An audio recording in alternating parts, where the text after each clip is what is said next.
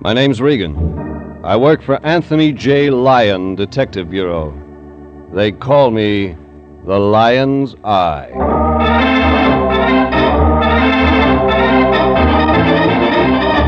Wednesday at 9, and CBS brings you Jeff Regan, Investigator, starring Paul Dubov as Regan with Frank Nelson as Anthony J. Lyon. So stand by for mystery and suspense and adventure in tonight's story titled, It All Comes Back to Me Now.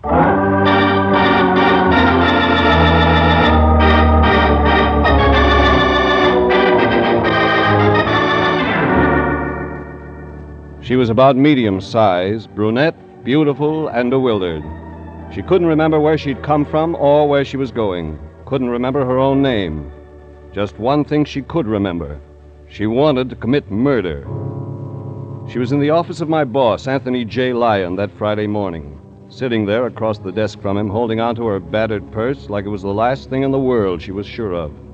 What the Lion or I didn't know, she was right. Oh, Jeffrey, come in. I've been waiting for you. Morning, Fatso. New client? Yes, Jeffrey. I think we could call her that. Jeffrey, this is Miss... That's a very interesting name, Fatso. My name's Regan, Miss. How do you do, Mr. Regan? Jeffrey, she has a terrible problem. Somebody does. She can't remember her name. Please, can't you help me? I don't remember anything.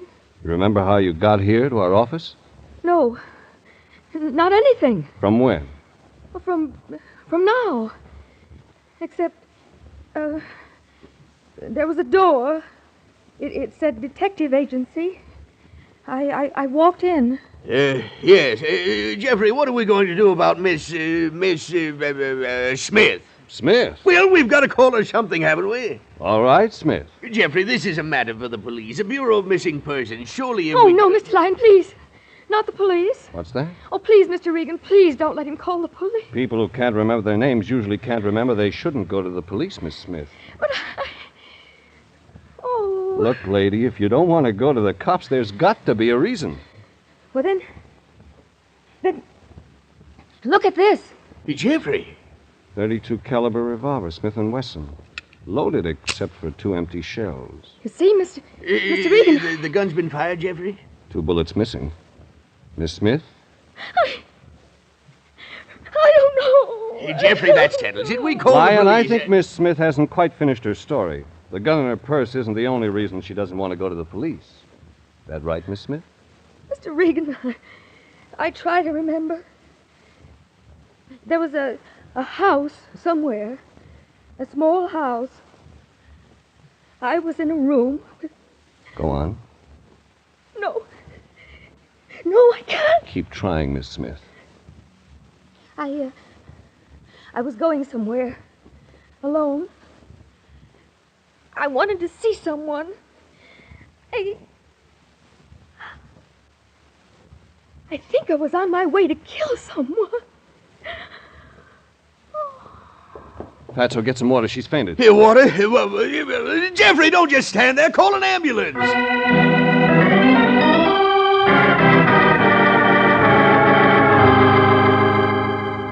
The Lion was right. Miss Smith wasn't just a quick faint. Her breath came in short, hushed spurts, and her pulse was a whisper. Beside her, the battered little purse had fallen open. Inside, $2.17 and a receipt for cab fare. No wallet, no identification. I picked up the receipt. It was dated that morning, Friday, and totaled $3.70. It was a lead.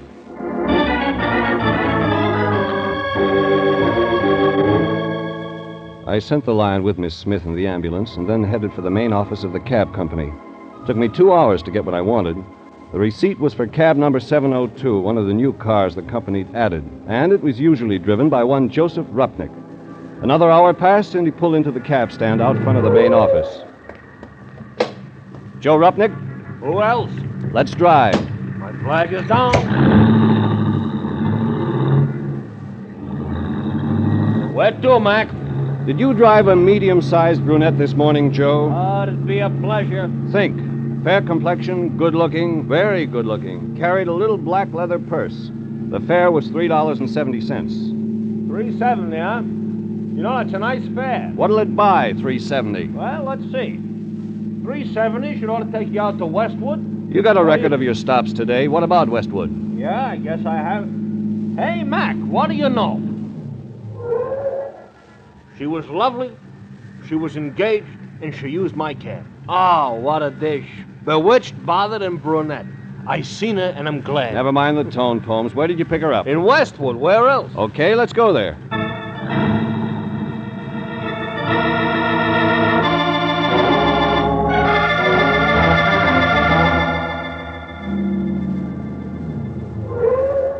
This is it, Mac.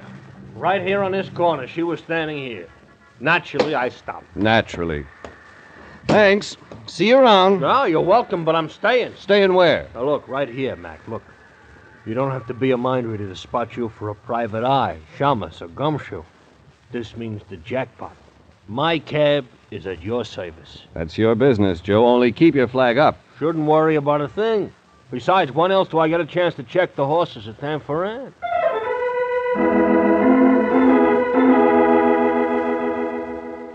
Joe Rupnick pulled a racing form out of his pocket, and I looked at the place he'd pointed out. According to Joe, Miss Smith had been standing in front of a white one-story building with a two-story sign that said Parker's Service. It was an auto repair shop, a big one, the kind that specializes in foreign cars, custom sedans, and rich customers. Mr. Parker. Telephone call, Mr. Parker. Yes, sir? And what can I do for you, sir? I'm looking for a girl. She used to work here. Sarah?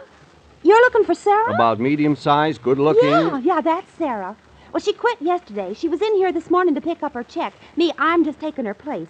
And it's not a bad job. Not bad at all. Mr. Parker, he's a nice guy. A very nice... Could you give me... pardon me just a moment, please. Parker's Service? Yeah, just a moment, please. Could you give me Sarah's address? Huh? Could you give me Sarah's address? Well, I could check for you. You see, I'm new here, and Sure. I don't... By the way, what's Sarah's last name? I've forgotten. Sarah Hanson. So you didn't know her very well, did you? Blind date. Oh, yeah. I understand. And she forgot to give you her address. Sure, I'll find out for you, mister. Glad to. The girl behind the counter winked at me and went back into the office, and before I could turn around, there was somebody at my elbow. And I had that feeling you get when you know someone's staring down your neck. I turned, and I was right. Tall man, neatly dressed, business suit, about 35. Suntan that spelled 18 holes of golf on Sunday, private club, Chamber of Commerce. I beg your pardon, sir. Did I overhear you asking for Sarah Hanson? Maybe you did. My name's Parker. Mine's Regan. I wonder if you'd be kind enough to step into my office. Okay. This way, Mr. Regan. You see, I happen to be particularly interested in the girl, Miss Hanson. She's unusually intelligent, a superior worker. I hated to see her leave. Here we are, Mr. Regan. Have a chair. A cigarette? No, thanks. Let's stick to Miss Hanson. Oh, yes, Mr. Regan. I was quite curious at your interest in Sarah Hanson. She's not the sort of girl to have many, shall we say, gentlemen friends. Really? What sort of girl is she? Well, more on the quiet side. Intelligent, as I've said, and not at all emotional. Sarah was a very Superior worker. Come on, Parker. I haven't got all day. A girl quit her job and you want to know why. Is that it? Well, I'm curious. There's more to it than that. I saw 4 secretaries in your front office alone. One named Sarah wasn't that good. Very well, Mr. Regan. I'm going to tell you the truth. Certain malcontents, certain vicious elements in my organization, irresponsible rumor mongers have been saying that Miss Benson and I... Well, there isn't a word of truth in it. I'm still listening. I'm a happily married man, Mr. Regan. You understand what rumors of this sort do to a man. Go on. I'm going to put a stop to it. You understand? Once and for all, I'm going... Okay. Take it easy, Parker. I'm sorry I lost my temper, Mr. Regan. This thing has been gnawing at me for months. That's why I finally discharged Miss Hanson. That's what you've been trying to say. You fired Sarah Hanson. You think that's why I'm here? Well, yes, It's just a job, Mr. Parker. We all got to make a living.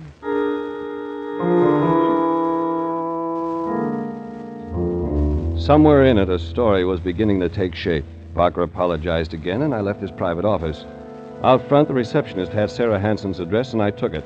When I got to the street, Joe Rupnick's cab was still sitting there. Hop in, Mac. I'm available. You find the girl? No, but I've got an address. Great. I got them all lined up for tomorrow at Tanforan. Let's go.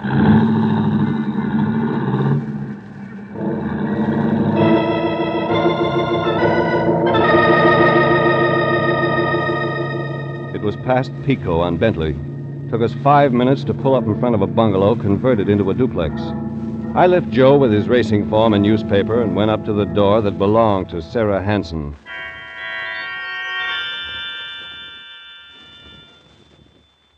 I rang the doorbell. No answer. I knocked. Same results. The sun was sinking somewhere in the distance, and the early mist, the prelude to fog, was settling in fast. I tried the doorknob. No results. And then something told me to get inside that apartment, to get in with or without a permit, with or without a key.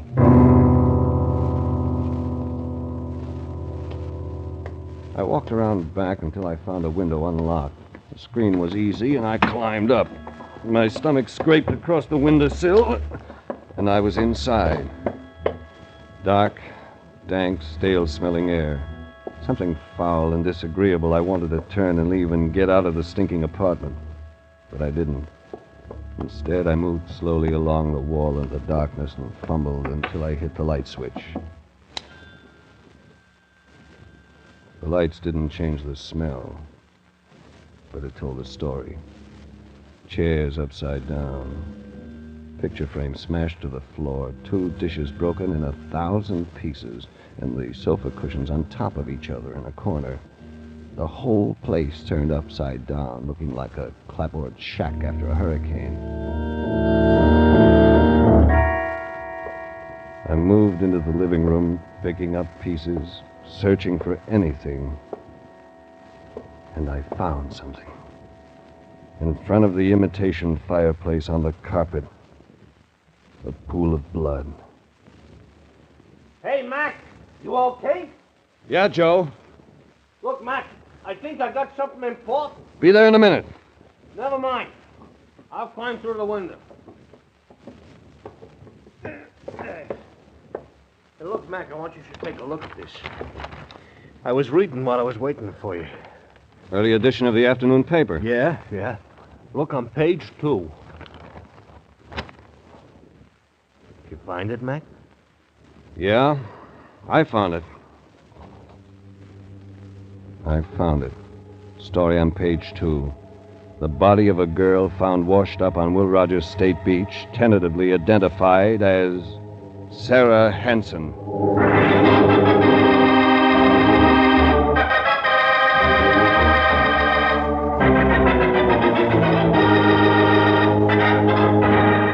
This is CBS, and you are listening to tonight's adventure with Jeff Regan, Investigator, entitled It All Comes Back to Me Now.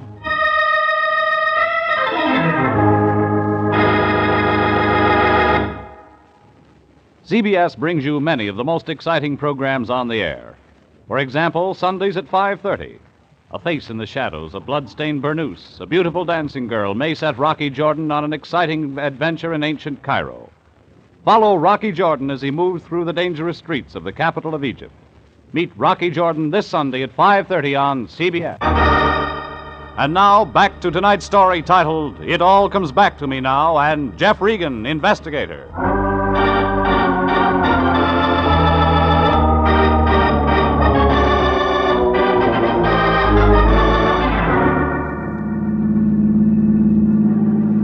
Joe, the cab driver, stepped on the gas, and we headed for the police.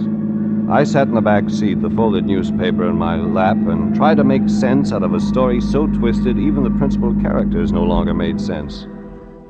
A girl with amnesia hires the Lyon and me to help her find herself. She says she remembered wanting to kill someone. She collapses, and I follow a lead to a cab driver, to a repair shop in Westwood, to the home of one Sarah Benson, That was when I read the early afternoon paper which said a girl had been found washed up on Will Rogers State Beach. Her name, Sarah Hansen.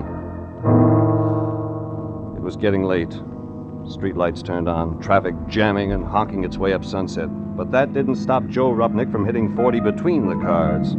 We made the police station at 6:45. Okay, thanks, Joe. That does it. What do you think, I'm leaving? Me, a sucker for a mystery? I gotta know how this comes out. It took me 15 minutes to get to Lieutenant Candid.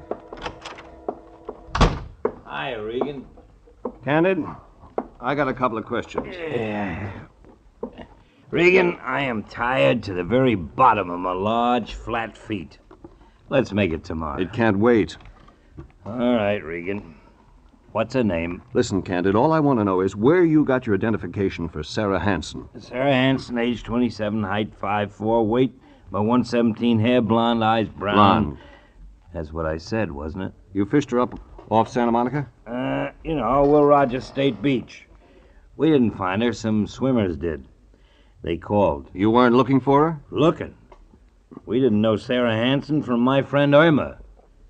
What's eating you, Regan? Candid, just tell me something else. Who identified the girl for you? Only her mother and father and brother and sister, that's all. Okay, Candid. Sorry I bothered you. It's all right. We can't find the murder weapon. We haven't got a lead on the killer, and I got to talk to you yet. She was shot? 2 slugs in her chest. 32s. Maybe Smith & Wesson. Gun's missing. That part of it wasn't in the papers. Don't we look bad enough already without making it worse? All we got on this case is a body. Even if it is a nice one. When was she killed, Candid? This morning, somewhere between 1 and 2 a.m., the coroner says.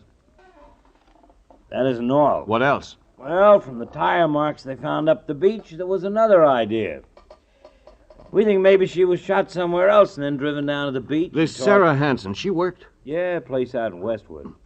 Called, Parker's Service. We'll check everyone out there. Takes time. What about an address, Candid? Where did she live? Well, the parents say she moved out of their place a couple of months ago. Seems they had a fight, she and the parents. She wouldn't tell them where she was moving. They tell you anything else? Sarah Hansen was afraid of something, they said. Had them worried. That's when the fight started. She used to get phone calls from a woman. A woman? Yeah, every time this woman called, Sarah would leave the phone crying. Only happened a couple of times. Did they ever see this woman? Nope. They were wondering if it might be another girl who worked with Sarah.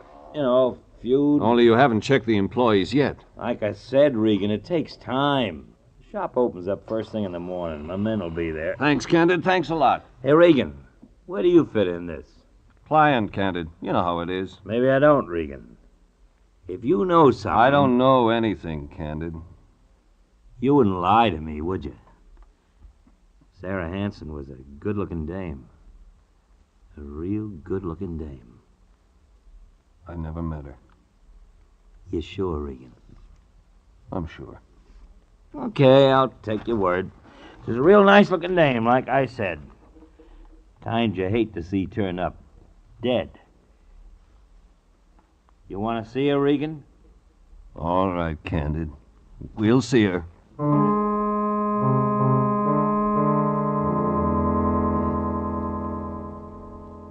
Candid and I went to the morgue. We saw her. Sarah Hansen. Medium-sized, good-looking blonde. She looked nothing like the girl who'd come to the Lyon's office without a memory. Yet somewhere Sarah Hansen and Miss Smith fit together. Somewhere their lives became crossed and tangled up and then went separately again. Miss Smith's to a blank memory. Sarah Hansen's to death. Somewhere something made both things happen. That gave me an idea. I went upstairs to missing persons and checked every record I could find that even faintly resembled our client, Miss Smith. Nothing did. I headed outside. Joe Rupnick was still sitting in the taxi. He turned it around, and we headed for the L.A. County Hospital.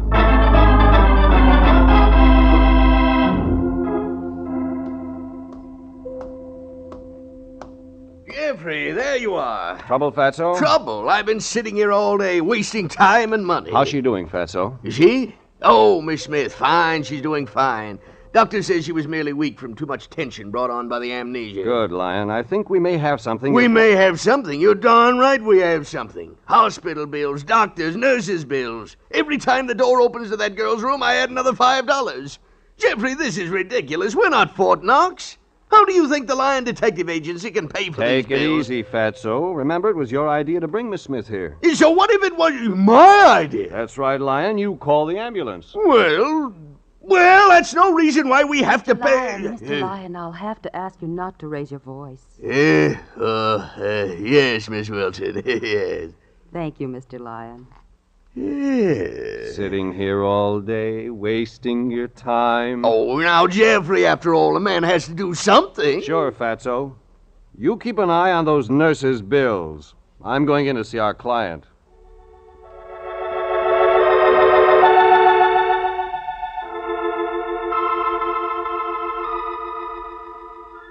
Miss Smith was lying there, pale face made paler by the whiteness of the sheets, the white hospital walls, the clinical smell of the room. You don't have to be sick to look sick in a hospital bed. Oh. Hello, Mr. Regan. You remember me? You helped me, Mr. Regan. I won't forget that. What does the doctor say? Oh, I'll be all right. Really, I will. It's just my mind. I can't think straight. But you remember about the gun, the 2 bullets missing? Yes. Yes, I remember about them. Do you remember anything more? I don't think so. About wanting to kill someone? Oh, Mr. Regan. You don't remember that part of it? The doctor says it's shock. Something happened to me. Something I wanted to forget. Made me forget everything. Murder might do that. Yes, I suppose it might. Does the name Parker mean anything to you? No. Parker Service, Westwood? No, Mr. Regan. How about Sarah Hanson? No, Mr. Regan, I don't know that name. Sarah Hanson, a blonde, pretty blonde. No, I don't remember. She worked for Parker Service in Westwood. You were in Westwood today, maybe at a small apartment on Regan, Bentley just past about Pico. That mean anything to you, Miss Smith? Leave me alone, leave me alone, leave me alone. Okay, thanks. Thanks anyway. Please leave me alone. Mr. Regan, leave me alone.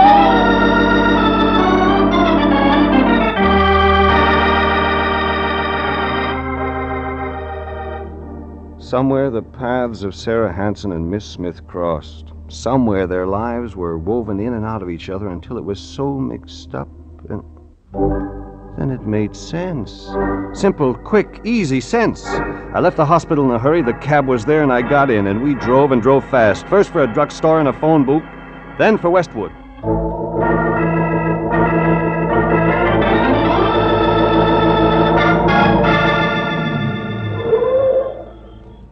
Look, Mac, now that we're here, what are we doing here? Visiting Joe. Yeah, don't sound friendly somehow. You sit tight, I'm going in. Look, that house is dark. Nobody's home, Mac. Maybe, maybe not.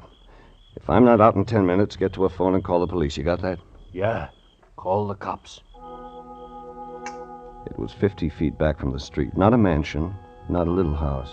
Grounds well kept, lawn neat and trimmed. I moved slowly up the walk toward the front door. The fog had settled on Westwood Village, and the soft dampness sifted under your clothes and made your skin turn cold. Up ahead, the dark house, waiting. I changed my mind, moved along the side of the house toward the fireplace. That might mean den, and the den might mean proof. Around back, a patio and French doors next to the red brick. Still no sounds from the dark house. I tried the French doors. It was the den. Books, heavy leather chair and desk. On the desk a photograph, too dark to see. I picked up the metal frame and lit a match. It fit. The final nail in a murderer's coffin. You like the photograph? Get your hands off your gun, Mr. Regan. That's better. Only one of us needs a gun just now. Just you, Parker. The photograph is almost a perfect likeness, isn't it? Beautiful woman. But not beautiful enough for you, was that it? Beautiful but possessive. She didn't understand me. And Sarah Hansen did. Jane killed her. So that's her name, Jane Parker. Too bad you've never met her, Mr. Regan. I've met her, Parker. In fact, I just left her less than 30 minutes ago. It's a lie. You've never met my... Your wife, Jane Parker. She asked for help. Regan, you're lying. You tell me a better story. Where is your wife? I don't know. But you'd like to, wouldn't you? You'd like to know so you could see her once more, so you could see her and shut her up. She told you. That you killed Sarah Hansen? She was lying. She killed Sarah. There was a fight. Jane killed her in a jealous rage. And you're going to try to tell me Jane carried Sarah Hansen to her car, then took her to the beach, and then threw her body in the... I left. I don't know what happened. It was Jane. Jane carried a woman her size down to the ocean. Who do you think you can make believe that? You're lying. I'll tell you what really happened. Jane found out you were running around with another woman, Sarah Hansen. She phoned Sarah, tried to reason with her. Your wife was dumb enough to want to keep you. When Sarah wouldn't listen to reason, your wife went to see her. You don't know what you're talking about. She found you at Sarah Hansen's apartment on Bentley. There was a fight. You lost your temper, Parker. Only a man your size could have wrecked the place the way it is now. No. You shot and killed Sarah, and the shock was too much for your wife. No. Her mind went completely blank, rather than remember the nightmare she'd seen. How do you know? How? Because I know where your wife, Jane Parker, is right now. She didn't tell you that. She wouldn't dare tell you. Your wife disappeared after the shooting early this morning, didn't she, Parker?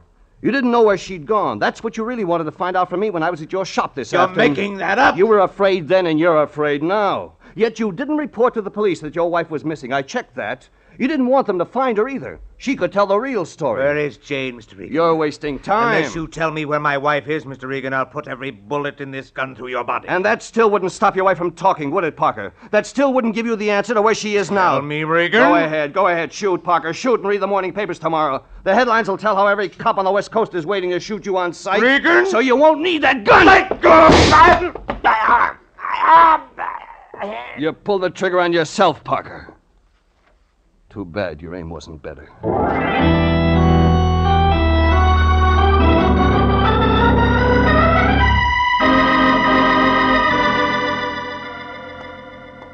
Dr. Dana. Dr. Stephen Dana. $16 a day for room. Private nurse. Hiya, Fatso. No, don't bother me, Jeffrey. I'm very busy.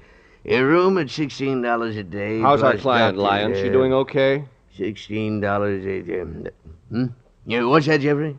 Miss Smith, our client. No, you mean Jane Parker. Oh, why didn't you say so, Jeffrey? She's much better. Doctor says it'll take time, though. Let me see now. If you take 16 divided by... He thinks she'll get her memory back, Lyon. What? Oh, yes. He thinks it's just a matter of time. Mental block, that sort of thing. Very complicated, you understand. Oh, hey, Jeffrey, it's been a long day. You must be tired. I am a little. Come on, Fatso, I'll drive you home. Me? Mm-hmm. Oh, home? No, you just run on, Jeffrey. I really couldn't leave just yet. You see, I've got it figured so the city will have to pay part of the hospital you can figure that out at home, Fatso. You look tired. Well, no. You see, Jeffrey, I'd better stay right here, where I can get the cost firsthand. That way I'll have it accurate when I charge the city. You know me, Jeffrey. Business before pleasure. Oh, yes, business before pleasure. Yes, I'm not satisfied until I've completely finished the case. You look peaked, boy. You run along, get some sleep. Me, well, I'll just sit here and work. Finish my job. I'm all ready, Mr. Lyon, if you are. Yeah. The night supervisor said it would be all right if I left early. Yeah. Isn't that just grand? Well, good night, Jeffrey. Good night, Fatso.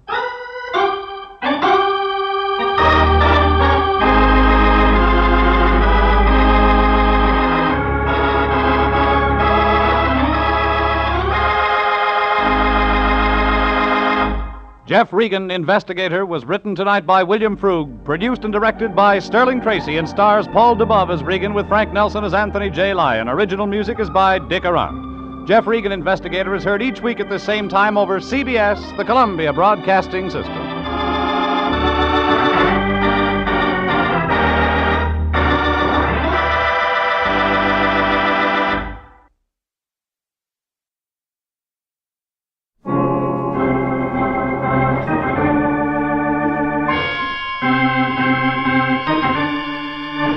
My name's Regan. I work for Anthony J. Lyon, Detective Bureau. They call me the Lion's Eye.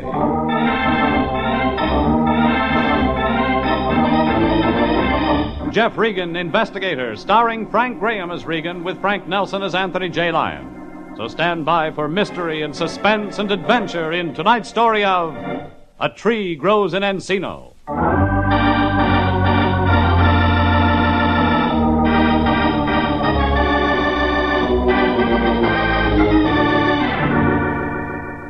There was a confused redhead with cool lips and a hot temper, an interior decorator who didn't want his orange trees moved, and a strange little man who hired the Lyon Detective Agency to make sure he got himself convicted of murder. A real sensible case. It was about 5:30 lunchtime when I reported back to the Lyon's office to see what was on tap for the afternoon.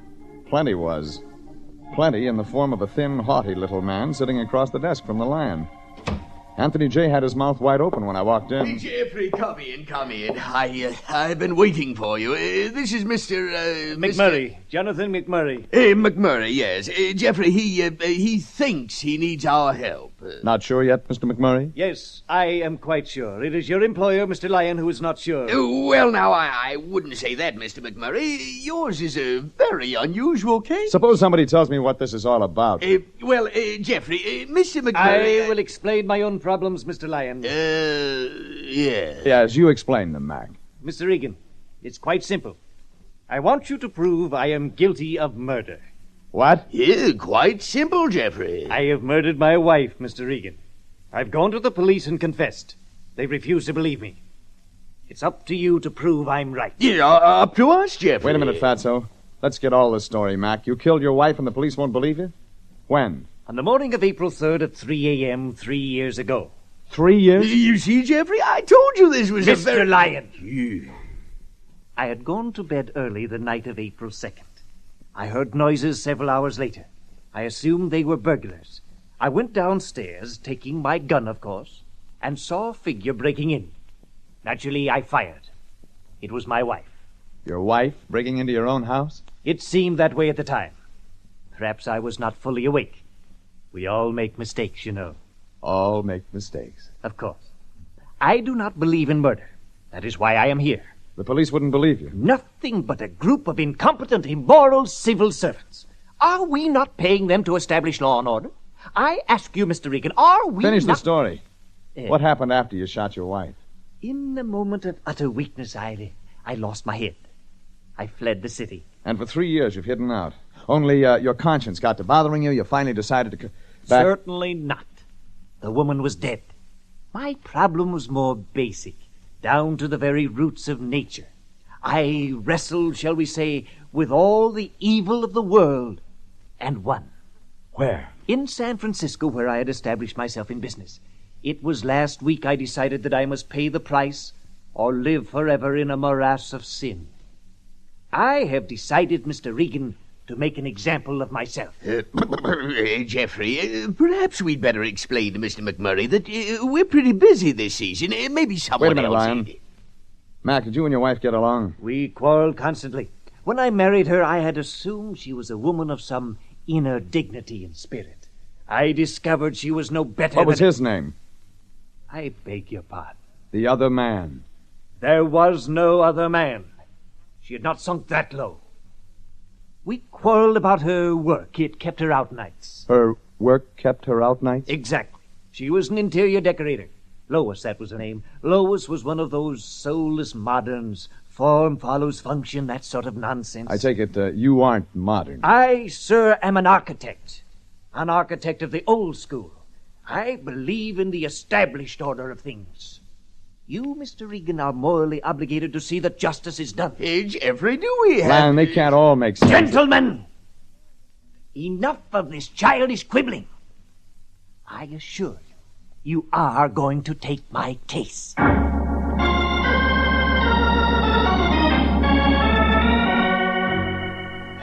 We took the little man's case. We took it with cash in advance and both fingers crossed. The Lyon fumbled for his fountain pen, while McMurray calmly waited with his open checkbook. There was only one place for me to go. The police. They tell me you were looking for me, Regan. Right, Lieutenant Candid, just the man I was looking for. What's her name? This time it's a him. Jonathan McMurray. Never heard of him. Well, it happened 3 years ago. Claims he shot his wife. Never heard of him. Wife's name was Lois. Interior decorator. Oh, yeah. Blonde, about 5'5", blue eyes. Age 28, weight 116. I remember. You met her? Nope, that was the description the husband filed with us yesterday when he came in. When you told me her name, I remembered. Sure. Sure you did, Candid. Regan guys are a dime a dozen around a police station. But dames with nice measurements? Oh, that's something else. Why didn't you book him, Candid? Book him for what? The murder of his wife. Believe that nut story? Are you kidding, Regan? Do I look like I've been on the force that long? Candid, a man comes to you and confesses to a 3-year-old murder. He's got a motive and a complete story, and you turn him away. Oh, take it easy, Regan. Mr. McMurray may like the coziness of the gas chamber, but it takes more than that to spend the taxpayers' money sending him there. Like what? Like a corpus delicti. A body. You should excuse the expression. No body? Regan, Lois McMurray, the little man's wife, disappeared 3 years ago. We can get at least 2 witnesses who say that when she got on the boat for South America, she wasn't dead. She was very much alive. Made sense. Sure, real fine sense. Candid told me his witnesses. One, Howard Nelson Whitmore, interior decorator, extraordinary, the missing woman's ex-boss. The other witness? Mrs. Nelson Whitmore. They'd been with Lois McMurray the day she'd sailed. That was April 4th, the day after McMurray claimed he'd killed her.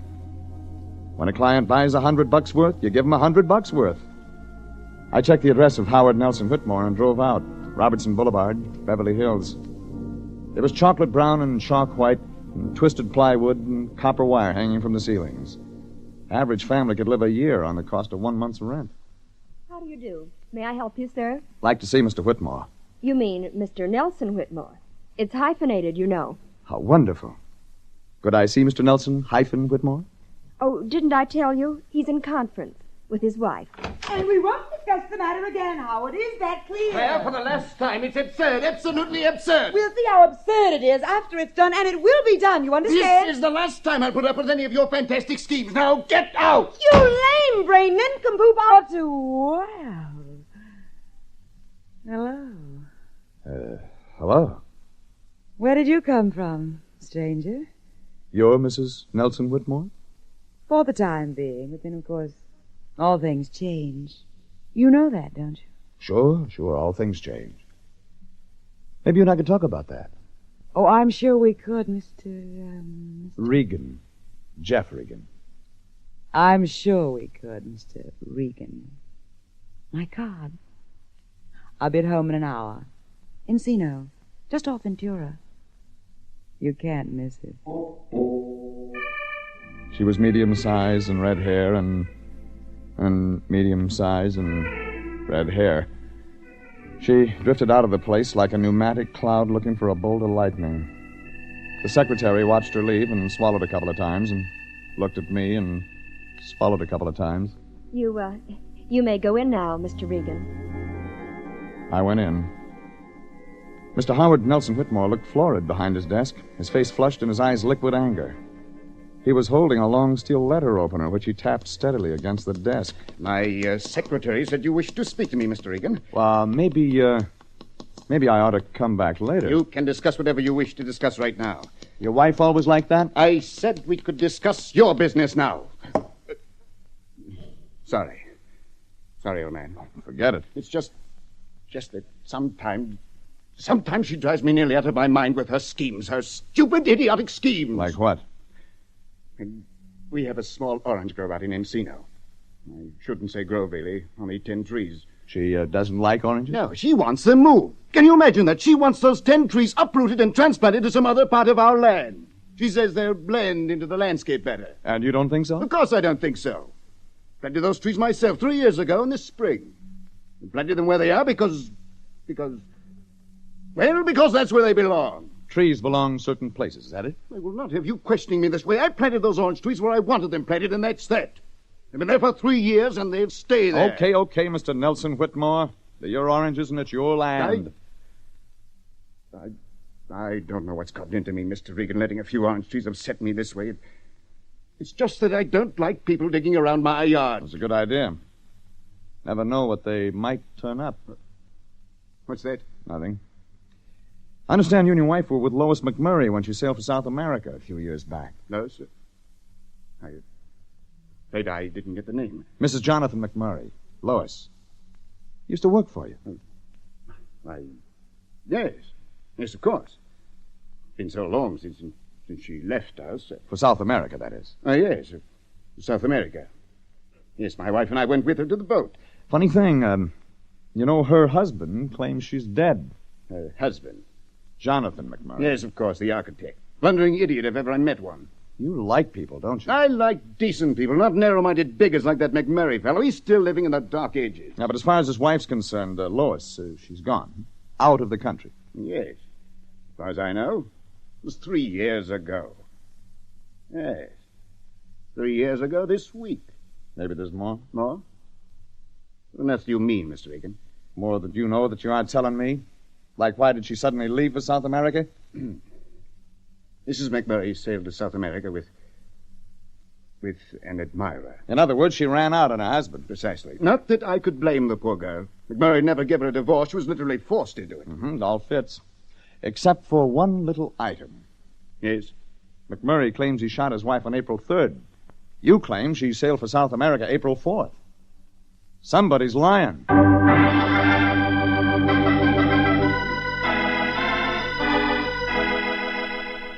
Somebody was lying. A decorator named Nelson Whitmore, or an architect named McMurray. Or maybe it was a bigger switch. Both of them lying. Maybe the answer to that one would be with a fire-breathing redhead named Mrs. Nelson Whitmore. She'd said she'd be home in Encino. It was an invite I wasn't going to pass up. I got out there around 5:30, the sun dropping down behind the valley hills, the grass around the place soft and moist, and the 10 orange trees lining the driveway to Mrs. Nelson Whitmore's house. It was redwood siding, sprawling over a hillside, weaving around like a giant snake. Ranch type for millionaires. Complete with gravel driveway, 4-car garage, and swimming pool. I rang the doorbell. Hello, Mr. Regan. I knew you were too intelligent to turn down my invitation. Red hair, red dressing gown, same texture. Soft and silky. A film of expensive gauze covering golden tan skin. This way, Mr. Regan. The drink's a mix. You thought of everything. If we don't think of ourselves, no one else will. Or does that sound like a bromide? Sit here. Nice furniture. Herman Miller, Mr. Regan. Foam rubber throughout. You didn't come to discuss furniture, did you? I came to discuss a friend of yours, Mrs. Claire. Her name's Lois. Lois McMurray. Lois McMurray. You know her. Quit stalling. Am I stalling, Jeff? Can't take you that long to think up an answer. Why do you want those orange trees moved? Your mind does travel, doesn't it? That's still no answer. Oh, very well, Jeff. You're being a cad, you know, a real cad. I get paid to be a cad. You're a private detective? I thought so. Look, Claire, there's a big fancy game in progress. Somebody's playing somebody else for a sap. I get paid to find out who. By the hour. That must make you terribly expensive, Jeff, who paid you. Wrong pitch, lady. Give me answers instead. Have it your way. I want the orange trees moved because I want them moved. I don't have to answer for that to you or to my husband. It couldn't be because you think there's something under the ground you ought to know about. Oh, what a fantastic idea. Keep talking. I won't be questioned this way. Do you hear? Rose McMurray didn't leave on any boat for South America, did she? Get out. You and your husband are lying, aren't you? Get out of my house!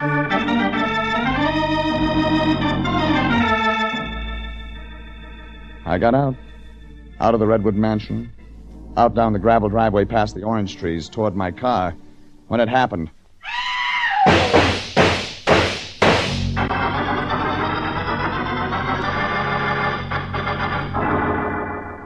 Inside the living room, the smell of cordite, and behind the thick blue clouds stood Mrs. Claire Nelson Whitmore. Stood staring at me, a dazed look on her face, a gun hanging limp in her hand. At her feet, the haughty little man named Jonathan McMurray, dead. Claire Nelson Whitmore looked at me, blinked twice, then collapsed unconscious at my feet.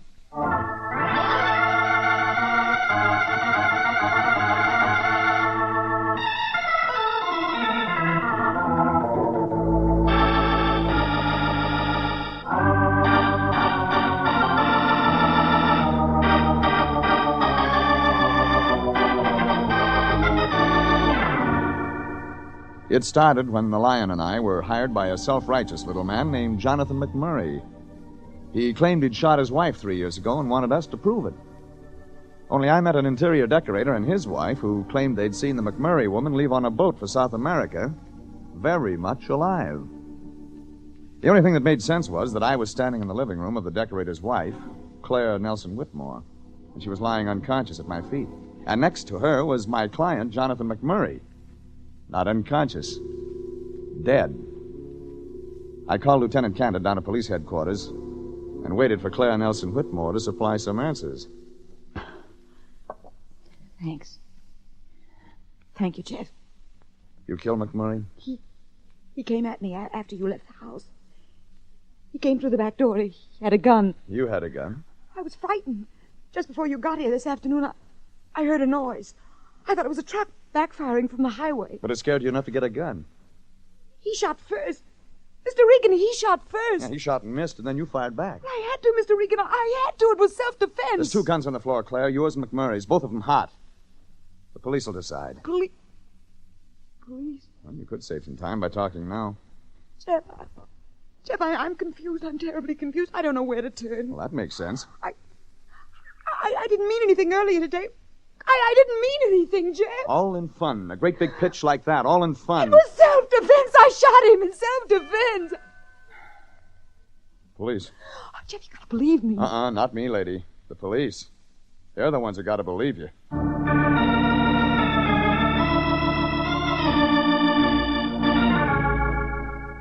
Lieutenant Candid came in with a photographer and 3 detectives. An ambulance showed up a couple of minutes after that with a medic and 2 stretcher bearers. I gave Candid the whole story, the business about the orange trees included. He listened, nodded for one of the detectives to take notes, and then told me to stick around. He and another guy went into Claire Nelson Whitmore. 10 minutes later, he came back out. State of near collapse. Couldn't get much, Regan. I thought maybe. The dead man's gun had been fired twice, and hers 3 times. She wasn't hit, Regan. She didn't say anything about McMurray's wife, Lois. Nope. Nothing you hadn't already told me. Just one thing bothers me, Regan. Just one thing? Those orange trees. Why does she want to move? No, she says they look better somewhere else. You think it's as simple as that? I don't think anymore. I gave it up when McMurray hired me. If you're looking for logic in this one, Candid, forget it. She's an awful good-looking dame, Regan. Yeah? I'm partial to redheads. Sure. Redheads and oranges. Regan, I think I'm going to dig for oranges. You figure it that way, huh? Lois McMurray disappeared 3 years ago, and that's when the orange trees were planted. Howard Nelson Whitmore, the redhead's husband, made a special point of telling me that, Candid. Oh, now, Regan. He laid it out like a bad joke in a comedy routine. You mean you think he deliberately wants us to Look, think Candid, you dig. I'll try another idea. Okay, Regan. I'll dig. Candid called the city, and the city sent out the diggers. Maybe I was off base. Maybe I'd had too many weird stories for one day. But the orange tree routine smelled as phony as Limburger in a perfume shop. I called my boss, the Lion. Anthony J. Lyon Detective Agency. Anthony Me, J. Fatso. Get your pencil. Jeffrey, I've been trying to get in touch with you. Okay, you have. Jeffrey, that McMurray fella called here about 2 hours ago. What? Jonathan McMurray. He told me to tell you to forget everything. He told you that? Yes, he said something about going back to San Francisco, that divine law would right the wrongs, or something like that. Lion, are you sure? Is something wrong, Jeffrey? Just one little thing, Fatso. McMurray's here with me now. Oh, good. I wanted to ask him about... Dead, Fatso. Well, tell him for me... Dead? No. Yeah. Now, listen, Lion, I've got an idea. I'll need your help. I want a complete check on Lois McMurray, Jonathan's wife. I want to know where she was born, how many kids in the family, if her parents are living, where she met her ex-husband, Jeffrey, everything. Are you out of your mind? Our client's dead, and besides... Don't argue, Fatso. Just get busy. Yeah, but Jeffrey... McMurray gets his money worth, Fatso, dead or alive.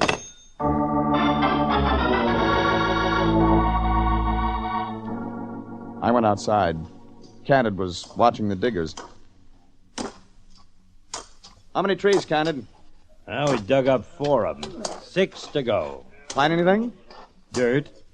Still hopeful, huh? Still hopeful. I called Howard Nelson Whitmore's office. He'd left there a couple of hours ago. Just after you did, his secretary said. Think he left for Point South? I don't know, Regan. I don't like it. Any of it. Except the redhead. You're partial to redheads, remember? I'm looking for a blonde now.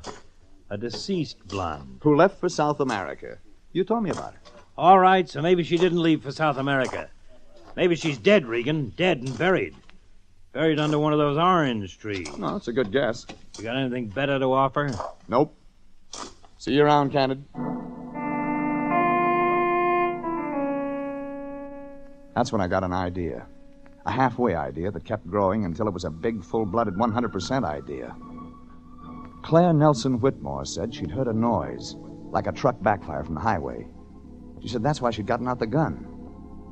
Maybe she was telling the truth. Maybe there was one story in the tangle of lies you could believe.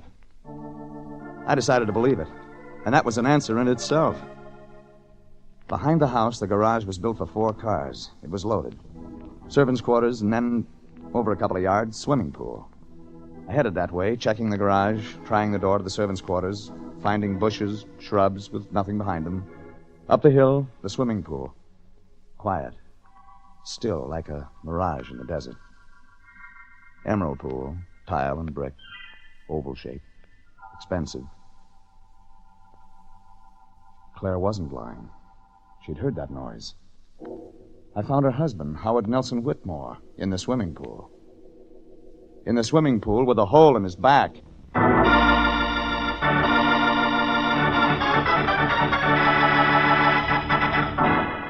Candid and his boys puffed up the hill to the pool in a hurry when they caught my signal, and I went down to the house, to the room of Claire Nelson Whitmore.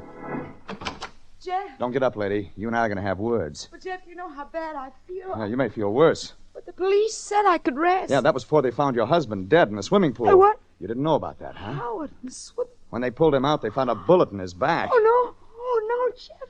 I didn't do it. I didn't do it. That's no answer, lady. The whole thing comes in one big package. You tied the ribbon on it.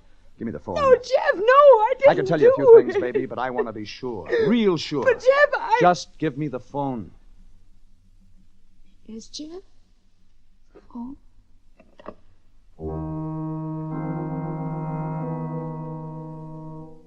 I gave the operator the number, and the red-headed woman sat frightened on the bed while I talked. Her eyes looked at me, cutting, deep, staring through the tension, knowing what was happening and hoping it wouldn't happen. I got the Lyon, and I got my answer, while the red-headed woman sat staring at me on the bed. Jeff, what did you find out? About Lois McMurray? What I thought I'd find out. That she's from Chicago. She has no brothers or sisters. That her parents are both dead. She's alive. Yeah. She's alive. Jeff, what does it matter about her? Lois McMurray met Jonathan in Chicago, just after she got out of prison. McMurray made her his project for the year, Salvation, his version of it. She married him. She married him because she didn't know what else to do. She married him because girls with prison records don't have a lot of choice. She married him and he converted her. Go on, Jeff. He taught her to live a decent life, as he called it. She was his project, remember? The straight and narrow. She didn't love him. She never loved him. Who could? But she was a confused woman. She needed something, somebody. She got little Jonathan McMurray, crackpot crusader. Oh, she got him, Jim. And she learned to hate him. Hate everything about him. Hate his pettiness, his cruelty, his self-righteous conceit. But he wouldn't give her a divorce. That was wrong. She didn't appreciate his good deeds. She hated him, Jeff. She hated him. Yeah, Lois. You hated him. And then you met Howard Nelson Whitmore. He was the opposite of McMurray. Clever, crafty, and in love with you. He cooked up a scheme whereby you could get rid of Jonathan. He framed up that burglar routine.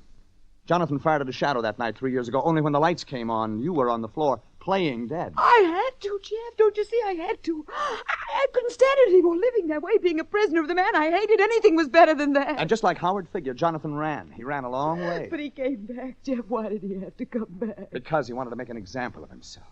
You and Howard spoiled that. You were alive, not dead. That infuriated him. His one chance in life to be a martyr, and you and Howard ruined it for him. That's why... That's why he shot Howard and then came after you. Vengeance. Wrath of the righteous. Divine law, he called it. He was going to be a martyr after all. Jeff, you know that I didn't shoot first. You know it was him, Jonathan, mean, hateful. Mrs. Whitmore, Lieutenant Candid wants to see you. Jeff. When I came around, Howard Nelson Whitmore got scared of his story about seeing Lois leave for South America. He knew he couldn't make it stick, so he tried that orange tree routine while I was in his office. Figured the cops might dig, but they'd never find a body. No corpse, no crime. It's the whole story, lady. You dyed your hair red, no relatives to identify you. You forgot about being Lois McMurray. She's dead, Jeff. Please, let her stay dead. All right, Mrs. Whitmore, open up. That's it, Lois. Candid's no dumbbell. If he doesn't know that I'm... No one knows. But me. I know. I'll testify for you, Lois. But I won't lie for you. All right, open up that door. You've got hands, Candid. Open it up yourself.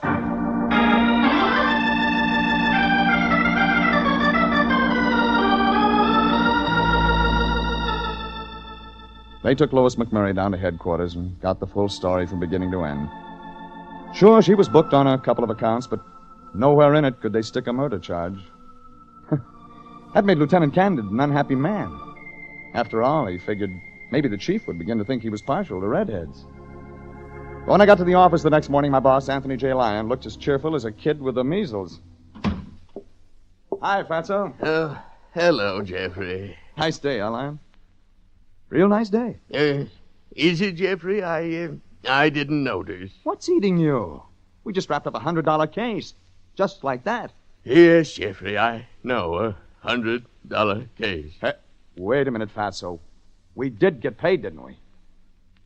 McMurray may have been a murderer, but not paying would be something else to him. You know, a sin to cheat. Yes, Jeffrey. Mr. McMurray didn't plan to cheat us. In fact, he said he'd send me the money later. Later? Look, when I left the office this morning, he had his checkbook out and you were reaching for your fountain pen. Jeffrey, I tried to tell you on the phone. There was a mistake in the contract. Well, he wanted his lawyer to... there was a legal question. Jeffrey, I ran out of ink.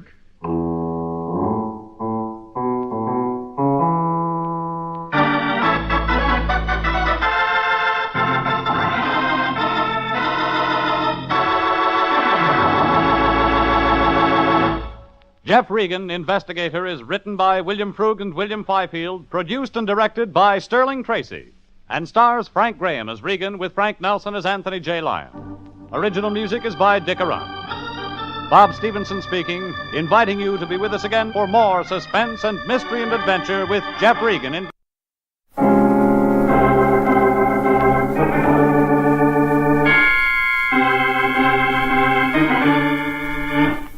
My name's Regan. I work for Anthony J. Lyon Detective Bureau. They call me the Lion's Eye.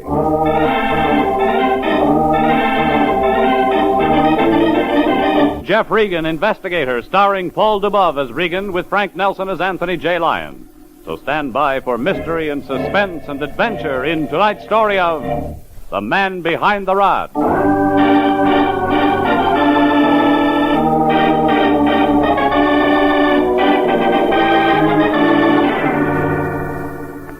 She was ported and relieved. She had sharp cams, lift and overlap, and Dick Elcock loved her. Before the case was closed, she came close to killing me. But I didn't know about that when I walked into the Lyon Detective Bureau office. The Lion, my boss, Anthony J., was sitting behind his desk studying a photo. He had that "we got a new client" beam on his face. Well, Jeffrey, here you are. That's right. We've got a new client, my boy. Very bucksy. How much? $300, Jeffrey. $150 down this morning, $150 at the close of the case. Who's the photo? This? Jennifer B. The B stands for Jennifer's displacement, Jeffrey. Don't stop now. No.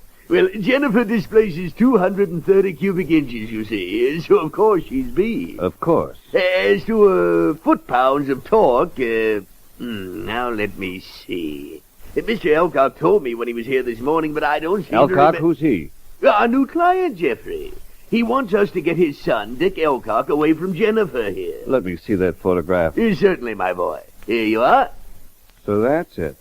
Jennifer's one of those souped-up jobs, a hot rod. Exactly. She develops 140 miles per hour at 8,000 RPM. Mr. Elcock feels that's a little bit too much for his boy Dick. I see what he means. But, of course, as Mr. Elcock said this morning, he'd hardly hire private detectives merely to check on his son if he didn't have reason to think something queer was going on, Jeffrey. Now we're getting somewhere. Elcock say what? Well, something to do with somebody named Salvatore, Jeffrey. Salvatore. Yes. Mr. Elcock's heard them quarreling over the phone. His son and Salvatore. That's right. Threats, veiled threats, recriminations, that sort of thing. Nothing more specific? No.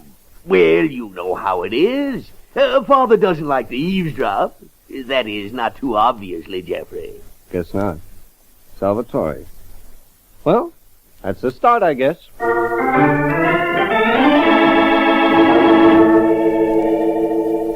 Plenty of Salvatores around L.A. You had to know the last name or it didn't help much.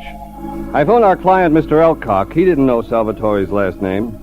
All he could give me was that his son was a pretty decent kid, but nuts over speed and motors. About noon, I went down onto the street, and that was when I came up with something.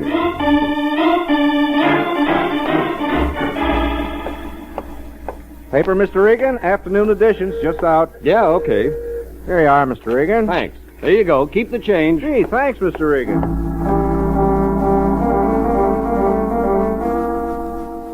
I glanced through the news, turned to the sport page, and there it was. Photo of Jennifer B. Lowered body, no fenders, chrome dual exhausts, cut-down top, slot windows. Jennifer B. Expensive-looking hot rod. Dick Elcock was racing her at 2 p.m. on a dirt track above Santa Monica, the paper said. Checked my watch, it was 12:15. There was time to pick up the Lion and make the first race. The paper listed the others who were racing hot rods. One name interested me. Salvatore Marino.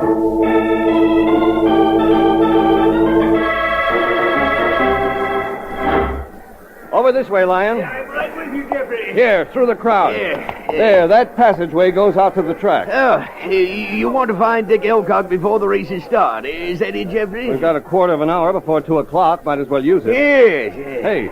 What is it, Jeffrey? They're ahead at the end of the passage. Come on, Lyon.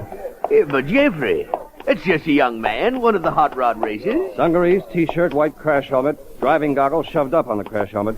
The hot rod driver, sure. Well, then, Jeffrey, I don't see... Look at the expression on his face. Yeah, he doesn't look very trustworthy, does he, Jeffrey? He's watching for something just outside the passage. All right, take it easy now. He doesn't see us. He was thin-faced, sly. On the back of his T-shirt was the number 7. I glanced at the clipping I'd torn from the paper, names and numbers of the drivers. Dick Elcock? No. Salvatore Marino? Salvatore Marino was number 2. Dick Elcock was number 9. Number 7. Somebody else. James Pritchard.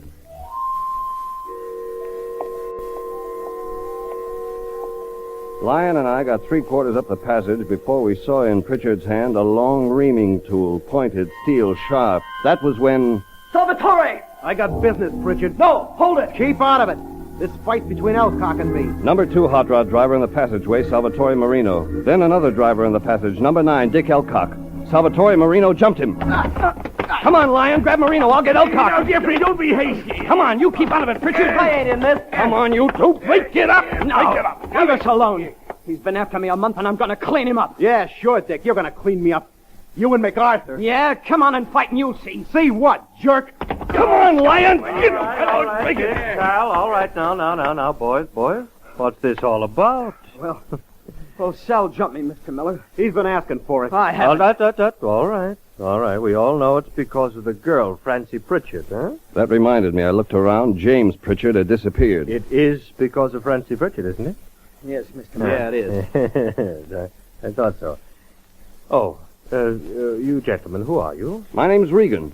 This is Mr. Lyon. Well, thank you for being kind enough to intervene. We're private detectives. Yes, Lyon Detective Bureau. I see. And you're here on business, perhaps? Oh, yes, as a Hold matter it, of Lyon. Maybe we are. Oh. Well, I'm Jack Miller. I sponsor these afternoon hot rod races. Oversee the activities of the boys, you understand. Perhaps you gentlemen... Sal, Dick, Class B trial start in 5 minutes. Yes, Mr. Miller. You two had better get to your cars. Okay, Mr. Miller. And we'll discuss what just happened later, Dick. Sal? Yeah. Yeah, sure. Okay. Oh, and you gentlemen, perhaps you would accompany me to my office where we can talk.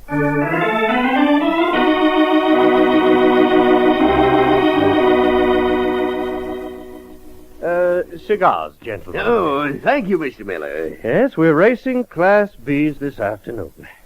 183 to 250 cubic inch displacement. Who's Francie Pritchard, Miller? Your professional concern, Mr. Regan, is with Miss Pritchard? With Dick Elcock. His concern seems to be with Francie Pritchard. Oh, yes. Yes, I see how it is now. She James Pritchard's sister? That's right, she is. Dick Elcock's father has engaged us to check up on his boy, Mr. Miller. To get the record straight, Miller, it's this hot rod stuff Elcock's worried about. Oh, yes. Some parents do consider hot rods dangerous. That's one of the reasons I sponsor this track, you see, to keep the boys from racing in the streets. What do you get out of running the show, Miller? A certain spiritual satisfaction, Mr. Regan. Oh, now, Mr. Miller, I'm sure Mr. Regan didn't mean to imply And too, Mr. Regan, I have a speed shop, as they're called, dealing in hot rod and special car accessory equipment. It's quite a profitable business. You'd figure there'd be something like that. Which of the two motives you consider the chief one will be an index to your own character, Mr. Regan. Yeah. I see what you mean. Well, gentlemen, the first preliminary is about to start. If you'd care to watch from my box.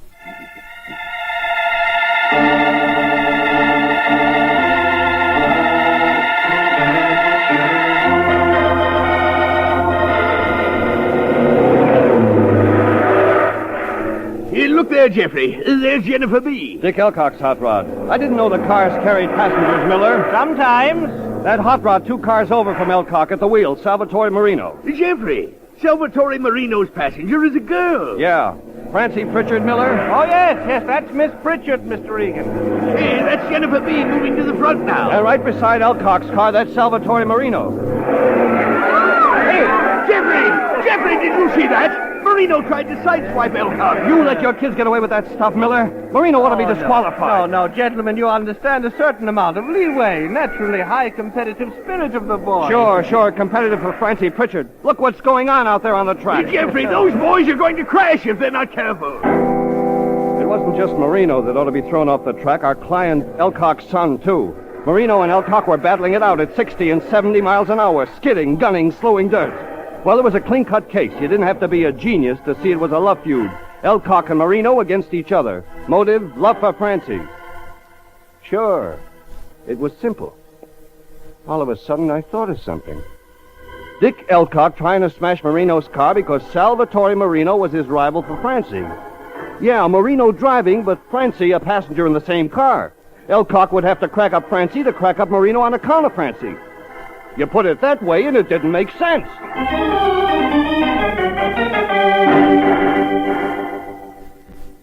First trials ended with Marino and Elcock finishing 1-2, both qualified for the big race. There were 3 more heats to be run off before the big race started. I told the Lion to keep an eye on the track. Miller stepped out of the box a second, and I told him to keep an eye on Miller. Then I went out back of the track where the drivers were tuning up their hot rods. Dick Elcock had his hand under the hood of a car. The car wasn't the Jennifer B.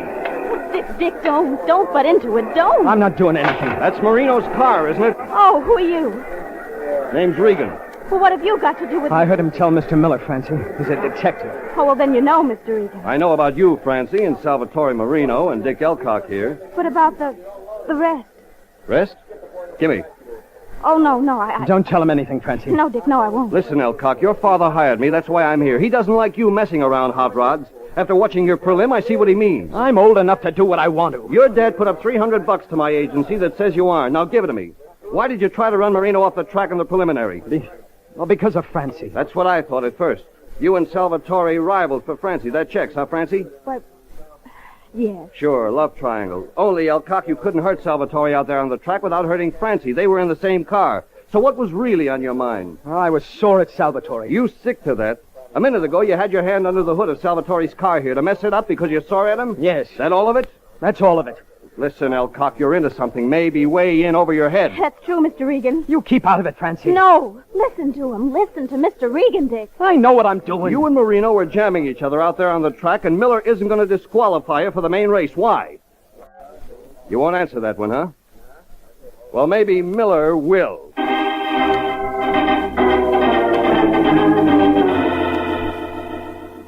I found Miller and Lyon back in Miller's office under the stands.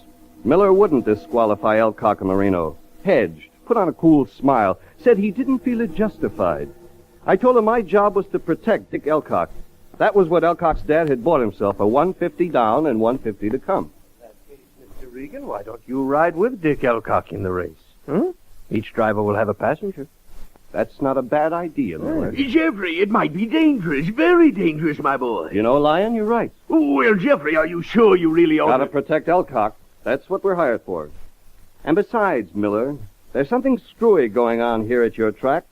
Maybe during the big race I'll find out what.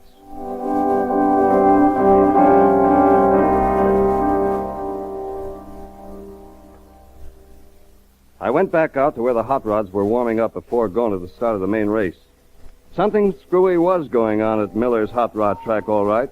Something wrong. Real wrong. There's a clot of hot rod drivers, mechanics, and girlfriends around something on the ground, and I shoved in. All right, don't crowd. Stay back for the ambulance, please. Please stay back. Elcock, what's up? It's Francie, Mr. Regan. Joe, Tommy, help with the stretcher. Is she hurt badly, Doctor? Oh, I can't tell. She's unconscious. What happened? Well, somebody hit Francie over the head, Mr. Regan. Yes, here, just at the temple. We were all watching the end of the last preliminary, and then we turned around, and there she was, Mr. Regan, slumped on the ground. Nobody saw it happen? No. Noise of the race covered any cry Francie might have made. I suppose so. But, Mr. Regan, who'd hate Francie enough to do this to her? Maybe it wasn't somebody who hated Francie Elcock. What? I don't understand. Maybe it was somebody who loved her.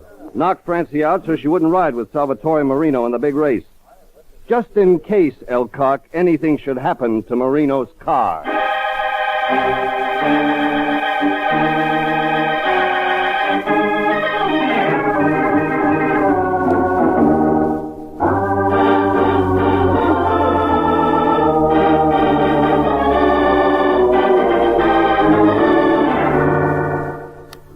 It was a five-sided triangle. Dick Elcock and Salvatore Marino in love with Francie Pritchard. That part was clear. Only after that, the thing smogged up. There was James Pritchard, Francie's brother, in it somewhere. And Miller, sponsor of the hot rod track. Miller wouldn't disqualify Marino and Elcock for the main race, when you could see with your eyes shut the kids were going to fight it out with their hot rods on the track. The track ambulance carried Francie Pritchard off. Before I had time to check around and maybe get a lead on who slugged her, the loudspeaker system was announcing the main race. Classic of the afternoon. Check your programs, please, as the qualifying entrants are announced. Number 2, Salvatore Marino. Number 5, Tommy Tomlinson. Number 7, James Pritchard. Number 8, Harry Esmond. Number 9, Dick Elcock. I went over to Jennifer B. Her headlights taped to prevent flying glass. Fire extinguisher ready in case of a crash. Dick Elcock was strapping himself into the bucket seat behind the wheel. I can't talk to you now, Mr. Regan. The race starts in just a second. I'm riding with you, Elcock. You can't do that. Any special reason? Well, just that Well, Mr. Miller won't let you. His suggestion. Mr. Miller said you should ride with me in that race? Yeah. You got an extra one of those crash helmets? No, I don't want you to ride with me. Listen, Elcock, I could go to the phone right now and call your dad, tell him where you are, what you're doing, describe the way you and Salvatore Marino drove in that first prelim. Oh, don't do that, Mr. Regan. Or I could phone the cops, tell them about Francie Pritchard. I could give the cops a pretty solid story, Dick, on who might have assaulted her, what the motive might have been. They might figure they had enough to lock you up. I didn't hit Francie, Mr. Regan. I wouldn't do that. Maybe you wouldn't. Maybe you didn't do it. I tell you, I didn't. If that's true, Elcock, you better help me prove it. You got an extra crash helmet? Yes. Well, yes, I have, Mr. Regan, with my gear in the back of the car. Get it, Elcock. Yeah, go ahead, get it. I'll be right back.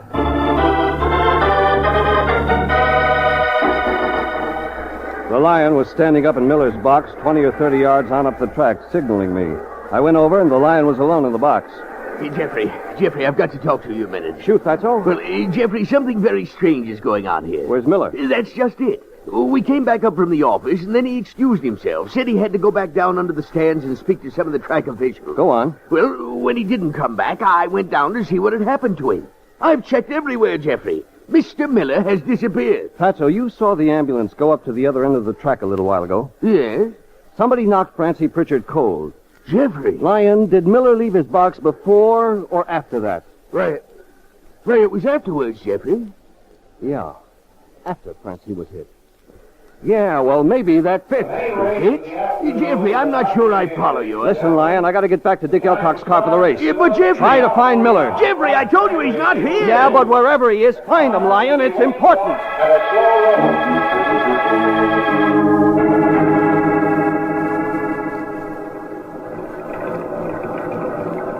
Hurry up, Mr. Regan. We'll get rolling in 20 or 30 seconds. Got a crash helmet for me, Dick? Yeah, here. Okay. And belt yourself into the seat. Sure.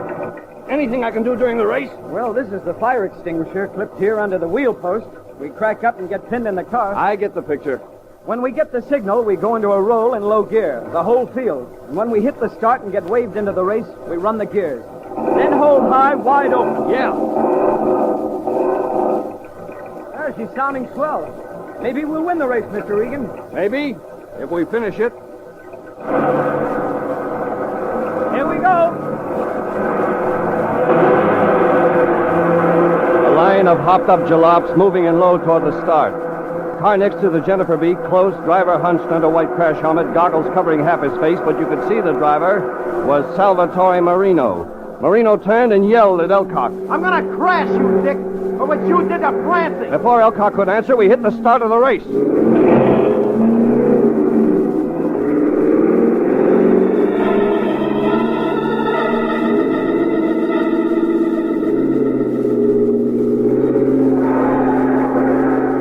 We hit the first turn in a pack, cars jouncing together, jarring each other. The pack was solid up the backstretch, began to swing out going into the second lap. Jennifer B was low to the track, skidding under the slewed-up dirt. You smelled scorched oil. You jerked and snapped in your bucket seat. Fourth lap. Half a dozen leaders had cleared the pack. Elcock, Marino, Jimmy Pritchard, 2 or 3 others. Marino, Pritchard, Elcock's Jennifer B. I was riding in tight, together, bunched. Then all of a sudden, Marino shot ahead. It's got it, like Sal said. What's got what? Sal's jalop. Look at it, pull out. Hey, Marino's slacking up. Dick, look out! He's cutting in on us. Hang on!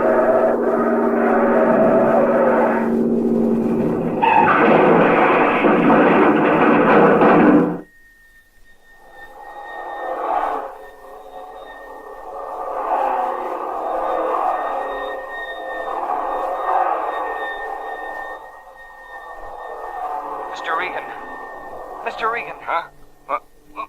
Mr. Regan. Mr. Regan.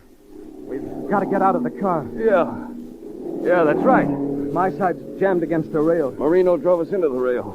Can we get out on your side? See if this door will open. Shut. No, it's okay. Let's get out. What's our chance?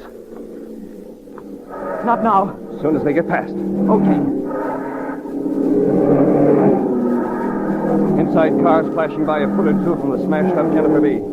Then Elcock and I made a break for it. Then we were in the infield. Safe.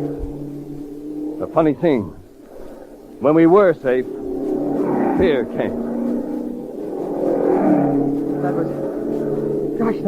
That was close. It sure was. When you think of what could have happened, she could have caught fire. We could have... Oh, holy smoke, Mr. Regan. We might be dead now. Maybe your dad's not too far off the beam, Dick, wanting you to give up this jalopy racing. Gee, I guess he sure isn't. And what's happened to Francie, too, because of this. Yeah. You didn't slug her, Dick. You love her. I do, Mr. Regan.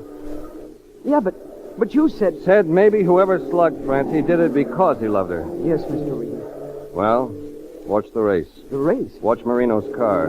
Sal's way out ahead. Nobody'll catch him now. That triple carb manifold deal sure soups up his crate. Triple carb manifold. That unusual on a racing jalop? No, but Sal's worked out some improvements. get simultaneous carburization. Events like that could be worth dough. Yeah, it could. Elcock, Miller knew about it. Yes, Mr. Regan. Dick. Huh? Watch car number 7. Pritchard? Pritchard. Well, Pritchard's dropping back of the field. Well, let Salvatore Marino lap him, Dick. But why would he do that? Because his car's not fast enough to catch Marino. Sure, I know that. And he but- wants Marino alongside of him, Dick. Mr. Regan, then Pritchard. Pritchard, Francie's brother. You mean when Sal comes alongside And you? we can't do a thing about it, Dick. But Pritch... Sure, Pritch. He conked his sister to keep her out of Marino's car during the race.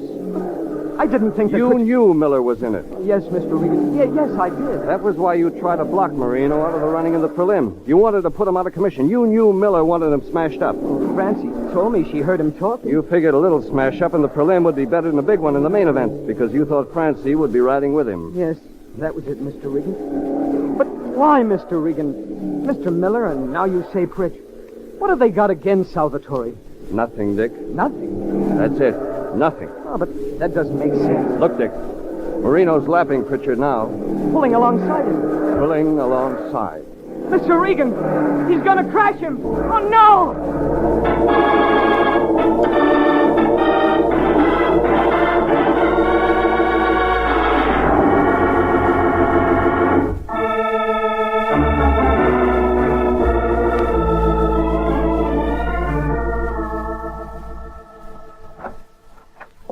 You can see Pritchard now, Mr. Regan. Thanks, Doc. Oh, Dick, Yes, Mr. Regan? why don't you check the other hospital by phone while I'm inside? See how Francie's coming along. Yes, Mr. Regan. This way, Doc. In here. Okay. It's going to be all right. Oh, yes. Afraid the other boys hurt a little more seriously. But he'll pull through, though, of course. Now in this room. Just go on in, Mr. Regan. It's quite all right to talk to him. Wait a second. The room's empty. What? Pritchard's run out. There was a fire stairs at the other end of the hospital corridor. One of the nurses had seen Pritchard going that way, thought he was a patient, allowed up and around. I hit the stairs fast and got outside. There was a bumpy road circling the hospital grounds and a figure in a hospital bathrobe 20 yards away, and I took off. All right, Pritchard. Stay back. Stay back. Still packing that reaming tool, huh? Convenient. Makes a dagger. Possession of it easy to explain around hot rods. Okay, Pritchard. Use it. I'll kill you, Regan. And face a murder rap? Pritchard, you haven't got the nerve. Yeah? Sure I have. You better quit now with a jail sentence for assault. Miller put me up to it. Sure he did. Put you up to smashing up Salvatore Marino during the race. Put you up to it, but you did it, Pritchard. Didn't want Francie to get hurt in the race. Yeah, I know. That makes you a notch better than Miller anyway. But it isn't saying very much for you, Pritchard. Pritchard dropped the reaming tool. I took him back to the hospital, had a couple of interns guard him. Then I phoned the cops. Dick Elcock came up. He checked by phone on Francie. She was all right. So that about wrapped it up. Except for one little thing. Miller, the man behind the rod that picked off Salvatore. I went out to where my car was parked, and that was when I saw a blimp with crash helmet and goggles coming toward me. Jeffrey, here I am over here. Lyon! Jeffrey, you seem surprised to see me. I'm on the case, too, you know. Lyon, where'd you get that thing? This hot rod, Jeffrey? Hot rod? That's a 1930 model. Yes, but with a 1947 engine, Jeffrey. Imported and relieved, special heads, intake manifolds, stroke, de-stroke, piston popped up, flywheels chopped, baffles installed. Oh, you wouldn't believe it, Jeffrey, but this car does 130 miles an hour. You know that. I did it.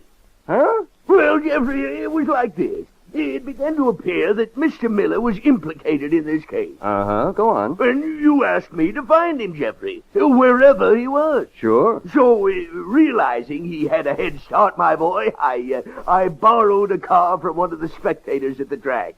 Well, I found that Mr. Miller had taken the Coast Highway north, running away. That checks. He had one of those speedy foreign cars, Jeffrey. It seems Mr. Miller has some quite considerable source of income. That checks, too. Yes, I'm sure it does. Well, Jeffrey, Mr. Miller's car was very fast, but I just went through the gears, held high wide open, and... You caught Miller. No, Jeffrey. No. No, I got arrested in Malibu for speeding. Exceeding the speed limit by 103 miles an hour, Jeffrey. 128 in a 25-mile zone. Lyon, do you realize it's Miller who is behind this whole case? Well, of course I do, Jeffrey. That is, I suspected as much. He's been milking ideas from the kids around his track for months, changing them around a little, marketing them as his own stuff. Then Salvatore Marino turned up a triple carburetor manifold really worth money. Triple carburetor? Yes. Miller wanted the car it was in smashed up so it wouldn't get out. The idea was Marino. Oh, so that was it. And you do 128 through Malibu and let him get away. Oh, Mr. Miller didn't get away, Jeffrey. What? Oh, he was right ahead of me, so the police stopped him, too. Not doing quite my speed, of course. They said he was only doing 107 in his foreign car. And when I told them a few things about him, Jeffrey, they locked him up. You mean that Miller... Yeah, that's right, Jeffrey. In the Malibu station. In a cell. Lyon, my boy, sometimes you amaze me. Oh, now, Jeffrey, it was nothing. Nothing at all.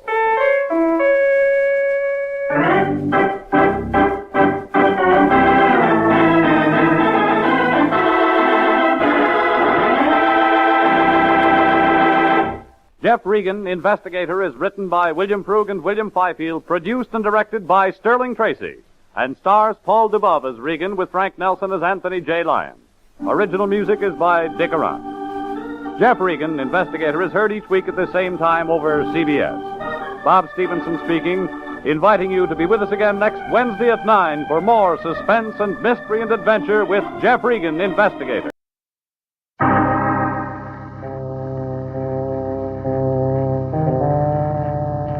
My name's Regan. I get 10 a day in expenses from a detective bureau run by a guy named Anthony J. Lyon. They call me the Lion's Eye. With Jack Webb as Jeff Regan, the Lion's Eye, stand by for hard-boiled action and mystery and thrilling adventure in tonight's story of The Gambler and His Lady.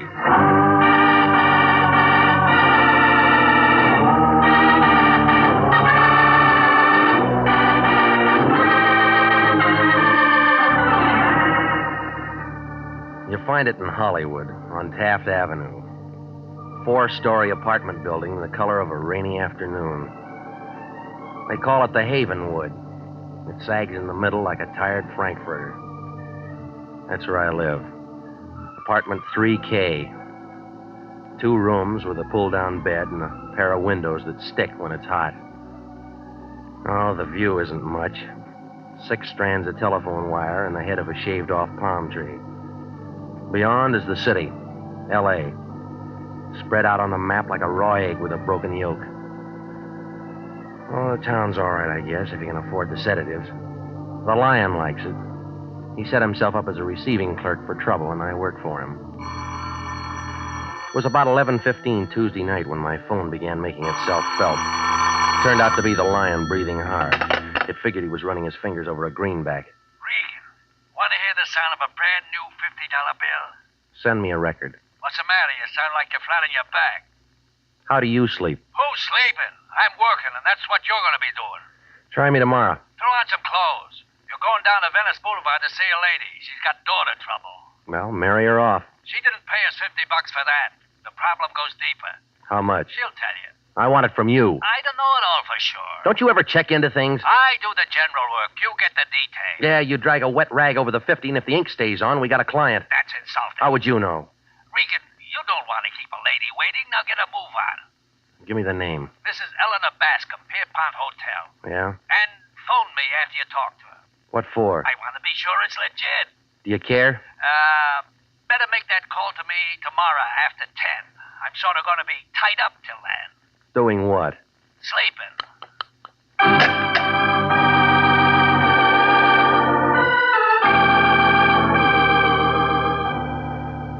Well, I put on some clothes, picked up my car, and moved out to Venice Boulevard. The good humor men were all gone, and I had the street to myself. 20 minutes later, I came to a stop beside a garbage can near San Pedro. Behind it stood the Pierpont Hotel, a 2-deck pile of wood left over from the sinking of the Spanish Armada. There was a black and dirty white sign outside, said rooms 50 cents, weekly and monthly rates. The names Eleanor and Georgia Bascom showed in the mailbox and gave a room 210. I climbed a flight of stairs and walked down a hall that looked like a passageway in a pyramid. It was dark, and it took my cigarette lighter to turn up the numbers. 210 finally showed, and I rapped on the door. A bush of black and gray hair pulled it open. It was wearing a red kimono and an impatient look, like a tax collector in January. She was pushing 50 and looked tired. Yes? I'm Regan, international detective. Oh, yes, the Lyon's Eye. I've been waiting for you. Come in. I'm Mrs. Bascom. Eleanor or Georgia? Georgia's my daughter. I want to apologize for getting you out here this time of night, Mr. Regan, but it's urgent. The Lion said that the girl's the problem. Huh? Yes. How old is she? 22. Who's the man? How'd you know there was a man? Well, what other kind of trouble would she go after? She's a good girl, Mr. Regan. She always has been. Until now. Huh? That's what I want to know. Well, she's old enough to call her plays. That's not the advice I'm paying for. Where'd you get the 50? It took a lot of saving. All right, give me his name. Louis Desmond. Gambler, card sharp, bookie, all-around con man. He's got a card room out toward Gardena someplace, the Five Aces Club. What does your daughter see in him? Oh, it's this place. The way we have to live. She's tired of having nothing. I've tried, but she's looking for a change. And taking a wrong turn. I'm not sure yet. Yeah, other girls have it real tough. They go to work. Well, we had a little trouble in the family once. It shows up if someone starts looking. When can I talk to Georgia? Well, you'll have to work that out yourself, Mr. Regan. What does that mean? She put some clothes in a suitcase and left earlier this evening. That's why I had to call you so suddenly. Mm-hmm. Where'd she go? Louis is a real bum, Mr. Regan. You talk like you know him. We've met. I want to know just what's going on. If Louis is forcing her into anything crooked. She force easy? A fur coat makes a young girl do a lot of things. Yeah. Oh, here's a picture of her. You may need it. Mm-hmm. Not very good, but the only one I've got. I'll make it work. That's about all, Mr. Regan. Get in touch with me as soon as you get something. Okay. Oh, Mr. Regan. Yeah. As you can tell, I'm the kind of person who sometimes gets hysterical over things, but I'm also the kind who demands results. You sound like a radio commercial.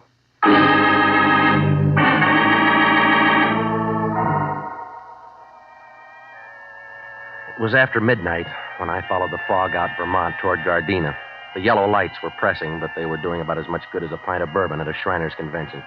I wound around the flatland for a while before the Five Aces Club turned up by a bend in the road. It looked like a blue wart with a neon sign. There was a front door and a back one, and a couple of pairs of shoulders standing at each. A little guy in a pinstriped gray was figuring the size of the wallets going in. Louis Desmond's office showed at the top of the stairway, and I moved for it.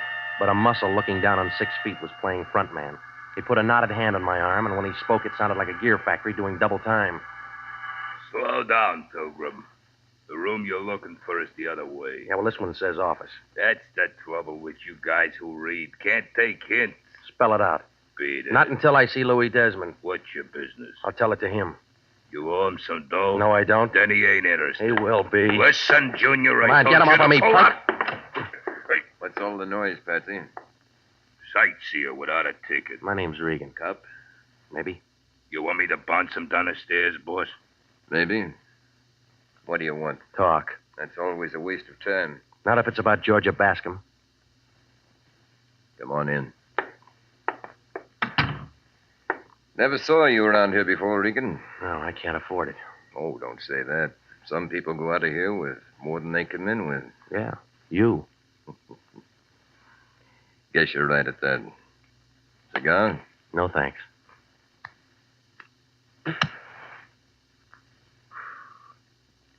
Well, what about Georgia, Regan?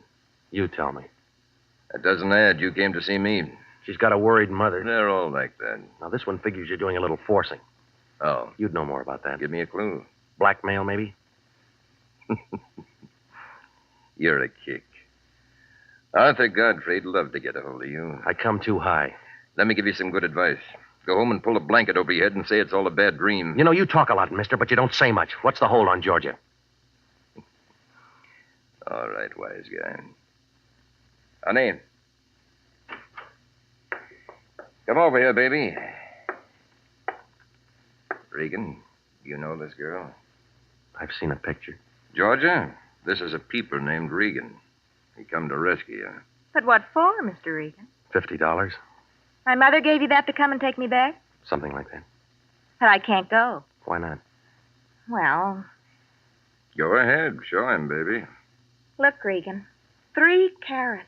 With a wedding band to match. On what dice table did you pick those up? Stop the noise, Regan. Congratulate the lady. Not on a bad mistake. Listen, Shamus. Oh, never mind him, Louis. He doesn't matter. When did the furs come? Louis said soon. Tell Mama we're married and not to worry. We're going away for a few days.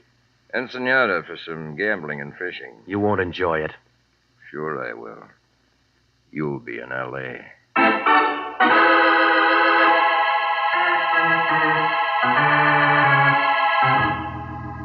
The alley behind the Five Aces Club hadn't been dusted in a week.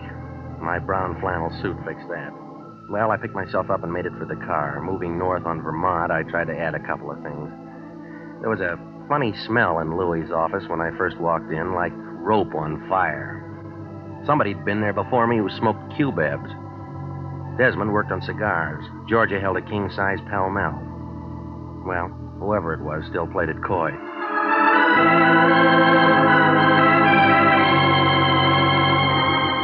About 1 o'clock, I started raising a small campaign with the Lyon's door knocker.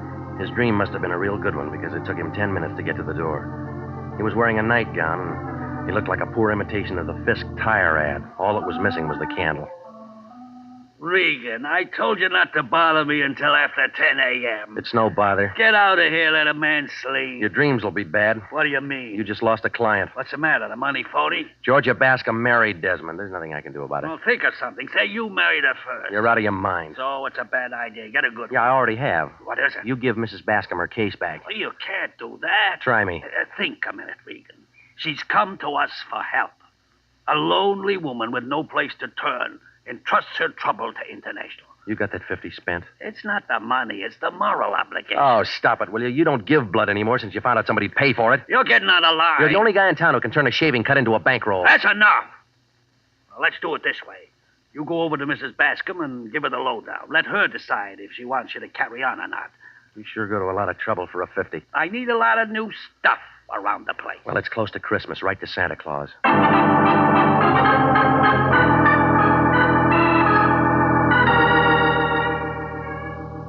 Well, I left the Lyon looking for a fountain pen, and I drove out to Venice Boulevard in the Pierpont Hotel. The place still looked the same. A black Nash was parked up the block, the motor going. A couple of cats were doing a duet on a garbage can. I climbed the stairs to the second floor, and I started down the hall for 210, walking real easy to keep the boards from creaking, but somebody else didn't care about the noise. There was a gun with a silencer working in Mrs. Bascom's room. I pushed the door in, but by then all I could hear was silence. The light showed an open window by the fire escape, and the wind was blowing the curtains. Mrs. Bascom lay face down on the bed, real still, and the holes in her blanket were turning wet. The Lion really lost a client that time.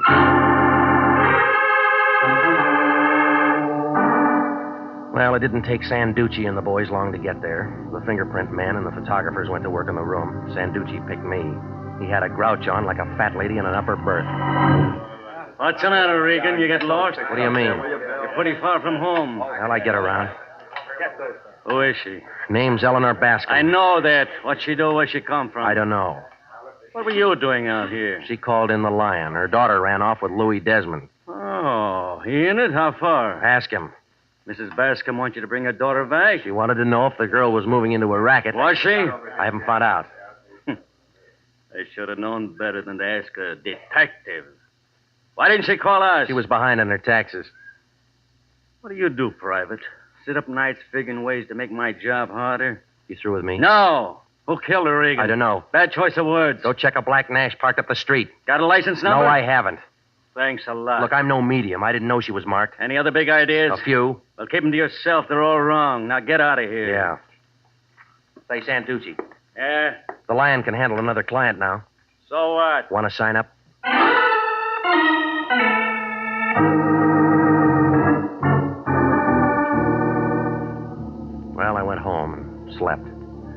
Coffee and warmed over biscuits at the drugstore took care of breakfast the next morning. Then I checked the phone book. Louis Desmond's home address turned up on Rodeo Drive in Beverly Hills, and so I drove out there. It was on a corner. A 2-story colonial place with white pillars and green shutters. The doorbell sounded like a second chorus at the Hollywood Bowl. The Japanese maid let me in, and I waited in the anteroom. That's when I caught that peculiar smell again. Somebody had just been there who smoked those Q-Beb cigarettes. Well, a couple of minutes later, a tall blonde fighting 30 stepped up to me. She smelled like she just crawled out of a bottle of Platine. It was a bright morning, but she had the kind of look that had you wishing for an eclipse. Well, what do you want? Louis Desmond. Census taker? No, What's he done? I don't know yet. Where is he? I don't know where he is. He didn't come home last night. Lots of work at the office? Card room out in Gardena. Lots of work out there? He didn't say. He doesn't tell me everything. Should he? Depends on what you think of your marriage vows. Who are you? His wife. Want a drink, mister? Sure. What'll it be? Yours? Bourbon. You pour. I don't know when to stop. All right.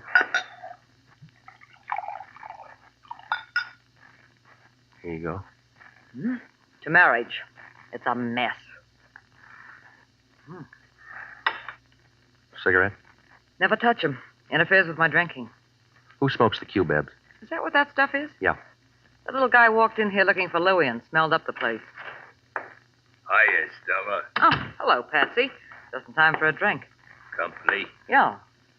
What's your name, fella? He knows.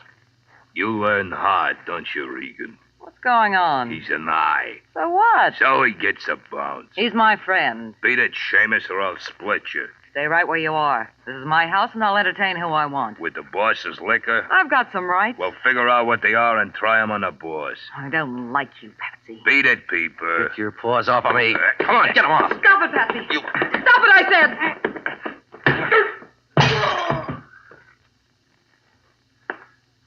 Well, you hit him pretty hard, lady.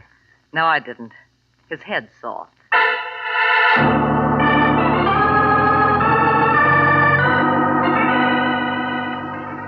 Well, I left her picking up pieces of glass, and I drove back toward Hollywood. I was moving east on Sunset, trying to make some sense out of Desmond's domestic life, when I spotted that black sedan again. It was doing a real bad tag job on me.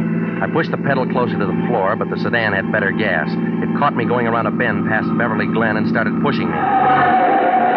Oh, it was a great place for a boulevard stop, but none showed. All it did was a reflection in my rearview mirror of the driver in the black sedan. It was feminine, and the voice spelled out Georgia Bascom. That's when she moved in for a closer look.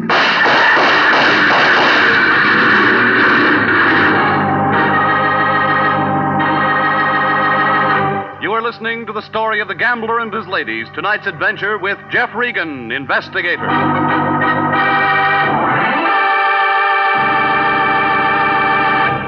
Listen, this is good news. Good news for you if you're between the ages of 20 and 26 and a half, married or single, a high school graduate, and want to fly for the United States Air Force. Yes, the Air Force Aviation Cadet Program is offering you the opportunity to become a pilot officer in the mightiest Air Force in history. You can be one of the Air Force's men of renown. And there's more offered than the pride you feel in being a member of America's flying team. For after your 52 weeks of training, you'll graduate as a second lieutenant in the Air Force with an income of more than $300 per month. Remember, the Air Force offers you what it offered General Jimmy Doolittle, General Carl Spaatz, and General Hoyt Vandenberg, now at 42, the Air Force Chief of Staff. Call at your local Army and Air Force recruiting station tomorrow. Apply to become an aviation cadet. And now, back to the story of the gambler and his ladies and Jeff Regan, Investigator.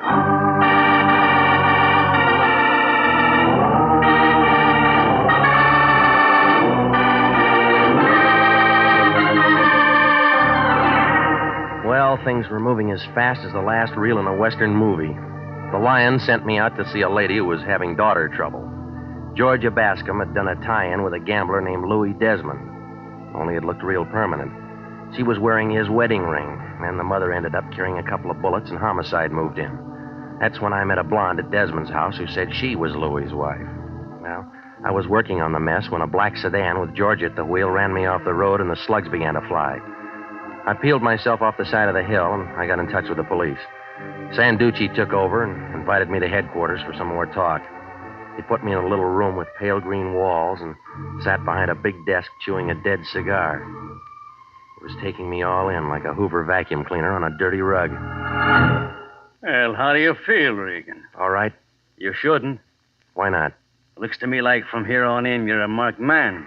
I'll get along. It'll be real interesting to see how. All right, now look, have you got something to say? Maybe. Well, let's hear it. Relax, Regan. You're not going anyplace. You can't hold me. I was the one who got shot at. Well, that's enough. I'll work out a way to hold you for creating a disturbance. It won't work. Listen, you. The bullets we pulled out of your upholstery match the ones in Mrs. Bascom's. So what? So we figure she was knocked off because she knew something somebody didn't want said. We also figure that applies to you. Yeah, well, that gets you nothing. All right, Regan. Play it your way this time. You'll come running back when the haters close in. Don't make book on it. Well, if you got to get yourself knocked off, don't mess up our city's streets. Yeah, I'll be real careful. Oh, and wear a dark suit that save our morticians a little trouble. That all? Yeah, go on, beat it, sure. Oh, Regan. Yeah. E buffy de tu padre. What's that mean?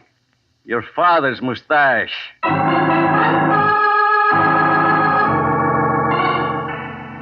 Well, it was late afternoon by the time I walked out of headquarters. The sun was still working, but it was cold. The cab driver, with a lot of conversation, drove me to my place over on Taft. When I opened my front door, I smelled it again, those cubebs. A small face was sitting on my sofa, sucking on them. It belonged to a guy who had to stand on a box to see over a fox terrier.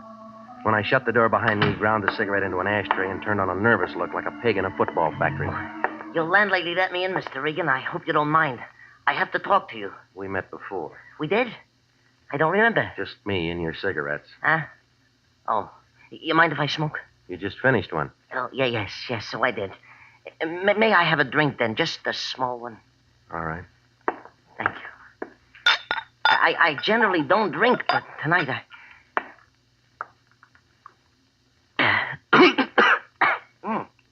Yeah, thank you. Now, I barely know where to begin. Well, you better figure it out. You haven't got much time. Yes. Well... Start with a name. Is that necessary? Yeah, it is. Loper, Max Loper. I'm a businessman. What kind? What kind? Furrier. Yeah, I'm a furrier, Mr. Regan. All sorts of furs, ermines, nice. Generally, I prefer sable, but it depends on the woman, you know. What does Georgia get? You beg pardon? Let it go. Yeah. I'm not the man I used to be, Mr. Regan. My fortunes have changed. Yeah, it changed. I think I better have that cigarette. Save it for later and start making sense. Well, I need help. Why come to me? Well, Mrs. Bascom thought enough of you to ask you to help her. You see, I know Mrs. Bascom. That is, I knew Mrs. Bascom. Her death was so sudden. It was forced. Yeah, so the papers say. But, Mr. Regan, I want you to know I didn't do it. Who said you did? Well, nobody yet. But I didn't do it. Look, why tell me? There's nobody else I can tell. Try the police. No, that's what I can't do. I want you to prove to them that I wouldn't do a thing like that. Loper, what's your tie-in with Desmond? Desmond? Why? There is no tie-in. You were at his card room. I smelled your cigarettes there. You got nothing, I guess, and you went to his house. Mr. Regan, that's got nothing to do with it. I think different. But you're wrong, all wrong. Convince me. I didn't do the murder. That's what I want you to tell the police. Who did? I don't know. Well, now I think you do. Come on. Who killed George's mother? It was her stepmother who was killed. Give me some more. Oh, you got me all confused. I guess coming to you for help was a bad idea. Something was. I'll find somebody else who doesn't ask so many questions. I better go. No, not yet, little man. You got too many answers. Take your hands off me. Now, Mr. Regan, I never used one of these, but the theory is simple. Just pull the trigger. If you can find it. Don't urge me. Open the door.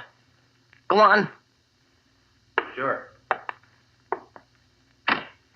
Now step away. See you later, Mr. Regan. Hey, Loper. He made it to the staircase, and then the noise came. A couple of bullets flew up the spiral and caught him in the chest. He stopped in midair for a second like a yo-yo on a string, and then he toppled over and rolled down. By the time I got to him, he was all used up.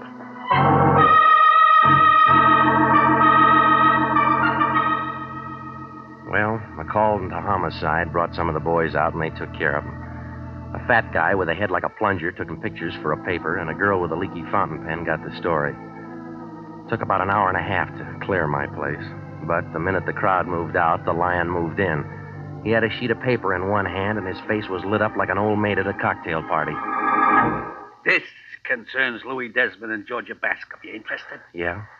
Desmond's got a wife, and her name's not Georgia. No, it's Stella, and she's a ripe candidate for a drunk tank. What else do you know about her? She's jealous. Well, there's no record any place of a divorce or of a marriage between Georgia and Desmond. That whole setup's a phony. Tell me why. Georgia's father, named Peter Bascom, was a furrier, and he was once in on a fur job with the same Louis Desmond. Go on. The old Bascom ended up with a bullet in him, and Louis with a pile of dough. How did it work? I can't find out everything. You got to do something. You know a Max Loper? Never heard of him. You got an address on this Georgia. The Lorena Hotel, room 406, on Catalina off Wilshire. All right. The way I figured, an insurance company might be real interested to get hold of her. No, the gas chamber's got priority. We figured the swindle first, collect the fat bonus, then let the city handle her any way it wants. Call me when you get it all sewed up. What are you going to be doing? Resting at home. I'm all worn out. Yeah, well, that figures. You've been doing a little thinking.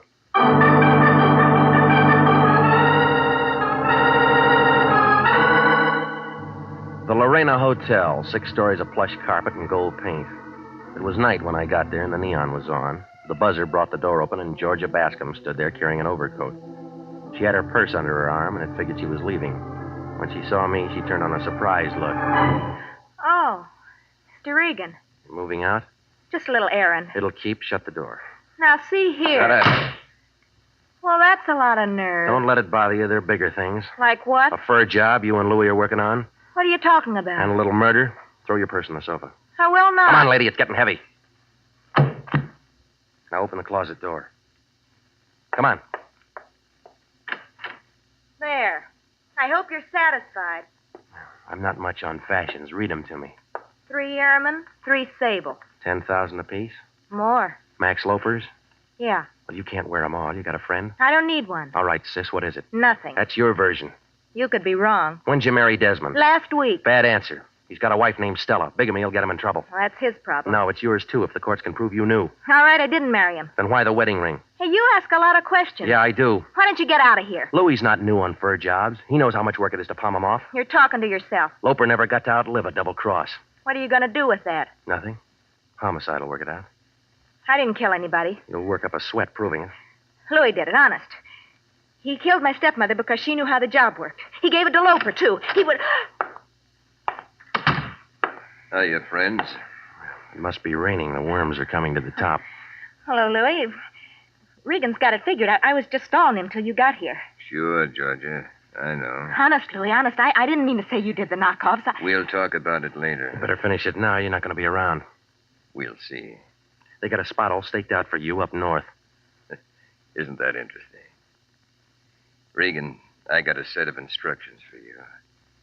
I want you to be real nice and follow them. What's in it for me? You kill me, Seamus. I'm holding all the cards. You want to rake in the pot. I better get going, Louis. We shouldn't be seen together right now. Slow down, baby. I got something for you, too. But, Louis, Big mouth. Big mouth. Look, you didn't have to hit her more than once. She got off easy. Everybody's got 32 teeth.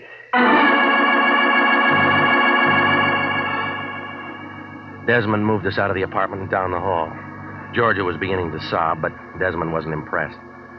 He held the gun under his coat and walked behind us careful, like an elephant on a crate of eggs. The button brought the elevator, and the 3 of us went in. And then it started down. When the door swung open on the first floor, a whiff of bourbon came floating in, packing a .32. Louis turned white. Stella! Stella! I told him if he kept messing around, he was going to have trouble at home. You want to give me the gun? No. What's your name, girlie? Georgia. Were you in love with Louis?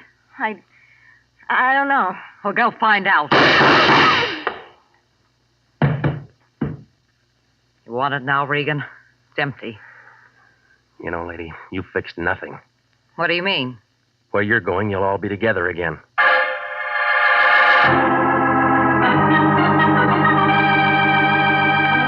Well, it was all over fast, like a $1 dinner. The coroner's office sent out some boys for Georgia and Louis, and Sanducci picked up Stella. Desmond had himself a pretty good thing. Do a tie-in with a furrier and move the furs across the border with nobody making a fuss. Oh, it was slow work, but $10,000 a week's pretty good pay, and it was real safe. Loper wasn't going to say the furs were even stolen until they were turned into money. Of course, he never got to say it at all. Everything would have been all right if Stella didn't see green every time Louis saw blonde. Well, the insurance company thanked us for what we did to expose the fraud. The Lyon was unhappy. He said they should have shown their gratitude with something more lasting. They gave it to him, a 1949 pocket calendar.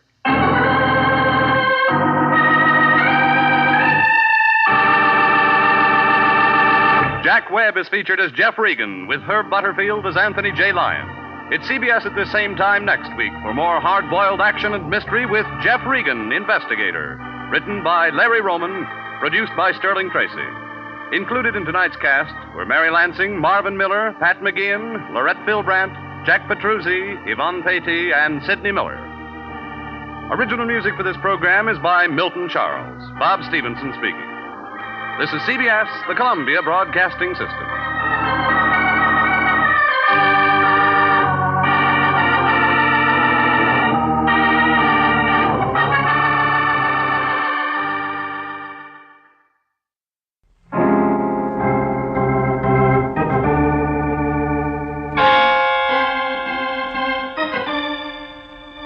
My name's Regan. I work for Anthony J. Lyon, International Detective Bureau.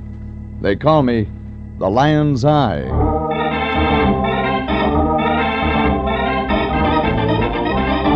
Wednesday at 9, and CBS brings you Jeff Regan, Investigator, starring Frank Graham as Regan with Frank Nelson as Anthony J. Lyon. So stand by for mystery and suspense and adventure in tonight's story of Some Enchanted Car Hop.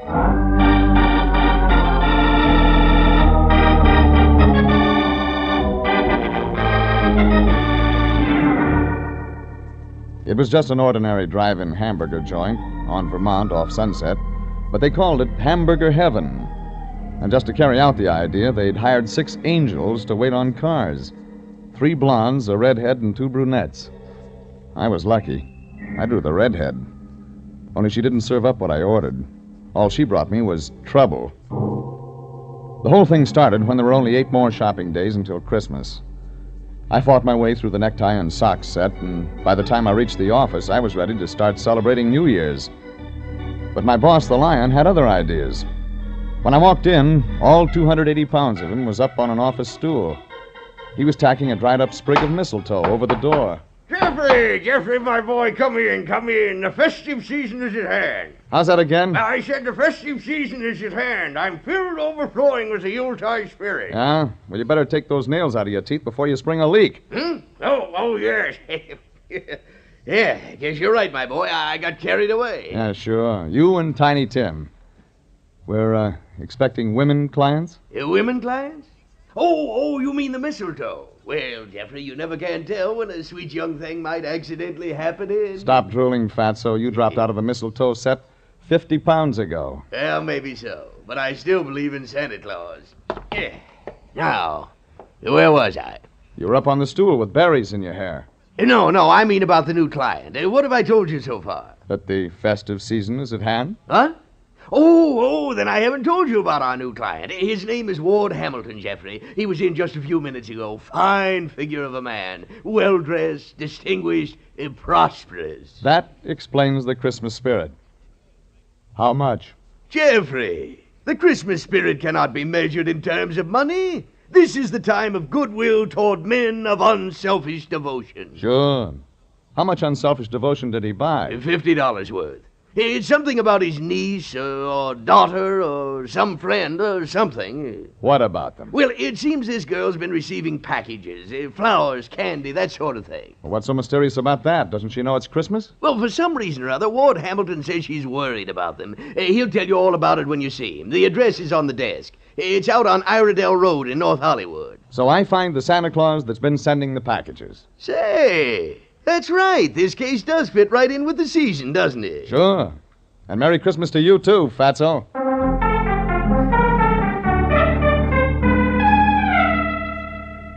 That started it. I hopped in my sleigh and headed my reindeer out over Cahuenga Pass. Iredell Road was twin rows of California bungalows with Christmas decorations strung out in front. All except one house. It was the address Lyon had given me. Redwood front on the usual cream-colored stucco. White ranch-type fence, swimming pool in the backyard. No Christmas anywhere. Behind the fence, a big Dalmatian wagged his tail and grinned at me in a nice, friendly sort of way. Only he was growling when he did it. I circled wide and made the porch, but I didn't get as far as the doorbell. What do you want? Mr. Hamilton? I'm Regan, International. Regan? Oh, yes, the detective. Come in, Mr. Regan, come in. He was big and gray-haired, the man of distinction. But what he had in his hand wasn't a glass. It was a whip. Black, 10 feet long, with lead weights at the tip. In here. I appreciate your coming right out, Mr. Regan. I like to get prompt action. Is that what you used that for? Well, oh, the whip. No. No, just a hobby of mine. I practice hitting toy ducks floating in the swimming pool. Oh, nice way to get use out of your pool during the winter season. Well, yes. Never mind that. Sit down, Mr. Regan. I want to tell you about Mary. That's the niece. Niece? No. No relation. I'm a close friend of her family's. Her parents died several years ago. There was no one else, so I've tried to take over the reins and help the girl along. It hasn't been easy. She isn't broken to harness. It's a nice metaphor, but it doesn't fit. Not at all. Mary Winter is a strange girl. Very strange. She's the shy, retiring type. Ah, I see. The detective training. You're thinking ahead, assuming that she's not attractive to men. Nothing could be further from the truth. She's a lovely girl. Very lovely. Auburn hair, green eyes, fine, firm, youthful figure. Desirable is the word, Mr. Regan. Desirable. You understand what I mean? You make it pretty clear. So, that brings us to the anonymous packages. For almost 6 weeks, someone has been sending Mary gifts, almost every day. Flowers, candy, novelties, that sort of thing. No name, no indication where they come from. Mary has no idea either? No. But she's reacted to them badly. They're making her nervous, upset. There's something I can't afford to have happen. Come again? Mr. Regan, I can observe that there's little use in trying to keep anything back from you. My interest in the package matter is because of money. Now the story begins to make sense. Mary is strange. Perhaps I should have said peculiar. Her aversion to men is almost, well, I've been sending her to a Mr. Farthing, a human relations counselor. A psychologist? Something like that. And it costs money? Yes, it costs money. The more delay in cure, the more it costs. Frankly, Mr. Regan, I'm tired of the obligation. She work? Yes. She works at one of those drive-in stands. Car hop. Something wrong with that? The place is called Hamburger Heaven, Mr. Regan. And you want me to find the guy who sends the packages so he'll marry her, or so you can get rid of him? It works the same either way. You'll take the job, Mr. Regan? Sure. I'll find your guy. Maybe he'll look good under your Christmas tree.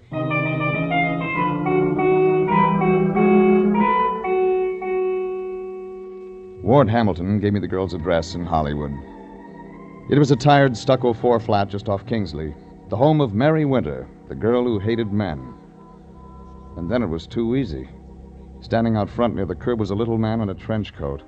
He carried an umbrella over his arm, and he paced up and down, watching the apartment. That was too good a bet to pass up. You going somewhere? I beg your pardon? Someone you know lives in there? Why, that's none of your business, sir. The name of the friend wouldn't be Mary Winter. Get out of my way. That's what I thought. Hold it. Wait, let go of my arm. Let go, I say. Why are you watching Mary Winter's apartment? I warned you. Let go. Let go. Answer me. Very well. I'll answer you. The umbrella in his hand came down on my wrist, and he broke for the corner. By the time I turned, he was out of sight. On the ground, broken, was the little man's umbrella. I picked it up. Real break. Name engraved on the handle. In nice big gold letters, it said, Smith.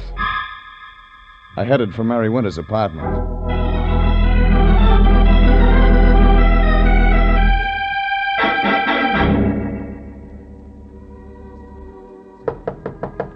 I knocked, and nothing happened. Knocked again. The radio in the room told me somebody was in and liked their music loud. I tried the door, and it worked. I stuck my head in to look around. A redhead came in from another room, in slacks and halter. She saw me. She dived for the closet and came out wearing a coat. Then she snapped off the radio. Get out of here! Look, I tried knocking, but... Get out before I call the police! The name's Regan. Ward Hamilton sent me. You're lying. You're trying to trick me. Phone him. He'll tell you. What do you want? About the presents you've been getting. Tell me. I'm not sure. I can't trust you. Well, look, for the last time, I'm supposed to find out who's sending them. Either you help or you don't. Now, take your choice. All right. I'll listen. But don't you come a step closer.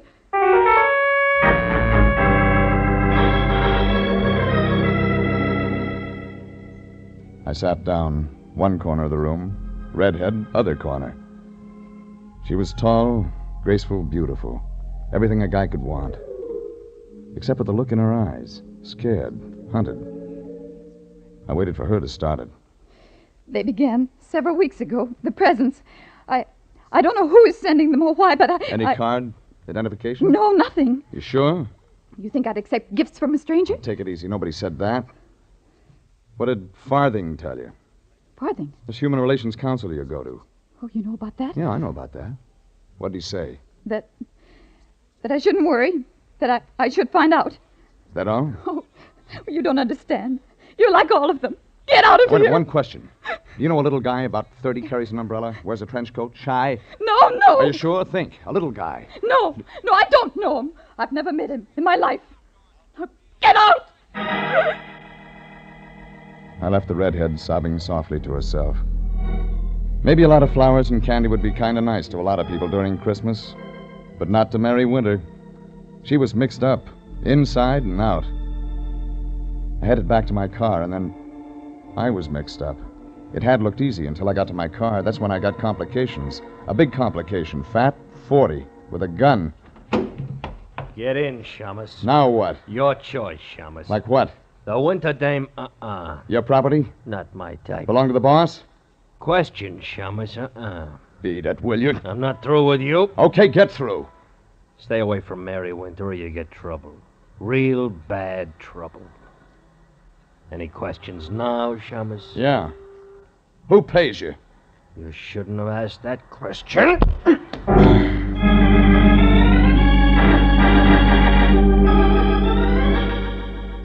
It looked like it was going to be a real holiday season. Brotherly love all over the place. The next stop was a man named Mr. Farthing. Only the sign on the door said John J. Farthing, Human Relations Counselor. It was a plush layout. Waiting room the size of a box top. Rich, solid, lined with deep green leather chairs, brass studs. On the wall, Van Gogh, Gauguin, that kind of stuff. The receptionist was out, and I took a crack at the thick mahogany door. Yes, come in, please. What may I do for you, sir? The name's Regan, international detective. Oh, sit down, Mr. Regan. Now, is something troubling you? Girl named Winter, Mary Winter. Go on, Mr. Regan. She's a patient of yours? Why do you ask? A couple of questions about her. I see. Since you know her background, I thought you could fill me in on a few things. I said since... I heard you, Mr. Regan. Well? Perhaps, sir, you're aware of the nature of my work. Since I assume you're an intelligent man, I don't believe it's necessary to be much more explicit than that. Try it for size. Very well. Cigarette, Mr. Regan? Thanks. There is in existence a code of ethics. Some practitioners call it the Hippocratic Oath. I'm not a doctor, as you know, yet I, too, Mr. Regan, have a moral code. I'm listening. Nothing in my code, either morally, ethically, or in any other way, allows me to discuss the affairs of my patients. Is that clear? Yeah. That's clear. I'm sorry I can't assist you in whatever it is you're trying to do, Mr. Regan. I'd like to help, but as you see, my hands are tied. That makes two of us. Thanks. Thanks a lot.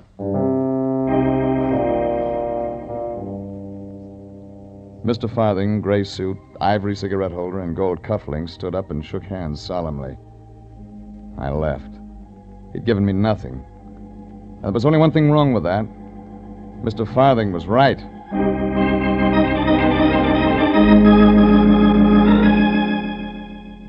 I decided to check in with my boss, Anthony J. Lyon. The International Detective Agency, Anthony. Save it for the customers, Fatso. Jeffrey, where have you been? Look, I just started this business 2 hours ago. What's eating you? Just this. I have here in my office with me a young man. He has an interesting story, Jeffrey. It seems he's been sending gifts to one Mary Winter. What? That's correct, Regan, the man you're supposed to be looking for. Well, don't just stand there. Get over here at once. This young man can't wait all day for lazy detectives. And besides, he needs help. He needs help. Yeah, that's right, Jeffrey. The man you were supposed to find. His life's in danger.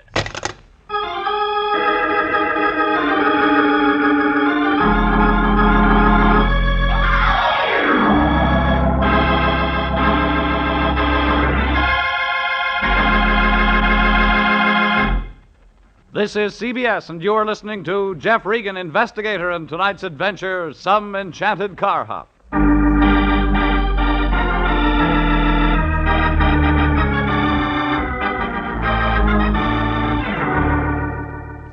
It started when a guy named Ward Hamilton hired the Lion and me to find out who was sending packages to a car hop named Mary Winter. I met a little guy with an umbrella and a big guy with a gun, and a human relations counselor who called himself Mr. Farthing. Then I phoned my boss, Anthony J. Lyon, and found the mysterious Santa Claus who'd been sending the girl gifts had walked right into our office. When I got there, I found the Lion sitting with his fingertips touching as he talked to the man across the desk from him. Like I guessed, it was the same guy I'd seen outside Mary Winter's apartment. The little guy, 30, trench coat, and nervous. Jeffrey, come in. I want you to meet our new client, Mr. Smith. Mr. Ernest Smith. He's in trouble. Well, if he isn't, he should be. Jeffrey, what on earth do you mean? I found your Mr. Smith outside the girl's apartment. He wasn't looking for frost on those windows. No, Mr. Regan. That's... What Mr. Smith is trying to say, Jeffrey, is that that's not true. Mr. Smith is in real trouble. You sell it to him? Jeffrey, how can you say such a thing? Mr. Smith feels his life is in danger, hence he has retained us to act in his behalf. That's true, Mr. Regan. I'll admit I sent the gifts to Miss Winter. I didn't realize, I didn't know... Get to the point. Now I'm afraid. Since I saw you this afternoon, someone's following me. Fat guy, big coat. Yes. I came here for help. Someone doesn't like my sending the gifts. Well, that's real bright. Well, you can start with Mary Winter. She doesn't like them, Mr. Regan? Then there's a guy named Hamilton. She's married? We call him the Guardian, family friend. Oh. Finish your story. I like Miss Winter. I wanted to do something for her. So you've been sending her anonymous presents for almost 6 weeks. Isn't that carrying the Christmas spirit too far? Well, I like her. That's not abnormal, is it, Mr. Regan? Yeah, of course not, Mr. Smith. You keep out of this, Fatso. Yeah, but Jeffrey, our client... We got another client named Hamilton, remember? Besides, you haven't met the girl. Neither have I. What? I've never met Mary Winter. Is that abnormal, Mr. Regan? Oh, dear. Dear, perhaps I'm sicker than Mr. Farthing told me. Say that again. Mr. Farthing, my human relations counselor, he takes care of me. Oh, wait a minute. Maybe this is going to add up. You've never met Mary Winter? No. No, but you've seen her. You've seen her in the waiting room of Farthing's office. Why, Mr. Regan, how on earth did you guess? That's exactly it. She was reading a copy of Reader's Digest, and I was reading an old National Geographic. It was a fall Never day. mind. Well, Lyon, I think that wraps that up. Jeffrey, what do you mean? Mary Winter is afraid of unknown guy sending packages. Unknown guy turns out to be Smith. Take Smith to Mary, show her he's harmless. Collect our fee. Yeah, but Jeffrey, what about Mr. Smith? What about the man who's following him? Maybe you just imagined it. Come on, Smith. We're going to visit a redhead.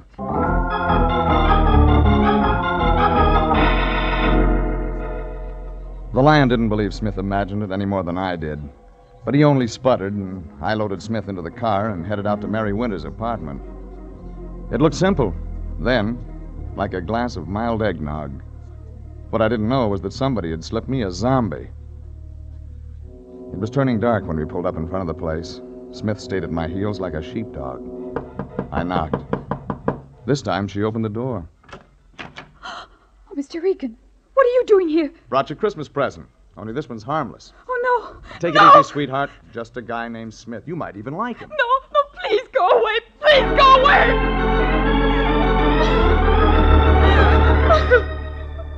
Smith and I walked on in, and Mary backed into a chair in the far corner of the room. She and Smith looked at each other and didn't say anything, so I waited for the sparks to die out of her eyes. But they didn't. There was something else on her mind. This is the man who sent the packages. You guessed it. Smith, Mary Winter. Mary Winter, Smith. Get him out of here. Huh? I said get him out of here before he kills me. Oh, no. Sit down. Now, just a minute, lady. He won't hurt anybody. Just take it easy, will you? Just take quiet. That's what you think. Oh, no, I Now, wouldn't listen, hurt sweetheart. Wait a minute. It's Christmas. You've heard of that, I think, haven't you? People send presents to each other because it makes them feel good. Now, Smith sent you presents for the same reason. He's going to kill me. You're like he is, trying to trap me. Oh, that does it. All right. Look at this. What, a card? It came in a box of flowers. It was delivered here to my apartment tonight. Each man kills the thing he loves.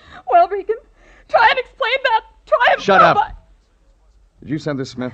No, Mr. Regan. I didn't send it. I sent flowers and candy and nice things. Mr. Regan, at the window!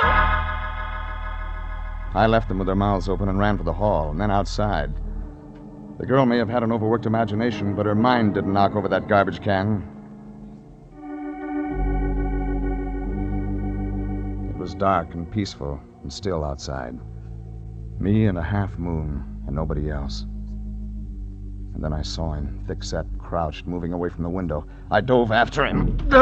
We went down together as his hand came out of his pocket. A heavy gray .45 got itself in my direction, and I grabbed at the wrist behind him. The gun fell into the rose bush, but he got to his feet. I warned you once, Shamus. Stay away from that girl. Who said so? Never mind that now. Get off the case now, before it's too late. It'll only mean... Go! Were you going to say trouble?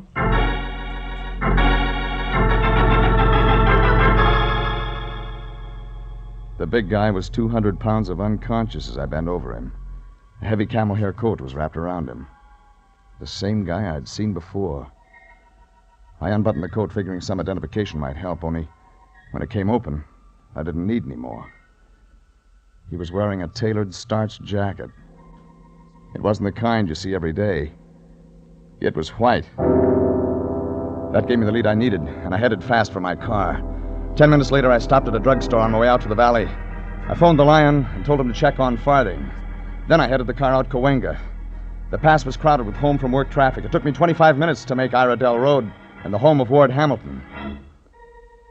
This time the Dalmatian was out for the night. But Ward Hamilton wasn't. He opened the door. Well, Mr. Regan, come in. You work late. Our time clock's out of order. Oh, perhaps you'd like one for Christmas. No, thanks. Wouldn't fit in my sock. Well, Mr. Regan, I take it by this visit that you have good news for me. Call it that. You know who's been sending the girl those gifts? A guy named Smith. How's that again? Smith, Ernest Smith. His birth certificate says. I'm afraid I've never heard of him, Mr. Regan. He saw Mary in the waiting room of Farthing's office. Never met her. Shy little guy. Well, now isn't that something? Well, I must say, Mr. Regan, you did a remarkably fast job. There's something else you ought to know, Hamilton. Chances are Farthing's a phony. Mr. Farthing? Looks like. Why, it seems absurd. Just thought I'd let you know. Want me to go on with the case? What do you mean, Mr. Regan? I found your guy, Smith. That's what you hired me for. And when I get to Farthing, he'll sing like a prima donna. Sing? Talk. Well, then keep going. Okay, Hamilton. It's your money. It's your life, Mr. Regan. Be careful.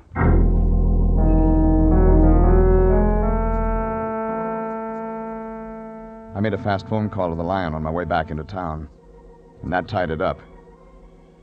Farthing was working late when I got there, only when he looked up and saw me, he wasn't happy. What do you want? Conversation, a lot of it. Mr. Regan, I must ask why you've come to my office at this hour. I told you, for conversation. Then I may regard this whole thing as a sort of joke? Maybe. Only the laughs you'll get wouldn't get by even on television. I demand an explanation of your attitude. Fair enough. Start with your name. Not Farthing, it's Farnham, Howard Farnham. You want more?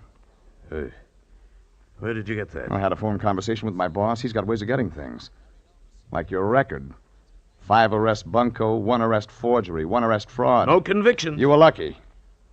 Maybe you won't be this time. You haven't got anything on me, Regan? How about blackmail? Not a chance. Maybe not yet.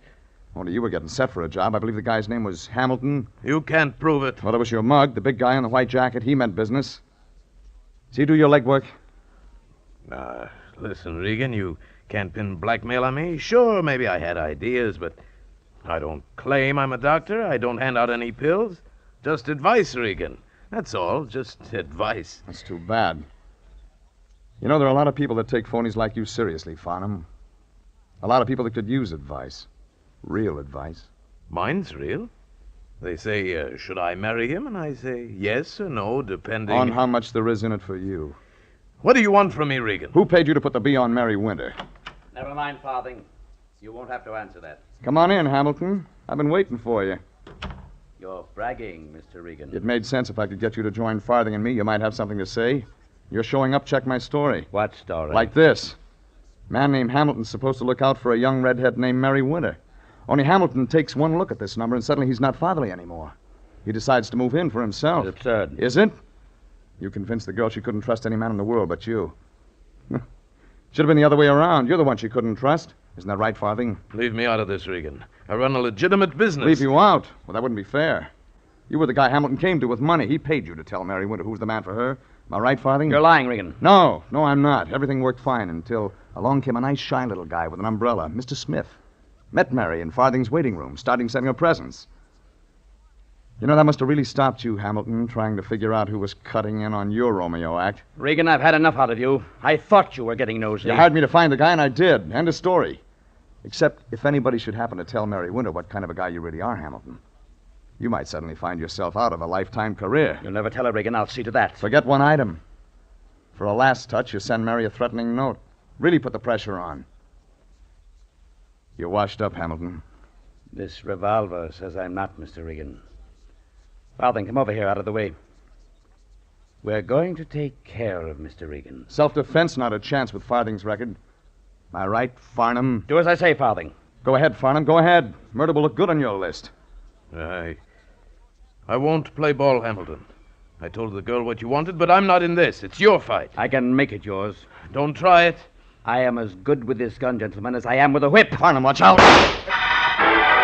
Farnham ducked as I hit Hamilton's wrist. The bullet buried itself in the desktop, and the gun hit the floor. I got the gun as Hamilton moved in fast. Only what he got for his trouble was the barrel across his head. Farnham crawled up to his chair and sat down, puffing. I let him catch his breath. When I waved the gun in his direction, he didn't mind phoning the police.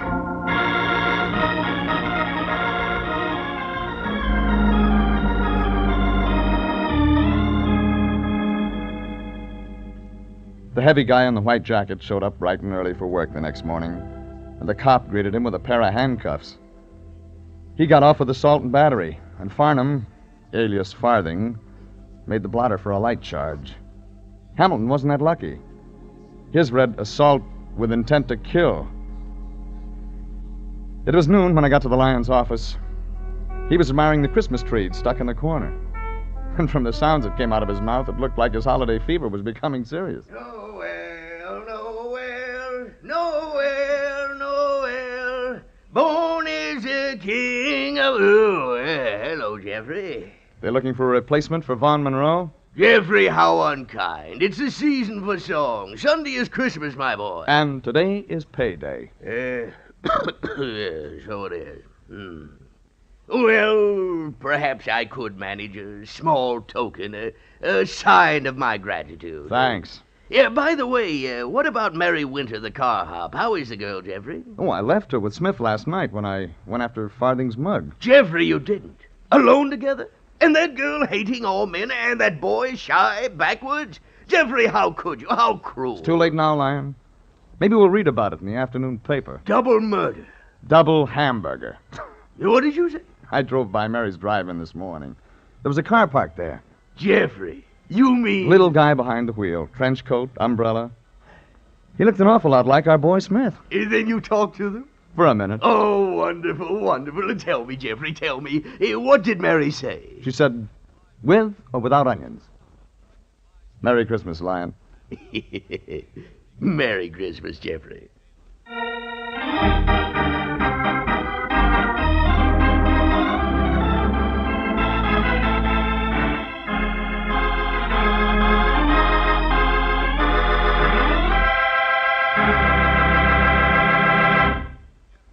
Jeff Regan, Investigator, is written by William Frug and William Fifield, produced by Sterling Tracy, directed by Gordon T. Hughes, and stars Frank Graham as Regan with Frank Nelson as Anthony J. Lyon.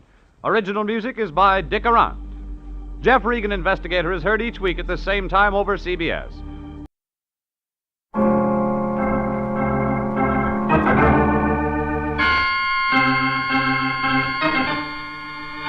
My name's Regan.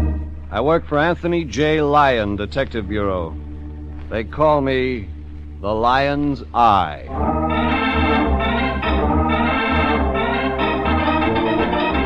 Jeff Regan, Investigator, starring Paul DeBoff as Regan with Frank Nelson as Anthony J. Lyon. So stand by for mystery, suspense, and adventure in tonight's transcribed story, This May Hurt Just a Little.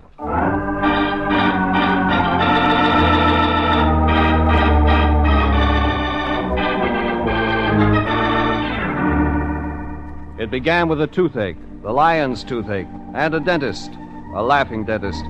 But before it wound up, there was a girl in white, a couple of patients with bad teeth, and a dead man. The dead man was the one who never got to open his mouth. It was around 2:30 Tuesday when I wandered into the Lion's office. Anthony J. was sitting behind his desk. In his hands, a towel and a couple of half-melted cubes of ice. He was taking the towel from around his jaw. Oh, hello, Jeffrey. I've been waiting for you. Trouble, Lyon? The towel and the ice cubes? No trouble at all. Just a toothache. But it's gone now, Jeffrey. We got a client.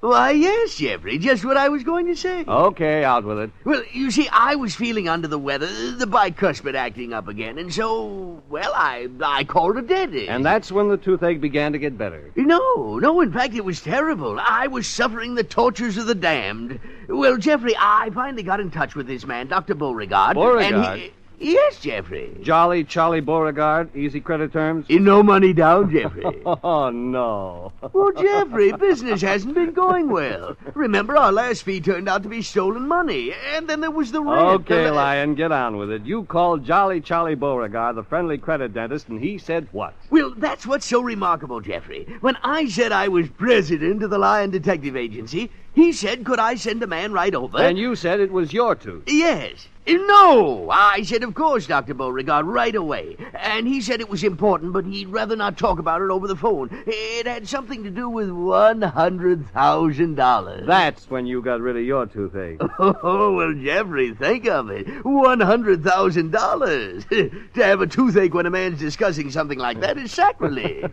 Okay, Fatso. I'll go see Jolly Charlie Beauregard. Yes. One more thing, Jeffrey. While you're there, open up a charge account, just in case.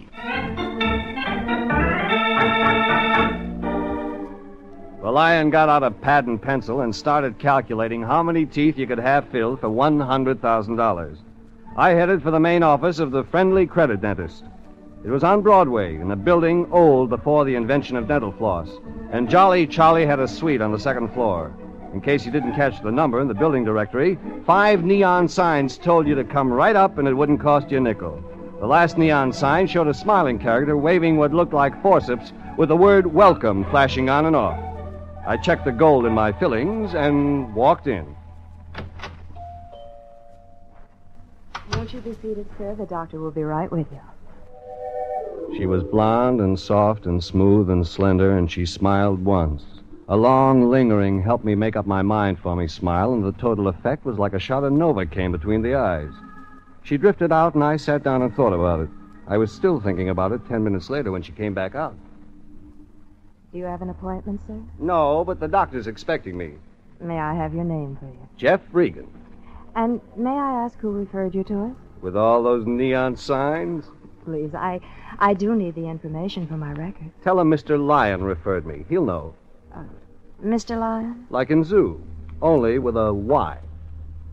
Thank you, Mr. 2 minutes after that, Jolly Charlie himself came out. Well, Mr. Regan, do come right in. I have everything ready for you. Yes, sir. Just step this way and we'll get right down to business. After you, Mr. Regan. Just sit right down here, Mr. Regan. It'll only take a minute. Just a minute. Nothing to worry about, Mr. Regan. We use the very latest methods here. Filling is a very simple thing here. There.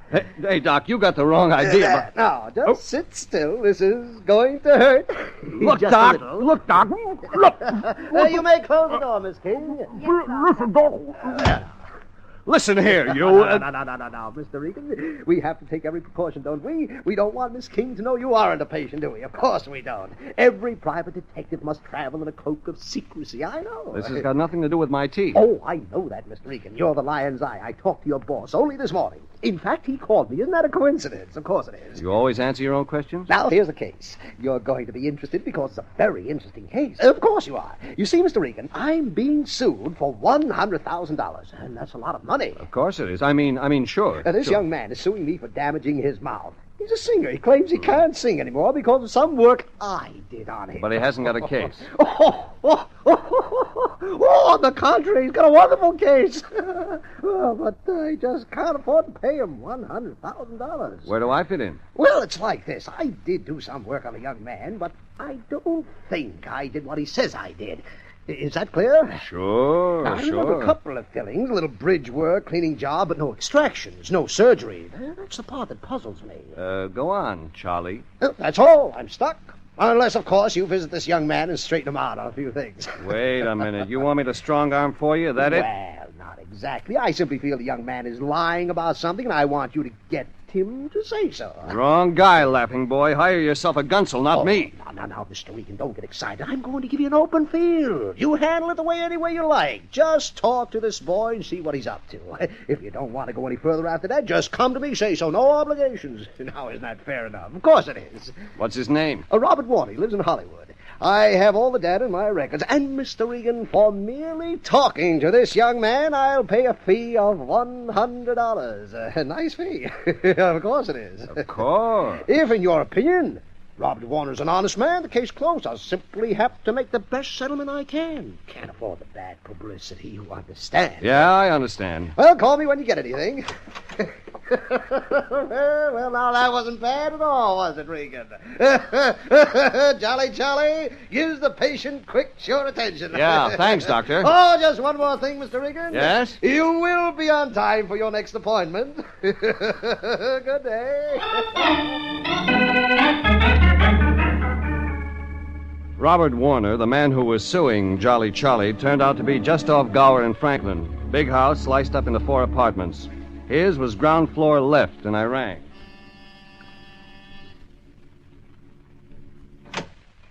What answered was curly-haired, handsome, and wearing horn-rimmed glasses. Yes? Robert Warner?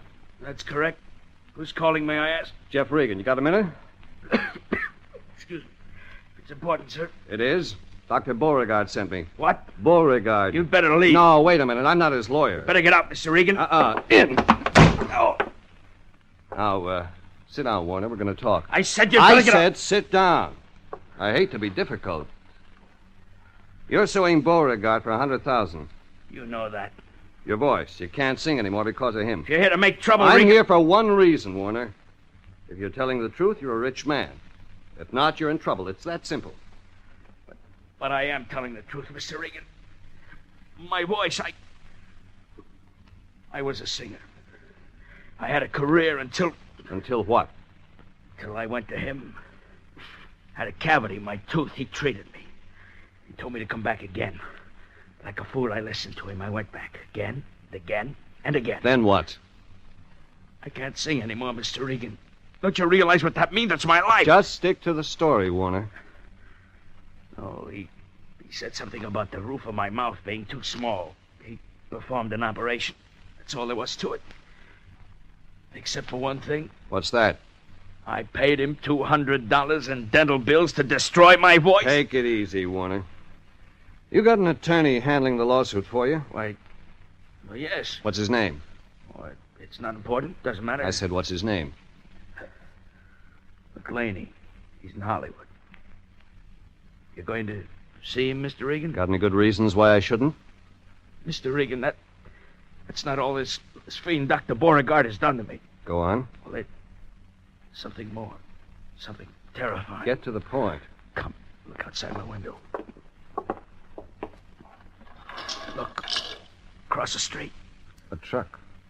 A man, Mr. Regan, the man in the truck. He's been there for a week. Ever since I brought the suit against Jolly Charlie Beauregard. Heavy-set, muscular, about 28, black hair, thick face. Tell you he's been watching me for a week. What else do you know about him? Nothing. I don't know anything. You never spoken to him? Man, that big Mr. Regan, you think I dare? Okay, Warner, control yourself. I'll talk to him. Mr. Regan, you'd be a fool. Let me decide that. Don't go out there. You don't know what he might do. I left Robert Warner crouched by the door and walked slowly across the street toward the parked truck. The big, muscle-bound man didn't move from behind the driver's seat. His eyes stayed focused on the apartment building. I stopped by the side of the cab. Got a minute? I said, have you got a minute? Go away. You might get eye strain watching that window. Please, be a nice guy. Go away. You don't want to talk about it? No. Between him and me and her. I don't want to talk about it. You know the kid inside? Sorta. We're gonna get better acquainted. He did something to you? Look, mister, why are you asking me all these questions? Can't you see I'm busy? And the citizen got a right to park his car and look. I ain't hurting nobody. But you're thinking about it. Maybe you're right. Maybe I was. Maybe I'm wrong. See ya.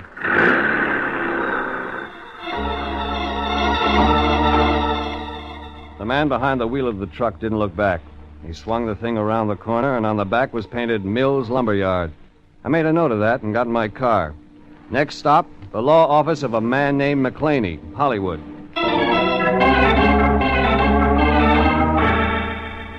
The sign on the door said McClaney, and Phipps. I found a secretary who told me the McClaney I wanted was Howard, and he was busy. I said I was busy, too, and walked in. The secretary was right. Howard McClaney was busy.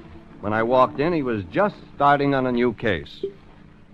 Well, come in. You're just in time for the party. What party? Yours and mine, of course. Here. Thanks. Tell me, friend, what do you say? My name's Regan, for a starter. Oh, that's good. I'm Howard. Eddie's a woman-chasing brother, and Sam, he handles income taxes. What does Phipps do? He's a reformed mortician. What can I do for you, Regan? Just had a talk with your client, Robert Warner, the one who's suing Jolly Charlie Beauregard for $100,000. What a case. What a case. Maybe I better warn you, I'm working for the doc, not his lawyer or detective. Regan, nothing you could say would spoil this one. It's a beauty. It's, that good, huh? Regan, it's perfect. The kid has the old man tied up 90 ways. Now get this. He goes to Jolly Charlie. He pays cash. Warner's an honest guy with a good voice and bad teeth. Warner spends 5 visits with him, and he comes out with a bad voice and good teeth. What could be better? That open and shut. Oh, even the doc's record. I had a man get photostats of everything. X-rays, number of visits. Work done. All fits. That couldn't have been easy. The blonde, Regan, the blonde. The one old doc's got working for him. My man slipped her a 10 spot, and she forked over every record in the place. Sweet kid. Well, that's all? Well, there's just a matter of waiting around for the $100,000. Who knows? My client and I may get generous and settle for $75,000 cash. Well, then I guess that takes care of me. Sorry, Regan. Some bottles just come cracked that way. Thanks, Howard. See you around. Don't mention it, Regan. I'll give you a call next time there's a client looking for a fast divorce. I left Howard McClaney and headed for the hall. The elevator buzzer was a big brass knob that didn't bring any elevators. I watched white lights, red lights flick on and off and didn't get a tumble. That's how I happened to notice the door to the broom closet slightly ajar. That's how I happened to see the tips of 3 fingers sticking out and how I happened to move over to the door to the broom closet and take a look.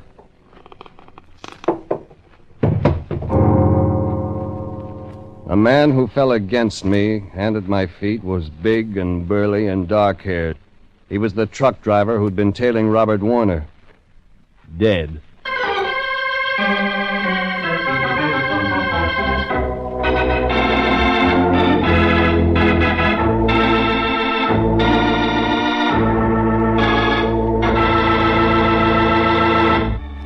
The Lion and I were hired to check into a $100,000 lawsuit against Jolly Charlie Beauregard, the friendly credit dentist. I met his blonde receptionist, then the kid who was suing him, then a truck driver, then the attorney handling the case. The truck driver was the one who wound up dead. I called Lieutenant Bowles at Hollywood Division and waited for him to come keep me company with the corpse. He did 10 minutes later with 3 other men. He got the dusting powder and photographic boys busy and listened to my story. 10 minutes after that, they reported back. They had everything they needed except for one slight detail. No identification, no wallet, no letters. Regan, what kind of a case did you bring me out on? Whoever killed him also took his wallet. Identify the dead man, and you identify the killer. Simple, Bowles. Regan, the optimist. Now, suppose you tell me what killed him. I gave you a lead, didn't I? The dead man was a truck driver. Yeah. What about the lawyer you mentioned, McClaney? Even now, he's probably sitting in his office less than 25 feet from the scene of the crime, sipping soda through a straw. And I'm going to go have a talk with him. Good idea, Bowles. He's probably got an alibi. You said the truck driver was tailing McClaney's client, the one suing the dentist. Unless you're lying, these people fit somewhere, right? That's your theory. Regan, I don't like your attitude today. I don't like it at all. You stick around. I'm not through with you. I'll be in the lobby making a phone call. If you want me, Lieutenant, just dial.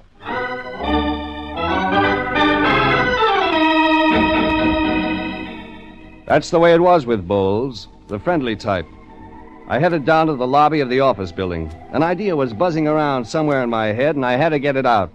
My boss, Anthony J. Lyon, was the man to get it out with. Lyon, Detective Agent. Me, Lyon. Anthony. Jeffrey. What's wrong with you, Fatso? Oh, it's my bicuspid, Jeffrey. It's bothering me again. Did you talk to Dr. Beauregard? Sure thing, Lyon. Did he say he could arrange an appointment soon? Well, as a matter of fact, we didn't get around to... Jeffrey, no! Me sitting here suffering the pains of all creation. My tooth a seething hotbed of torture. Jeffrey, you must do something at once. I'm dying. There's one in line ahead of you. What does that mean? I checked with Beauregard. He was being sued for $100,000. Then I went to see the kid who was suing him. Oh, Jeffrey, can't you spare me the details? Wait a minute. This is where you come in. There was a truck driver tailing this kid, the one suing the dentist. I found the truck driver in a closet. I know just how he feels. Lyon, he's dead. And he's luckier than I am. Okay, you'll get sympathy, but first you got a job to do. Call Mills Lumberyard. That was the name of the truck he was driving. Find out which truck driver is overdue. The man we're trying to identify is heavy set, black hair, blue eyes, deep voice, false teeth. Oh, lucky fellow. Well, he weighs about 200, maybe 5 feet 10, but that's a guess. You get that? Yes, Jeffrey, I'm taking it all down. Okay, I'll check back with you. Get that truck driver's name. Very well, but there's just one thing. What's that? When I pass on, Jeffrey, will you make the necessary Get arrangements? busy, Lyon. You may have time to earn just one more fee. Like Bowles had said, somewhere there was a connection between the dead man and the $100,000 lawsuit. Somehow the dead man was linked to an attorney and a dentist. There was just one catch. The cops didn't know who he was or what killed him. My client was the dentist, and I headed for his office in a hurry.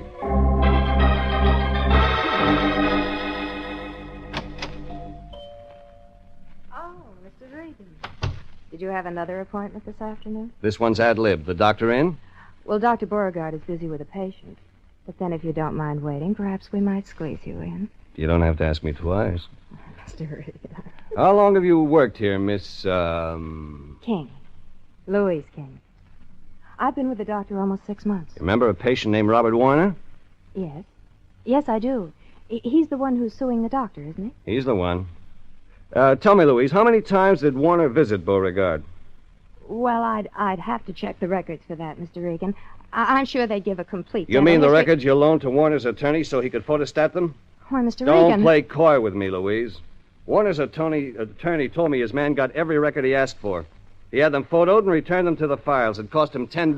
Mr. Regan, I didn't mean anything. Sure. The $10 look good to you. $10 pays for enough evidence to win a $100,000 case. Oh, Mr. King. Oh, well, it's Mr. Regan. well, indeed, just the man I'm looking for. How's that? The phone in my private office just rang. It was for you, Mr. Regan. Now, isn't that odd? Anyone should phone you here. Of course it is. Maybe not. Oh, well, you can't find out unless you answer it. This way, Mr. Regan. I followed Beauregard to the phone. It was the Lion. He'd found out plenty from Mills Lumberyard. The dead man's name was Jack Matson. He'd been working for him less than a week. Originally came from a little town in New Mexico, Three Wells, population 360. But that wasn't all the Lion had to say. Lieutenant Bowles had phoned him and said he wanted me down at the morgue to identify the body. I hung up and called Bowles. He gave me plenty to think about. The autopsy showed Jack Matson, the truck driver, had died of arsenic poisoning. Oh, I hope it wasn't bad news, Mr. Regan. In a way, Doc. It was the police. The police? Oh, dear. No. That is bad news, isn't it? They want us down at headquarters. All of us. All of us? You and me and your assistant, Miss King. But, Mr. Regan, I patients waiting. The police, Dr. Beauregard. Yes, of course. I'll get my coat. And tell Miss King to get hers. Yes, Mr. Regan. Oh, one more thing, Doc. While you're doing that, you mind if I look through your files? My files? Well, no, Mr. Regan. You go right ahead. Beauregard hurried off to the next room. I heard him telling Louise King to get her coat. That gave me time to dig through the doctor's files, his personal files. I found something and checked it against a wall map of the USA. I needed one thing more. It was a thick and official-looking book, and I checked the index in the back for the letter A. It fit. Every piece of it, and I had the answer. Less than half an hour later, Doc Beauregard and Louise King and I met Lieutenant Bowles in the morgue. With him was Howard McClaney, the attorney, and Robert Warner, the complainant. It was a nice group study, especially when you considered one of them was a murderer. All right. Called you people here to identify a body. Man was murdered less than 2 hours ago, and it's my hunch that one of you, if not all of you, know this man. Harry? Yeah, Lieutenant? Show him. Okay, Lieutenant.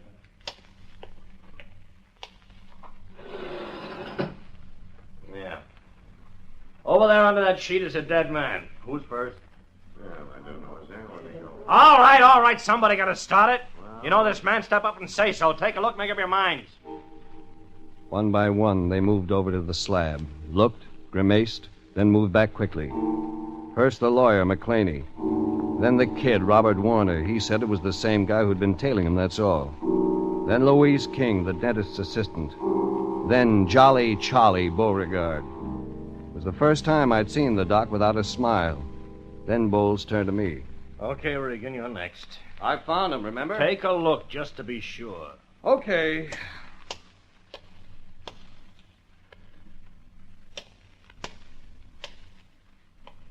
Well? I know him. What? Regan, are you playing tricks with me? His name is Jack Matson. He worked at the Mills Lumber Yard. He's from a town in New Mexico, Three Wells. Regan, if you've been lying I to found me... out after he was killed, Bowles, and I kept my mouth shut for one reason. Like what? I saw the name of the company the truck driver worked for. It was painted on the back of the truck. Warner must have seen that, too, but he didn't say anything. No, I didn't. Honest, I didn't see it. You kept your mouth shut, Warner, because you were into something. Because when the truck driver turned up dead, you knew you were in too deep. That's not true. I'm not in any... A $100,000 lawsuit against Jolly Charlie Beauregard. It has nothing to do with murder? Don't count on it, Warner. Jack Matson was killed because of $100,000. He was killed because he found out the lawsuit was a phony. That's fantastic, Regan. It's as good a case as I've ever seen. Lieutenant, what's this all about? Hold it, McClaney. What's with this lawsuit, Regan? I'll show you. Doc, you admit working on the kid, Warner? Yes, I did, Mr. Regan, but I'm sure I didn't do the things he said I did. Except that your records show otherwise. Your records show you did perform oral surgery, and you can't prove you didn't. Your word against his and the records. Oh, yes, that's exactly it. Then suppose I tell you the records are phony, doctored up, fixed, so that every job you did on Warner was made to look twice as complicated, made to look that way with Warner's permission. No, you're lying. I didn't kill that man. I didn't. I didn't say that, Warner. But you have an idea who did. Our little girl named Louise King. You can't prove that, Regan. Regan, you making charges? Have a little patience, Bowles. Jack Matson was from Three Wells, New Mexico. Dr. Beauregard's personal files show his employee, Louise King, is from Trumbull, New Mexico. I checked that on a map in the doc's office. The two towns are less than 30 miles apart. That doesn't prove anything. Go on, Regan. Jack Matson was Louise King's hometown boyfriend. When I talked to Matson in front of Warner's house, he said, it's between him and me and her. It didn't mean anything at the time. The her was Louise King. No. I never heard of him before. He came to Los Angeles to see his girl. He thought she was two-timing him with Robert Warner. So he tailed Warner and tumbled to her lawsuit gimmick. When he decided to go to Warner's attorney and tell him the truth, Louise King killed him. He's lying, Lieutenant. You had access to Beauregard's supply of arsenic. It's used to kill the nerves in the tooth. I checked that. You knew how to use a hypodermic. You tricked Matson into talking to you in the broom closet. You gave him the needle and took his wallet. If they couldn't identify him, he'd never connect with you, and you could go ahead with the lawsuit you and Warner planned. I didn't have anything to do with it, Mr. Regan. Oh, so our canary can warble again. Yeah, it was her idea. All her idea. She told me she could fix the records. All I'd have to do is quit singing, say my voice was ruined. Shut up! She said I'd get $50,000 that way. It seemed so easy. Easy? It was perfect. If Jack Matson, a nice guy looking for his girl, hadn't walked into it. Matson was fool enough to be in love with Louise King. Get away from me! Miss King! You won't touch me! I won't let you touch me! Mr. Regan, stop her. She's got a hypodermic needle. A hypodermic needle? Drop it, Miss King! Drop it! Doc, come back here! Let go of me! Miss King! Yeah, that's enough, lady! Oh, she tried to kill me. Do you see that? She tried to kill me. Oh, Doc, you're okay. She was going to kill me with that needle all along. Oh, no, Doc, not you. She wasn't trying to defend herself against 5 men with a hypodermic needle. She was trying to save the state the cost of gas.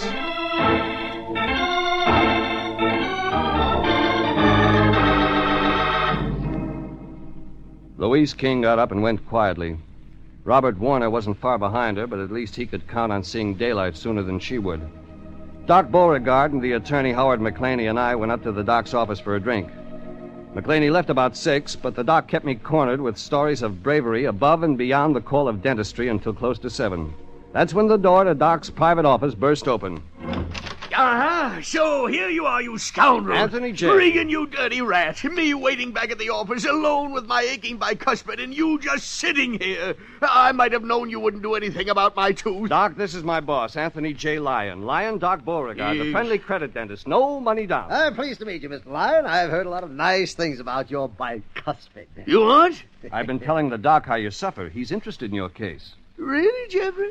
Really? You told him? An interesting case, isn't it, Mr. Lyon? Of course it is. And I think I have just the thing that will cure it. You have? Yes, step right up here in the chair. Oh, Doctor, I'm in terrible shape. The tooth has been bothering me all day, ever since I phoned you this morning. You don't know the agony I've been through, the hours. Stop roaring, Lyon. Doc's gonna fix you up fine. Just fine. He is, eh? Good. I hope that drill doesn't hurt too much. Looks wicked. Ready, Mr. Lyon? Anything to get it fixed. Yeah, open wide. That patient that was just carried out had exactly the same thing wrong, didn't he, Doc? I don't care if he was carried out. I've got to be brave. I've got to get this tooth out. Get started, Doctor. It's killing me. Okay, hang on. It's going to hurt. Wait a minute, Doc. By the way, Lyon, here's the doc's check for $100. Oh? Let me see that, Jeffrey. Oh, my 100 beautiful clams. Well, come along, Jeffrey, my boy. Let's get out of here. What about your tooth? Your tooth? Your aching bicuspid. Your bicuspid? Well, what do you know? It doesn't hurt anymore. What's so darn funny? Okay, here's the other 100, Regan. Thank you. Jeffrey, why is he giving you another $100? Oh, it's simple, Lyon. I just bet the doc our fee, double or nothing, I could cure your toothache quicker than he could.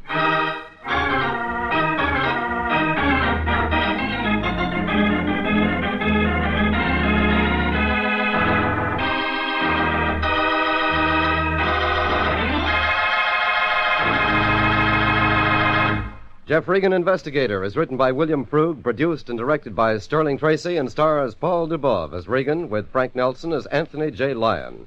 Original music is by Dick Arant. Jeff Regan, Investigator, is transcribed each week at the same time over CBS. Dick Cutting speaking, and inviting you to be with us again for more suspense, mystery, and adventure with Jeff Regan, Investigator.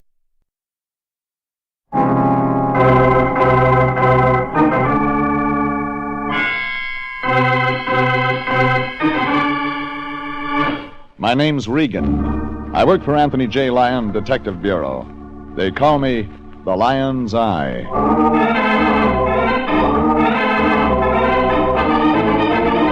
Jeff Regan, Investigator, starring Frank Graham as Regan with Frank Nelson as Anthony J. Lyon. So stand by for mystery and suspense and adventure in tonight's story, The Hollywood Story, or H is for the Many Things You Gave Me.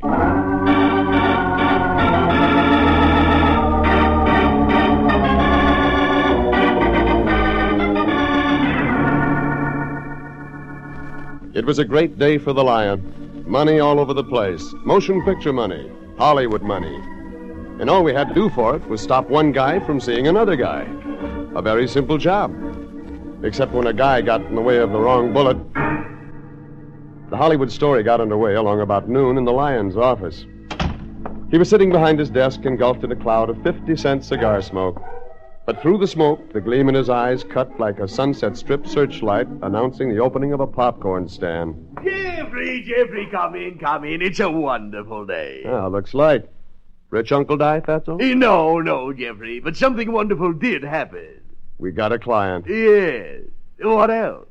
A rich client. Yes.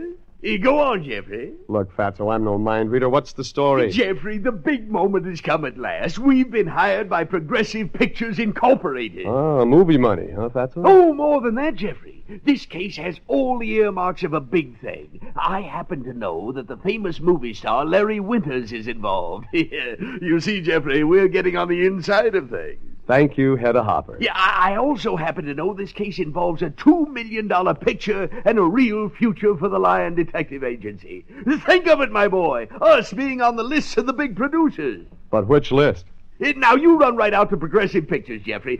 Look up Mr. H.P. Lovejoy, the big producer. He'll give you the complete details. And, Jeffrey, above all else, be on your best behavior. The future of the agency depends on you. Really a big thing, huh, Fatso? Big! It's colossal, gigantic, stupendous. Yep, that's movie business, all right.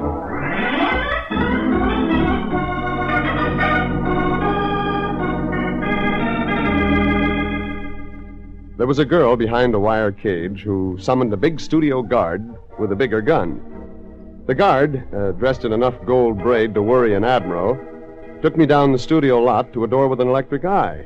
And the eye checked me over and okayed me for another guard behind another cage.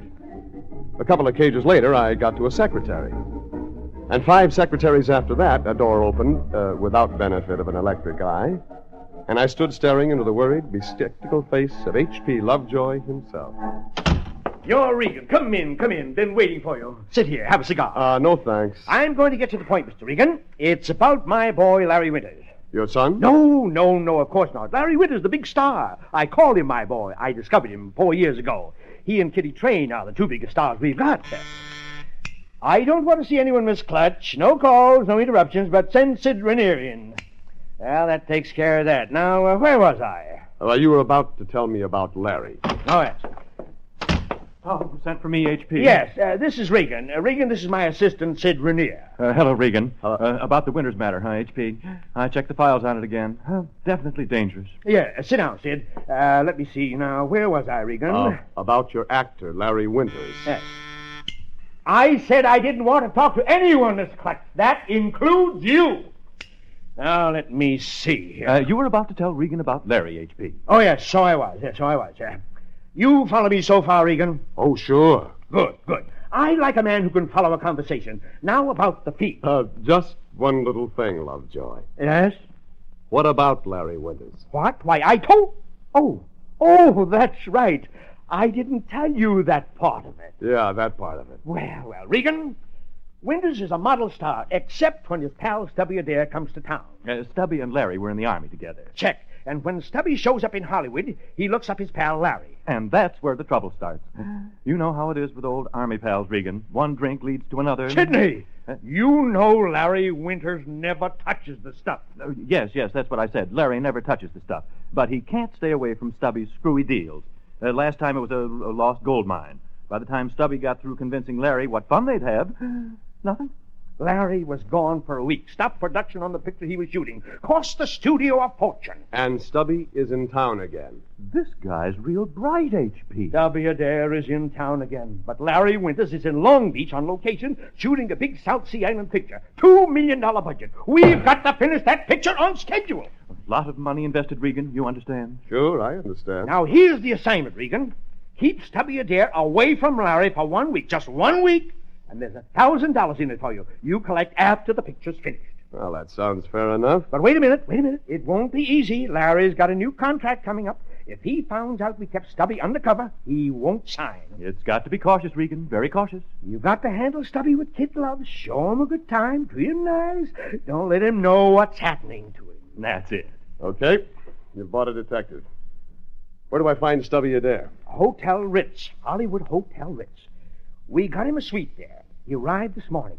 We told him he'd see Larry tonight. And I fill it in from there. You fill it. Just one more little thing, Regan. We also told him a major executive from the studio would show him the town. That's me. The man's a genius. For 1 week, Regan, you're the executive producer with Progressive Pictures, as far as Stubby is concerned. Okay, I'm a producer. Say, Regan, has anybody got you under contract?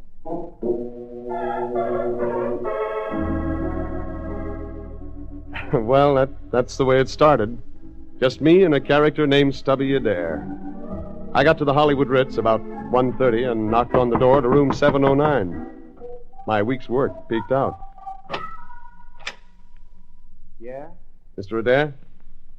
Yeah? Name's Regan, Progressive Pictures. Oh, come in, Mr. Regan. You gotta be careful. You never know who's trying to cop the loot. The loot? Well, it's not so much yet, but give me 1 week and I'll show you action. Real action. Oh, you've got a big deal. Big. Colossal, like you picture fellas say. Gold mine? Say, who told you? Oh, that's right. Larry must have told you. Oh, that gold mine was a bum steer. This is the real thing. Real thing. I'm going to let you in on it, Regan, since you know Larry. After all, you're his boss. Yeah, that's right. Regan, I have got on me at this very minute a piece of paper that's worth over $1 million. No. Yeah. I got a 30-day option on a little piece of property up near Bakersfield that, well... That good, huh? Good. Stupendous, like you fellas say. Regan, this hunk of land is on top of one of the hottest, blackest, bubblingest pools of oil in the whole world. That's pretty big. I'd like to let you in on it, Regan, but I can't. I just can't. Saved it all for Larry. That's right.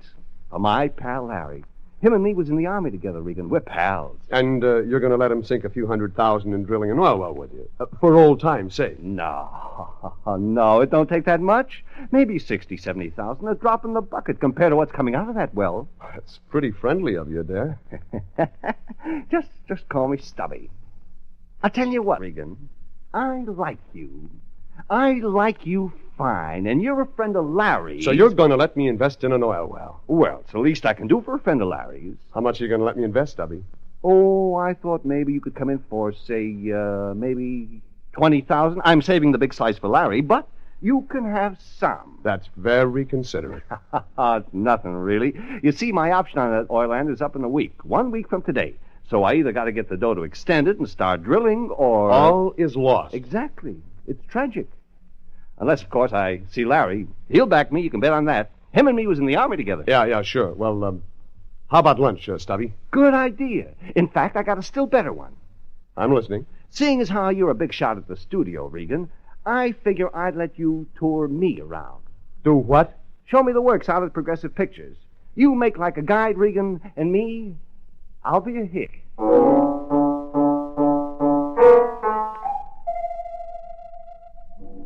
Sure, it was screwy. A little man with an oil well and a star who likes to take gambles. Stubby Adair and I took the elevator down to the lobby and started outside to my car. Only that's when it got screwier.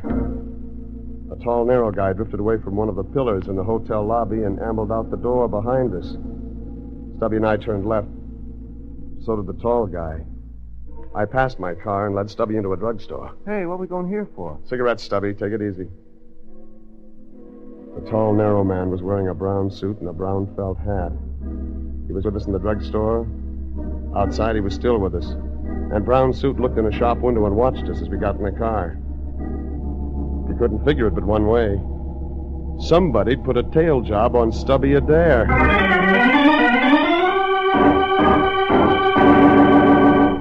And then he was gone.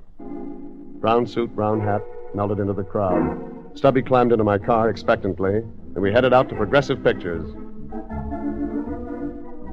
An hour later, we finished up lunch in the studio commissary, and Stubby was ready for the 40-cent tour. But I had a question first. Nice meal, Regan. Thanks. Now we take the tour, huh? In a minute. Question first. Sure, Regan.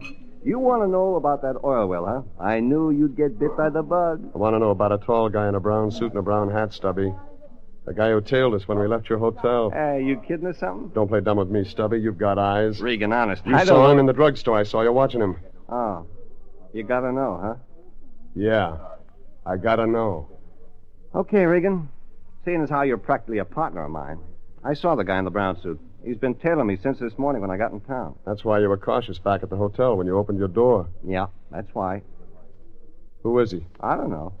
You've got ideas. Regan, don't pin me this way. You're going to make me say something you won't like. You better say it, Stubby. We've got time. Well, you asked for it. Know who I figure brown suit is, Regan? Who? A private dick hired by your picture company, maybe by you. Hired to keep me from seeing Larry Winters. What? Like you said, Regan, I ain't dumb. That guy's a shamus if I ever saw one. Larry's somewhere on location shooting a picture. I can figure that much. And the company's trying to keep me off him until after the picture. You got that all figured out. Sure I have, Regan. I'm sorry you made me show it that way. No hard feelings, huh? No hard feelings. Wait a minute. What is it, Regan? Stay right here, Stubby. I'll be back. Hey, Regan, what are you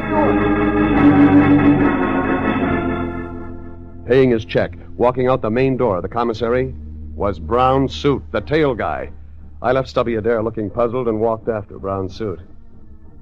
It was supposed to be conversation, but Brown Suit didn't like the idea. He glanced back, saw me, and walked faster. That's when I walked faster.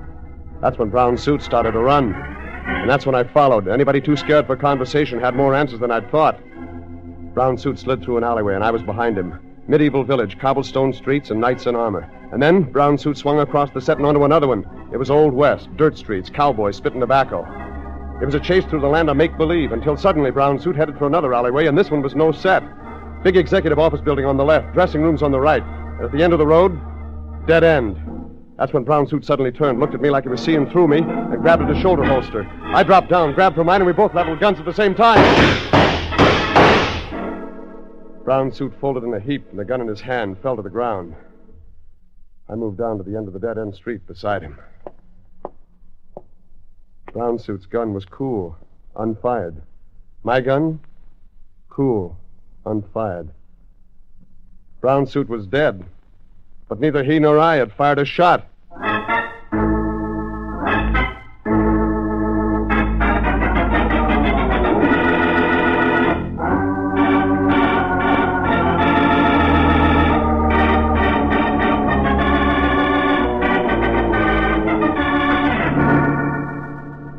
In 10 minutes, there were more studio soldiers surrounding me than Grant took with him to Richmond. I got a quick trip to the office of H.P. Lovejoy, and 2 of the local gendarmes sat behind my chair while we waited for H.P. himself to show up. That gave me plenty of time to think. Lovejoy had hired the Lyon and me to keep Stubby Adair away from the big movie star Larry Winters. Stubby, an old buddy of Larry's, was the kind of a guy with lost gold mines and oil wells. And Larry was the kind of a guy who invested in them. Only when I took Stubby out to the studio for a tour, a character in a brown suit tailed us and then got bullets in his chest for the trouble. That's when the studio cops arrived, with me standing over the body. That's when I went to Lovejoy's office. Okay, Regan, give me the story. The full production. No, wait a minute. Miss Clutch, get Johnson. Tell him to contact the papers. I don't want anything out on this until I give the word. And get me Sid. All right, Regan, I'm with you so far. Now tell me the rest of it. I picked up Stubby Adair at his hotel. We were tailed to the studio by a tall guy in a brown suit. And then... You sent for me, H.P. About the business down back of the offices. I got some answers. Okay, Sid. Regan, catch this. Go on, Sid. Go on. The guy killed was a private detective named Smith or Jones or something. His name was Clayton. Yeah. He'd been hired to tail Stubby Adair, and he was armed. Maybe he was going to kill Stubby. He was hired to tail me, and he wasn't going to kill anybody. Yes, that's right. What's that you're saying, Regan? I checked his papers, his operator's license, and his gun. Somebody hired him to tail Jeff Regan, not Stubby Adair. Regan, you realize what you're saying? I realize somebody's in a big double cross, and somebody else around here knows about it. Yeah? So that's the way it goes. Oh, like I said, H.P., this guy is a genius. Finish your story, Sid. Have you got anything else? One more thing. Stubby Adair's missing. What did you say? The cops have been looking all over for him. Gone. What's the meaning of this, Regan? I hired you to stay with Adair, and I meant it. I don't like a sloppy job. Well, then get somebody else. H.P., Regan, take it easy. You hired me to stop Stubby Adair from seeing Larry Winters, your star. All right, when another guy shows up tailing us, my job is to get a check on him. And so you let Stubby Adair slip right out of your hands. I don't like that, Regan. I don't like that at all. Oh, H.P., Regan's doing the best he can. Then I'm going to tell you something, Regan. I cleared you from suspicion after my cops found you standing over a dead man. I had you brought here, and I said I'd give them a story. Well, maybe I won't. Maybe I'll let them have you, Regan. For keeps. You couldn't make it stick, Lovejoy.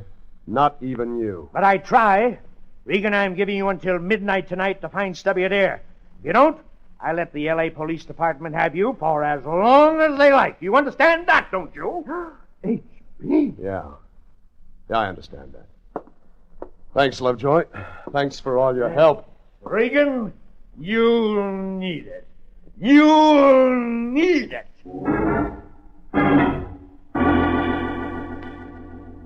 It was 4:30, and I had until midnight, and I needed facts and a lot of them, fast. There were 2 leads to take, and I made a nickel down payment on the first one. Anthony J. Lyon, Detective Agency. Anthony... I got work for you. Very well. What may I... Regan! You don't have to get that enthusiastic, Fatso. Who's enthusiastic, you numbskull? Oh, if I could only get my hands on you, Regan. Hey, Lyon, take it easy. It might interest you to know I've just had a call from our client, H.P. Lovejoy. Yeah, Fatso? He does not like the way you're handling this case. He most decidedly does not like the way you're handling this case. Well, those things happen, Lyon. You know how it is. A personality clash. That's no excuse. I warned you to be careful, Regan. I warned you to be on your best behavior. I told you this job meant a lot to the agency. Yeah, but Fatso, I've only been on the case a couple of hours. Give me some time. Time? I'll give you time, all right. If you don't pull this one out of the fire, Regan, you're fired. You hear me? Okay, Fatso, save the hot air. You'll see how much hot air there is. I guaranteed Mr. Lovejoy we'd finish this job, Regan. You bungled it bad. Now, if you don't straighten it out right, you don't have to come to work tomorrow. Good day.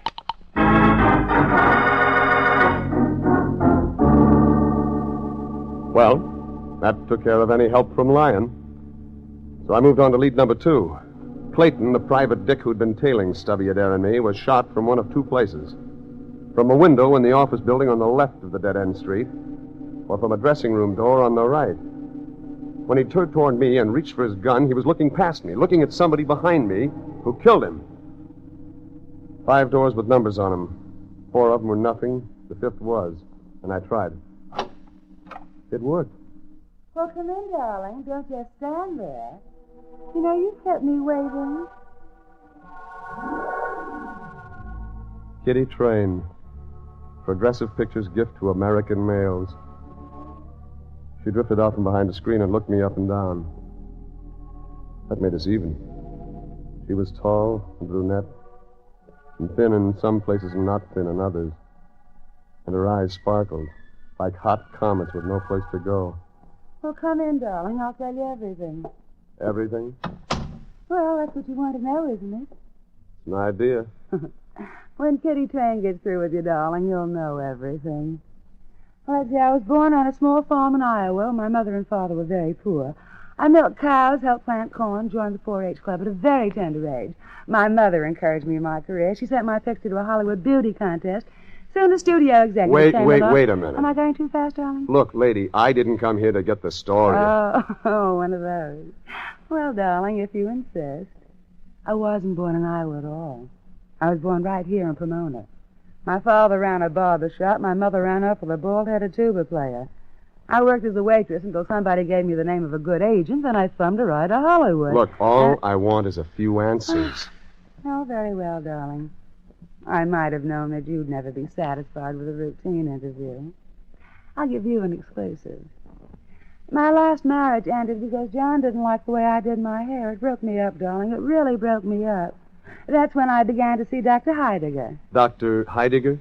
The eminent psychiatrist. Tell me, darling, why is it that all psychiatrists are eminent? Thanks. Thanks a lot. Oh, must you leave so soon, darling? There's really more. Much more. Yeah, I must leave. By the way, my name's Jeff Regan, not Darling. What? Then you aren't Harvey Chandler, the reporter for the New York World News? Nope, my error. So long, lady. Oh, Mr. Regan, wait. After all, an interview is an interview. Not today, darling.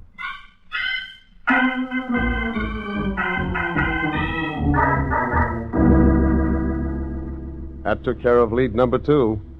And that's when I decided on a couple of phone calls. The first to Miss Clutch, H.P. Lovejoy's secretary, who told me, after 5 minutes of wrangling, that Larry Winters was staying at the Surftown Hotel in Long Beach until the picture he was working in was finished. Room 615. The second call was to Bill Gregg, who writes a column for the L.A. Daily News. He calls it Speaking of Oil. And we did. Oil near Bakersfield. He told me plenty. And then he gave me the name of a geologist in Bakersfield, and I placed a quick call to his office. Rudolph T. Rembrandt speaking. This is Jeff Regan. A friend of mine suggested I call you for some information about the oil fields up there. Well, Mr. Peters, the geologist, isn't in, but I'm his assistant. Perhaps I can help you. Rembrandt's the name. Rudolph Rembrandt. Yeah. No relation to the famous Rembrandt. People always ask me that, and I always tell them, no relation to the famous Rembrandt. Yeah, sure. Look, I'd like to check on some property in that vicinity. Of course, I'd like to be related to the famous Rembrandt. Just imagine he might have willed me one of his paintings. Think what that'd be worth. But then things never work out that way, do they? I had a friend once named Rockefeller. But you think he was related? Well, he most certainly was not. Look, Mr. Rembrandt, all I want to know is about prospects on some oil property in your area. That's what you want to know. Well, I'm sorry, I can't help you on that. You see, I'm only Mr. Peters' assistant. He's a geologist. Now, if you'll call him later, I'm sure... Never mind.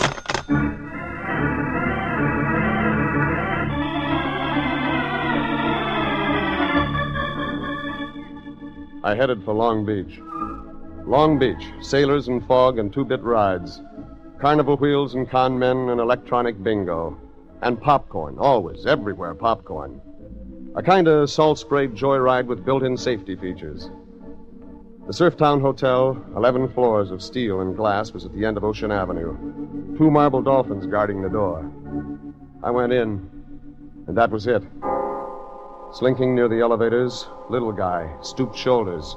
My target for tonight, Stubby Adair. Okay, Stubby. Hey!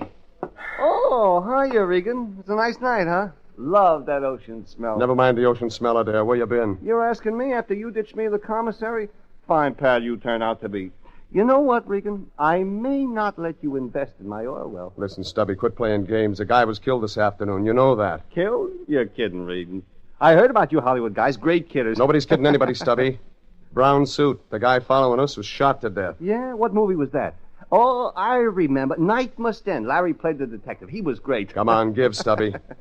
You're heading for Larry Winter's room right now. Yeah, that's right, Regan. 1109, I'm heading there. 1109? Never mind, Regan.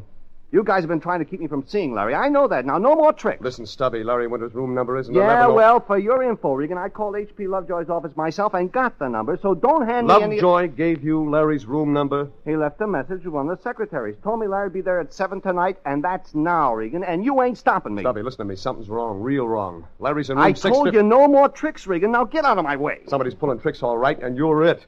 You're really it if you go up to the 11th floor. Yeah? What plot did you steal that from, Regan? You aren't stopping me this time.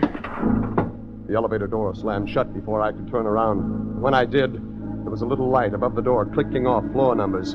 By the time it had hit 8, another car was in front of me. I grabbed it.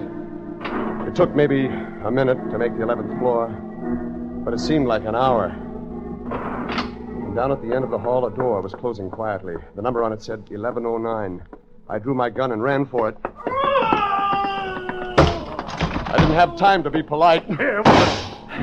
Stubby Adair on the floor near the open window, gasping for breath. Next to him, Sid Rainier, H.P. Lovejoy's assistant, my bullet in his arm. Regan, he was going to toss you out of that open window, Stubby. 11 floors down is concrete. That's a lie. He did, Regan, he did. Yeah, okay, Stubby. Sid found out about that oil option you've got in Bakersfield. You say there's oil under that land? I checked that. A wildcatter on the property next to yours brought in a gusher last week. Who knows? Maybe you're in. He wanted to keep Larry from Tell him not to shut up. My arm, Regan. I need a doctor. You left a message with one of Lovejoy's secretaries, Rainier. Deliberately sent Stubby to the wrong room. I need a doctor, I tell you. You shot Brown Suit, the private op you'd hired. You know, that didn't make sense. Until I realized it was me you were after. Only I dropped down. He didn't. Regan, quit this talking. You gotta get me to a doctor. Sure, Sid. Sure, I'll get you to a doctor. Only don't count on him. What you're going to get, he can't cure.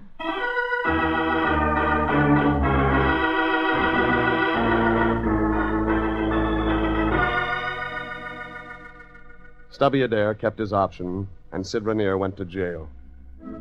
Thus, the Lion was all smiles when I turned up at his office the next morning. Jeffrey, my boy, come in, come in. Oh, that means we're friends again, huh, Fatso? Friends? Oh, of course we're friends, Jeffrey. Whatever made you think we weren't? Oh, nothing much.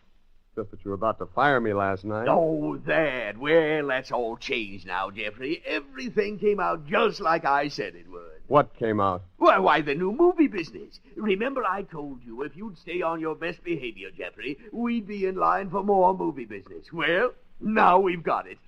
And you'll never guess who our new client is. Okay, I'll never guess. Who? Larry Winters, Jeffrey, the big star. Winters hired us? Yes, Jeffrey. He wants protection. Not for himself, for a friend. A friend? It didn't get the friend's name. Doesn't matter. You see, Larry Winters and the friend were in the army together. Go on, Fatso. And Larry and this friend are flying up to Bakersfield this afternoon to look at some valuable property. They want you to go along, Jeffrey. Isn't that wonderful? Lion, if Larry Winters goes up to Bakersfield this afternoon, that means the picture he's working on will be delayed. Well, who cares? This is business, Jeffrey. Just thought you might be interested. Progressive Pictures won't like it. Jeffrey, if Larry Winters wants to go to Bakersfield... Just thought you'd want to know because we don't get paid, Lion, until Winters finishes that picture. Jeffrey, for the last time, I don't care what happens to Progressive Pictures. What did you say? That's it, Fatso. If he takes that plane, no picture. No picture, no money. What kind of a stunt does Winters think he's pulling? Walking out on a picture that way? What kind of a prima donna does he think he is? Jeffrey, don't just sit there. Get out there and stop that plane!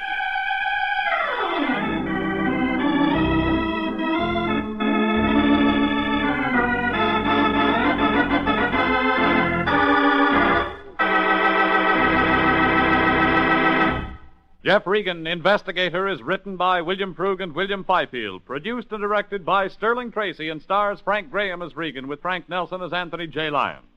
Original music is by Dick Arant. Jeff Regan, Investigator, is heard each week at the same time over CBS. This is Bob Stevenson speaking, inviting you to be with us again for more suspense and mystery and adventure with Jeff Regan, Investigator.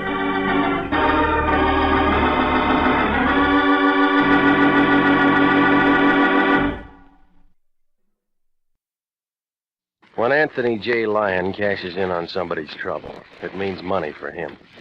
For me, it means work. I'm Jeff Regan, the Lyon's private eye.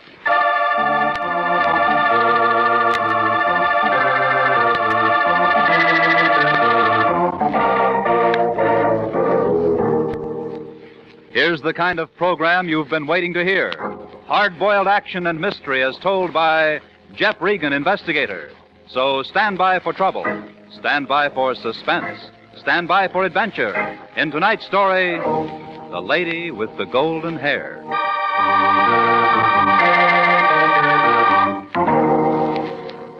And now, here's Jack Webb as Jeff Regan.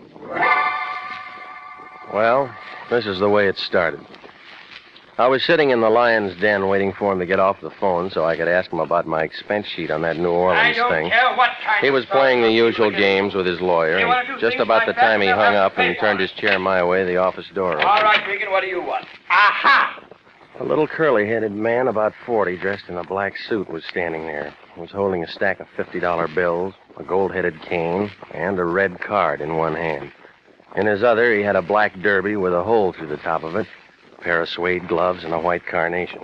He stood there, looked at both of us. The Lion looked at the $50 bills. I looked at the little man. Aha! You are Mr. Lyon, no? I, Max Vladney, have come to see you unappointed. Where you are? My name's Regan. This is Mr. Lyon. Aha! You will do it. Won't you sit down, Mr. Max Vladney, Max. 1642 Mulholland Drive, Hollywood 28, on Imperial Studio payroll. Time I do not have. I will not sit. Aha. I demonstrate. See you. That flower I do not need. This, a ticket because I too long park, I also do not need. Cane I place here. A gift from my grandfather. I keep that. Also gloves. Now, What have I left, gentlemen? Quite a bundle of cash, Mr. Vladimir. Yeah. From bank I just arrived. Also, this I do not need. For you. All for you. Well, Mr. Vladimir. Aha. Now, what I have. You I answer myself. Bullet hole in hat. See you. Oh. Is not finished. 1, 2, 3. Well, those look like 38 slugs. Where'd you get them? Out of doorway, I dig them where I'm shot last night in my home. Who's shooting at you, Mr. Vladney? This, if I know, I shoot back. I have no enemies. Everyone is madly in love with Max Vladney. I must buy new hat. Cannot buy new hat. Kindly you will guard my body from dying. Of course. Now, you've certainly come to the right place, Mr. Vladney. If your life has been threatened, you can depend on International Detective Bureau to see that no harm comes to you. Therefore it is so. We see. I understand perfectly. Well, if somebody shot at you last night, why didn't you call the police? Mr. Regan meant to ask who recommended you to International.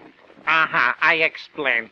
In Imperial Motion Picture Studio, where master of makeup, Max Vladney, who is great, is imported to create beautiful faces from skinny skulls and fat necks, is much newspaper. Free sometimes for agents to press. Hollywood police might think because I work on great gun epic, tie my rope tight, is free trick for agents to press. But is not joke. To you I come to take no chance. Yeah. In I am, Mr. Regan. Of course you're in, Mr. Vladney.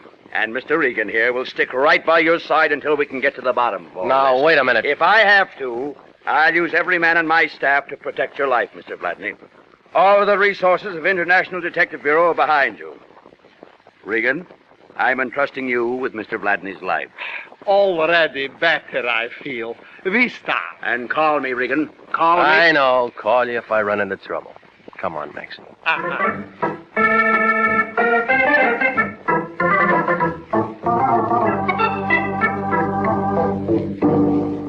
Well, you can see how it was. Max Vladney's car was parked in a red zone in front of the building, and there was another ticket on it. He tore that one up, too.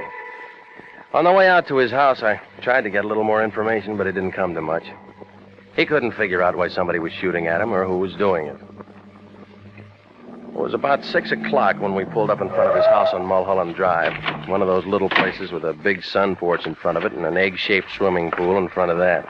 He was pulling things out of his pockets looking for the keys of the front door when it happened.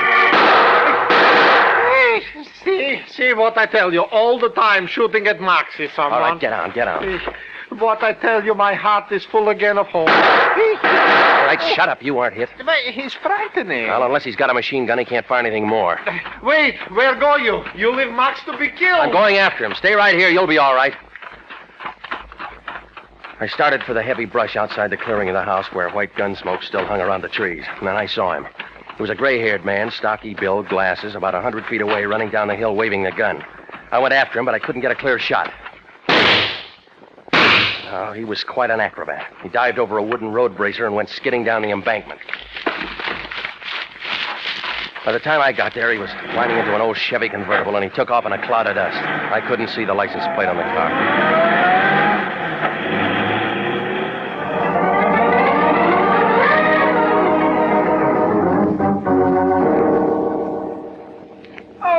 Darling, this is absolutely terrible, terrible, darling. Something like this happening to you. Oh, Max, why would anyone want to do such a thing? It's beyond me. I got back to the house 10 minutes later, and there was a black convertible in the driveway and a very blonde girl in the doorway. She was digging the new slugs out of the woodwork with a penknife. Max was lying on one of the beach chairs. When the blonde girl saw me, she pulled off her sunglasses and held out her hand. How do you do? You're Mr. Regan. Did you kill him? I got away. Oh, and I am again to be shot at. You say he got away, then you saw who it was. Part of him. Who are you? Oh, you beg my pardon. This is Hilda Graham. You have seen her in pictures. The hair, I have seen her differently. She's my wife, almost. Did you see anybody? Well, I heard the shots as I drove up and found poor Max by the door. He's got to stop this business, Mr. Regan. He's got to stop. Next time, maybe... Well, it certainly does have to stop, Mr. Regan. Max, why, The finest makeup artist in the world. Be a great loss to everyone in Hollywood if anything ever happened to him. You see, am I valuable? Did I not tell you? Yeah. Tell me. Where's your phone? Oh, in there, in my private workshop, study, where I hope to live. Use it, please. Call Mr. Lyon and stop the shooting. Oh, Max, darling, Mr. Dawson, after all you've done for me, now I should be able to do something for you. I feel so helpless. Lyon, this is me. I'm calling from Max's. Somebody just threw 6 bullets all over the place. What? Is Max all right? Didn't even come close. Oh, good. Now, the Treasury Department tells me he paid $20,000 last year in income tax, and he can afford a little protection. Well, whoever it is got away. I think we ought to turn this over to the cops. The cops? And let them do for free what we're getting paid to do? Not on your life, Regan. What about his life? We'll worry about that, too. Now, listen. I'm sending Joe Canty out there to give you a hand. Now, this Vladdy's a first-class gold mine as far as I'm concerned, and that means as far as you're concerned. I don't care what you... Until then, do anything you want. So long as you stick by Maxie and don't call the cops.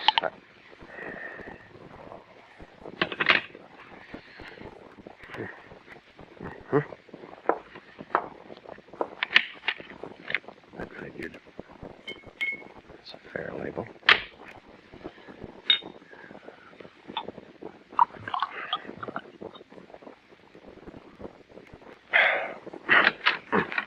Roof phoning, Mr. Regan? Yeah, you want one? No, thanks. I've something much better than that at my house. I'll bet you have. I live all alone in Toluca Lake. End of the canyon. I'll remember that when I get thirsty. Who do you suppose is shooting at Max? You tell me, lady. I just met him. I thought you said you saw whoever it was. I did. Well, aren't you going to look for him or send out an alarm or whatever you do? Yeah, whatever we do. I see. Don't you think you ought to be in there holding hands with Max? He's had a hard day. Max? Oh, he's resting now. Do you think he's the kind I'd really have something in common with? I wouldn't know, lady. Well, as a matter of fact, I was just leaving. I have to be at the studio early tomorrow. If there's anything I can do at all, I'd be only too happy to cooperate. Yeah, well, why don't you start by giving me those slugs you were digging out of the doorway? Oh, I completely forgot about those. Here, I meant to give them to you. Thanks, I'll need these. Really, whatever on earth for? Comparison test, the ejector marks, the firing pin dents. You can tell if they were fired from the same gun if you want to look into it. And, of course, being a detective, you want to look into it. That's right, I want to look into it. Well, Mr. Regan, it's been nice meeting you. I know you'll take good care of Max. If there's anything I can do... Yeah, I'll give you a ring. Bye, Mr. Regan. Until we meet again. I followed her out the door and watched her pat Max on the head, kiss him on the cheek. And then she slid under the wheel of that convertible like she'd been built right along with it. That famous gold in the hair was blowing behind her by the time she got onto the main road. Be careful, careful. How lovely she is, Mr. Regan, huh? Yeah, Maxie, she's just fine. For her, too, you must keep me alive. She needs me. Yeah. What now? We wait for another guy. Aha, reinforcers. I like you, Mr. Regan. Already better, I feel.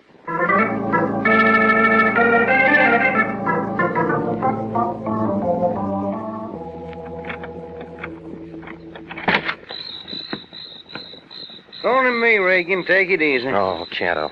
Come on in. What took you so long? I stopped by police ballistics on the way out. I had them 38 slugs that Max brought in checked. Well, I got some more for you. Well, I found a winner. Gun belongs to a feller named Pete Berger. Ain't no permit on it. He done 6 to 18 in San Quentin once for robbery. Sprung a couple of years ago. Address? Yeah, place on Figueroa right off of Sunset. Here. Thanks. Well, he was around again this afternoon, shooting things all over the place. Wonder what the connection is. I'm going to find out before Maxie does. You take over, Joe. Okay, where's our clay pigeon there? Roosting in there. Now, keep your eyes open, Canto. I'll get back as soon as I can. Oh, take your time, son. Joey the Canto is on the job. Yeah, I feel better already. Hey,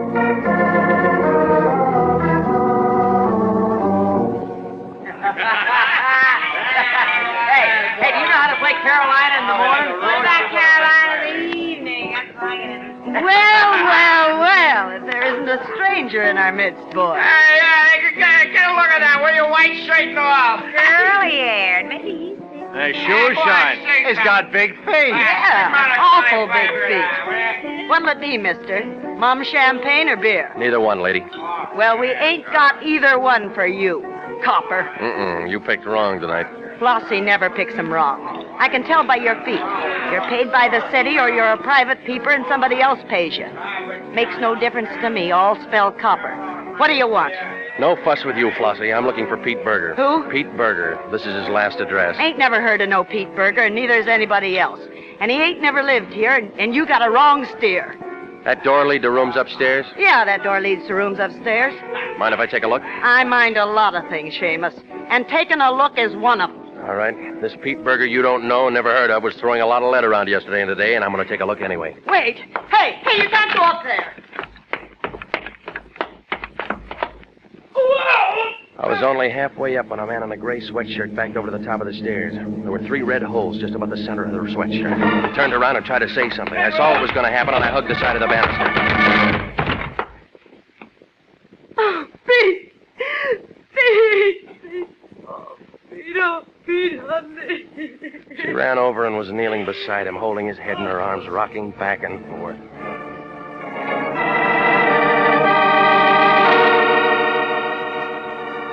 Yeah, you guessed it. It was the same man I'd chased all afternoon, and he didn't live 5 seconds.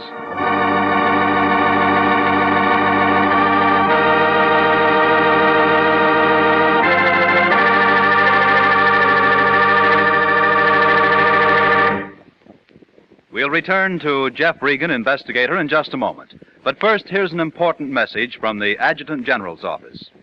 At no time in our nation's history has it been more important to develop an outstanding Army medical department. Without an adequate nurse corps, this cannot be accomplished, and nurses are still needed to fill the estimated requirements for 1948. If you're a graduate registered nurse, over 21 and under 45, you are invited to apply for a commission in the Army Nurse Corps Reserve. If you are selected, you may choose either active duty or inactive status. Apply to the Adjutant General, Washington 25, D.C.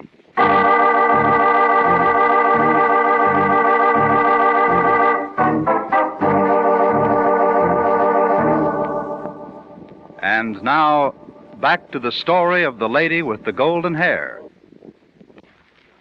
And Jeff Regan, Investigator.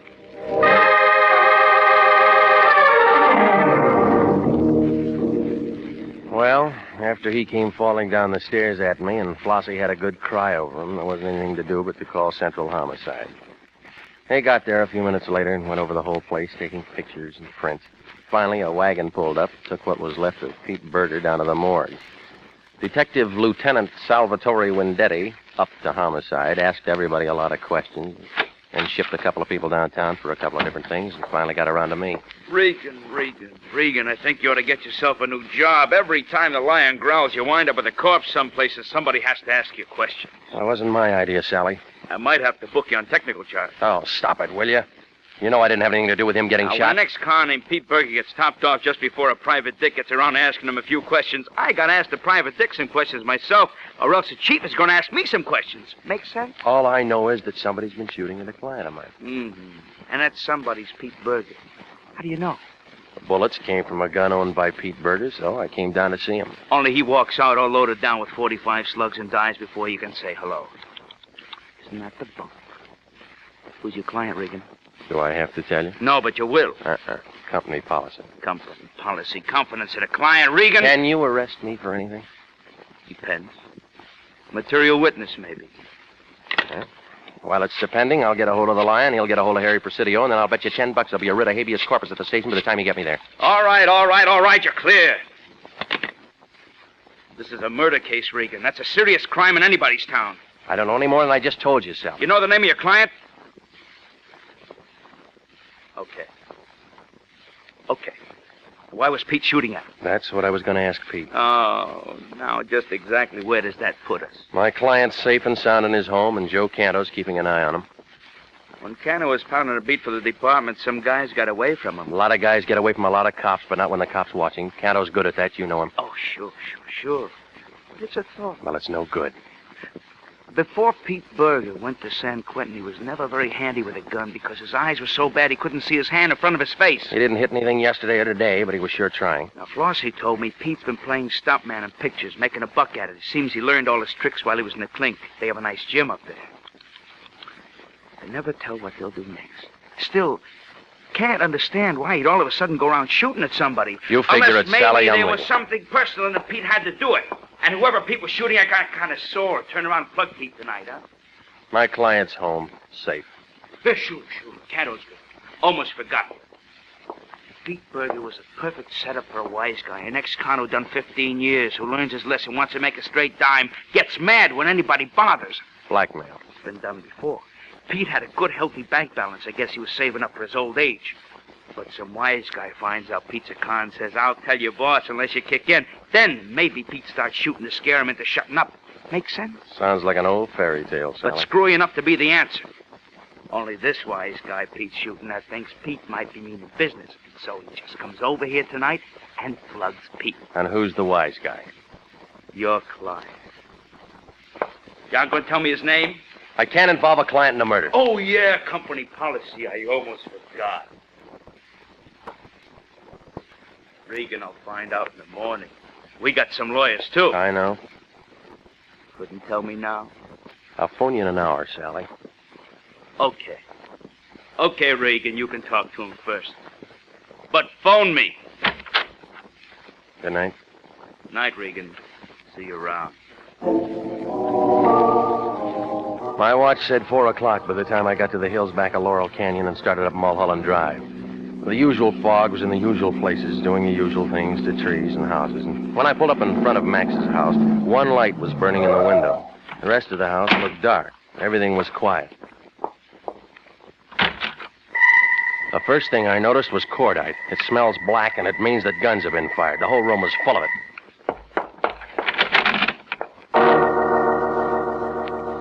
Max Vladney was lying half on the floor and half on the table he'd used for a workshop. A bottle of spirit gum was spilled on the floor along with some false blonde hair and a cracked wig block. He had one free arm around a white plaster cast of a head, just like it was a doll. There were 2 blue holes in the middle of his forehead. I just stood there looking at him when I heard a noise in back of me. It was Canto, and he was on the floor at the foot of the bed. Oh, no, don't try to move me, Regan. I've been laying here waiting for you. It's in my lungs somewhere. I don't think I got any blood to spare.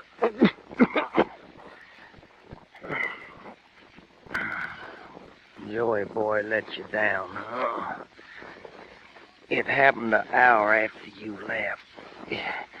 I don't know who done it. There's a lot of noise in Max's room, and I come in, the next thing I know, I'm taking a slug myself. Hey, call me a doc, will you, Regan? I got a date tomorrow night. She's been trying to get rid of me. Does it give her a good excuse? Guess Lion'll be mad, huh? Call me a doc, Regan, right quick.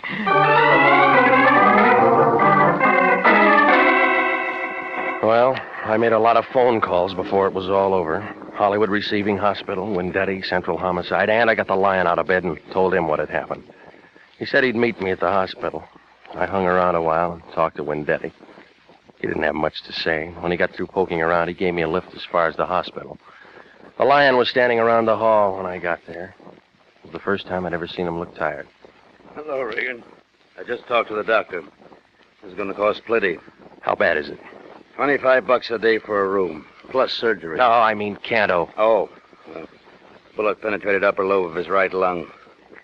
Here, they pulled this out. 45 slug. Who shoots 45s that good?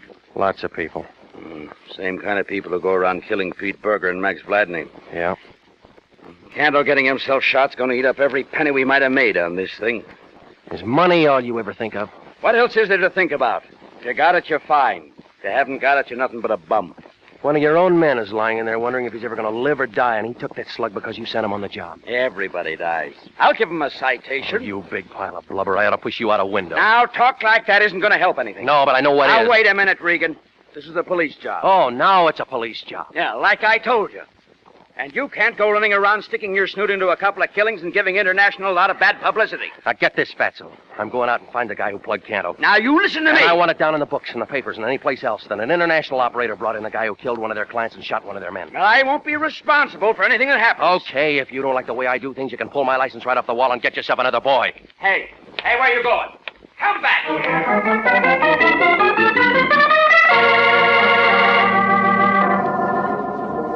Well, Mr. Regan, when I saw you at Max's yesterday afternoon, I didn't think you would come by for that drink at 6 o'clock in the morning.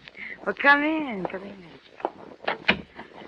I was just having coffee. I have to be at the studio for an early makeup job. You look all right to me, the way you are. Well, you can be nice. Will you have some coffee? No, thanks. Oh?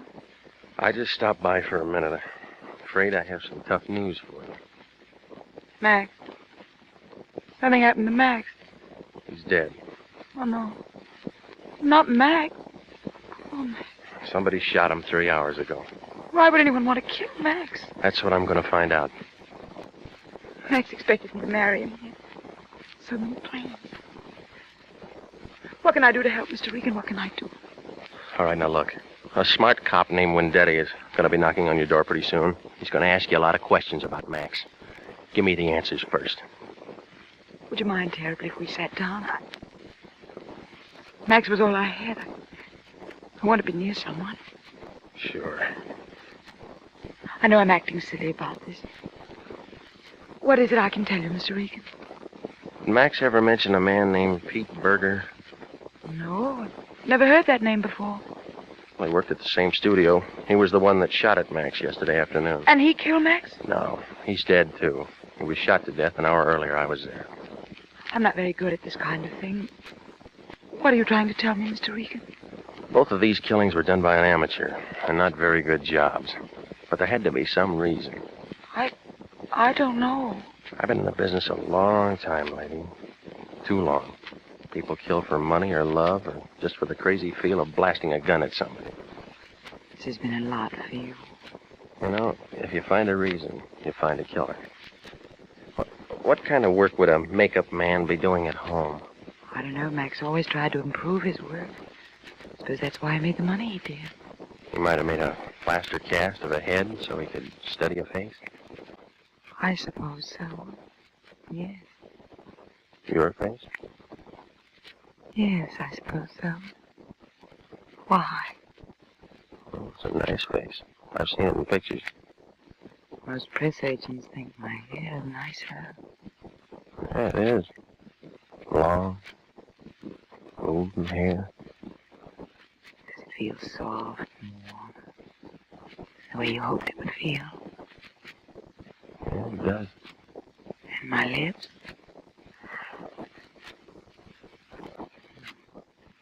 I don't feel bad doing this. I never did love Max. I was indebted to him. I was terribly ill several years ago. He helped me. I can see why he felt the way he did about you. Can you? I like the way you did that. I know what Max had been working on. It was something for you. Really? He was holding a plaster cast of your head in his arms when I found him. Of course, there was no hair on it, and it looked kind of funny. Don't say that! Don't ever say a thing like that! Yep, now I got it. What are you talking about? Murder, lady, lots of it. You killed a poor ex-con because he bungled a job you blackmailed him into doing. You shot him last night because I was going to talk to You're him. crazy. Why would I do a thing like that? Then you went over and you killed Max. And while you were at it, you pumped a slug or two into Joe You said Canto. yourself there's got to be a reason. Every newspaper in the country's going to carry this story, lady. Oh, yeah. Hilda Graham, the one with all the long golden hair, is really as bald as a fresh egg. Shut up! Shut up! Don't you ever say anything like that in front of me. Why do you... Go ahead, lady. Pick up that paperweight and I'll break you in two. Now, come on. Let's go. No. Oh, no, you can't. You mustn't. They'll find out about my hair. Please, please don't tell them about my hair. I couldn't stand that. Please.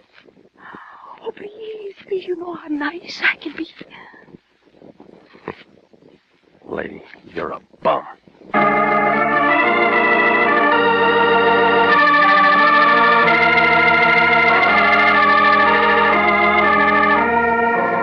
Well, Max had been trying to get her to marry him, and she didn't want to marry anybody, so she killed him. The police stenographer scratched his head on that one until I explained it was her hair, that long golden hair. Only it wasn't hers. It was a wig that Max had fixed up for her. She'd lost all hers when she was sick and couldn't stand the thought of anybody going around knowing it wasn't her own. Well, I guess you run into all kinds. A couple of days later, I saw Canto at the hospital. He'd had some transfusions and a lot of other things. He was coming along fine. He was reading a paper when I walked in. Oh, Ray. So what is what, huh? Hi, Joe. I've been reading about that Hilda Graham. Too bad they don't take her picture without all that pretty hair. It'd serve her right. Yeah. How you feeling? Peachy. Regan, how long we been working for the Lyon? Too long. How many people been killed and messed up in that time that me and you knows about personally? Too many. There's one thing I can't get through my noodle. Why don't we get some other kind of a job? Real estate or movie extras or something. Why do we do it? Why do we do it, Jeff? I don't know, Joe. I don't know.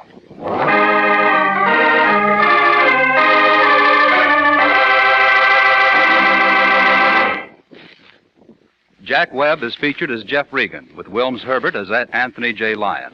It's CBS same time next week for trouble, suspense, and thrilling adventure with Jeff Regan, Investigator.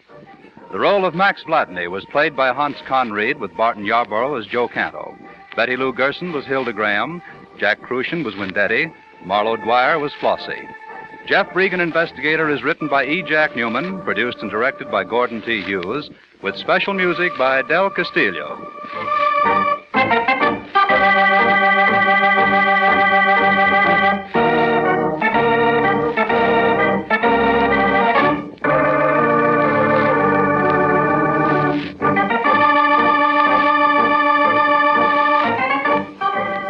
This program came to you from Hollywood. Bob Lamont speaking for CBS, the Columbia Broadcasting System.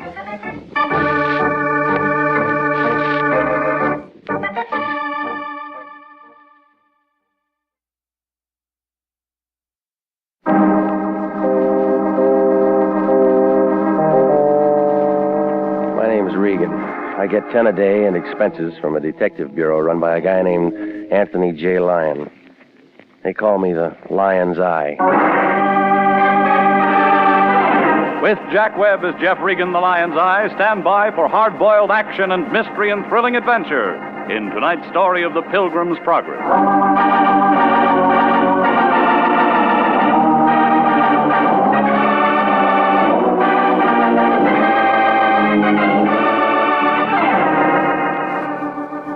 The Cosmopolitan Building, 7th Street near Olive, downtown L.A. A mess of granite thrown together by an architect who must have taken his degree on the rock pile at Leavenworth. It's up on the 3rd floor, room 308, right next to a credit dentist who shares his office with a collection agency. On the other side, there's a school for models, and the Lion's got sore eyes trying to see through that cloudy glass. International Detective Bureau, Anthony J. Lyon, president. He's also vice president, secretary, treasurer. I work for him. Well, the office isn't much, but there's enough elbow room for a client to write a check. I went to the office Friday night, about 5:20, answering the Lion's call.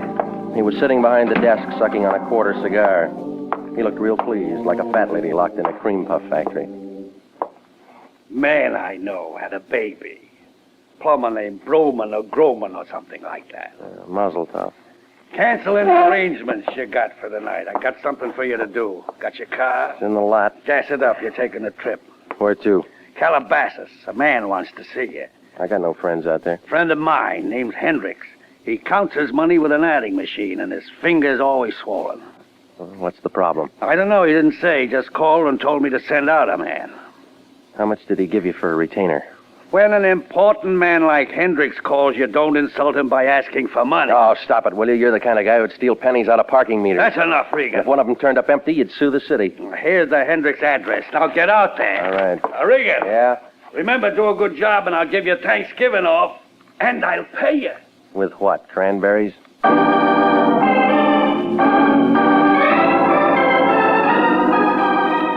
Well, I headed out Beverly and then up through Hollywood.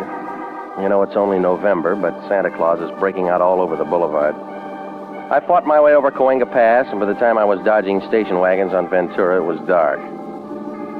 Calabasas is a place with a couple of service stations, a hot dog stand, and a few road signs full of buckshot. The Hendricks place turned out to be about 5 miles down a road that the Indians built for hauling firewater. I guess they couldn't keep the cork in. But the house itself was strictly prohibition stuff. A big pile of slate roof and leaded windows. It looked dark and lonesome. I figured somebody had their holidays mixed. Hiya, Pilgrim! It was a big fat guy. He was holding a 6-foot gun in the shape of a straightened-out tuba. He came closer, and I could see his hat. It was a high one with a buckle on it. He was dressed in black, and he had buckles all over him. I figured that I'd been eating too much Quaker Oats. What's the matter, Pilgrim? A little shooting make you nervous?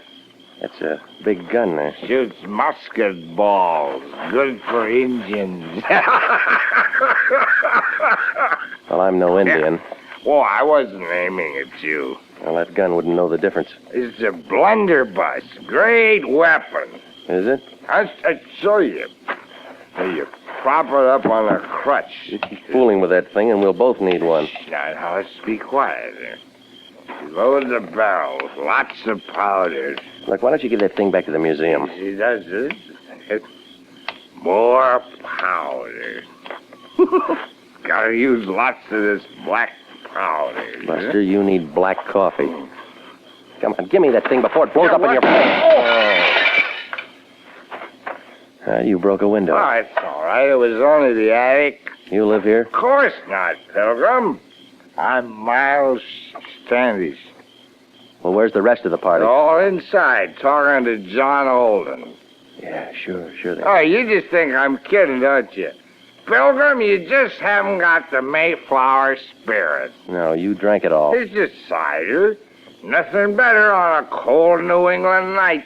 Thanksgiving's not for a week. Come on, get off it. Shh. Hark. What's the matter? Engine. Put that down. I'm not going to shoot him. He's a friendly type. Brother Regan. Yeah? If thou wilt follow me, please. Oh, you too, huh? I beg your pardon? Okay. Well, so long, Pilgrim. Yeah, keep your powder dry, Standy. I'll see you on Plymouth Rock. Okay, this way, Brother Regan. Now, look, Sunshine, you work here. My name is Phelps. Why don't you lock that guy up? I'd be outnumbered, sir. 21, Pilgrim. Bad winter. They make you wear those corduroy knickers? Knee breeches, sir. It was Priscilla's idea.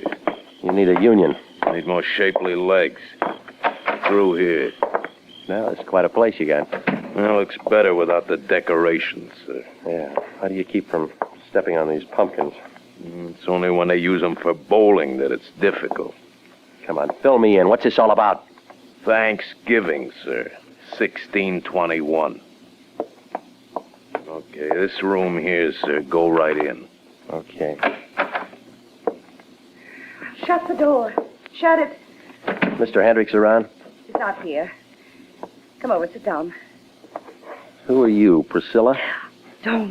Please don't say another word of that silly rigmarole or I'll start screaming. Yeah, well, I could use a little yell myself. I'm Agnes. I'm Mrs. Hendricks. Or Agnes. It doesn't make any difference. Does to my friends. Didn't I say sit down? Yes, you did, and I didn't. So you don't like the party, huh? I'm not much of a Puritan, Mr. Regan. Well, that Great Dane says the masquerade was your idea. Phelps is stupid. This goes on all weekend, Mr. Regan. It's called a turkey shoot. Oh, so that's it. Who gets the bird? The Pilgrim Fathers, my husband's friends. They ought to be shot, every one of them. Yeah, well, I'm not from the SPCA. Oh, wait a minute, Mr. Regan. I like you. That's not the point. I won't bore you. Your husband might. him. He's crazy, Mr. Regan. Crazy as the things he does. Shooting, drinking, spending money. It's a hard life. I don't know how I stood it for as long as I have. My lawyer says I'm the most patient woman in the world. Yeah. Well, thanks for the conversation, Miss Hendricks. Why did my husband send for you? I don't know. Yes, you do. You do know. Tell me. I don't know. Please. You don't realize what kind of a man my husband can be. I never met him. You don't know how much I need help. How lonely I am. Well, where is he? Tell you if you promise to come back to me. No, I'll write you a letter. He's out in the shed, other side of the patio. Thanks. I wouldn't act this way if I weren't so frightened. You don't know what it is to be frightened all the time. No, but I'm learning. I wish you'd stick around, Mr. Regan. Well, thanks, Mrs. Hendricks, but the pin feathers are a little sharp.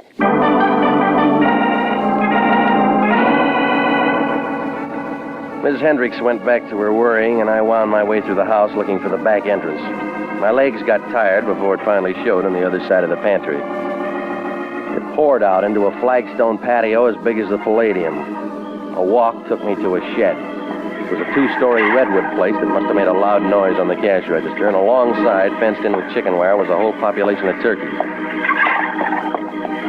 Well, I went into the shed. There was a little round-faced guy with pink skin was leaning over a barrel of cider. He wore a blue silk smoking jacket with gold initials EH on the pocket. When he caught my footsteps, his head bobbed up, and he gave me a deep look like he was trying to see the back of my eyeballs. Yes? I'm Regan, International Detective Bureau. Oh, I've been expecting you. I'm Hendricks. Yeah, I know. Why the fireworks? Huh? Oh! Miles Standish and his blunderbuss, huh? Oh, just having fun. It's a party, you know. Big party we're having here. Yeah, well, the neighbors will complain. Ah, neighbors. None for miles around. That's why I like it out here. Have trouble finding me? You ought to put up signs. Signs? Glass of cider, Regan? Care for a glass? I'm not thirsty. That's not what it's for. Strong kind. Oh, go on. Thanksgiving soon. Get the spirit. No, I can hold out till Thursday. Suit yourself. Excuse me. Yeah. There's going to be quite a party here, you know. Your wife's got a different version. Oh, you spoke to her? Yeah. You were told to come out here to see me? I got sidetracked. It's not good for a man in your position. All right, Hendricks, why am I here? What'd she say to you? I forgot. Regan, you're making me angry. Now, look, mister, you didn't get me out here to make a pilgrim out of me. No, of course not. Fine woman, Mrs. Hendricks. We've been married for years, you know, happily. Fine little woman. Just she makes me a little nervous at times. Don't you like the sound of guns going off? She shouldn't get so excited. Boys just having a little fun. It's only once a year. What's wrong with that? Come on, now, what's the job? Didn't the Lyon tell you? He said you would. Oh, well, nothing to be so mysterious about. They've just got a package I want you to take to them. Here it is. A turkey. You got me all the way out here to play escort to that bird? Well, I just want to be friendly. Here. Now, go on. It's a long way back to L.A., and you want to be there for Thanksgiving. What's the difference? I got the turkey. I can celebrate any time. 60 miles to do a delivery job on a dead bird. Well, I wandered back to my car, and I listened to the crickets and the gunshots try to outdo each other. And then I dumped the turkey into the back seat, and I started the car down the drive. I just thrown it around the bend when the headlights caught a pair of buckled shoes and black knee breeches. Miles Standish was lying face down in the dirt, and there was a wet shine on his side. He was breathing hard. Blunderbuss was lying beside him, and I figured that he blew out the wrong end. I would have gone for the Hendricks phone and a doctor, but I got a good look at the holes in him, and I headed for a hospital instead. The blunderbuss may have been kicking up a fuss, but the holes in Miles Standish were 20th century, about the size of a .32.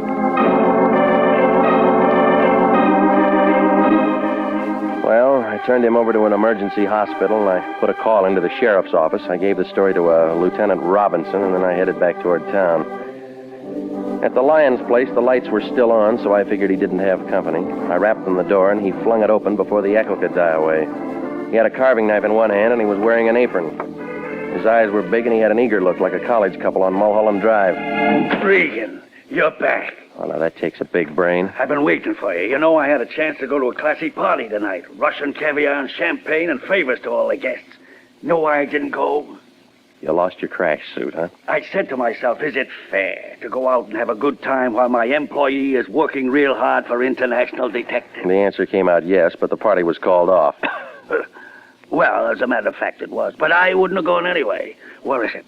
Where's what? The package from Hendricks. Now, you can change your plans, big shot.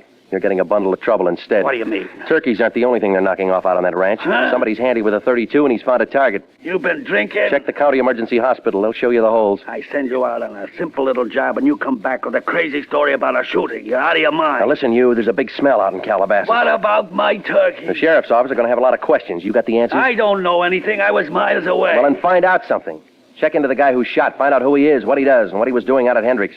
Where you going? Scratch around in the Hendricks closet. They tell different stories about their wedded bliss. Hey, Regan. Yeah? Where's my turkey? It's too rich for your blood, Fatso. Stick to chicken.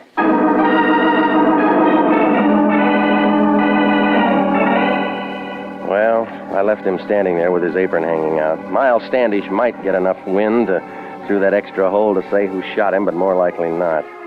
Anyway, with the bucket load he had, he would have sworn it was the last of the Mohicans. But there was an angle of that Hendricks woman, even if it didn't show.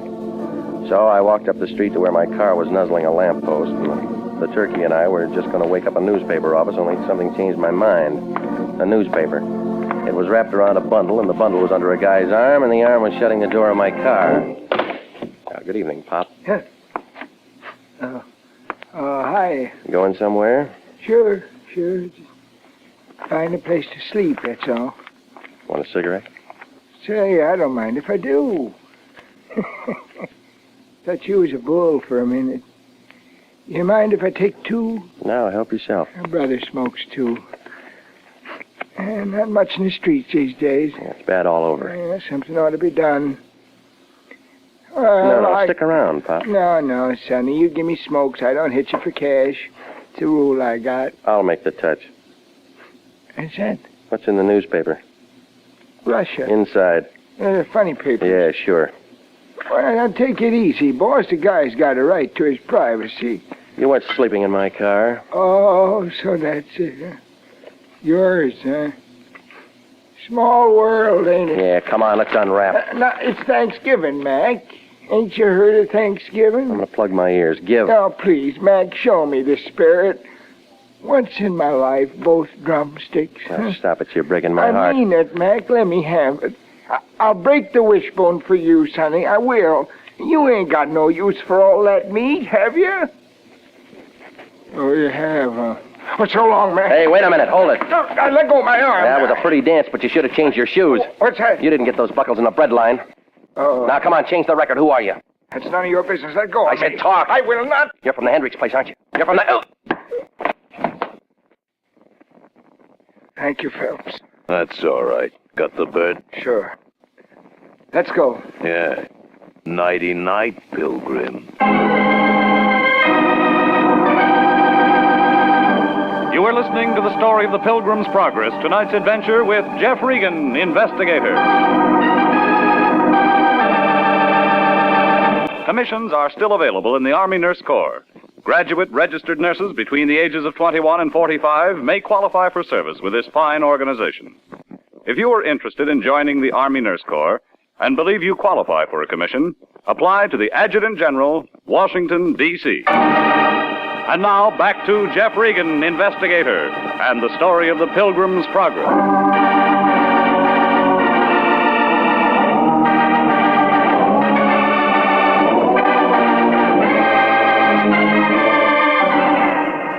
Well, none of it made sense.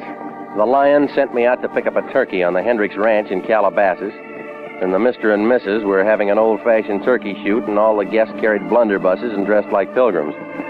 Only it wasn't just the turkeys who were acting as targets. One of the pilgrims ended up with some .32 caliber holes in him. And then the Hendricks lackey and a buddy shoved the gun at me and stole the Lyon's bird. Well, I picked myself up and I went home. A heavy man was doing a heist job on my icebox. He was pouring himself a glass of milk to wash down a sandwich he was munching on. Hi, Regan. You're right ahead. Help yourself.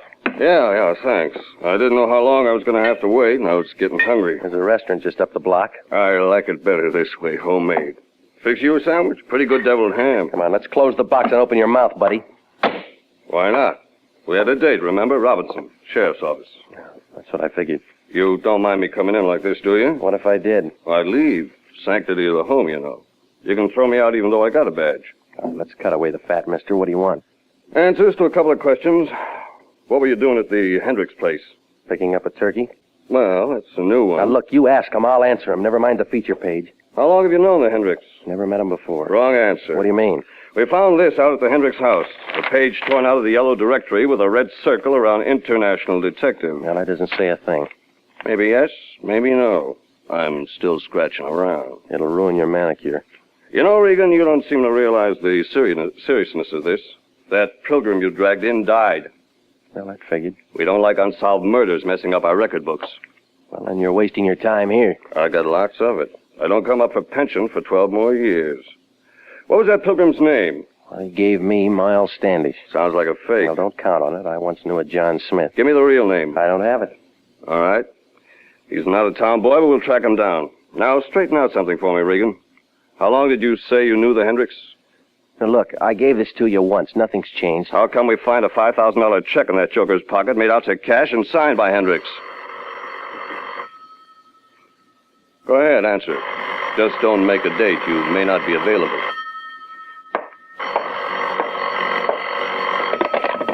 Yeah? Mr. Regan, this is Mrs. Hendricks. I must see you right away.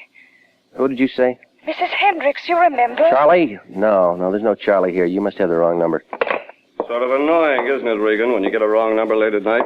Well, it happens. Sure it does. Happened to me once. Anything else you want?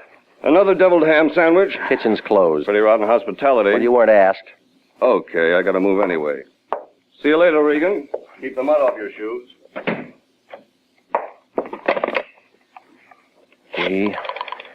R3408.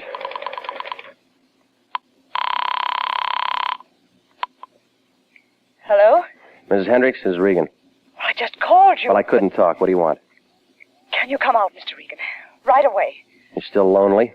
Things aren't going well. Well, murder's like that. I've got to talk to somebody. Won't you please come? Give me a reason. I can tell you some things now I couldn't mention before. Like why your husband wrote a $5,000 check to the dead man? Check? But there must be some mistake. What do you mean? My husband couldn't write a check that large. He doesn't have any money of his own. It's all in my name. All right. Put a lantern in the window, lady. I'll need some light. Well, I headed out there fast. But when I raised a racket with a brass knocker, nothing happened. I tried a window, and a couple of scratches later, I was in the hall. The place looked empty, like the Rose Bowl on January 2nd. I found Miss Hendricks' room, where I talked to her, and stepped inside. The decorations were different.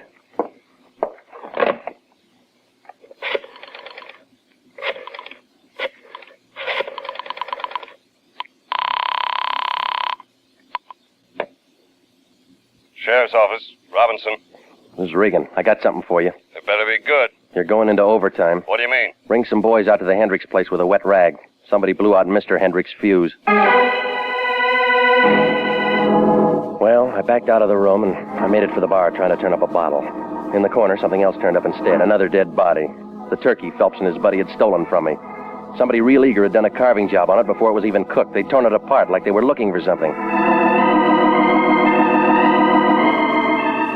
Well, it was morning before the sheriff's boys cleaned up the Hendricks mess and we got back to town. Robinson had a few more questions, but I was still short on the answers. Ballistics had one, though. Same gun did the job on both Miles Standish and Hendricks. That's all. Homicide was getting places in a hurry, like a snail hauling a piano. Well, the Lyon was waiting for me outside the sheriff's office, and he pulled me to the side. His eyes were lit up like a pinball machine, and you could tell he'd caught the scent of a greenback. They treat you okay, Regan? Good enough. No rough stuff? Well, nothing that shows, no. Regan, we're in luck. I've been turning up things. We've been playing the wrong horse. Well, that figures you're good at picking losers. Hendricks is a piker, a social climber.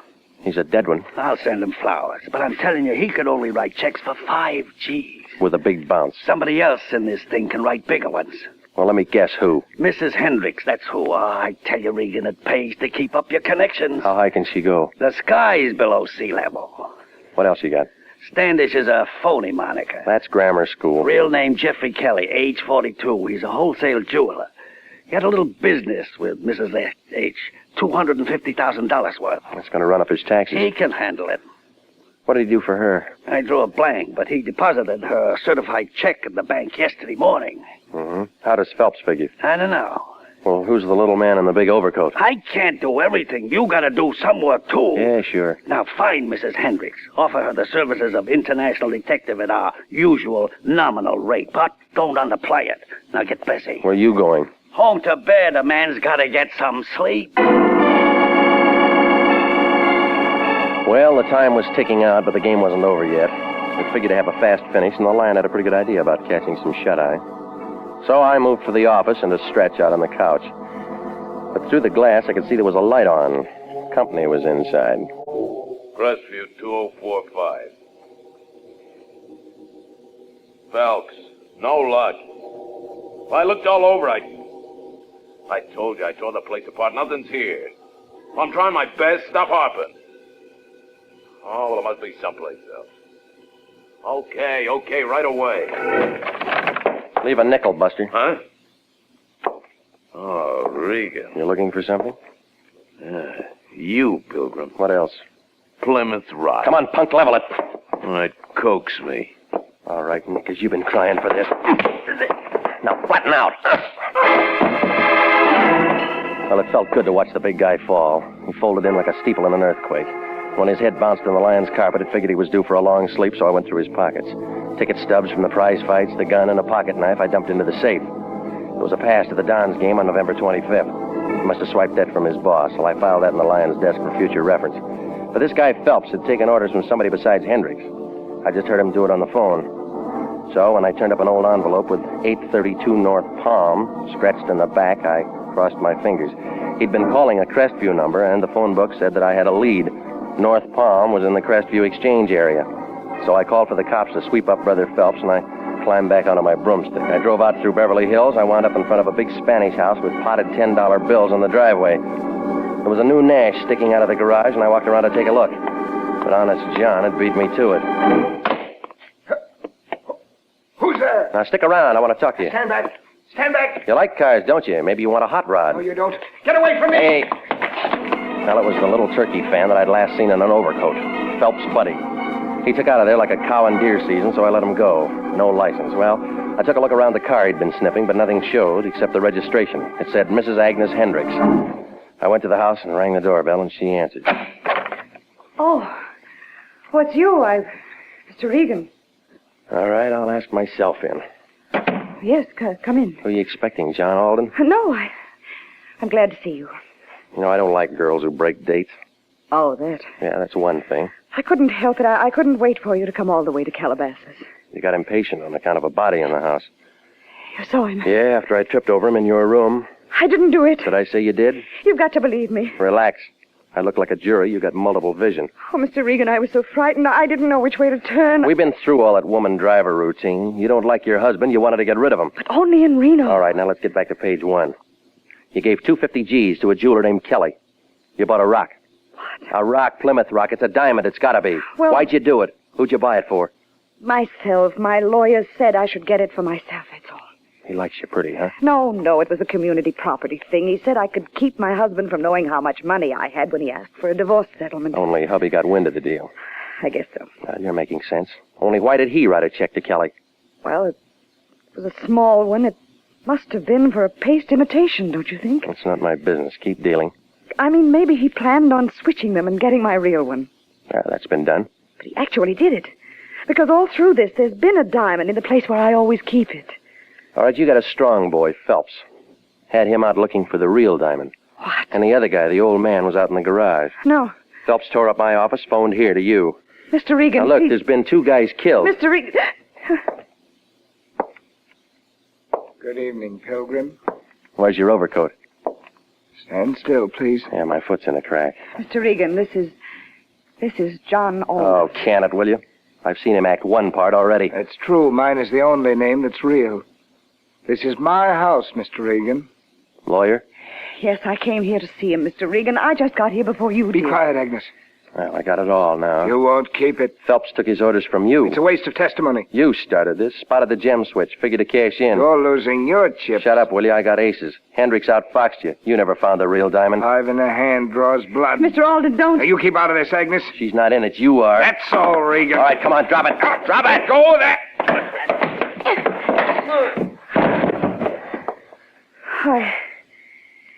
I guess I hit him with the paste one. Huh? Look, the diamond, it broke. Yeah.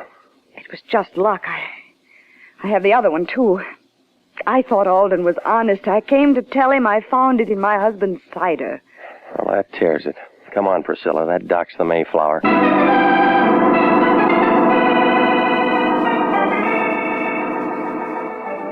Well, the whole thing folded in like an elephant on a pogo stick. Yeah, the lawyer did it all right, both of them. When he spotted what Hendricks was up to with that diamond switch, he moved in, but not for his client. The jeweler, Miles Standish, alias Kelly, got bumped because he was the only one who could tell the real diamond from a phony. But Hendricks got wise to the muscle act, and so he got shot. Well, the Lyon was real happy the way it worked out. That dame with the nerves wrote him a check. So he invited me out to Thanksgiving dinner. He offered me any part of the turkey that I wanted. I told him, but I got it anyway.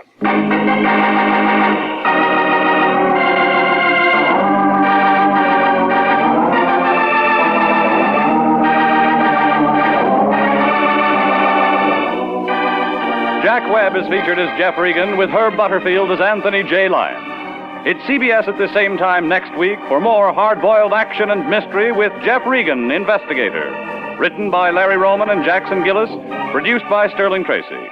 Featured in tonight's story were Mary Lansing, Marvin Miller, Paul Frees, and Paul Dubove. Original music for this program is by Milton Charles.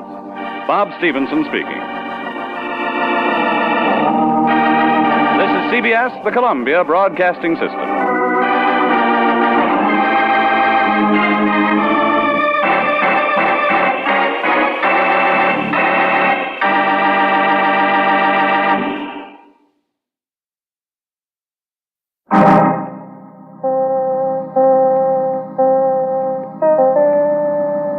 My name's Regan. I get 10 a day and expenses from a detective bureau run by a guy named Anthony J. Lyon. They call me the Lion's Eye. With Jack Webb as Jeff Regan, Investigator, stand by for hard-boiled action and mystery and thrilling adventure in tonight's story of The Too Many Mrs. Rogers.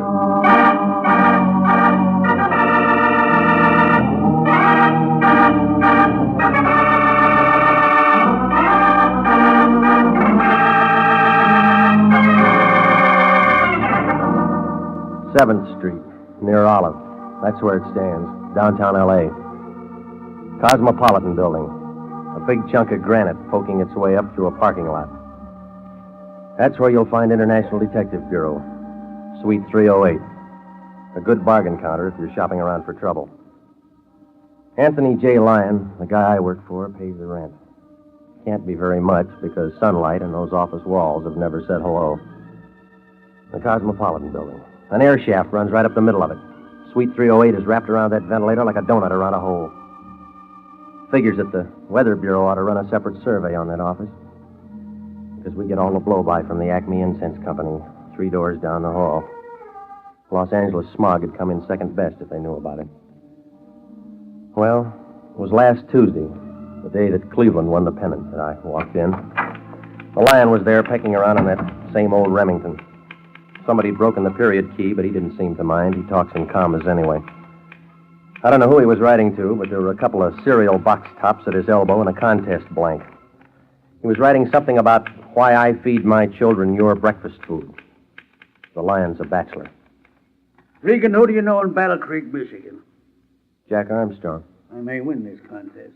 Here's one for you to fill in. No, I don't eat breakfast. This is different. I got us a case. Here's the address. Hinkle and Hinkle.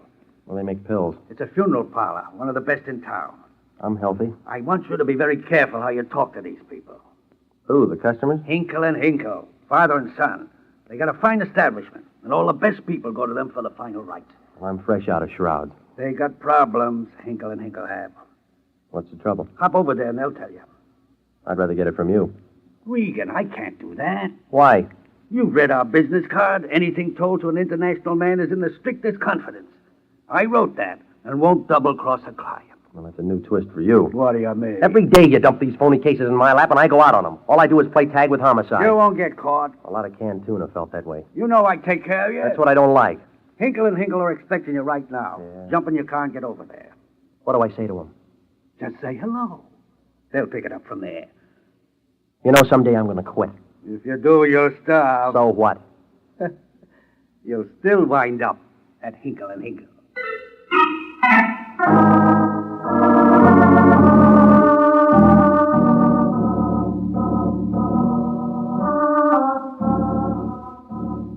Well, the place was on Hope Street near Washington Boulevard. You couldn't miss it. A two-story building, painted a battleship gray that sort of crouched at the curb. It had a square pimple for a door and flanked on each side by a brass angel. They were a dirty green color, and I figured that one of the Hinkles could have been a little more eager with the metal polish.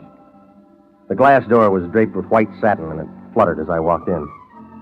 The hall was quiet. There was enough marble inside to make the Bank of America jealous.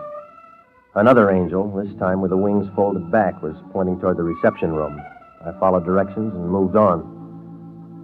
It smelled like the bargain matinee at the Roxy. Over in one corner was a vase of tired-looking flowers, trying real hard not to be cheerful. A little guy in a black serge suit was floating around the room with an atomizer filled with perfume. The whole place was about as inviting as a maiden aunt's kiss. The little man didn't even look at me. He just kept squirting. He couldn't put the perfume people out of business, but I figured he had them working nights. Your name, Hinkle? As soon as I finish. Yeah, well, that might take months. That's a big bottle. Don't you just adore this scent? What's the matter? Aren't the flowers working? They're paper. Now then, sir. I asked first. Yes, I am Jason Hinkle. Aren't there two of you? Gerald? Did you call, Pa? Just showing this man the other Hinkle. Oh, hi. Now then, I believe that you'll find we can make all the necessary arrangements. Save the commercial. Nobody's dead. Oh, that's too bad. This week we're having a special at a greatly reduced rate. Well, I figure I got a few more years. Now, look, didn't you want to see me?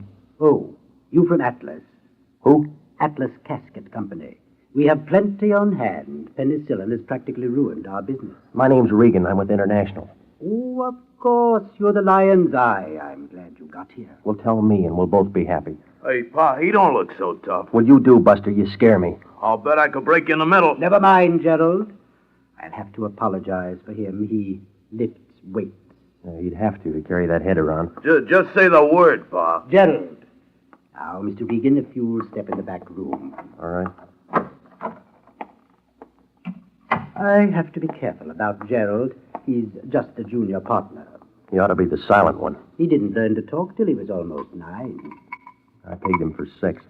Drink, Mr. Regan.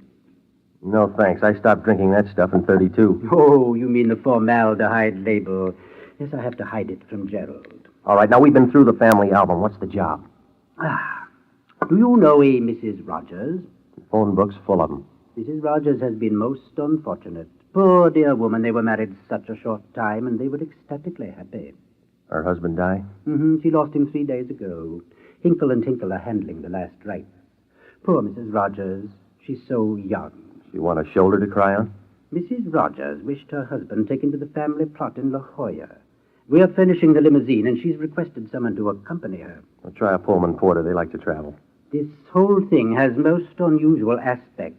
Mrs. Rogers thinks she needs protection. We could send Gerald. She'd still need protection. Oh, Mr. Regan, she wants you. She paying for this? I believe Mr. Lyon has her check. Okay. That all you got to tell me? Mr. Regan, we only handle the dead. Well, they don't need protection. That's what they said about King Tut.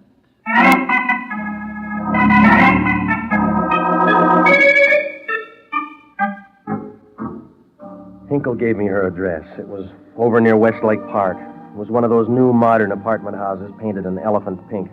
It was around 6 o'clock when I rang the bell. While I waited, I tried to figure this protection angle. I thought maybe I could talk her out of it and wind up the whole thing right here. I kind of figured that she was just upset and needed a man around. When she opened the door, I knew I was right. You could see she was in mourning. She was wearing black lipstick. She was tall and thin, with long blonde hair. She made Mr. Peabody's mermaid look like a beginner. Right then, I knew that this case was about as much on the level as the city of San Francisco. She needed protection, all right, but so did I. When she said hello, it melted all over you like honey on a hot biscuit. You're standing in a draft. Well, it's a warm night. Well, come in. You, Mrs. Rogers? That's right. My name's Regan. The man from International. You're more than I paid for. Well, prices are coming down. Come over here where we can talk. I got a big voice. Sit down. You act like you're afraid of me. Well, I didn't think it showed. Oh, yes. You're just exactly what I wanted. I used to be with an escort bureau. Well, then this should be part of your service. I'll bet the bureau went broke when you quit. No, but I left them in a hole. Relax, Mr. Regan. It's early. Look, lady, we can play musical chairs some other time. What do you want? Why worry? You're getting paid? Yeah, but this kind of stuff won't buy food. I'm lonely. Do your act in the Coliseum. It'll be a sellout. You're practically a crowd. That's what they say about 3. No, it's just you and me. With a dead man in between. Never mind Victor. He's my problem. Not anymore. Come on, lady. This is a fat blister. Let's break it. Slow down, Mr. Regan. Maybe that's what happened to Victor. All right. If you don't want to play my game, let's play yours. That's why you hired me. You know about my husband's coffin? Hinkle's having a sale. In the next room now. The limousine will be here in the morning at 8 sharp. We're going to La Jolla. Hinkle knows that much. And that's all you need to know. All I need or all I get. Light up, lady. I don't like the dark. It's a simple job. You go with me on the trip. Not enough. All right, I'll give you a bonus. How much? $1,000. Just a whisper. That's $10 a mile between here and La Jolla. I get car sick. Now, what has to get there besides Victor? A star sapphire as big as the moon. That good? Need sunglasses to look at it. Well, why didn't you tell me? I want that ring to get there on his finger. Don't worry, I don't have a fence. Victor's will said he must be buried with it on. Oh, yeah, you got tears in your eyes. That's what he wanted, and that's what he'll get. Other people know about that ring. Victor wouldn't want to lose it this late in the game. I'm the nursemaid. That's right. When I said I'd do to Victor in Yuma 1946, I promised him. The trip to La Jolla? I'll see you tomorrow morning at 8. Until then, get out. That bonus still good? If that ring gets to La Jolla? I'll see that it does. Aren't you afraid somebody might steal it? No, Eddie. You'll ride with me.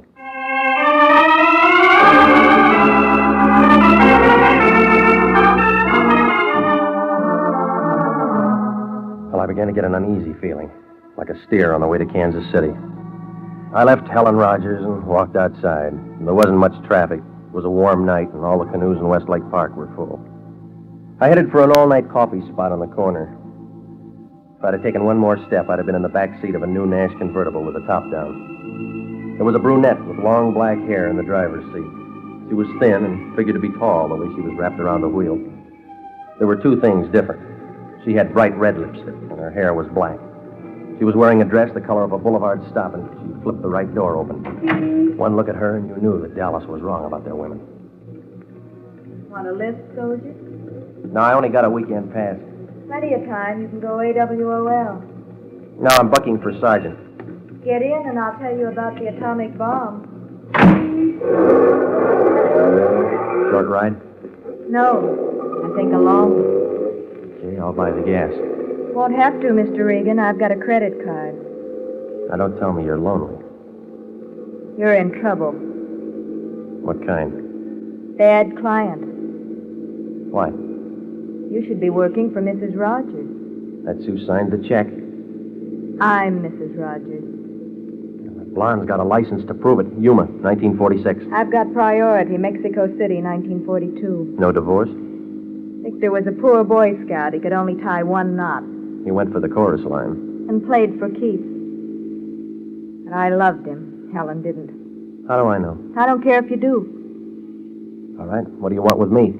I'm his wife, his first one, his real one. We had some sort of life together before the scenes changed. It's my job to bury him. That all? That's all. It's a corkscrew. Straighten it out, sis. I'm telling you the truth. You left out one item. Tell me that sapphire's got nothing to do with the affection. It hasn't. That's what the other Miss Rogers said. She's a liar. A blonde one. She'll run out of bleach. You're trying too hard. I'm telling you, Regan, I'm not going to sit by and do nothing. I believe you. You're letting your fingernails grow.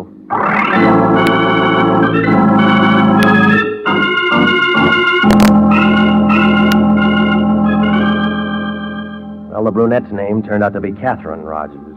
She gave me her number, but I wasn't buying. I felt kind of confused, like a polar bear in Palm Springs. Catherine didn't have any more, so she let me off in a corner, and I doubled back to the first Mrs. Rogers' place.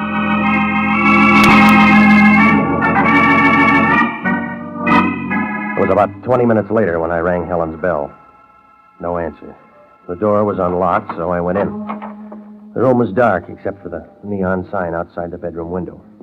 I could see Victor Rogers' coffin banked up with flowers. The biggest blossom was already wilted. It was Helen. She was lying on the floor and her fire was out.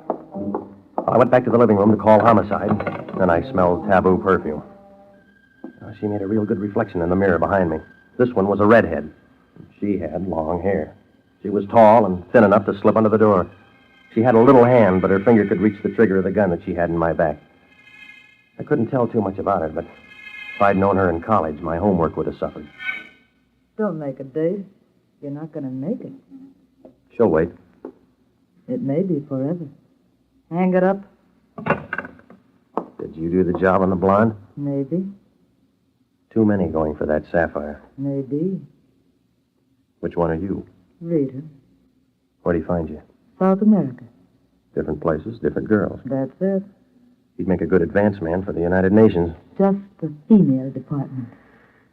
All right. When'd you win your letter? Havana, 1944. You're right in the middle. No, you are. Well, the Andrews sisters did all right. I want to duet with you. I'll sing off key. That's all right. It's a style. No music. You're not listening hard enough. Oh.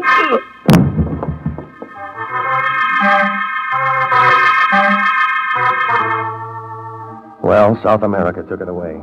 When I came out of it, I was all head, like tapped beer in a cheap saloon. The room was full of homicide. They must have got a hotshot call, because they were all there. All I could see was the seats of their pants. I picked out the shiniest pair, and I knew it was Sergeant Sanducci.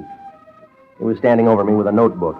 The way he was sucking on that pencil, I figured he must have been a lollipop man in his youth. Everybody was there.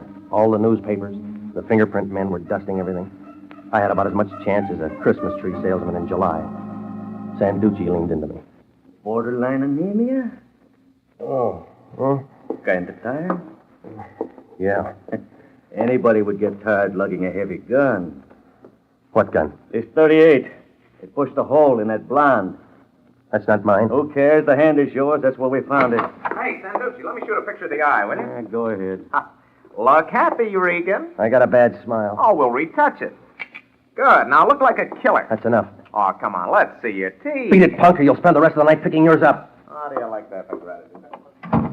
Okay, Regan. Now, why'd you do it? You tell me. I'm working on it. You're out of your mind. I blow a hole in her, then crack myself in the head? I'm working on that, too. We'll work on a redhead named Rita Rogers. I'm going steady. She rapped me. It's her gun.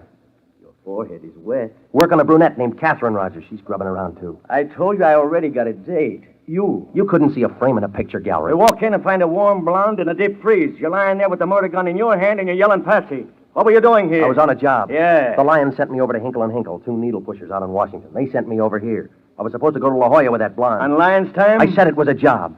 She was taking her dead husband down to the family plot. She was worried about a sapphire ring. Look in the coffin, you'll see. We already did. Well, what'd you find? Air. The coffin was empty.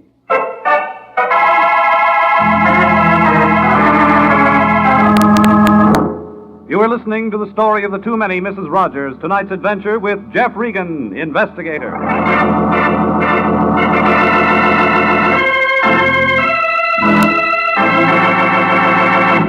Commissions are still available in the Army Nurse Corps Reserve. If you're a graduate registered nurse between the ages of 21 and 45, you may be eligible for a commission in the Army Nurse Corps section of the Regular Officers Reserve. These commissions are still available, and those who meet the high standards and qualify with this fine organization may elect active or inactive status. If you believe you qualify for a commission in the Army Nurse Corps Reserve, apply to the Adjutant General, Washington, D.C. And now back to the story of the too many Mrs. Rogers and Jeff Regan, Investigator.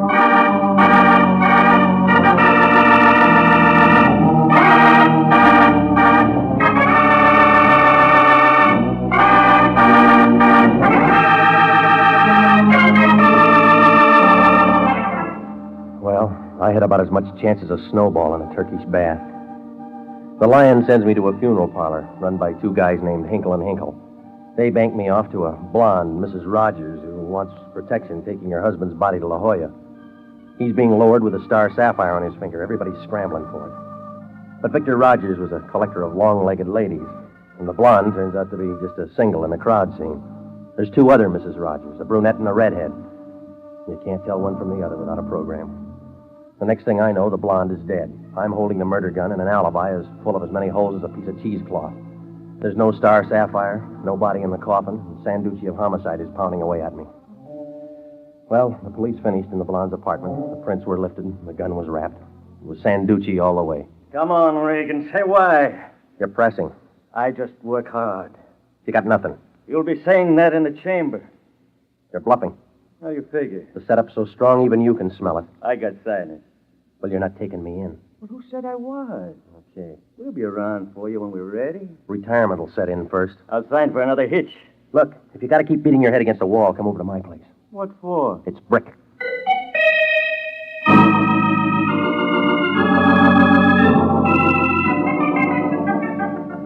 I left Sanducci still chewing his pencil and headed back for the office.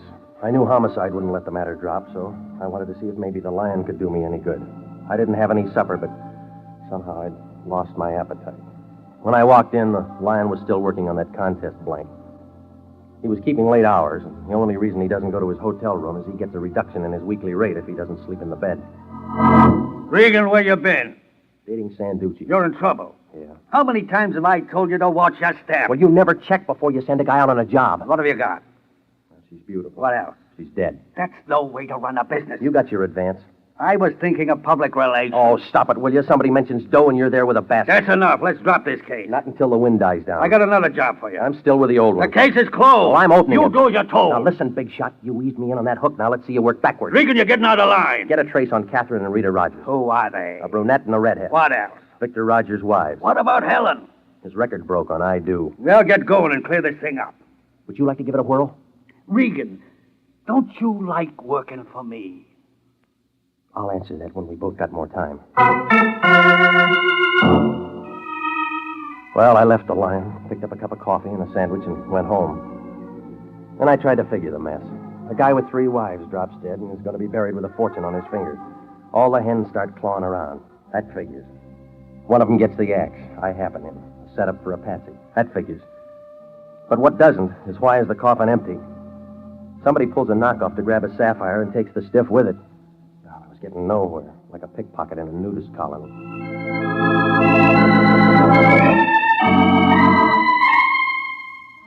The next morning, I was back on Embalmer's Row, Hinkle and Hinkle.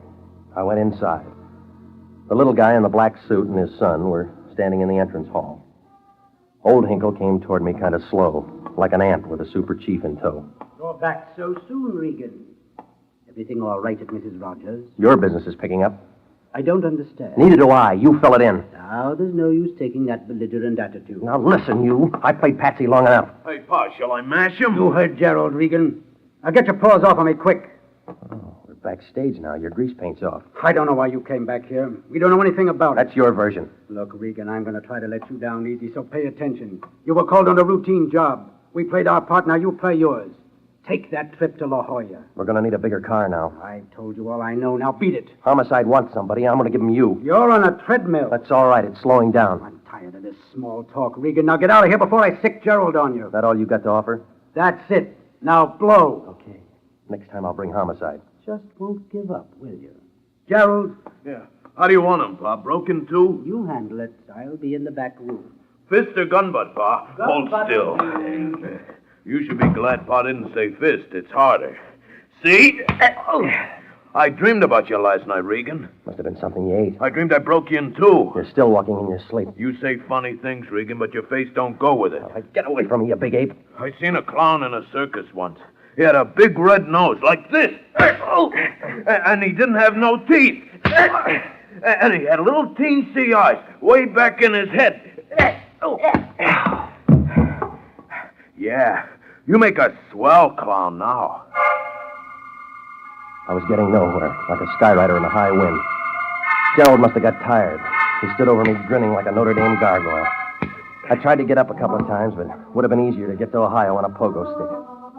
I kept wondering if he'd ever quit when the front door opened and Catherine, the brunette Mrs. Rogers, came in. She had a .32 in her hand and she leveled it at Gerald.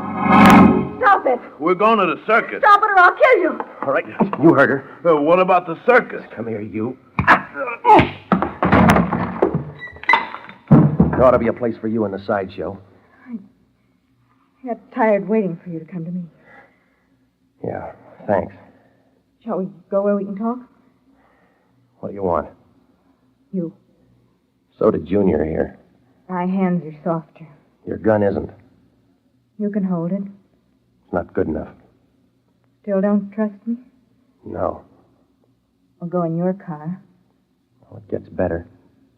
We'll go to your place. Okay. You won't be sorry. Why? Because I'm going to help you, Regan. You just did, lady.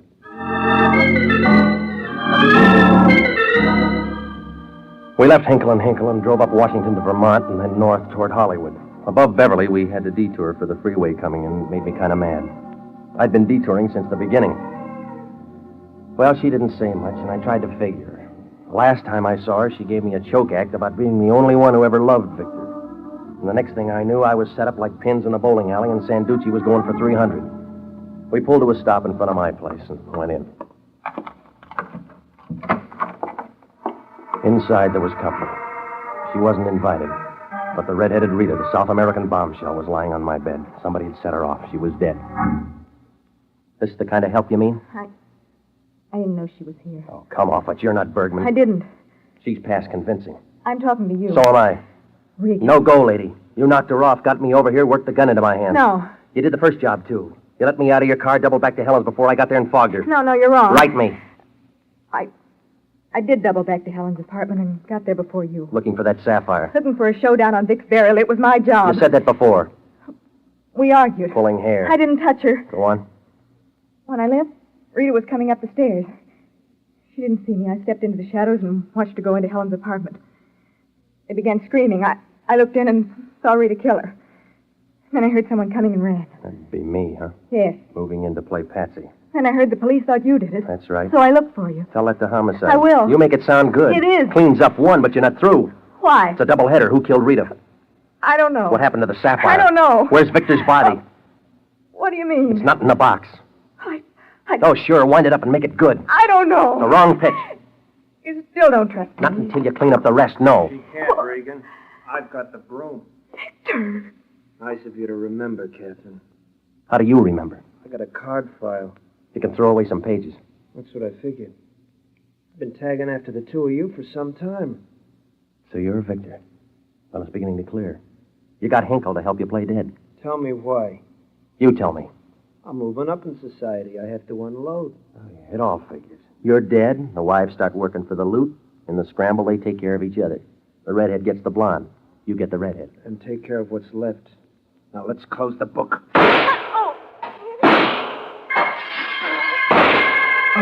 Victor's aim was good. Catherine went down. Sanducci got Victor from the bedroom window. His sapphire ring caught the light as he sprawled on the floor. And then Sanducci climbed in off the fire escape. Catherine's hair was still long, but she wasn't tall anymore. Regan. Yeah, baby. Victor. He's through. He was no good. Yeah. But I loved him. Uh-huh. We should have met sooner. So long, soldier. That's it, Regan? Yeah. She seemed like a nice kid. Yeah. It's going to be a long trip, but she'll make it.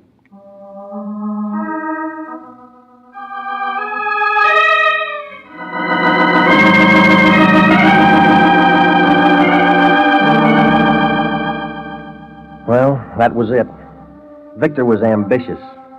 He was moving up in society and couldn't stand a bigamy scandal. His brain worked overtime cooking up that dish. He rigged it with the blonde Helen at first, but she got it right off from the redhead, and that didn't make him cry. Took care of one. When the redhead came over to my place, Victor tagged her and put her away there. 2 down, and I'm the fall guy. Then he waited for the brunette so he could finish the game. Oh, yeah. Vic was a busy fella, but he ran out of breath. Well, Sanducci put my place back in order, and nothing was left of the girls with the long hair but dandruff. I called the Lyon. He was mad. A whole day shot without adding a mark to his bank account. Well, Sanducci and I both came up with the same question. All 3 of those women were beautiful. I wonder if they'd all gone for Victor if they really knew. That star sapphire was a phony.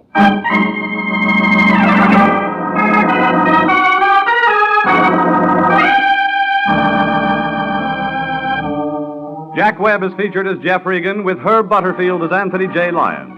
Jeff Regan, Investigator, written by Larry Roman and D. Jack Newman, produced by Sterling Tracy, is heard each week at this time over CBS. Tonight's cast included Grace Leonard, Gloria Blondell, Laurette Philbrandt, John Hoyt, Jack Petrucci, Paul Frees, and David Ellis. If you're a graduate registered nurse, please listen carefully to this important message. 29,000 nurses are needed to join the new Army Nurse Corps Officers Reserve. For the first time in history, qualified nurses have the opportunity of receiving commissions in the regular Army Reserve. These nurses will remain on inactive status, ready to serve their country in time of emergency. For further information, drop a card to the Adjutant General, Washington, D.C. Original music for this program is by Milton Charles. Bob Stevenson speaking. This is CBS, the Columbia Broadcasting System.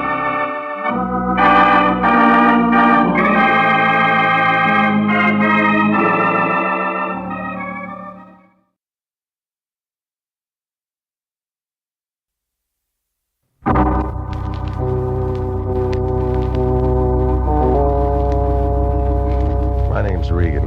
I get 10 a day in expenses from a detective bureau run by a guy named Anthony J. Lyon. They call me the Lion's Eye.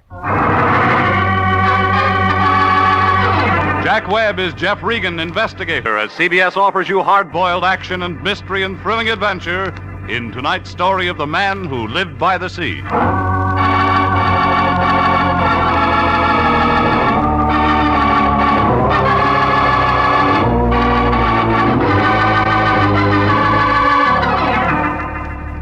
The next time you're out for a drive, pick up Olive Street along about the 700 block.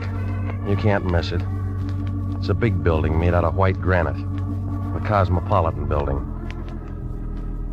Anthony J. Lyon, the guy I work for, rents an office there. International Detective Bureau, Suite 308. A couple of rooms with a connecting wastebasket. The Lyon has the only desk in the office and the typewriter that Remington dropped from their catalog back in 1915. I walked in about 11 o'clock last Tuesday morning. The room was loaded with taboo. She was a tall girl with a flock of black hair and a mink coat. The kind you see driving a Nash convertible down Sunset Boulevard on warm Sunday afternoons. No wonder the Lion's cigar was out. It was wet on both ends. He had one arm around her shoulders. He knew by this time that coat was the real article. There wasn't any music, but he didn't seem to mind. Come on in, Regan. Not much room to dance. We got business. She's your date. This is Mr. Regan, Miss Kara. How do you do, Mr. Regan? Mr. Lyon tells me you're just the man I want. Well, he said the same thing to a mortician last week. Miss Kara's associated with the famous psychic consultant Prince Nemo. I help the prince look into people's minds. Well, that ought to be fun if all your customers are under 6. You don't believe in thought transference, Mr. Regan? Do you? Prince Nemo sent Miss Kara to retain an operator. Why didn't he come himself? Prince Nemo never appears in public. He misses some good ball games. He has television. Yeah. The prince prefers to spend his time in meditation and thought. I handle all of his outside contacts. Regan, I want you to drive out to Prince Nemo's home in Ocean Town with Miss Kara and speak to the prince. What kind of a retainer did he send you? We don't discuss finances in front of clients. Oh, this is another blind spot. You don't know what this guy wants? He said it's a very delicate matter, and he wants to explain it to you himself. Oh, sure. She waltzed in here with a check, and you'd sell your grandmother to a glue factory for $2. Is there any way I can reassure you, Mr. Regan? Buy me a battleship. You got a license and a contract with International. You want to tell me about it, lady? Prince Nemo was very excited this morning. He called me in and told me to make the arrangements. It's not enough script. He never tells me anything. I just work for him. Will you please? Yeah, all right. Here's a nickel. Call me and tell me what's up. Suppose I can't. Then you got something for your piggy bank.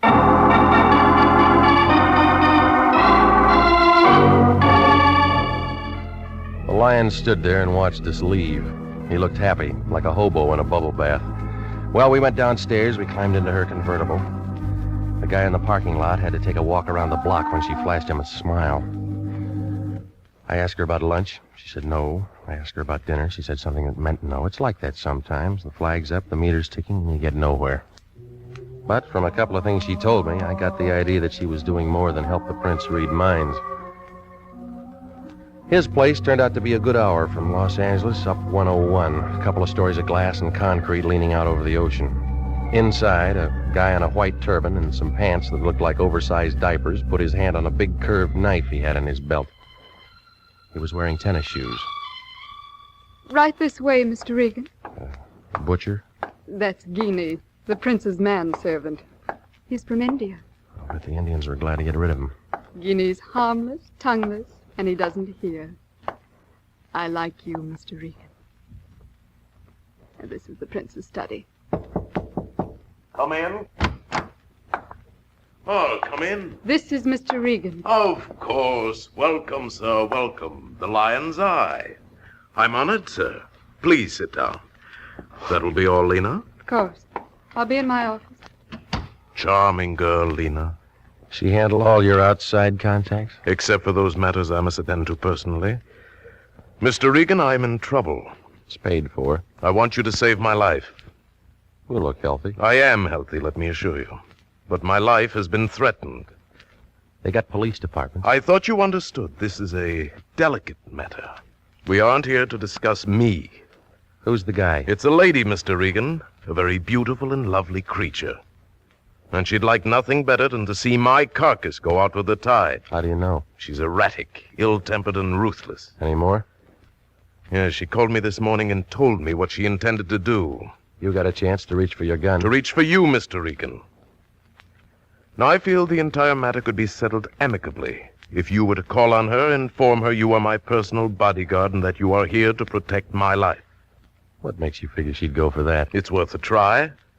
And besides, I'm paying. Mm-hmm. Now tell me how long you've been blackmailing her. Blackmail? What do you mean? Oh, your racket might last 6 months, a year, but not long enough to build a place like this. The answer's blackmail. My dear fellow, Okay, so I should have told you. Give it to me. Well, I can slip them into a trance, spill a family secret or two. What kind of secrets? Any kind. They want their minds read, I read them. $25 a hit. Where does the shakedown come in? When I tell them what they told me. You been putting the squeeze on her? She's an actress. She was in on a deal at the studios. And she won't shake. She said she'd blow my head off. Look, I'm in a spot rig, and she's the kind who'd do it and make love to the jury. Give me a name. Doris Patrick. Never heard of her? Where's she live? Palisades. Here's her address. All right. You going over to talk to her now? Well, she isn't gunning for me. Oh, thanks a lot, Regan. You know, I've been sweating. It's real good for a cold. Yeah, I'll try and catch one. You guys yell real loud when they answer back. I'm just thinking of my future, Regan. I won't look good dead.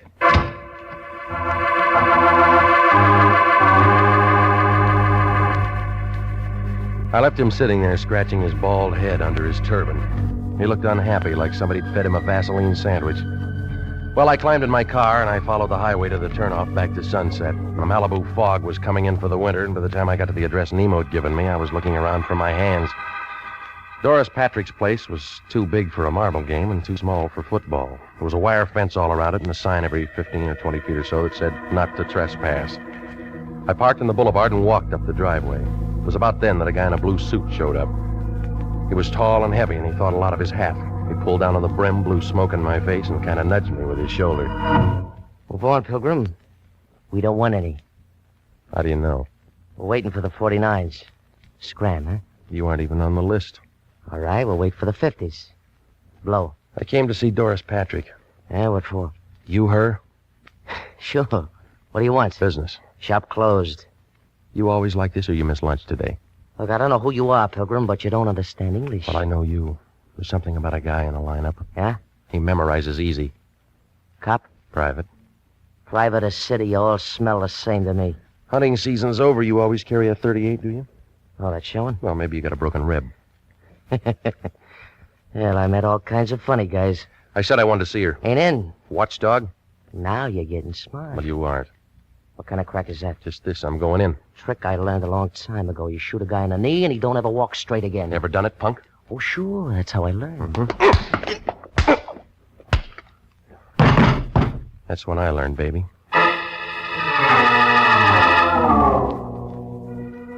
He slumped against the side of the wall, and he looked tired, like he'd been running from Compton. Well, I left him there, and I went up the driveway to the porch. Coming around a blind corner, I bumped into something that kind of relaxed and rolled into me. It was a blonde girl, about 25, in a white polo coat. Well, I was willing to try it again, but she began talking with a voice that was deep enough to go in the oil business. Oh, I thought you might be running interference, but you look like the whole team. Whose side are you on, lady? I keep score.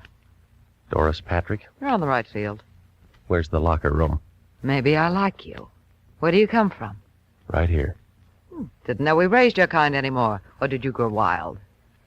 Do I pass? What'd you say your name was? Regan. Welcome. Mm-hmm. Which highway? Straight ahead. To the den. It's a nice place you got. When's harvest time? I said welcome. That isn't what the tall boy said. Tall boy? A blue suit with a .38 and a hat. That'd be Jesse. I was married to him once. What about now? Oh, he hangs around like that sometimes. I never see much of him. Trouble? No, not much. You got a lot of size, mister. Must have been good. Do that kind of thing often? Only when I have to. Sit down. How do you like it? Soda or water? Your way? There now. Isn't that better? I don't know. This is my first drink. You'll get another. It's a cold day. Not in here.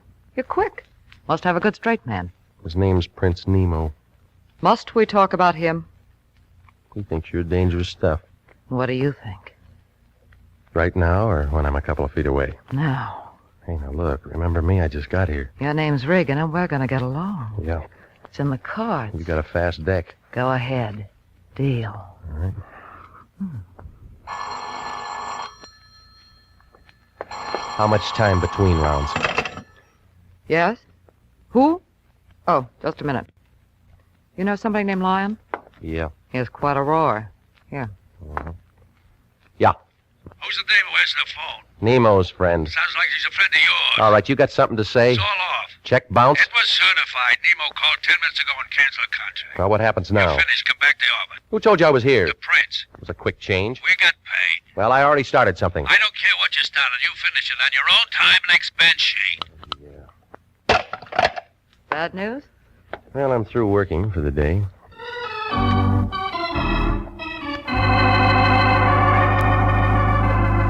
Well, I was an old friend of the family when I left. She didn't want me to go, but I was thinking about Prince Nemo and the way that nothing made sense. Oh, the whole thing looked phony, like an undertaker in a white derby. It didn't take 20/20 vision to see that somebody was getting anxious to make a play. Well, by the time I got home, I figured I was out of it. But my company had other ideas. It was Jesse, and he had friends. You should lock your door, Regan. Why? You'd crawl under. All right, fellas. Friends? Yeah, I just hired him. You got a parade permit? Stan, say hello to Regan. Hello, stupid. What about Skinny? Hiya, Grogan. Name's Regan. He's a detective. Isn't that right? You're pretty good with your women, Regan. You know, you look lonesome, Jesse. You got something to say? Stay away from it. You're shaking. You want a drink? Already had one. Stan, Skinny, Set him on a bed. Let go. Oh, Regan, once more. Once more.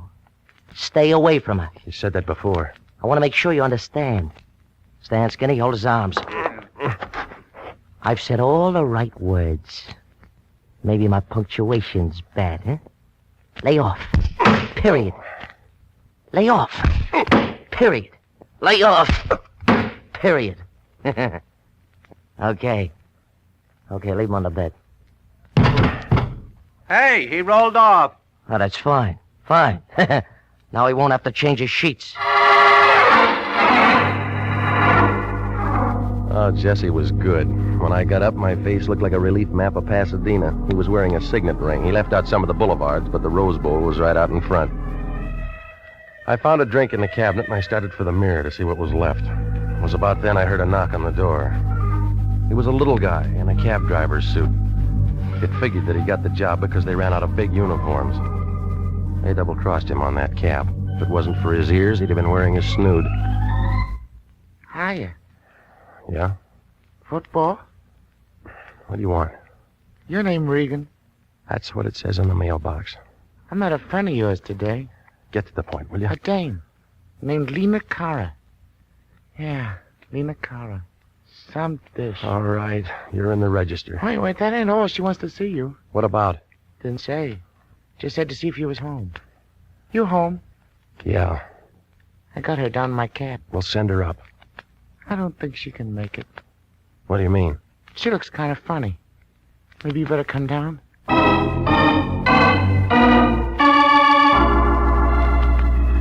She was sitting on the edge of the seat, staring out at nothing. Her back was as stiff as a filing cabinet, and there was a little ring of white around her lips. I paid off the cabbie, and I took her back up to my place without a word. When we closed the door, she was sitting on my sofa the same way. Only this time she had a .25 automatic in her hand. Well? Well? Where'd you get the gun, lady? Gun? Oh, this? I bought it for $30. Can I see it? Oh, yes, Mr. Regan. I brought it so I could show it to you. Mm-hmm. I paid $30 for it. Paid $30 for it. Yeah. It's brand new, isn't it? Oh, yes, of course. Did you know Prince Nemo was my husband? Since when? Long time now. Not many people know that. Did you come here to tell me that? No. No, I came to tell you that you don't have to worry anymore. About what? About what my husband hired you for? Well, I've already been called off. Oh. Oh, I didn't know that. Did you meet Doris Patrick? Yeah? Then it was about her. What do you want, lady? Nothing. Nothing at all. Just that we don't have to worry anymore, do we? Tell me about the gun. Doris is very pretty, don't you think? Seen her on the screen many times. I think she's quite pretty. Could hardly blame the prince at all. Could hardly. Why'd you bring the gun? Imagine the air would be cleaner there, don't you? What are you talking about? It's really very humane, they tell me. Come on, stop it. It's just like sitting down and never waking up. I read all about it. Just walk in and sit down. You don't try to hold your breath. Stop it, sis, stop it. Now listen to me. What is it? What have you done? What are you trying to say? You don't try to hold your breath. You go right to sleep, don't you? You're trying to tell me that you killed him? They don't make such a great deal of noise, do they? I left him sitting there in his house by the sea. He looked very much alive, only...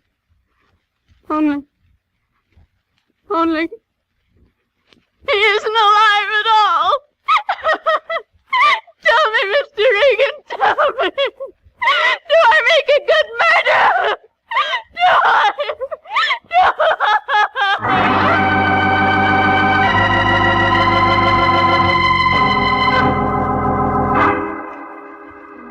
Well, after she got through screaming, she settled down to a slow, even kind of giggle that started somewhere around her shoelaces and didn't get past her knees. Gave me a feeling like somebody was unwrapping an atomic bomb under a Christmas tree.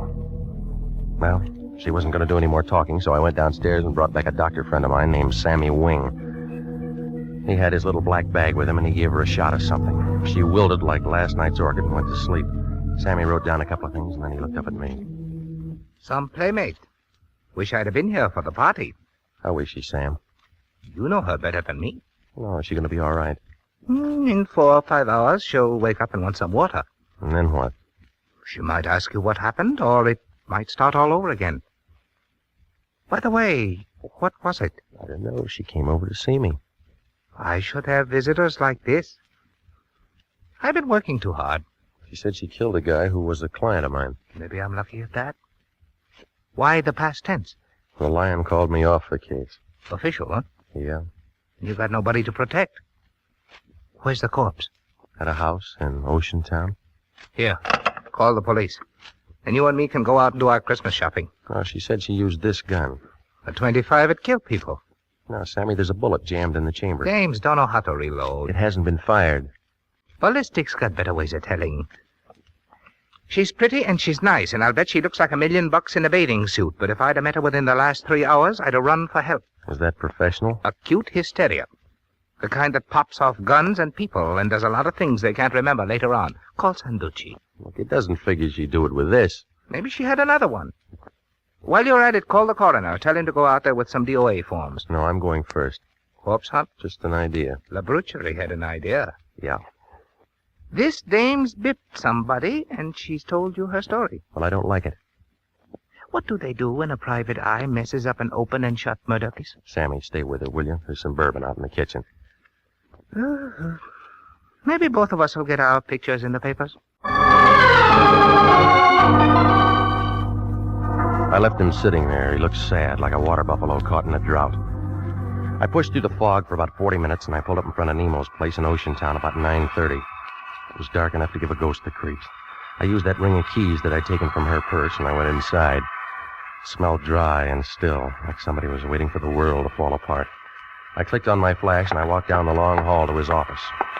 Well, he was there, just like she said. And there were 3 holes in the front of his shirt, close range. But it wasn't the laundry's fault. He'd been dead maybe 2 hours. The desk drawer showed some canceled checks made out to Doris Patrick. While I was thinking that over, I spotted a .38 Smith & Wesson on the floor by his hand. Lynn had been carrying a .25. I broke it, and 3 cartridges fell out. From the looks of the holes in his chest, the .38 was the gun for the job. Well, that made her story, and the .25 a fairy tale. While I was kneeling there, a light went on behind me. A fat man wearing a sheriff's star was standing by the switch. A tall leather jacket with a flashlight in his hand was in front of me. I began to feel helpless, like a trombone player with a short arm. Scavenger hunt, son? You don't talk, Charlie. Ain't much for him to say, is there, Cap? Guess not. Well, son? You're going to be calling me names. What do you like best? Killer, murderer, slayer? Papers use slayer a lot. I don't like any of them. Kind of breezy for a hot boy, ain't you? You mind giving me a name? Regan. I'm with the International Detective Bureau. It's Regan, Cap. He's with the International Detective Bureau. Got a card or something, son? Yeah, here. This guy here, a friend of yours? My client once. What'd you do for him? Okay, tell me this. Why'd you plug him? There's another story. Any good? Better than the one you got. You'll have a hard time selling it. It's a fix. Oh, why you want to say a thing like that? How long you been on the force? Easy, Regan. Me and Cap's being nice. Phone call a little while ago. Funny kind of voice. Said we'd find a stiff here. But didn't say we'd find you. Yeah, you're extra. The dame who worked for him told me. You tell homicide? No. That was a mistake. Where's this girl now? Name? Charlie, call a coroner. Ocean Town is just a small place. Only me and Charlie around. We borrow from the county when we get something like this. Well, I can find you a real answer in an hour. You got ideas? Lots of them. You can tell me all about them later. We got a corpse, we got a suspect. You know that's good. Even a weapon. I'll have an alibi when you check the time of death. We'll worry about that later on. All right, son, let's go. Well, I had about as much chance as an elephant in a tea room if those 2 locked me and booked me. I leaned back into his gun, spun around, knocked his wrist down. He pulled the trigger. But I'd already hit the light switch, and he was making rockets in the dark. I left my car there and cut across the highway and doubled back up the hill. They spread out in the wrong direction.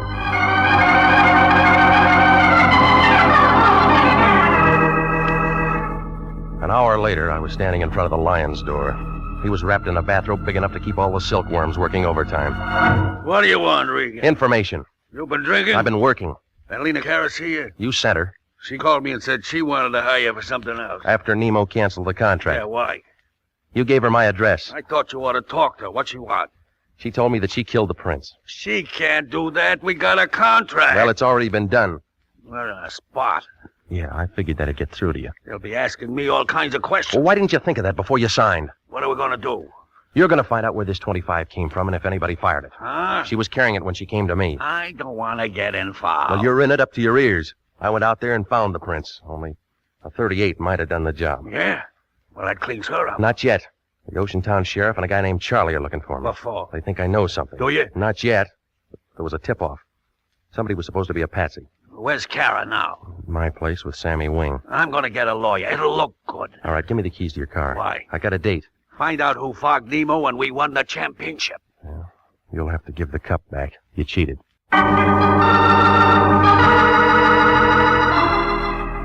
I drove back out to Doris Patrick's place in the Palisades, and I rang the bell and waited. Took her a while, but she showed.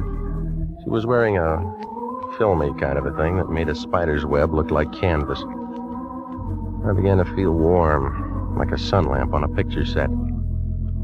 We had a date at 9 o'clock. I broke my watch. Come in, I'll see if I can fix it. I'm great with a Swiss movement. Yeah, it shows. We were going to look at the stars together. How long you been here? I gave you up at 10. Tell me, how do you like my new dress? It's the right color, but the wrong cut for a funeral. I haven't read the obituaries today. No, it'll be in tomorrow's paper. Have a drink and let's wait for tomorrow. Your friend Nemo was killed tonight. He was no friend of mine, I told you that. So did he. He fall off his house? Murder. We've been having fun up to now. You know, you'll be first guess. I don't think I like that. He tried to blackmail you. The story's backwards. Well, that's the way it comes out. Not quite. You got another way? He never tried to blackmail me. Mm-hmm. I blackmailed him. How? I went to him one day and put him in a trance. Only I used scotch. I found out what he was doing and how he was doing it, so I turned the tables. It was good, clean fun, but expensive for him. Well, now, if he was your meal ticket, then you have an alibi, huh? There'd be canceled checks somewhere. Right where I could find him. I'm telling you the truth. Where does Jesse fit? Oh, I told you we were married once. He's jealous. Did he know about Nemo? Maybe. He was watchdog when I came out. I told you... Jesse. Hello, gorgeous. I still have a key. What do you want? You? Get out. You still tramping with this tramp? Just in time, Jesse. You know, you didn't listen good. I told you to lay off. Where's your friend? Paid off? I'm handling this alone. We've been finished for a long time. We're starting up again, Angel. Or didn't you know Nemo was dead? I saw your 38 tonight, Jesse. Ah, you're wrong. It's her 38. It's got her prints on it. What do you mean? I put him there. And you're going to be tagged for his murder, Angel. You see, you're sort of in a spot. Regan. Easy, baby. This punk never did anything right. Oh? Tell me how wrong I've been. All right, that tip the Oceantown cops was wrong. Killing Nemo was wrong. Ah, you twisted, Pilgrim. Cops got a warrant out for you right now. Yeah, I heard it on the car radio. Murder suspect. Plugging you is something they'll thank me for. With her prints on the gun? Well, how was I to know? I just see you and plug you. Everybody will be sorry, but it'll be manslaughter and suspended. It's pretty right, isn't it? Well, what about me? A friend of mine shoving off at Pedro tonight, Angel. Going all over the world. We'd be together. Well, Angel, do I plug him and meet you somewhere in 2 weeks, huh? Move over, Regan. The lady's making up her mind. Now, what do you like? Oh, it was a real photo finish. Just as Jesse set the gun up against my head, Doris pulled a gun from the desk drawer and threw a couple of fast ones into him. Jesse tried for her. I'd call it a dead heat, but you'd have to give Doris the edge. Her first slug cut him down like a blade of grass, but she didn't give up. Angel!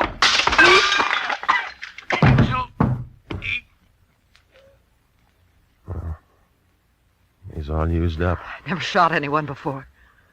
You look like a professional. Give me the gun. He deserved to die. Didn't he? Didn't he? I don't know, lady. You knew him better.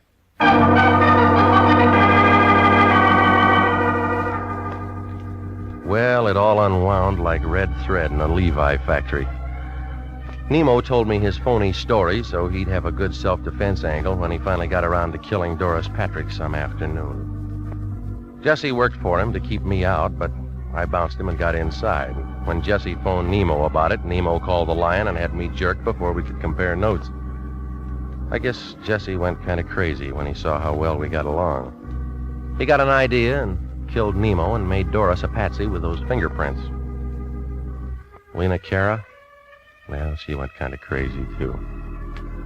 She found Nemo dead and got the idea she did it. It took 3 doctors a couple of days to tell her what really happened. And the Lion was mad when he found out there wasn't any money in it. But then when he saw Doris Patrick's picture in the paper, he got kind of curious. He asked just one question. What did I do all that afternoon I was out in her house? Well, I didn't even bother to answer him.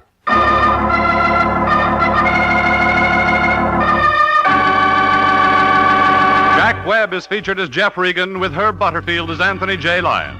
The story of the man who lived by the sea returned tonight by special request and was written by E. Jack Newman, produced by Sterling Tracy. In tonight's cast, the role of Doris Patrick was played by Yvonne Patey. Also heard Sidney Miller, Peggy Weber, Paul Frees, Marvin Miller, and Barry Kroger. Music for this program is by Milton Charles. This is Bob Stevenson speaking. This is CBS, the Columbia Broadcasting System.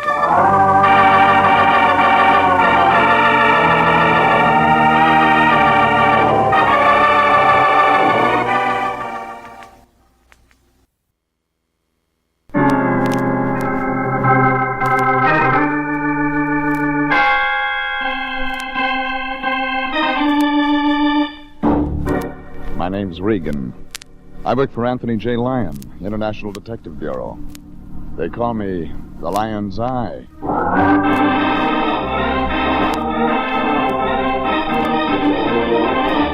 Jeff Regan, Investigator, starring Frank Graham as Regan with Frank Nelson as Anthony J. Lyon. So stand by for mystery and suspense and adventure in tonight's story of The Man in the Church.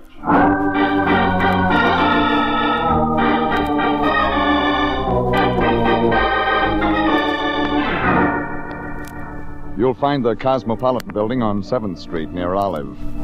A pile of white granite holding up a brass clock that hasn't kept time since 1932. That's the year Anthony J. Lyon, the guy I work for, took out a 30-year lease on Suite 308. You can't miss it. Right after you get off the elevator, the International Detective Bureau. Good bargain counter if you want to buy your trouble wholesale. Right after the SC game last Saturday, I walked in. The Lion was at his desk. He had a sparkle in one eye and a jeweler's glass in the other. And even though he tried to cover up, I could tell he was looking at a $50 bill. Oh, you, Regan. I was just noticing the engraving on this bill. Intricate, fascinating, work of art, really. Grant took a good picture. Yeah, didn't he, though?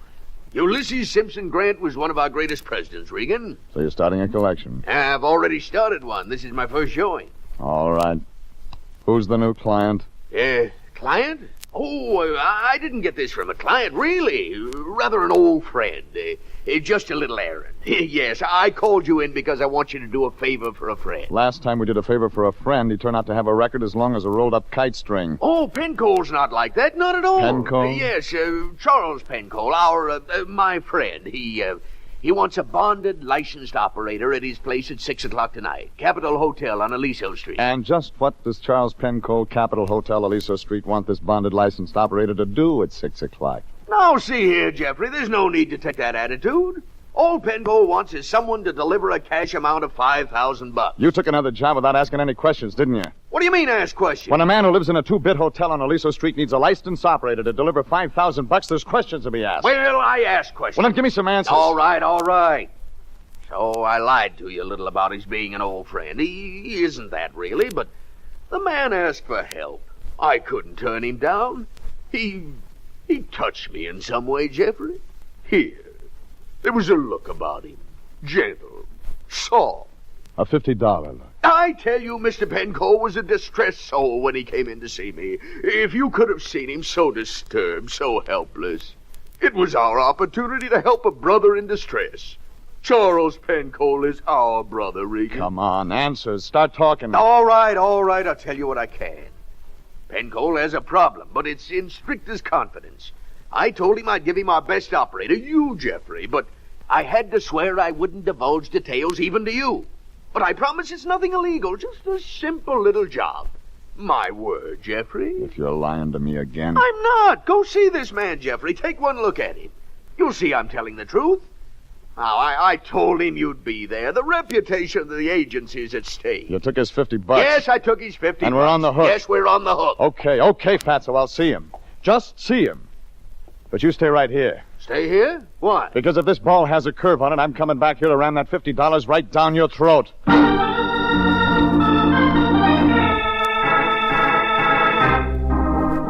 Well, the Lion had put on a good act, and I went for it again.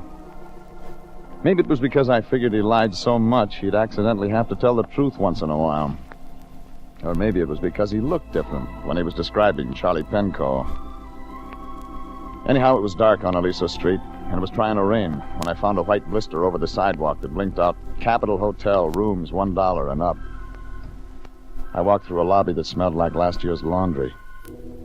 Nobody was behind the desk, but I spun the register around and picked up a Charles A. Penco in room H.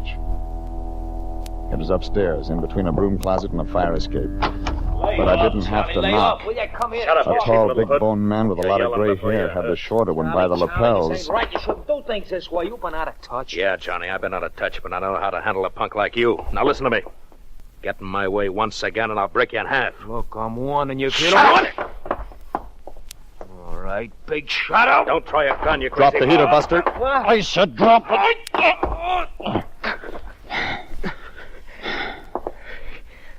Got a lot of friends, Charlie. They always show up just in time. I remember you too, mister. I remember you Get out of here. Go on, get out. I remember this. I remember all of this. You're a pretty good soldier. What's your name? Regan. Oh, you some thanks. Thanks, Regan. I'd have used that thing, you know. We try to keep our clients alive until we've earned our fees. Clients? I'm from International. Oh. And if you're Charlie Penco, you're a client until $50 is used up. Oh, yeah, sure. Come on in, Regan. Here, make yourself at home. Isn't much. Wire bed and a neon sign outside. I've had better, Regan. Yeah. Hey, you want a drink? Why not? Probably got a lot of questions to ask, Regan. I'll answer them fast. Yeah, here you are. Thanks. Suppose you start with the punk. Johnny Largo? Mm-hmm. Look, he hasn't got anything to do with you and me. He's a separate feud. Sure. He's used that 38 before. You know him? I've seen him in the mug files. Well, I can handle him. I want you to handle something else. What's the look for? I've seen that kind of suit before. Did $10 come with it? Yeah. Just got out of San Quentin. Did 18 years. It's over. Time served. It shows. Hey, you don't do that much vacation standing on your rear, Regan. It's hard to get any exercise in that 10-by-8 room. And the nights, too, they're always a couple of million years long. You got somebody to worry about. Somebody like Largo? No, I tell you, he's nothing. On 29, he was a truck driver who had big ideas. He's still got them, but he's got nothing to back them up with. All right. You got somebody else to worry about? Yeah. Guy's name is Sidney Chambers. Owe him some money. You sure you want a detective? I can pay Chambers, but I can't see him. I'm going to be busy. You're bonded. I can trust you to carry the money. Messenger boys are bonded, It's too. a simple job, Regan. That's why I'd only pay the Lyon $50 to have it done. There you are. 5,000 right there. Go ahead, count it. I'll take your word. Where do I find your man? Sidney Chambers will be at the planetarium in front of the entrance. He'll be in a black suit wearing a white carnation in a briefcase. And just like that, I walk up and hand him $5,000. Just like that? How do you know I won't feel like taking a trip? I don't. But then I still haven't got anything to worry about. You got that much money? No, Regan, I got me. And Charlie Penco never let anybody put anything over on him. What about the state of California? It was a bum rap. Oh, sure it was. Good night.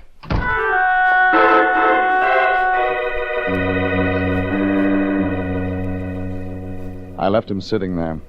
He looked as happy as a Ubangi with a fever blister. Maybe the Lion was telling the truth. So I put the $5,000 in my pocket, but it felt hot, like a dynamite stick with a short fuse. It was 10 minutes to 8 when I parked in front of the planetarium. A little guy in a black suit was standing at the entrance looking at his watch. I was afraid he was going to get trampled, but the briefcase and white carnation saved him. Doors will be closed at 8 o'clock. All those wishing to listen to tonight's lecture in the amphitheater. Going to the lecture? It's all about a trip to the moon tonight. Oh, is it? Well, I don't think I'll go in. I'm expecting a friend. Friend named Charlie Penco? What? Penco. You going to meet him here? Yes, but you can't be Penco. You're much too young. That's right, I'm not Penco. I don't understand, Mr. Regan. Oh. Mr. Penco promised me faithfully he'd meet me here tonight. You had parents, didn't you? Name? No. I'm Sidney Chambers, but You got the briefcase to collect some money in? Did you bring it? Did you really bring it? How much expecting? Why, $5,000 and not a penny less. All right. There you are. Well, say now. Say it's now. All there. It certainly is. It certainly is. It most certainly is. Yes, indeed. Thank you, Mr. Regan. If I hadn't seen him pat his bulged pocket, I'd have gone on home and played canasta with my landlady. But when I saw him drive away, I began to get a slow feeling.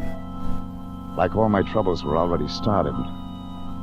So I crawled in my car and followed him. I was still following when he pulled up in Palos Verdes and parked in front of a little house stuck up on a hill all by itself. I had that same feeling when I cut my engine, coasted to a stop, and sat there thinking about nothing. I watched a light go on somewhere in the back of the house. I was just putting my cigarette out when the place lit up like a cop. I pulled my gun and started for the door. But I wasn't fast enough to stop that black coupe that was in the alley.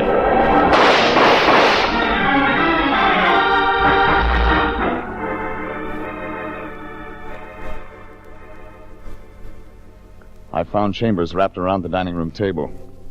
He was holding on to that briefcase, and the $5,000 was still there.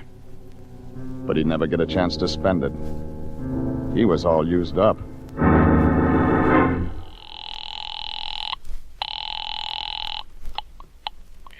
J. Lyon speaking. You better have something good to say, Fatso. Regan, where you been? I've been looking all over. You know where I've been. I called the Capitol Hotel, but no one answered. Listen, Regan, I don't want you to take this job. I took it 3 hours ago, and now I need those answers. Answers? You told me Pencola had filled you in on the background of this thing. Well, it's time you shared secrets with me. Regan, I can't tell you anything. You'd better. But I didn't get anything from him, Regan. I made up that stuff about a personal problem just to get you to take the job. All for $50? There's no time for that now. You said it. After you left, I got worried, so I looked up Penco. He's really good-time Charlie Penco, an old-time racketeer. And he just got out of San Quentin. And somebody's already dead. What? Now get this. I'm calling you from a house in Palos Verdes. It belongs to a little guy named Sidney Chambers. I made the delivery and decided to follow him home. Just as I got here, somebody blew his fuse. What happened to the $5,000? The killer steal it? It's still here. Still there? Good. I thought that'd get action. Now, hold on to it. International will keep it safely until the police go ahead. Regan. Regan. Hello, are you still there? I was still there, but I wasn't listening to the Lion. I was looking at the traffic cop standing in the doorway. He was looking at what was left of Chambers, at the money spread all around, and then at me. I began to feel helpless, like a fiddler without a chin. I'll take your gun. Go ahead, finish your call. I won't listen. It isn't important. Dead, huh? You, got anything to say, mister? Uh-huh. Nice gun. Yours? Yeah, it's my gun, but I... Yeah, sure. Just been fired. Those bullets won't match up with the ones in him. You got this all wrong? Money, too.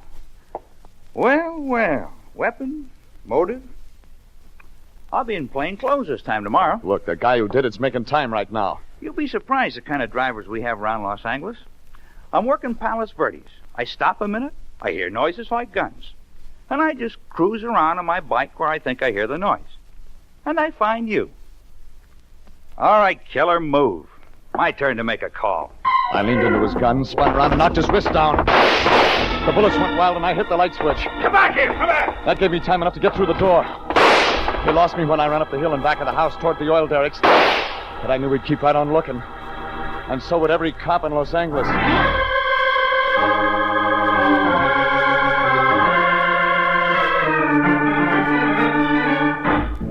I had as much chance as a snowball in a Turkish bath. None of it made sense. I delivered Penco's $5,000 to a little guy named Sidney Chambers. And before I knew it, a question mark in a black coupe blew out Chambers' life. But he left that $5,000 scattered all over the place. And an eager cop who likes double-breasted suits tagged me for the job. When I broke away from that cop, I knew I'd have to get some answers. I made my way back downtown and dropped into the Capitol Hotel. Any key fitted room H. It was as clean as a bookie's stall when a long shot comes in. No Charlie Penco, nothing. The newspaper clipping on the dresser with an ad on how to handle your muscles on one side and part of a society column on the other meant nothing. But the knock on the door had possibilities. Charles, are you in there? Are you asleep? Charles, She was a tall, gray-haired woman in a fur coat. She didn't look like Penco's kind of company. Oh, I'm so sorry. I thought this was Mr. Pencall's room. He's left town. Maybe I can be of help. No, I'm sure you can't. I just made a mistake, that's all. I'm sorry I bothered you. I'm terribly sorry. Please forgive Well, just a minute. Relax. You can see her later. Inside. Wait a minute. Come on in, boys. Come in. I wanted Charlie, but you'll do for now. You got a parade permit, Largo? I don't need one. This is going to be a quiet little party. You and me and my friends this time. Don't they talk? Sure they talk.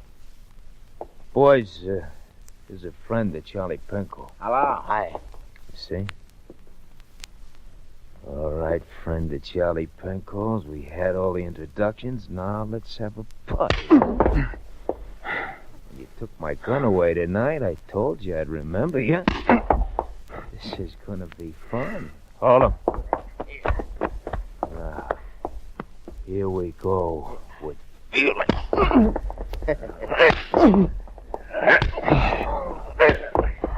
Boy, he's getting heavy. Nah, don't let him fall, Sam. You're just getting a good start.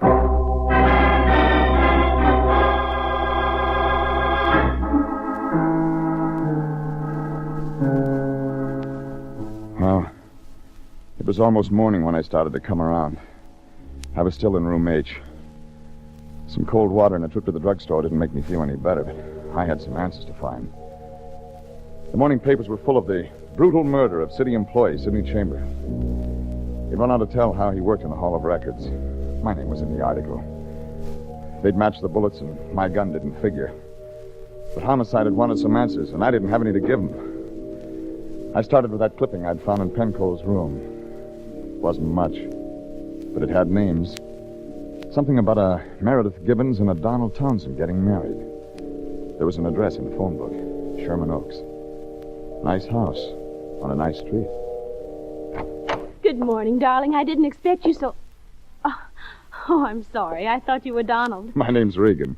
I'd like to see Meredith Gibbons. Why, I'm Meredith Gibbons. Well, please come in, Mr. Regan. Thanks. I'll have to apologize for the appearance of the house. I'm packing and all.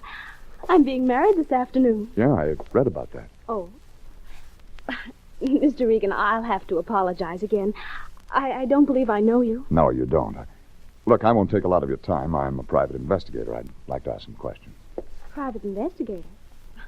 Well, certainly, Mr. Regan, but I don't know... Hey, darling, I'd like Oh, to... Donald, you're here. Oh, morning, sweetie. Donald, this is Mr. Regan. He's a private detective. He wants to ask me some questions. Oh? Well, glad to meet you, Regan. What's this all about? Probably nothing. Just a lead. Look, do you people know a man named Penco? Penco? Oh, no, Think it's important. His name's Charles Penco.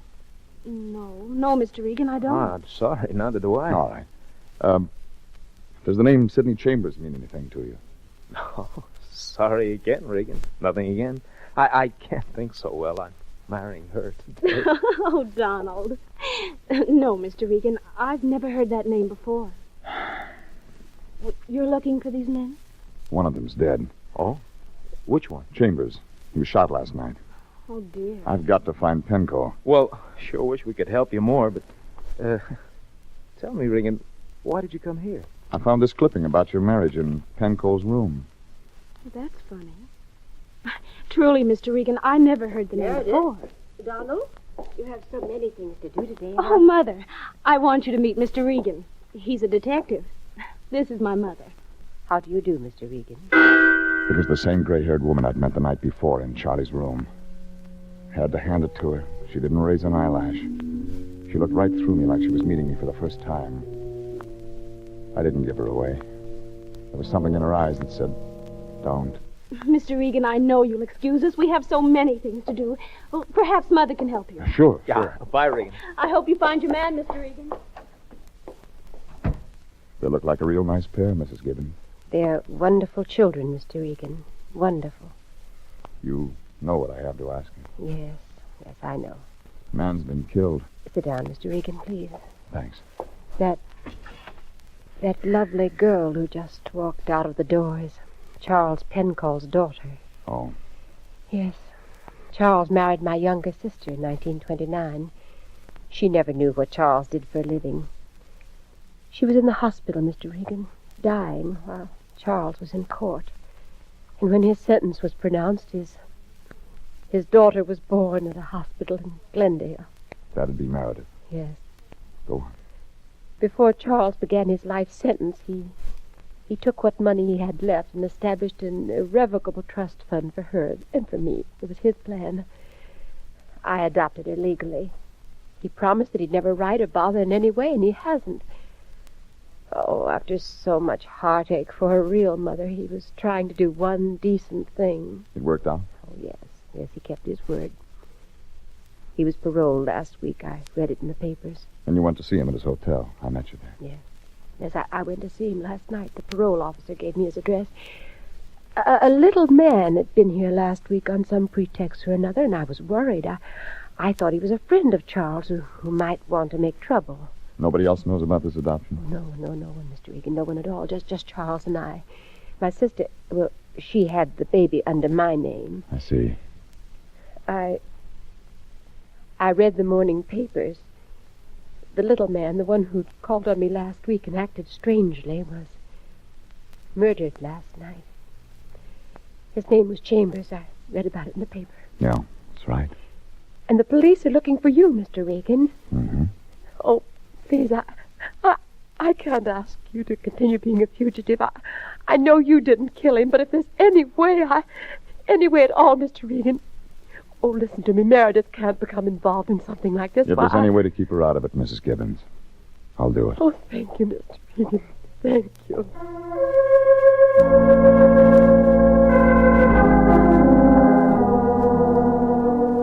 When I left there, I had a pretty good picture of the whole thing.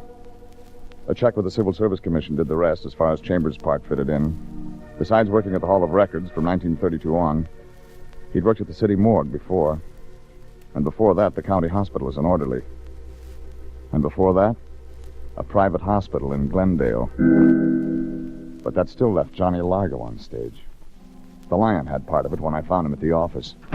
Regan. Who'd you expect? Never mind. Anybody see you? You're hot, boy. You know how I got that way. I know, but those things will happen. Where's that $5,000? A cop on the Palos Verdes division is looking at it. Huh? Don't you read the papers? They're looking for me. They want to talk to me about a murder. Oh, and I wanted to see how that much money looked all at once. What have you been telling Homicide? That I don't know anything about it. Well, maybe I better make a call. Now, look, Jeffrey. We've got to find out who tagged Chambers. It's the only way we can square ourselves with Homicide. You afraid of that jailhouse coffee? Oh, please.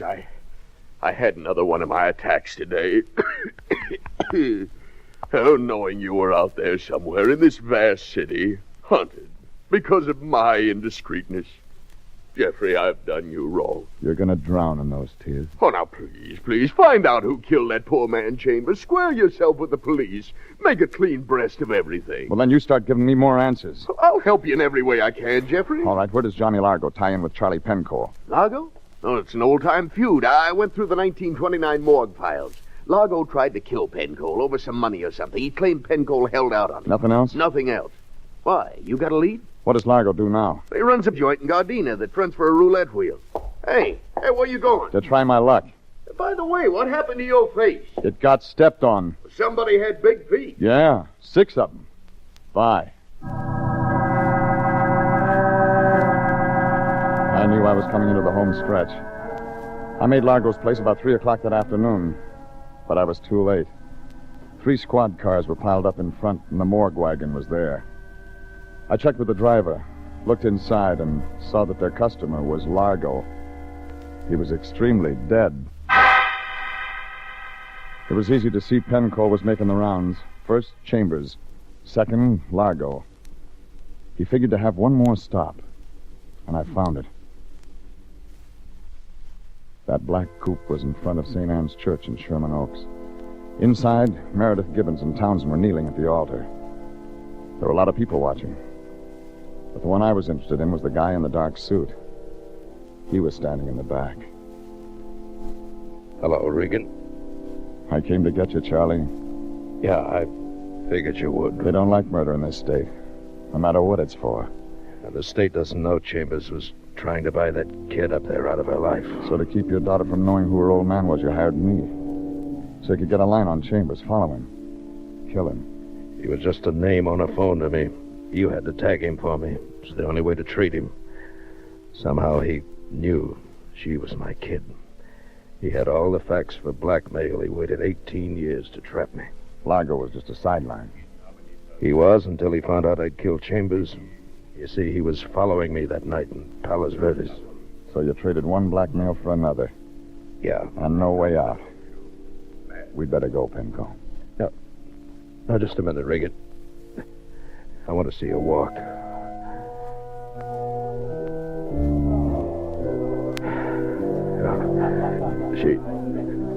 She looks just like her mother. Regan. What's the matter? What? Largo threw some that connected here. Put your arm in back of me. Hold me up, Regan. At least till she gets by. I don't want to ruin anything. Please. But Donald, there's Mr. Regan. He came to our wedding. How nice. Yes. Hello, Regan. Thanks Hello. for coming. Oh, we're so happy. Did you ever find the man you were looking for? Yeah. I found him. I'm glad. We're so very happy today. We sure are. Mr. Regan, do I know your friend? He looks familiar. No, you don't know me. Not at all. Good luck. Well, thank you you. very much. Come on, darling. All right, dear. Okay, Penco. Thanks, Regan. Oh, get me out of here, quick.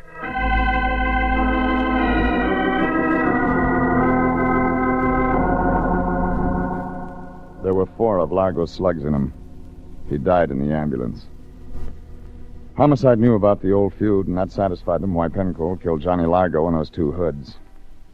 But they were bending their eyebrows trying to figure out why Penco killed Chambers. I didn't figure it was up to me to explain it.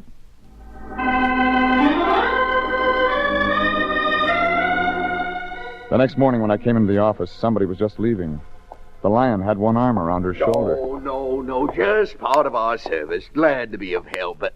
Oh, Regan. Oh, Mr. Regan. Hello, Mrs. Gibbons. Oh, I just came by to thank you. To thank you for everything. I didn't know that people could be so understanding. I didn't know. Thank you. Thank you so much. Fine figure of a woman, Regan. Fine figure of a woman. And what else does she want? Well, she just came to thank us, that's all. Yeah. Regan, you don't think that after all that's happened... Yes, I do. Well, that certainly doesn't show a very good opinion of me. How'd she get the address? Well, I gave her a call. Give me. Now, you don't really think... I said give me. It's just a small check. A gesture of her appreciation. Oh. Regan, that's dough! You got paid for this once? Yes, but this was a bonus for the rest of it. After all, International has expenses. This is a legitimate... Oh, well... Maybe this time you're right.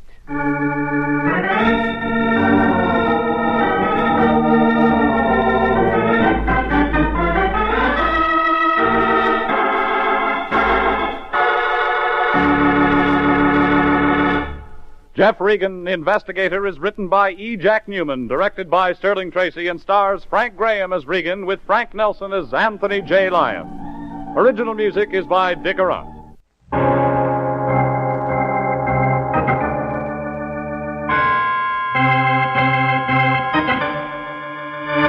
My name's Regan. I work for Anthony J. Lyon, Detective Bureau.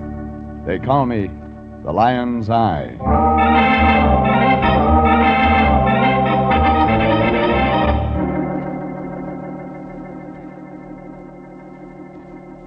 Sunday at 8:30, and CBS brings you Jeff Regan, Investigator, starring Frank Graham as Regan, with Frank Nelson as Anthony J. Lyon. So stand by for mystery and suspense and adventure in tonight's transcribed story, No Sad Clowns for Me.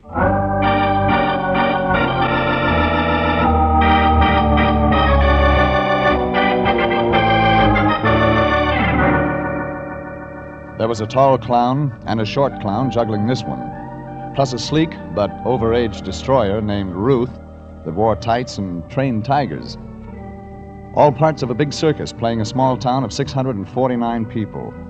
And somewhere along the midway, a joker wanted to cut me down to size. 6-foot box size. I wasn't thinking about the circus when I went to the Detective Bureau Wednesday morning, but my boss was. The Lion was up to his knuckles in... Green, my boy. I've just about decided to have our whole office done over in green. Why the sea of $1 bills? A client, my boy, with payment in advance. Those bills look like they've been papered in a rat's nest. They're all in pieces, my boy, but they're good. You'd know. Yeah, of course. Notice when I hold this one against this 300-watt light, the paper's made with silk threads. Fitting the torn bills together, they come to $67, Jeffrey. And the client is... See this canvas bag? Bottle top? It's full of nickels, dimes, and quarters, Jeffrey. With the $1 bills, it makes a very nice retainer of $75. For which we do what? Nothing. Now, wait a minute, Fatso. You mean a client walked in here, laid down $75 to hire us to do nothing? Exactly. Duck, there's a curve on this pitch. No, my boy. The whole thing's perfectly legitimate. Our client walked in about an hour ago. Description? Well, he was a tall man, eccentric. Go on. 45 or 50 years old, long, pale, stringy, yellowish hair, like an actor, and oddly dressed. This keeps getting better. Well, he had on a single-breasted pinstripe suit and tennis sneakers, a rope for a belt. Does he fly? What? No. Anyway, Jeffrey, he put the money down. He saw I was worried about the small denominations, and then he said, "It's not brass." Just like that. It's not brass. Circus expression, my boy. Then he leaned right over this desk and said slowly, showing his big teeth, Jeffrey, "When a little old man named Crackley comes in, don't take his case." And you went for that? Of course. We do nothing, no trouble at all. Lion, it could be we're in trouble. Give me our client's name and address and the retainer. I'll take it back. Well, unfortunately... Don't tell me. You didn't get the name and address. Well, you see, my boy, he was in a great hurry. You gave him a receipt for the 75? Oh, of course. Everything very businesslike. That ties us into the case, but good. Now, no matter what happens, we're mixed up in it. You're borrowing trouble. We bought it. Oh, relax, my boy. We gotta get that receipt. Forget it. Just be grateful. Okay, Lion. But if Crackley shows up, be careful. I turned and started for the door. Our new client was a crank. We'd have to be more than careful. But I couldn't dump the trouble into the Lion's lap. I slammed the door on my way out. The noise made a little old guy jump. He was standing in the hall, just outside our door. It wasn't hard to figure who he was. Crackley? You know my name? Well, I do now. You're on your way into the Lyon Detective Bureau. Yes. I'm Regan. The Lion's Eye? That's what they call me. You're the man I came here to see. You were highly recommended. I'd like to talk to you, Crackley. I know a place they'll let us sit down for 50 cents. Yeah, I could use a drink. I thought maybe. We went to Dugan's bar. Crackley was a little guy, but smart, almost sharp. He had an outdoor face, tanned with deep wrinkles like closed eyes in his forehead. Like he had a lot on his mind, and he wanted to talk. I'm the owner of a circus, Mr. Regan. Oh, congratulations. Well, you don't understand. I don't know if you can imagine the responsibilities of a circus owner. To his employees, I mean. They're all specialists. And if we were to close up and go out of business, why, there'd be no place for them to go. Except another circus. Oh, circus business has fallen off since the war years, Mr. Regan. I hadn't heard. Business is terrible. Yeah, sure. Another drink, gentlemen? No, thanks. No, I don't. Now, why did you come to the Lyon Detective Bureau? I want you to find a man named Bliss. Why? Well, Bliss has been investing in my circus. Putting money into a losing proposition? Oh, it's not unusual. People that love the circus, especially wealthy people, enjoy putting their money into things that give them pleasure. Bliss is missing? Oh, for the last 3 weeks. And the money has stopped coming into the circus? Well, yes, Mr. Regan. When did you last see Bliss? The fact is, I've never seen Bliss. But he puts money into your circus? Through his lawyer. Right now we're playing Bliss's hometown. I'd hope to meet him in person. But... Yeah. What would you say, Mr. Crackley, if I told you a strange man came into our bureau this morning and paid us not to take your case? Why, someone's following me? Well, I don't know, but yeah. Yeah, Mr. Crackley, someone's following you. Mr. Regan, what are you looking at? You mean, what is it looking at us? But where? Stay put. I'll be right back. I ran to the window. The face that had been peering in at us whipped out of sight. A couple of winos in Dugan's door cost me 2 or 3 seconds getting out, and that was enough. When I got to the street, it was empty. The man with the long, stringy, yellowish hair who'd been watching us was gone. I went back into the bar. That's when I got a second surprise. Crackley was gone, too. A quick call to Billboard gave me what I needed. The Crackley Great Combined Circus was playing a town of 650 people. A place called Crossroads in the foothills, about a 2-hour drive from L.A. The crank with the yellow hair on the rope belt was somehow tied up with that Crackley circus. Yellow Hair had the Lyon's signed receipt. I had to get it back. So I got into my car and headed for Crossroads. And when I got there, funny thing, the town was deserted. But the circus midway was jammed. It looked like Crossroads' whole 649 population was at that circus. Hot dogs, hot puppies, they're delicious, they're nutritious. Step up and get one. How much? Eh? A hot dog, how much? Oh, yeah, hot dog. Hey, you mean you're going to buy one? Why not? Nobody buys nothing in this cheap burg. Business looks pretty good to me. Everybody in town here at the circus. Don't cost them nothing. Oh, no? Old Crackley's putting on a show for nothing. Making it look good for Bliss, his silent partner. The show's papered then. Annie Oakley's for free, huh? Say, you Bliss? And if I am? I ain't said nothing. Yeah. How much for the hot dog? 2 bits. I paid for the hot dog, walked along the midway asking questions wherever I could get an answer. It was like the dog peddler had said. Crackley had papered the house, bought tickets for everyone in town to guarantee business. We weren't supposed to take the case, but the situation was interesting, and I got to wondering about Bliss, how he fitted in. But then I remembered I was here to get our receipt back, so I bypassed the midway, walked around to the performers' tents. No gaudy signs here, no freak shows, palmists or ballet. And I found a woman, or rather, she found me. Regan? Nice to be known. This is my tent, Mr. Regan. Please come in. She was tall, slim. You could spend time watching her. Young, but not too young. Her hair was long and black, almost to the roots. Her face was firm, beautiful, but her eyes had already been there and back. Then we were in her tent, nobody around except the tigers just outside. And she got nearer, and I could see more. Regan, Nice tent. I got a message. Uh-huh. Go home. That's your message? Go back to L.A., Crackley says. You a friend of Crackley's? He saw you on the midway. He said, that's Regan. That's the Lion's Eye from L.A. that ought to go home. You sure it wasn't Bliss? You know Bliss? Oh, yeah, a very close personal friend of mine. You're clever, Regan. It's my business. Make sure your business doesn't get you into trouble. Hey, that tiger's close.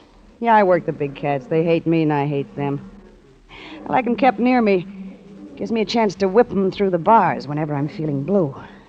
Lady, Yeah? what's your name? I got a surprise for you, Mr. Regan. I've had lots today. My name's Crackley. You're married to old Crackley, the circus owner? I married his son, Mr. Regan. His son? Yeah, George Crackley.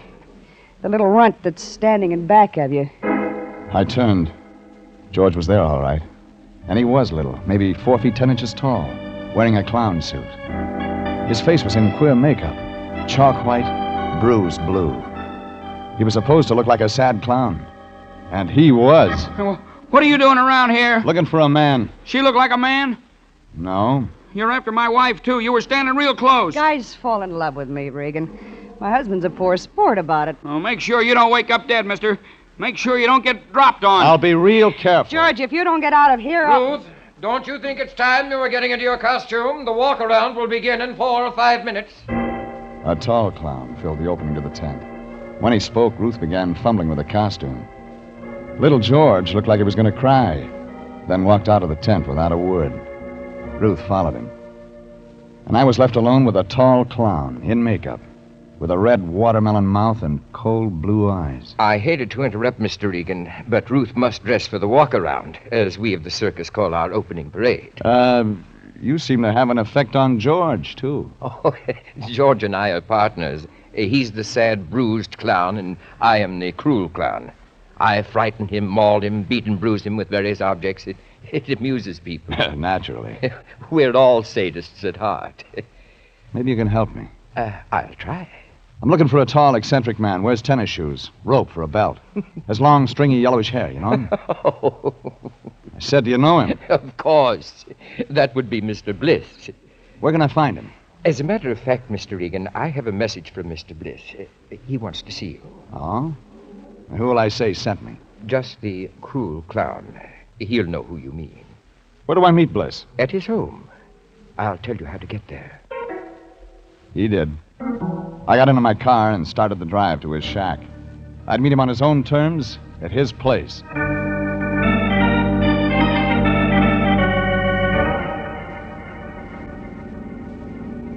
It was a 15-minute drive, most of the way up a side road. I was almost there when a car pulled into the side road behind me, coming up fast, its headlights growing in my rearview mirror. I pulled over to let the speedball pass. He began to cut in on me. The trailer he had hitched on sideswiped me. I felt myself go against the steering post. Then I didn't feel anything for a long time.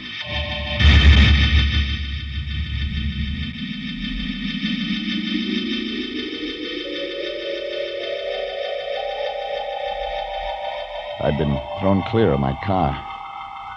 When I came to, there was a huge man standing over me, black in the moonlight. My gun was gone. My hand caught at a club, and then I saw it wasn't a club, but a small, very small chair arm. Must have fallen from the trailer. The trailer was gone. The man started moving in. Well, sweetheart. Stand back. Coming to, sweetheart? Get back. I got your gun, baby. I'm Logan, chief of police at Crossroads. Maybe I ought to take you into custody for reckless driving. Logan, I'm a private detective from Los Angeles. Well, why don't you get up from the ground and tell me about it? Here. Yeah, thanks. Somebody ran me off the road on purpose. And I think I know who. That's so, sweetheart? That's not all. There's something phony about that circus play in your town. Ain't no circus around here. You're real funny. Fact is, I'll make you a bet, baby. You can't show me no circus around these parts. You seem sure of that. Give you 20 to 1. Let's go take a look. All right. We drove in his car to the circus lot. When we got there, we saw the lot was full of color. All of it moonlight. Vacant. Not a candy wrapper. The crackly great combined circus was gone. As though it had never existed.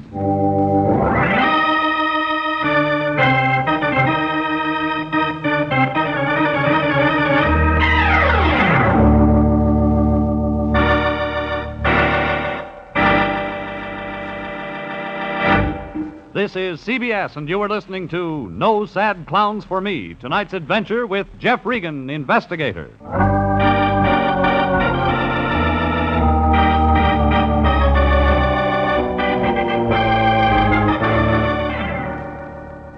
It started bad, and it got worse. Lyon had us balled up in it like a cat in a fish line before I even heard of the case. Then I took over. I did fine. Trying to get our receipt for $75 back, I got myself run off the road near the town of Crossroads, got my car smashed up. Then the chief of police told me that the Crackley Great Combined Circus, where I'd spent an hour, wasn't there. And it wasn't. The chief of police thought this was real funny. Where'd the circus go, sweetheart? L.A., probably. You're kind of slick. Couldn't have been gone more than an hour. Look at those filled-in post holes. You're a real bright fella. And I know why it left in such a hurry. Oh, you city fellas are real sharp-like. The circus left because of a guy named Bliss. What do you know about Bliss? Bliss was putting money into a circus, not taking any out. Keep talking. Bliss gets tired of this, slaps an attachment on the circus. Crackley pulled the show out before it could be served. Yeah, you're real smart. You'd better come along with me, sweetheart. We better have a little, talkie. It hit the bullseye, and I got more than I bargained for. It seems Bliss had no friends, except Logan, who, being the local legal eagle, was also appointed by Bliss as his lawyer, having full power of attorney. Now Logan was ready to talk. Bliss, now, he ain't no dummy. He was in the circus himself years ago, before he got wise and made a lot of dough in plumbing fixtures. Ain't no money in show business, sweetheart. They tell me. Now, Bliss, he ain't old, but he's kind of funny. All of a sudden, he wants to invest in a circus. His old love. But he also wants to make some money out of it. Oh, Bliss, he likes money. He married a circus gal years ago. Left her because she was draining away his salary. How much money did Bliss put into the Crackley circus? Well, baby, Bliss bought in deep enough to own, 49% of the show. Bliss isn't getting any money out of his investment, so he slaps an attachment on the show. Crackley gets wind of it, pulls the show out. You were right up to there, sweetheart. Talk, Logan. I got a note from Bliss just this afternoon. Told me to lift the attachment order. It was a real happy note. Where's Bliss now? Honest, baby, I don't know. He's queer. He's just gone. Bliss skipped out on his wife. That can't be his real name. No, I can't tell you much. Promised Bliss it wouldn't, but his name used to be Elmer C. Bickle. You got a phone, Logan? Here you are, baby. But get the charges. I was getting an idea. Another reason for the show's moving. One thing was sure. Bliss was in it up to his ears. It was 2 a.m. now, and I got the Lyon at home.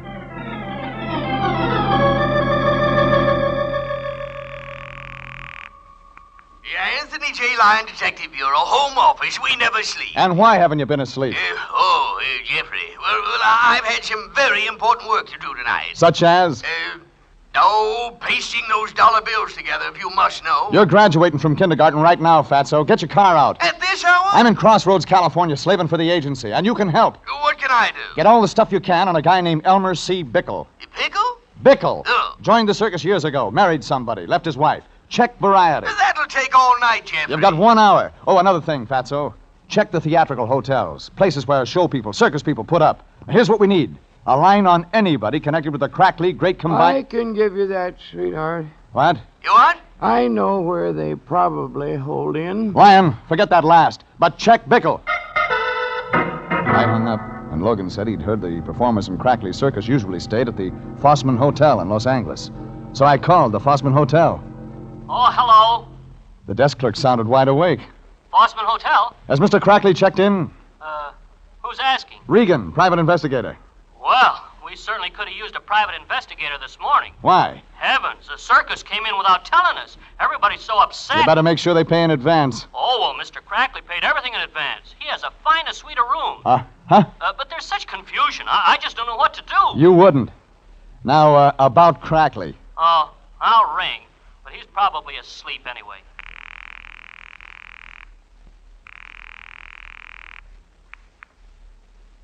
Hello? Crackley, this is Jeff Regan. Oh, Regan. Why did you run away? I don't know. Well, I mean, we had to leave because we were so low on funds that the sheriff's office was going to attach the show. We heard of the order and left town to leave their jurisdiction. Yeah, sure. Well, your worries are over, Crackley. I've found Bliss for you. Bickle, too. Oh, no, it's impossible. Well, I mean... Yeah, I know what you mean. It hit me. The circus was making money. Crackley had paid his hotel bill in advance. Fine suite of rooms. Why, he'd probably been keeping a double set of books cheating Bliss. I got Logan, got in his car, and drove back to the deserted circus lot. We drove fast. The circus had pulled out in the middle of the night for another reason. And I knew now we'd better look for that reason. The lot was deserted. Low, cold mist over the ground. Gray morning. A small animal moved through the mist like a creature from another world. A small dog. He'd found what we couldn't see. He had something in his mouth. A cap with a red pom-pom on its pointed end. A clown's cap, stained with blood.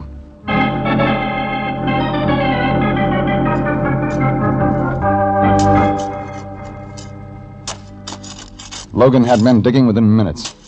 One of the filled post holes seemed larger than the rest. This was it. We found him, Mr. Regan. Yeah. Let me see his face. Yeah. Kind of muddy. Still in makeup. Tall, cruel clown. You know him? Yeah. You too. Pull the skull cap off. Poor Mr. Bickle, alias Bliss. Long, stringy, yellowish hair like an actor. Only he isn't playing at being dead. Come on, Logan. Keys to your car. I've got an appointment at the Fossman Hotel.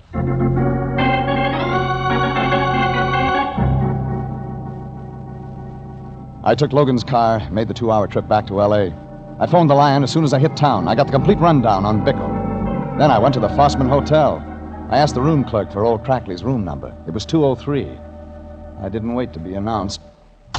You should lock your door, Crackley. You could get company you might not enjoy. Well, I've been waiting for you. I know why you pulled out of Crossroads so fast last night, Crackley. But I don't know anything. I found Bliss. I'm not interested in Bliss anymore. And maybe you're interested in Bickle, the tall clown. Now, please, Mr. Regan. Bliss joined the circus under his real name, Bickle, to check up on his investment. The tall clown was Bliss? Yeah. He was eccentric, but not eccentric enough to throw his money away. But he got more than he bargained for. No, please, now leave me alone. He's dead, Crackley. Dead. Yes, dead. You pulled out of Crossroads last night because a man was killed and buried there on the lot. But I didn't kill him. But you know who did? No. I had the Lyon check on Bickle. It seems he married a Ruth Sandusky in Chicago, April 18th, 1930. Now, Ruth Sandusky was only a kid then, featured in an animal act. My son George married her in good faith, Mr. Regan. I was against the marriage. Where's George now? But I can't tell you. I left him in Crackley's suite of rooms, checked the front desk for George's room. Was told he lived in his own small trailer. That when he was in town, he always parked it down by the circus warehouse. That's where I headed.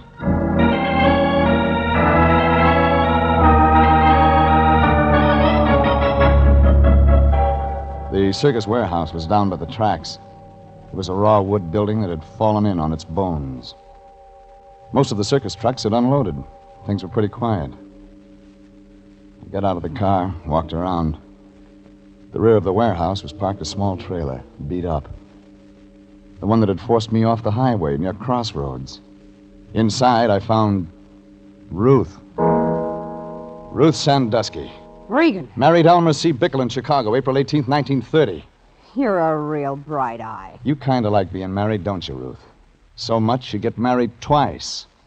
Girl needs a man. With money. Bickle ran away from me the week we played Chillicothe. The only way I knew he was alive, he used to put crazy ads in the trades every Christmas. You'll be sitting pretty when old man Crackley dies and George inherits the circus. Oh, I try not to think of such things. Bickle joined the circus 3 weeks ago. He recognized you, wanted you again, moved in on George. The thing is, you were still married to Bickle. You'd kind of overlooked getting a divorce, which meant you weren't legally married to George, meaning you had no future claim on the circus. You won't tell George. I'll make it worth your while, Mr. Regan. Trouble is, lady, George saw Bickle, the new clown, moving in on him. And easily, too. You were afraid to hold Bickle off, afraid he might yell bigamy. Real cozy for you, Ruth. Both husbands, clowns in the same act. You better stop talking, Mr. Regan. George had to move out of Yutan, sleep in his trailer. He was crazy jealous. That's why he tried to finish me by driving me off the road. He thought I was moving in, too. Stop it while you still got the chance. Bickle said, come back to me or I yelled bigamy, and you killed him. Stop it! Only one thing, lady. You didn't know that Bickle and Bliss were the same man. Bliss? Yeah, the angel. The guy that was pouring all that money into the circus. Bickle was Bliss. I'm still married to him, legally. That's almost right. Yeah. Yes, it was bigamy. What do I want with George now? As the wife of Bliss or whatever he called himself now, I'll inherit all his dough. You killed Bliss. What? Crackley thinks his son did it. George will go to the gas chamber for me. I'm a bigamist, Mr. Regan, so give me 2 years. No, Ruth, no. No, you won't get rid of me that easy. George. I heard what you Little were telling me. George, the sad, bruised clown, stood in the doorway of a small trailer. It was like he didn't see me, only Ruth, his almost wife. But he'd heard I thought you plenty. killed him because he was molesting you. Shut up, George. I thought you killed him because you loved me. You stay away from me, George. Ruth ran out of the trailer, followed by George. He slammed the door to hold me back. I got the door open just in time to see little George slip into the circus warehouse. I ran after them, fast. Inside the warehouse, it was dim. There was a sharp smell of circus animals. Little George was flexing his muscles for the first time in his life. I won't let him get you. I'll take you from the gas chamber. A superhuman strength had come into him. He had Ruth by the hair and was forcing her into an animal cage. The tiger was crouched in the corner of the cage, ready to jump. I grabbed both George and Ruth by the hair and pulled them back. I kicked the cage shut.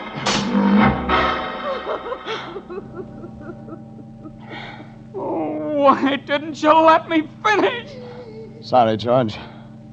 The state will want witnesses when Ruth finishes her act. In the gas chamber.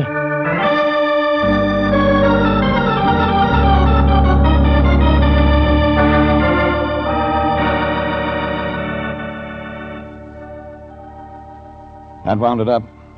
I called Sanducci of homicide. When they came to take Ruth away, I saw little George, the fall guy, standing near his trailer, all alone. 2 hours later, I checked in with the Lion at the office. We're in the money. We're in the money. Still at the paste pot, Lion? Oh, yes, my boy. I've just finished pasting the last bill together. The silk threads match perfectly. Nice, neat job. Oh, Jeffrey, you just don't know how hard I work for our future. Uh-huh. Bank should take these all right. Now, I slaved all night, my boy. The only thing, money doesn't belong to us. Yeah, I think I'll just press the bill so the bank will be sure to... What? Money isn't ours. But, what do you mean? I got a call from Logan. Says he found your receipt in the Bliss shack.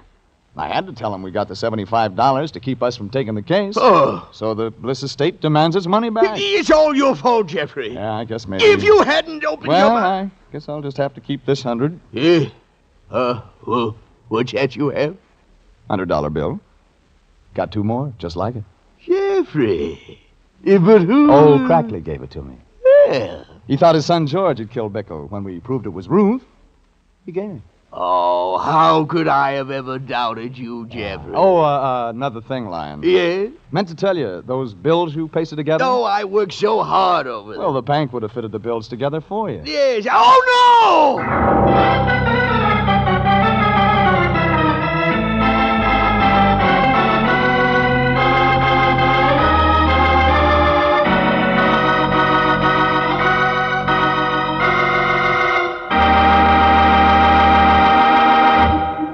Jeff Regan, Investigator, is written by William Frug and Gilbert Thomas, directed by Sterling Tracy, and stars Frank Graham as Regan with Frank Nelson as Anthony J. Lyon. Original music is by Dick Arant.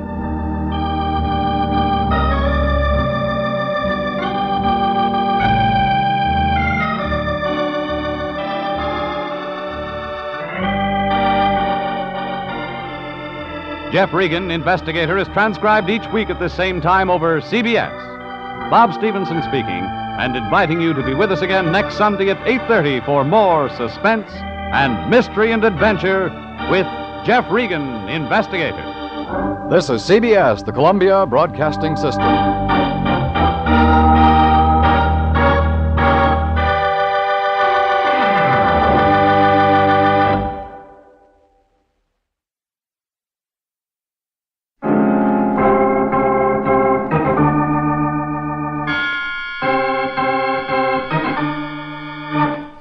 name's Regan. I work for Anthony J. Lyon, Detective Bureau. They call me the Lion's Eye.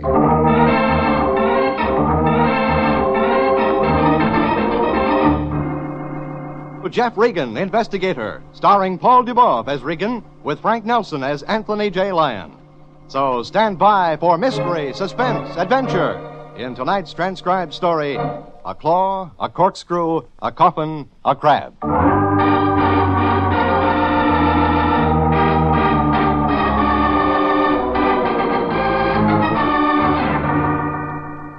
There was about everything in this one. A claw, a corkscrew, a coffin, a crab, 67,000 clams, some deep sea fish, and Juliet. Case took me all over L.A., out to San Pedro, down to Long Beach, took me 20 feet underwater where it looked like I wasn't going to come up.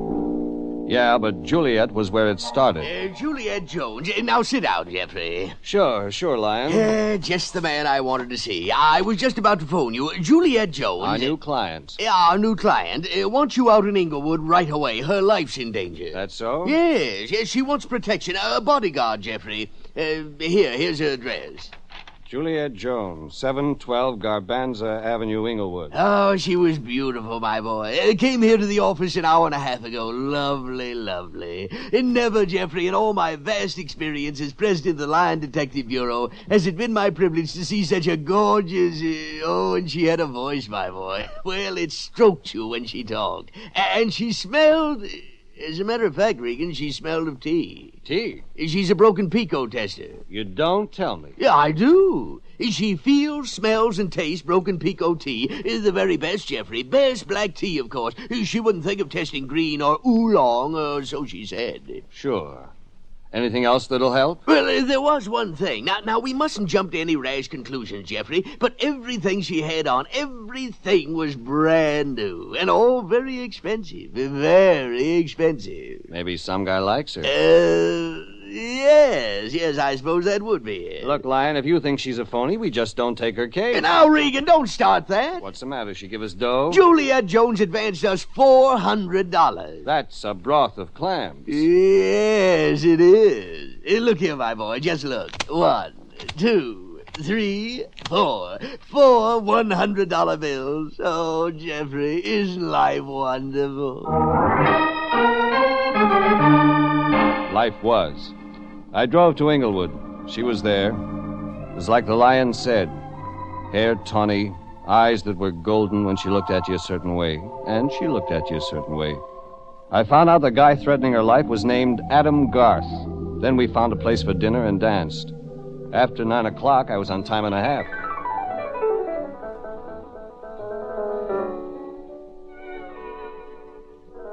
Jeff. Yeah, Juliet? Jeff, you make a wonderful bodyguard. I like my work. Jeff. Just think, this is all we have to do for days and days. Till Adam Garth takes that slow boat to China. You know, I'm going to be sorry when Adam Garth gets tired of trying to kill me. Because, Jeff, then what reason will I have to hire my own private detective? Lady, let's try fresh air. Oh, Jeff, how marvelous. I know just where there is some.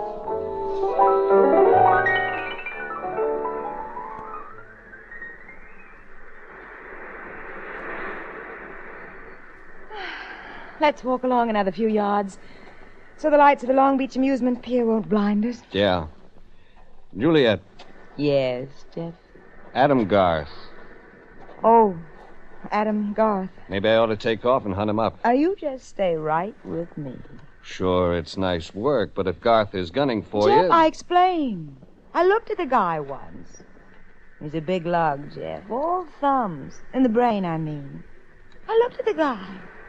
He fell over his thumbs. That could happen. Well, it isn't easy to be a girl like me, every guy's dream. Guess not. You gotta be triple careful, huh? I didn't do anything, Jeff, to encourage Adam Garth to think... But he got crazy all of a sudden. He thought he owned me. You told him he didn't. He said if that was it, then nobody else would. I see what he meant. Adam Garth threatened to kill me. He said Jeff, he said he'd fix it so my beauty would never wreck another guy's life. You hired me to block his punch. Yes, Jeff. I want you with me every minute, all day, evenings, wherever I go. Because...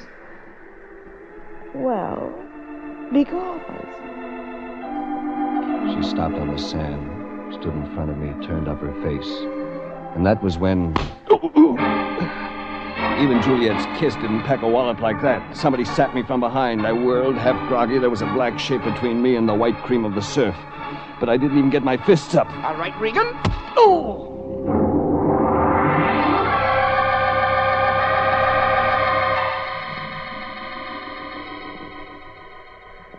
Couldn't figure it out for a second where I was. It's like a dream. Far, far away. A big production, and Juliet was in it. Romeo, Romeo, wherefore art thou, Romeo? Yeah. Wherefore?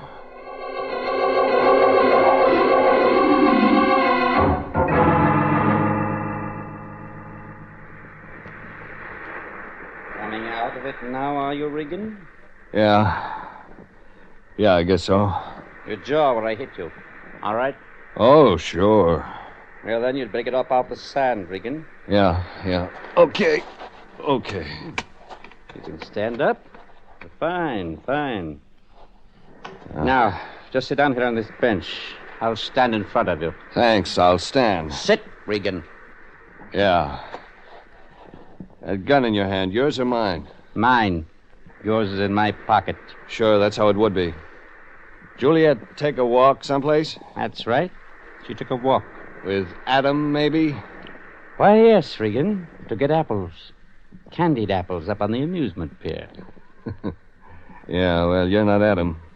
You don't fit the description Juliet gave me. Squat, hairy guy, thumbs in the brain. You're a little taller, smarter. And I have my clothes on.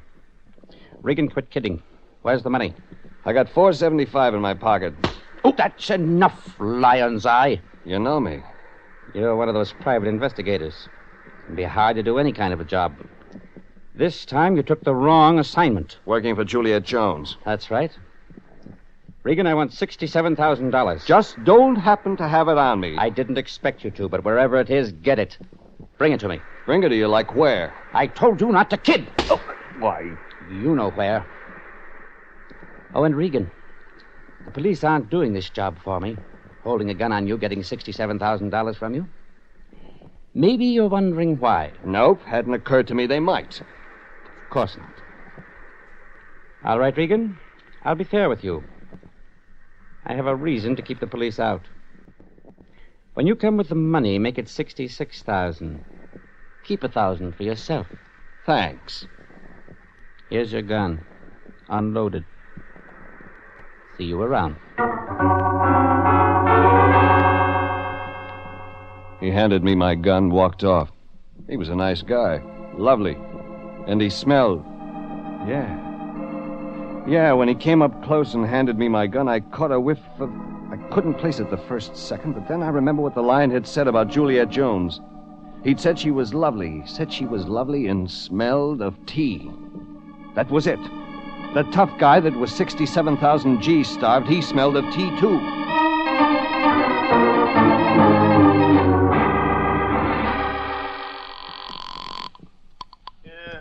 Hello. Wake up. Oh, Jeffrey, it's 10:30. I've gone to bed. Where are you? Payphone booth, Long Beach Amusement Pier. Jeffrey, this is a toll call. That's right. Lyon, when Juliet Jones talked at the office this afternoon, she said she was a tea tester, even smelled of tea from being around it so much. Jeffrey, if you've called me in the middle of the night, 10:30, a 25-cent toll call, or 30 cents, or whatever it is... Did she say where she tested tea? Where she works, you mean? I can't remember a thing like that. Call me tomorrow. Jeffrey. Yeah, Lyon? Juliet Jones isn't with you. That's why you haven't asked her. That's it. So, Jeffrey, my boy, nothing's gone wrong with our lovely $400 case? A couple of things. We're in the red on it. In the red? But we can't be. Why, I have the four $100 bills right here, Jeffrey. In this chamois bag tied around my neck. Yes, here it is, under my nightshirt. Well, with that $400 taken away, we're only $66,600 in the hole on the case. That's the amount we have to cough up to get out. Jeffrey!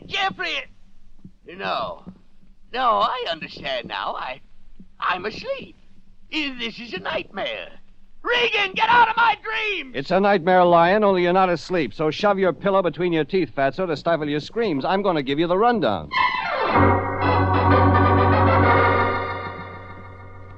Lyon whimpered, moaned, but he took it.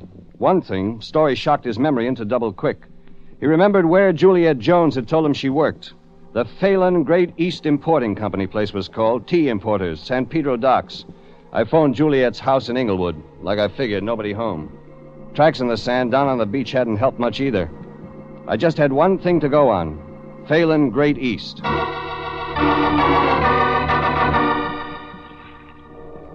I drove out to San Pedro, dock section, parked.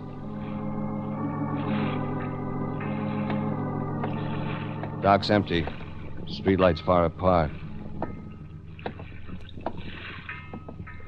I unclipped my shoulder holster as I walked up the dock. My unloaded gun might back up a bluff. All right, hold it. Voice out of the building's shadow. Stand still, no moves. Who are you? Who are you?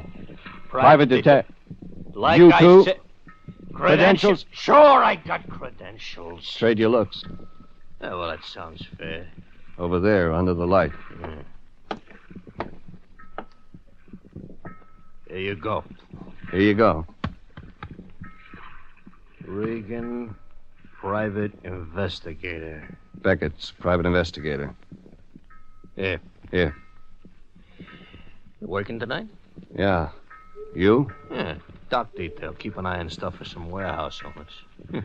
Big shippers. Fat guys. Who you work for? I work for a fat guy. That's the way it is in this world. The smart work for the fat. Beckett. Yeah.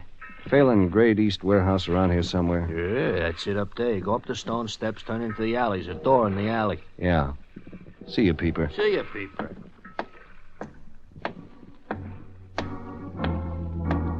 I climbed the stone steps, turned into the alley, and then I saw high up behind shut blinds, light burning in one window. The door Beckett had told me about wasn't locked. Inside the warehouse, I burned my fingers with paper matches, finding the stairway that led up. After that, it was easy. There was a light under a door on the 4th floor. You could just make out the single word painted on the door. Phelan. As I opened the door, the drapes swirled across the room. The door slammed behind them. I went in. Well, hello, Regan. Hello, Phelan. Oh, yes, that's right. It's on the door. Well, sit down. Sit down, Regan. I was just drinking tea. 2 cups. That's right. One for Juliet Jones. Well, maybe. It adds that way. She just went out that other door. You picked her up the same time you slugged me. You must have had to help her. Beckett? Go on, Regan. Tell me what else you know. Beckett, the private investigator, works for you. I suppose I should have figured that. Man can't think of everything, Regan. You haven't thought of the 67 grand. Now, it's smart of you, Regan, to see it in that light. 3/4 of an hour ago, you thought I was the one that stole your dough. Now you know the money was stolen. I didn't catch on at first, but you told me that on the beach. You asked me if I was surprised the cops weren't getting the dough for you. Only way that could make sense was that you actually had been taken for dough. You gave me the amount yourself, 67 grand. Only, Phelan, you told me something else. Yes. Yes, Regan. I said I had a reason not to go to the police. Here, have a cup of tea. No, thanks. Well, I understand. Darkened warehouse, waterfront docks. But I don't mean you any harm. Here, I'll prove it. Look here. The tea leaves in the bottom of this cup. Yeah? Well, I read them, you know. Now, let's imagine this is your fortune. Go on. Well, now here. Now, this form in the tea leaves. A coffin. That means look out for trouble. And here, shape of a crab, you've got an enemy. And a claw, Regan. The enemy wants to kill you. See anything else? A corkscrew. Which means? Don't be curious. About why you don't want to go to the cops. I guess you can find your way back downstairs, Regan. I'll see you around. Yeah. Maybe you will.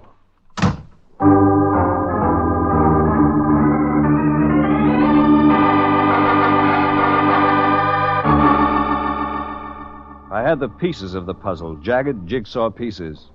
Phelan, a Phelan Gray East tea importer. He'd been robbed of $67,000, was out to recover the loot himself because he was scared to go to the cops.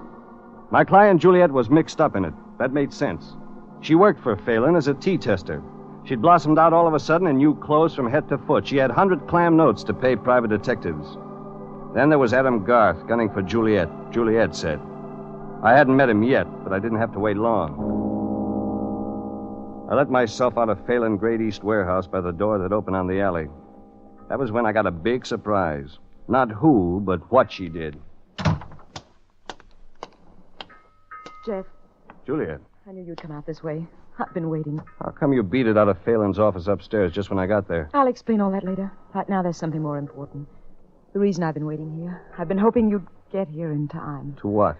Hold me. Huh? And you are in time. Not too early, not too late. Oh, Jeff, hold me. Hold me. Are you nuts? Jeff, I've got a good reason. A good reason. Jeff, you've got to hold me close to you and kiss me. You are nuts. Hold me. What? I think this will do it nicely. Now stand back, Jeff. I said stand back. Lady, you've skipped your rocker. Stand back, Jeff. I've got to get back from you now. I've got to get back. Jeff, stand back! She hurled backward, flattened herself against the far wall of the alley, and then I saw. End of the alley, away from the docks, man standing watching us. You couldn't make out his face, but his posture, feet apart, right hand forward, meant gun ready. I sucked back flat to the wall across from Juliet. 6 spurts of orange from the black silhouette. Yeah, but Mr. Jealous didn't score. Instinct, anger, threw my right hand to my unclipped shoulder holster, brought my gun to ready.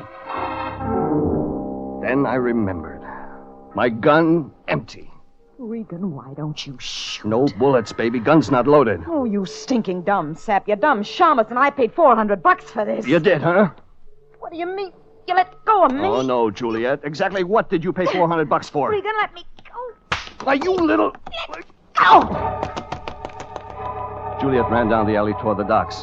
Only I decided to play it away from the docks instead of toward. I couldn't go both ways, and the guy who fired the shots had disappeared in the other direction. It didn't figure he'd be hard to find. All I'd have to do was make myself available, and he'd find me. Only I didn't expect him to find me so soon. Walk straight ahead, don't look back, and don't try nothing. Okay, Garth. Hey, how come you know me? Well, I was born in the dark of the moon. Hey, don't make no gags. You healed? I got a gun with no bullets in it. Don't make no gags. Well, it's the truth. Look, Garth, we've got things to talk about. I don't know who you are. I'll show you. No funny stuff. Sure not. Here, look. Jeff Regan, private detective. Here's my license. Well, looks okay. Garth, you stole $67,000 from Phelan. Yeah, I did. That's right. Yeah, I did. You seem pretty set up about it. I stole $67,000 from Mr. Phelan. I don't know what come over me. I'm sorry I did it, and I am ready to go to prison and pay the penalty for my crime. Hey, wait a minute. Huh? Turn off the gramophone. I don't know what you mean. Garth, where's the $67,000? Oh, I was a crazy fool. I tried to double it. I don't know what come over me. I went to Las Vegas, Nevada, and I... Lost every cent of it. Yeah, that's what I did. Garth, you gave the $67,000 or most of it to Juliet Jones before you left. No, that ain't what happened. Oh, yes, Garth. You gave the 67 G's to her. You went to Las Vegas to pretend to lose at gambling. You came back here to California. If Phelan had reported the theft, you'd have been caught. You expected that. You meant to serve your time. You figured it was worth it. Juliet waiting for you when you got out. Yeah, I know. Well, she will be. That's how we planned it. Yeah. Yeah, sure. Well, you want to start serving that time, Garth. So come on. Let's go.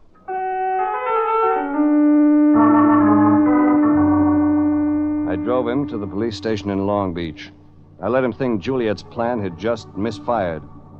I didn't have the heart to tell him what her real plan was. When Garth was booked out of the case, I had other business.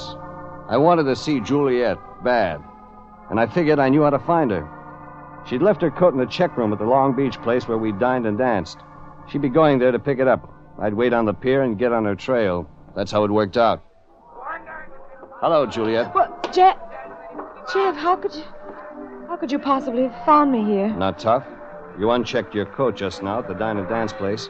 I figured you would. And you followed me out here on the amusement pier. That's it. Well, I'm glad to see you, Jeff. Sure, yeah. In case Garth shows again, you'll want me to protect you. Well, yes, of course. Yes, of course, that's it. Sorry I lost you at the docks.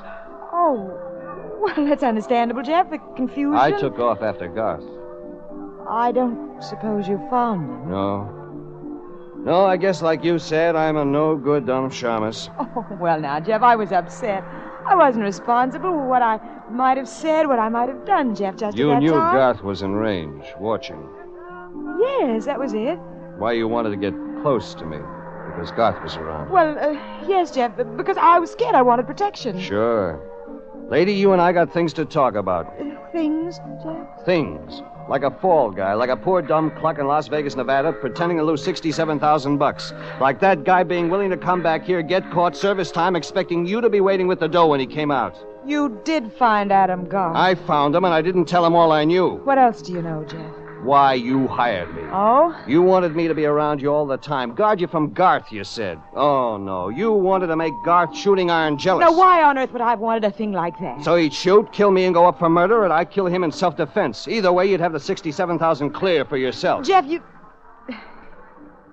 you are smart. Thanks.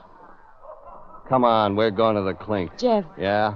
Are you sure there isn't anything else we could discuss? Such as? Jeff, I know a place we could talk. Alone. Just up the midway. It might be worthwhile. All right. Let's go.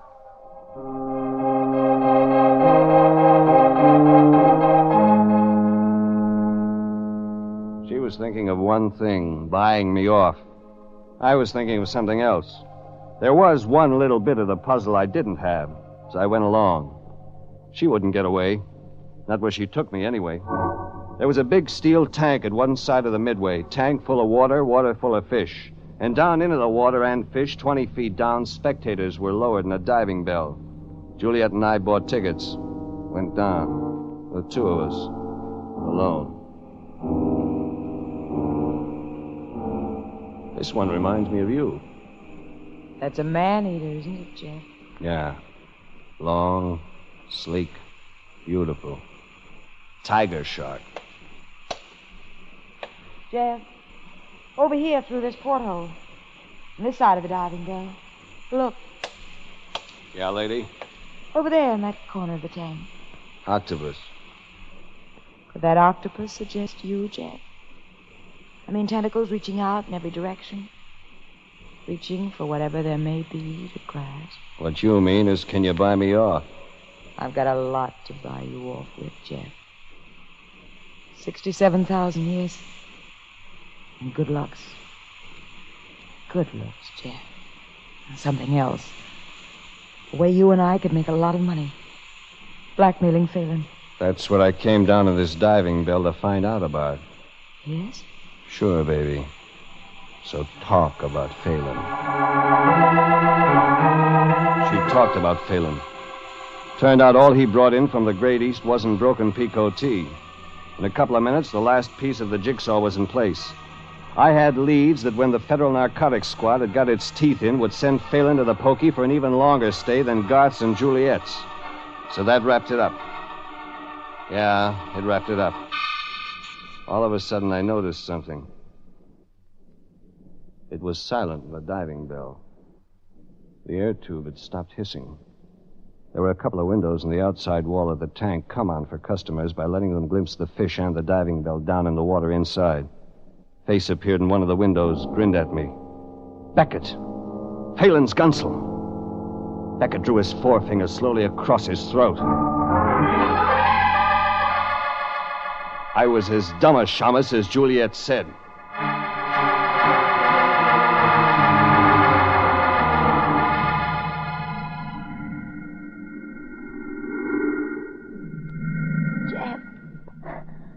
Jeff, I can't breathe. Jeff, I'm scared. She passed out. I was next. Everything was getting wavery.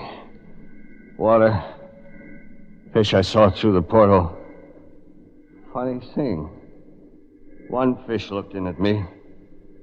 Looked like my boss, Anthony J. Lyon. Lyon. All right, now, stand back. Stand back, everybody. Give the man air. Please stand back. He's in a dangerous condition. Hey, Jeffrey, my boy, are you all right? Oh, Lyon, what happened? Jeffrey, I came here to the Long Beach amusement pier after you telephoned. I was worried about our $400 case, you see. Yeah. And when I got here, that man Beckett was looking into the tank, making suspicious gestures. You tangled with him. No, not exactly, Jeffrey. I found the operator of the tank. Beckett had knocked him out, Jeffrey. I revived him, threw water in his face, you see, and he and I managed to get air going to you and Juliet again. The police were attracted by the disturbance, my boy, and they rounded up Beckett, and they've taken charge of Juliet, too. All this time, I was as cold as a mackerel. Yes, my boy, you were. But, Lyon, one thing. Yes, Jeffrey? How come you're sopping wet? Well, it was nothing, my boy. I saw you in peril in that diving bell. My heart overflowed. I dove in to save you. Save me through the steel wall of the diving bell? Jeffrey, I was going to tear those steel walls apart with my bare hands. Lyon, you were going to do that for me? Maybe I've been misjudging you. Hey, Mr. Lyon. Don't bother me, lad. Well, Jeffrey, we'll forget the past. Let bygones be bygones. No man really sees another's metal till the test of battle. Mr. Lyon, please, sir. Get away from me. Stop bothering me, boy. Go away somewhere. But, Mr. Lyon, here's your chamois skin bag full of money you dove into the tank to try to save. Money. Lyon? Lyon? Now, Jeffrey, don't excite yourself, my boy. You've been a sick man, you know. Hey, Jeffrey, what are you doing? Oh, no! Not in the tank again!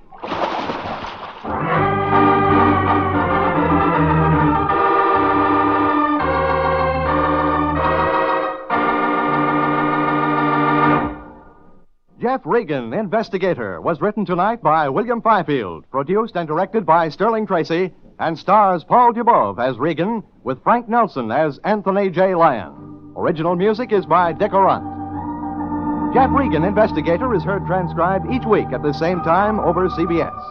Alan Botzer speaking, and inviting you to be with us again for more suspense, mystery, adventure with Jeff Regan, Investigator.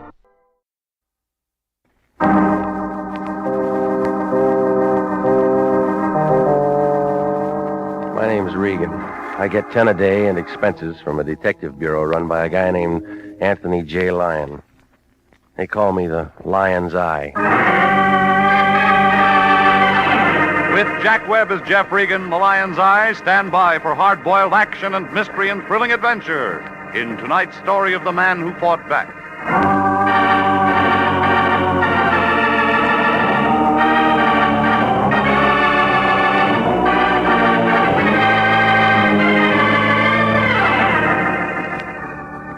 There's a street crammed in between Wilton and Van Ness in Hollywood. It's called Taft Avenue. It's a couple of blocks long, and it only got there because the city planners had a few tons of cement left over from the Coliseum. On the corner, there's a gray building poking its way up through a crack in the pavement. That's where I live. Apartment K. 2 rooms with a connecting door to a broom closet. Oh, the place isn't much. A couple of chairs and a bed that comes out of the wall. and a mattress that could pass itself off as a relief map of the high Sierras. Well, that's where I was the other night around 11, trying to catch some sleep. That's when my phone began making an impression. It turned out to be the Lyon. Hey, Regan, I'm glad I found you home. Are you alone? What's the matter? Did you lose your voice? Just a precaution. I got a hold of a good thing, and I don't want to lose it by indiscreet talk. Well, then write me a letter. We've just been hired. You start tonight. It'll keep till morning. Her name's Alice Lafarge. She can meet you in a bar called the Princess across the street from Pershing Square. Get going. What's her trouble? She'll tell you all about it when you get there. Can't you tell me? I haven't got the time right now, but there's nothing to it. I'd handle it myself if I didn't have a big deal on. Flirting with widows in Pasadena, huh? So I got a social engagement. It helps our business. Pays to be seen in high society. And besides, the liquor's good. You just get over to see the Lafarge dame. And give me a ring in the morning and let me know how you make out. All right, lover. Hey, Regan. What should I take to my Pasadena girlfriend? Flowers or candy? You better take both. You're going to need all the help you can get.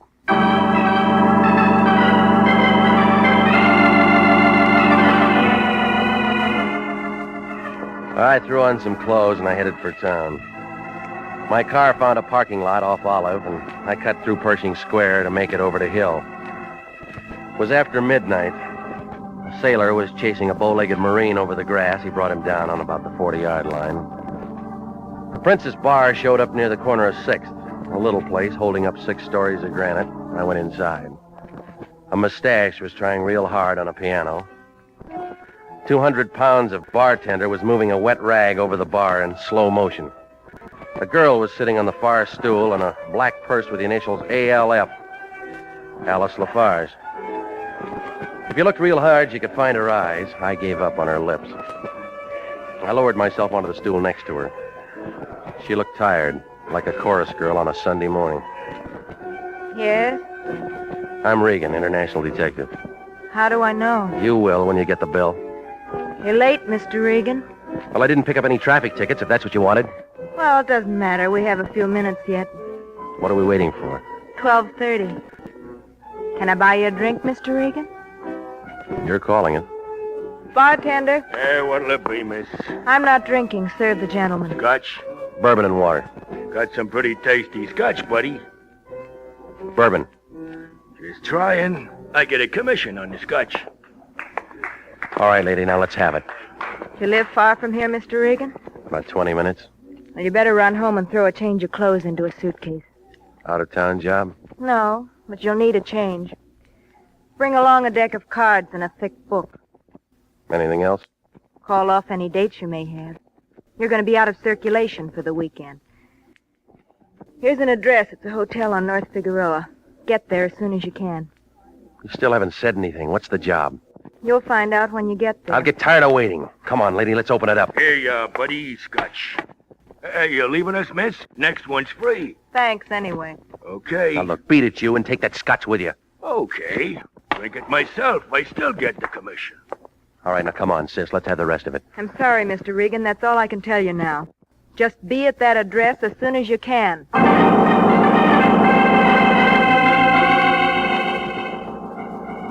Now she slid off the stool and moved for the front door. I caught a view of her in the mirror. There was nothing there to make a guy want an encore. Sandy hair, short, thin body that you could have slipped into a mailbox. Well, she threw the door shut behind her. A couple of seconds ticked by, and I moved out after her. I made the street just in time to see her climb into a cab and start up 6th. That's when I spotted the red Austin with an Illinois license. There was a Glen plaid sleeve sticking out of the left side, and that's all I got of the driver, except that he was doing a real bad tag job on the Lafarge girl.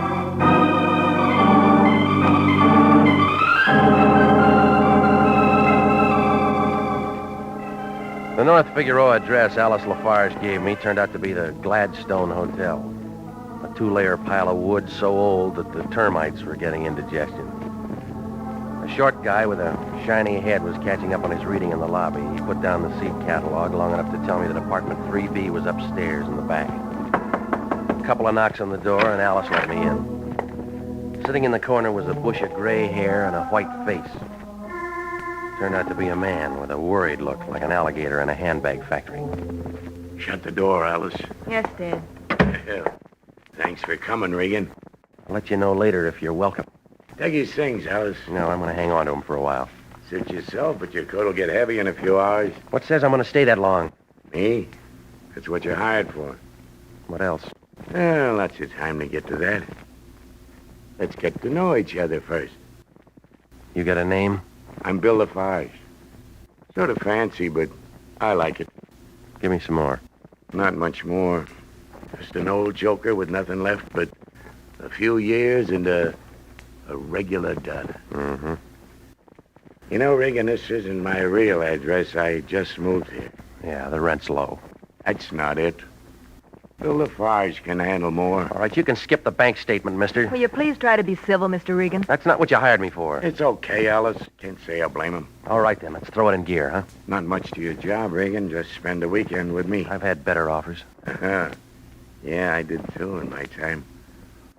Well, that's the easy part of it. You got something hard? You stay awake the next 48 hours and keep looking at me. Who's after you? Nobody. I figure different. You could be wrong. Shades down, lights out, Red Austin on a tag job. What do you mean? Plaid suit moved out after you when you left the Princess. You sure he was following Alice? Like you said, I could be wrong. Get one thing straight, Regan. I never hire anybody to protect me. Bill Lafarge handles things like that himself. You're here as a witness. What for? Just in case somebody wants some testifying as to how I spent this weekend. All right. Now throw off your coat. Let's play a little cards. Why not? Alice, open the window. It's getting a little hot in here. All right, Dad. Good girl. Gin rummy? You're dealing. Now, how do you want to play? 2 bits if you... The shots came flying in from the alley and didn't stop until they caught Alice Lafarge. They blew her back into the room, and she did a full turn like a ballet dancer showing off. By the time her father and I got to her, it was all over. The old man straightened up and began mumbling something about Red Austin. I stepped for the phone. I put in a call to Sanducci at Homicide. He took down the story and promised to send out some company, and then I cradled the phone. That's when I knew I was alone with the girl. Old man Lafarge had hot-footed it out of the building like a super chief on a holiday weekend.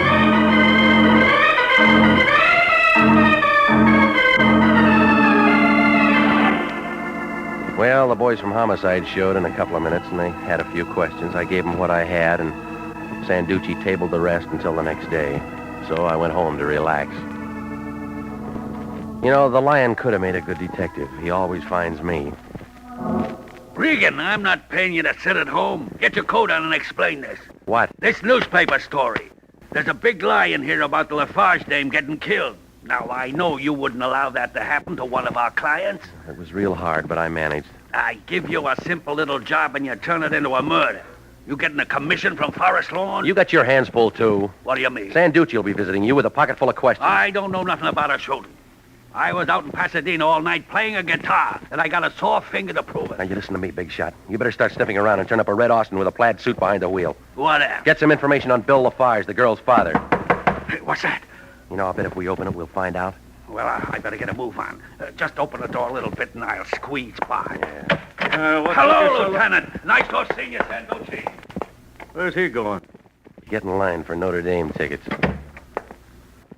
When did you take up knocking, Sanducci, huh? New directive went through the department. Show a little more courtesy. You don't wear it well. Well, I figure it's political. They're working on building up a gate for the next policeman's show. Gotta put you on. You're worth a couple of laughs. Yeah, I'll speak to the boys.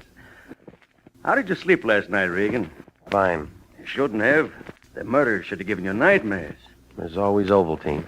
You know, some of the boys down at headquarters figure you know more about this shooting than you're saying. Well, they made mistakes before. No, I'm not saying. I feel like they do. What do you want? Who knocked off the Lafarge girl? You're asking yourself. Wrong answer. How would you know? She got it with a .45. What do you want? You know what I own. But I don't know about Lafarge. The shots came in through the window. Even you can figure that. He could have had help. Talk to him. I will when we pick him up. In the meantime, it's you and me. You got nothing on me.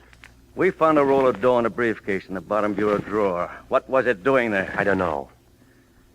All right, Regan. Now let me give you a tip. The word's out Lafarge got a private war on. I don't want any more shooting, so I look at it this way. He's your client. I'm holding you responsible. And Regan. Yeah? Cada volta ne mangiare le soldi tutto paese, che sei un brisagliere stupido. What's that mean? Go find out. You're a detective.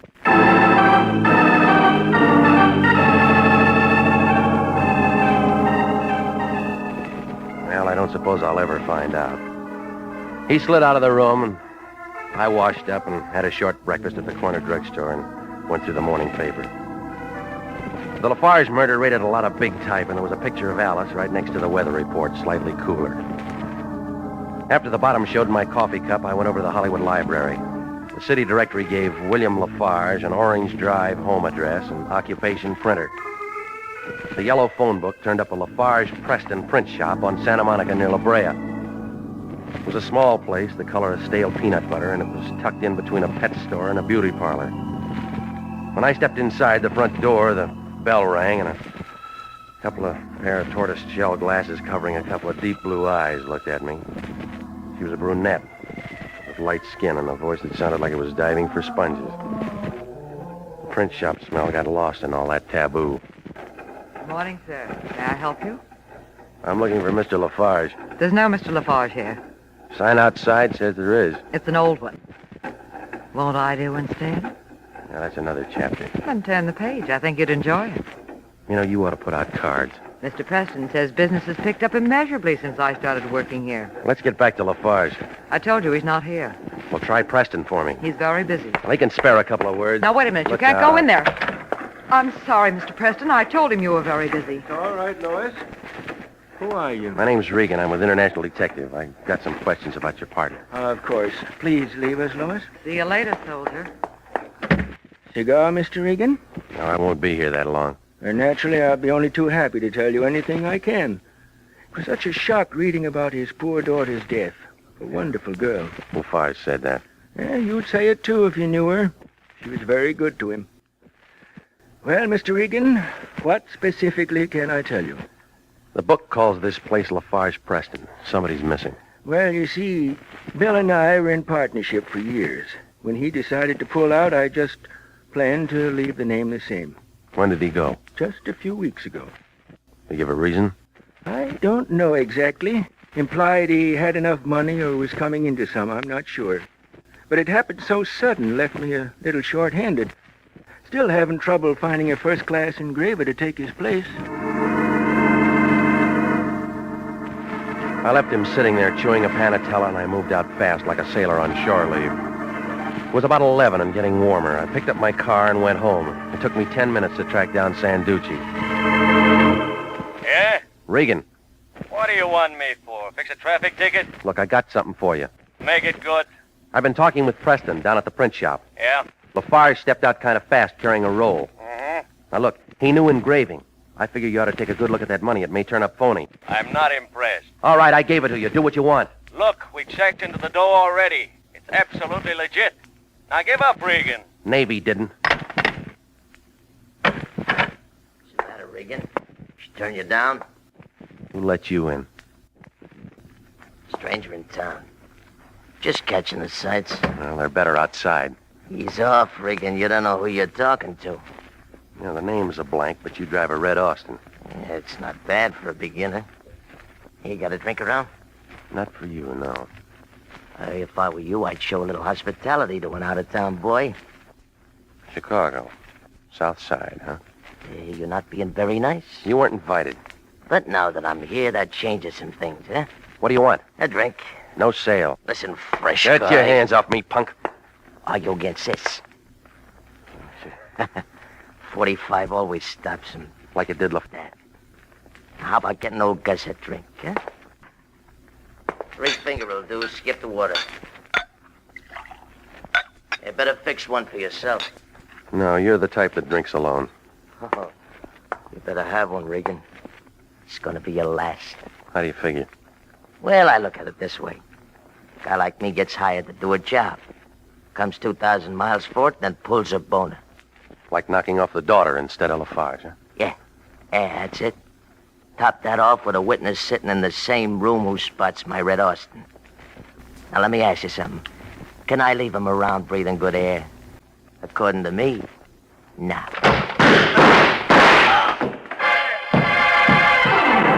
Gus's knees knocked together, and he caved in like arches on a fat man. 4 quick steps took me to the door, and I looked down the hall. Nothing there. So I made it for the stairway, and I looked down the spiral. An old guy was taking the steps 2 at a time and stuffing a gun into his overcoat pocket. It was Bill Lafarge. You were listening to the story of the man who fought back. Tonight's adventure with Jeff Regan, Investigator.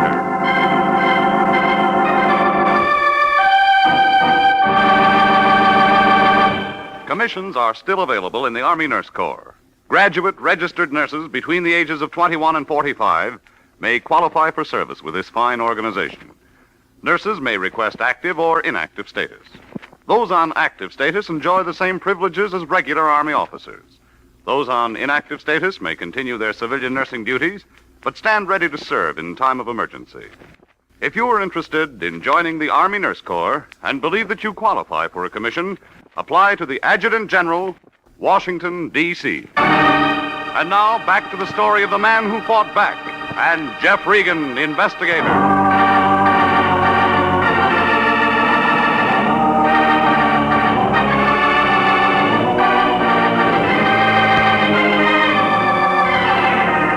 Well, things were moving kind of fast. The Lyon sent me out to meet a girl named Alice Lafarge. She took me to her father, who wanted a bonded witness to be able to testify to his whereabouts that weekend. That's when a couple of shots came through the window and cut down the daughter. Before homicide put in an appearance, Bill Lafarge was gone, and he didn't show again until Gus killed Alice and then came to see me. And then there was a big roll of money and a print shop in the picture, but it was all out of focus. Well, I moved back into my apartment. The Chicago hood was still there, lying on my rug, and I picked up the phone to call Lieutenant Sanducci. I'd just gotten a couple of numbers out when I caught a familiar smell. It was a load of taboo, and it was packing a .32. Put the phone down, Regan.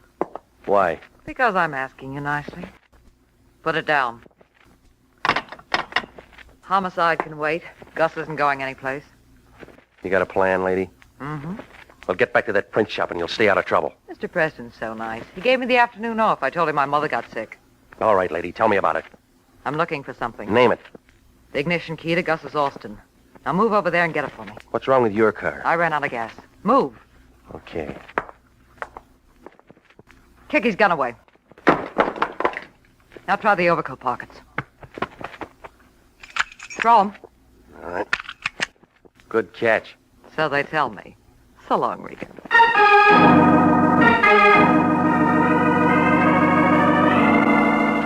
I put in a quick call to homicide, and then I waited a couple of minutes to give her a chance to get a head start. When I stepped out of the building, the red Austin was just turning the corner. I followed in my car. We wound up in Glendale. She pulled into a duplex driveway next to an empty lot, and I pulled in under a pepper tree up the street a ways. And then she got out and unlocked the trunk. She looked inside, ripped up the floor matting and then the boards. When she slammed the trunk shut, it figured that she didn't find what she was looking for.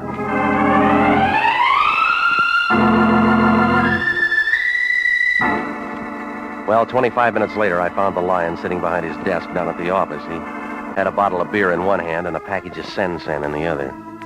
Spread out in front of him was a typewritten piece of paper that he'd just slipped out of his Remington. He had a puzzled look, like a little boy caught in a mixmaster. Regan, where you been? Around. I've been looking all over for you. Sanducci's been calling in every 3 minutes. What's he want? The story on how Gus got laid out in your apartment. Well, I'll drop him a note. He wants it now. He's got time. He doesn't come up for a pension for years.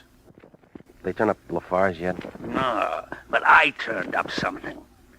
What would you say if I told you Lafarge did time once? On a counterfeit rap? How'd you know? It figured. That Lois dame is scratching around for something. The feds put him away for 10 years for making up some phony bonds or stocks or something like that. Uh-huh. How's his daughter fit? She waited for him till he got out and then tried to help him play it straight. What'd you get on Gus? Who cares about him? Lois. Lafarge wasn't in on that bond job alone. Who else? He had a partner, the guy who runs the print shop, Preston. Oh, you're doing better.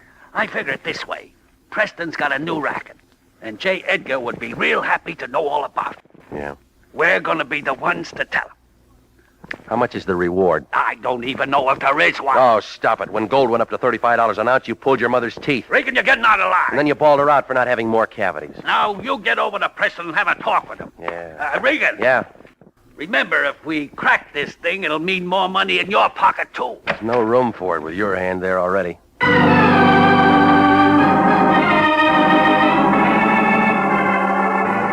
I left him sitting there doodling dollar signs, and I went out into the street. It was turning evening. I picked my car out of the lot, and 30 minutes later, I stopped on the corner of Santa Monica and La Brea. The fog was rolling in by then, and the streetlights were trying real hard. I walked to the front door of the print shop. I shook it a little, but nothing gave, so I moved around to the back. The place inside was as dark as a saloon in Kansas, but somebody inside was handy with a gun. So I cracked the window with a rock, and I climbed inside. It smelled like target practice on a rifle range. Preston was curled up on the floor like a piece of wet tissue paper, and there were 2 holes in him. Well, the game wasn't over, but they were running out of players. I moved for the phone to call the police, and that's when I spotted Bill Lafarge. He was slumped down in a chair with a gun in his hand, and he looked tired.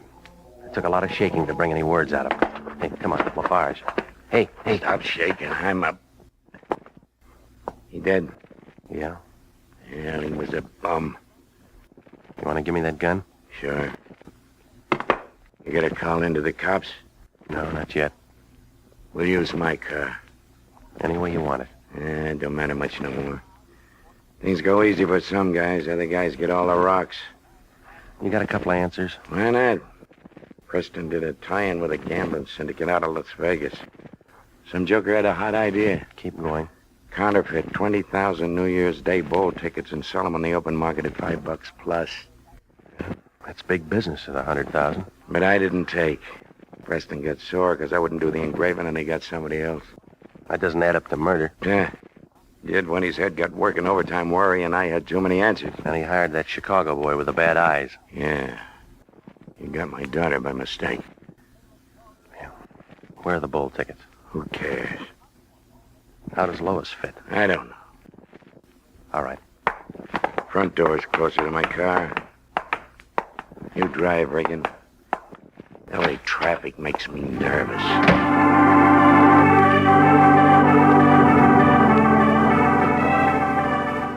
Well, Lafarge was driving a Nash, and it was parked at a filling station. We fought the night traffic downtown to police headquarters and tore Sanducci away from his pinochle game. He sent a couple of boys out to clean up the print shop and then moved Lafarge into a room with a secretary to get the story on paper. I'd heard it before, so I started for home, but Sanducci had other ideas. He put me in a private little room with white walls, and he told me to wait. I thought maybe he'd gone on his vacation, but he finally came in. Yeah, getting tired of waiting, Regan? Do you care? No. You got something to say? Maybe. Well, then spit it out, because I got a date. It'll keep. Why are you holding me? I had to do some checking. You got all you need? I didn't think so. Well, you got it now. Sit still, Regan. I'm not ready to let you go. Now, listen, Power. Just because you're wearing a badge inside that coat... Shut up and listen to me.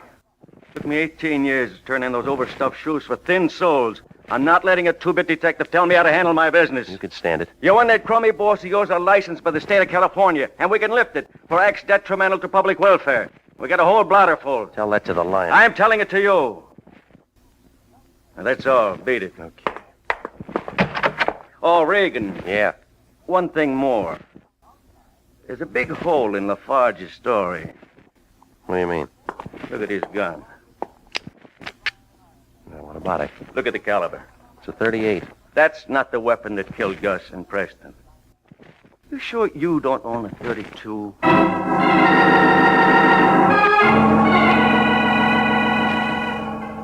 Well, Lafarge was more used up than he figured. He couldn't tell where the dream left off and the murders began. Oh, the whole thing was a screwy picture, but the artist had a woman's touch. 25 minutes later, I pulled my car to a stop in front of a lemon-colored duplex out in Glendale. A high school boy, breathing hard, told me that the good-looking girl lived upstairs. I just hit the top of the landing when the door of her apartment opened and a couple of pieces of airplane luggage moved out. Her ticket didn't show, but it figured to be marked for Las Vegas. When Lois saw me, she looked kind of confused, like a penguin in Death Valley. Regan, Hey, your memory's good. I wish you'd told me you were coming. I'd have dressed for it. No, it's better this way. You're fixed for traveling. What do you mean? We talk about it inside, huh? I'd like to, you know that, but I have a few things... Come on, move it, lady.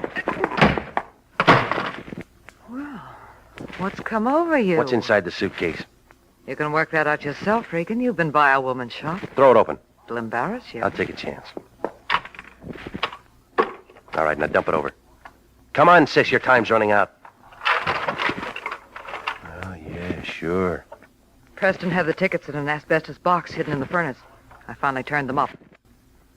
Regan, they're worth over $100,000. Yeah, that's what Lafarge said. I know where to unload them. It won't do you any good. What do you mean? There's no P exit to Hatcherby.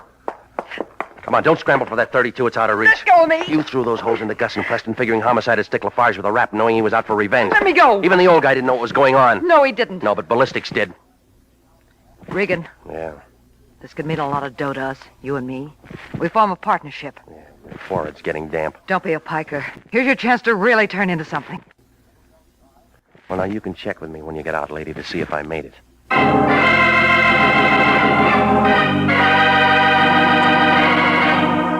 Well, it all blew apart fast like an atom at Caltech.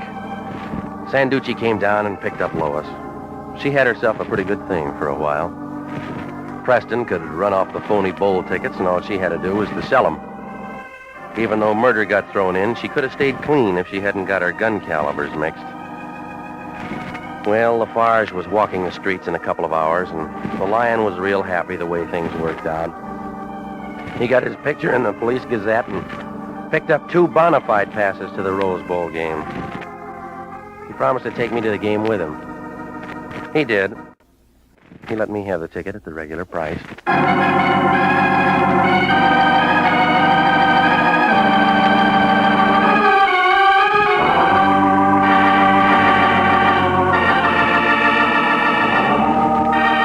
Jack Webb is featured as Jeff Regan with Herb Butterfield as Anthony J. Lyon. It's CBS at the same time next week for more hard-boiled action and mystery with Jeff Regan, Investigator. Written by Larry Roman, produced by Sterling Tracy.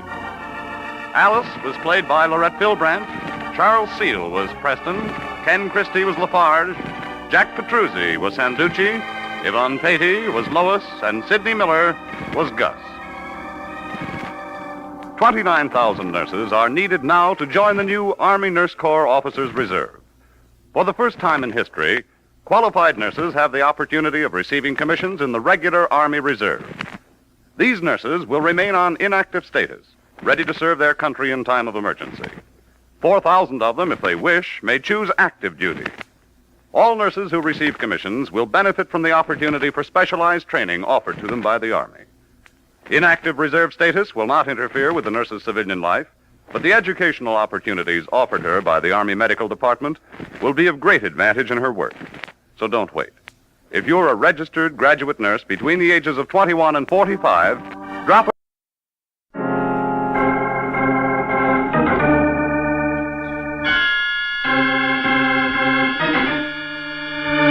My name's Regan. I work for Anthony J. Lyon, Detective Bureau.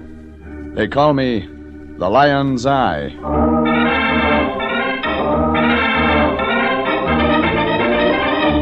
CBS brings you Jeff Regan, Investigator, starring Frank Graham as Regan with Frank Nelson as Anthony J. Lyon. So stand by for mystery and suspense and adventure in tonight's story, A Streetcar Named Schultz.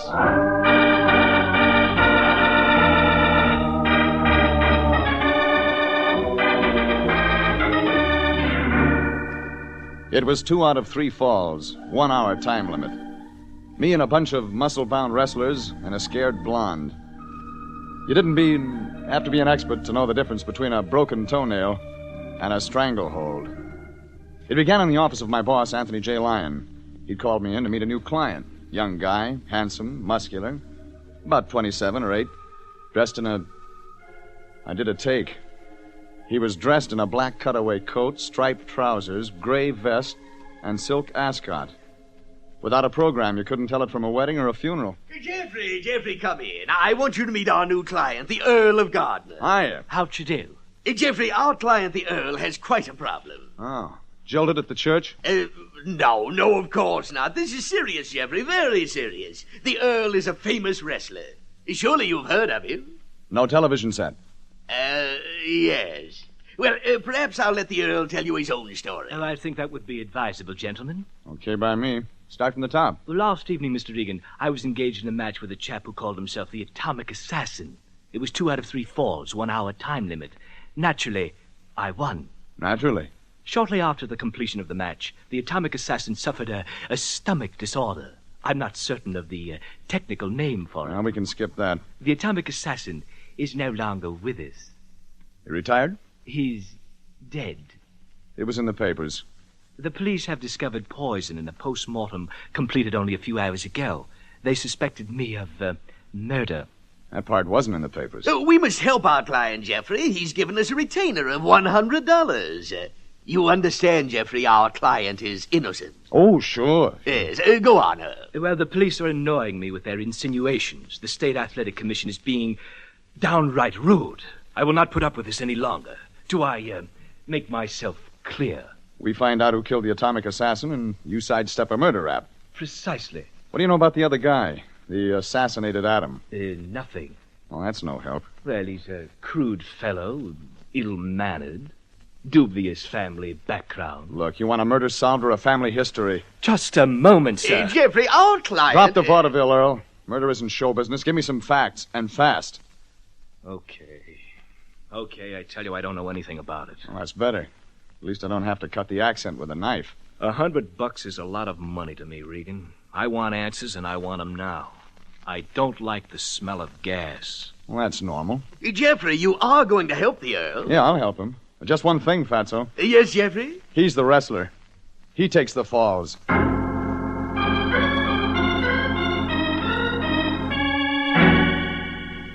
All I got out of the Earl was that he trained at Mike Turner's gym downtown. Mike was also the guy who promoted the fatal match, so I headed there. 20 minutes later, I'd pushed my way through jammed-up L.A. traffic and walked up 2 flights of stairs to Turner's gymnasium. It was packed with big muscles and cauliflower ears, the smell of liniment and the smell of sweat-stained leather. Somewhere behind the massive biceps, a little man came toward me. He was mopping his brow, trying to shake off the heat of the clammy room. Hiya, want to work out? Looking for Mike. For why? For reasons? Whose reasons? My reasons. Okay, so I'm Mike. The name's Regan. Lyon Detective Bureau. Ah, the lights are. Yeah. You promoted the match last night? What match? The Earl of Gardner versus the atomic assassin. Oh, that match. What can you give me on it? What did I get? Trouble. Please, Regan, let a guy live and forget, huh? What about the assassin? Truck driver. I picked him up. Named Jay Morley. No family, nothing. Just a guy. Enemies? No. Nobody knew him around here. He just started in the business a month ago. Came from Toledo, I think. Let's try the Earl of Gardner. Schultz? Oh, that's different. Meaning what? Enemies. Enemies all over the place. Nobody likes him, but nobody. His name's Schultz? Yeah, Stanley Schultz. I gave him the title Earl of Gardner. Good, huh? He kind of fit. He used to be an actor. Then a streetcar conductor. He needed the dough, so I picked him up. He draws a crowd. 2 guys wrestle, one of them turns up dead. It's too simple. There's more somewhere. Yeah, there's always more. Listen, maybe a workout will help you, huh? I'll get you some trucks. Some other time. Okay. Take a look around, Regan. The joint is yours. I got work to do. Big match coming up tonight. The little man walked off, mopping his brow. I decided to take his advice, look around. I watched a barrel-chested guy in black tights grapple with a heavy bearded character in a turban, both practicing groans. Near the wall, a big guy, big even in that place, stood raising and lowering a 200-pound barbell. I walked over. His big arms flexed as the black weights went up and down, but his breathing was easy. There was something about the guy you couldn't help notice. His hair. It hung down his back almost to his trunks, in 2 long braids. I turned my back to him. That was a mistake. Hey, Regan, look out! I stepped aside in time to miss the 200 pounds of solid iron that fell from the big guy's uplifted hands. Fell and crashed 6 inches from my head. Regan, you okay? Sure, Turner. I feel great. King, come here.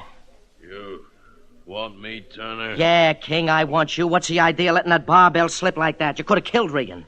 Regan. Go on. Tell him you're sorry. Sorry. Save the tears.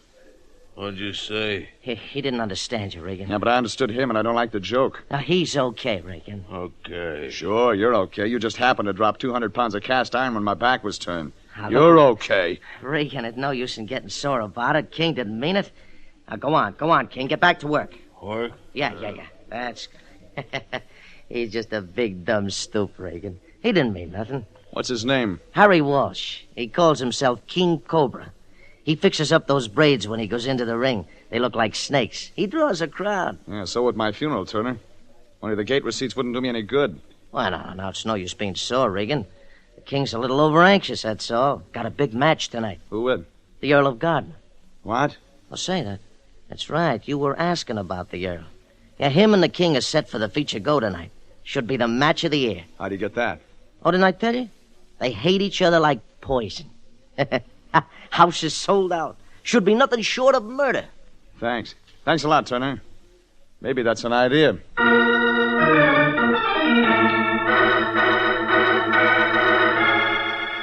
I headed out the door. It made sense. I couldn't lose anything having a talk with the cops. King Cobra weighed in at better than 300 pounds. And it made more sense I wasn't going to continue the argument with him. It was late afternoon, half-empty streets. I was heading toward my car when I picked up the footsteps.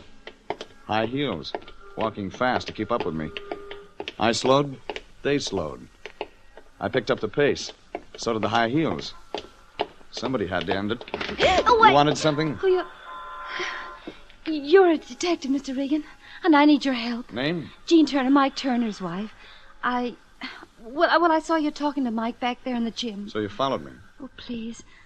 Couldn't we talk somewhere? Sure thing, lady. Come on.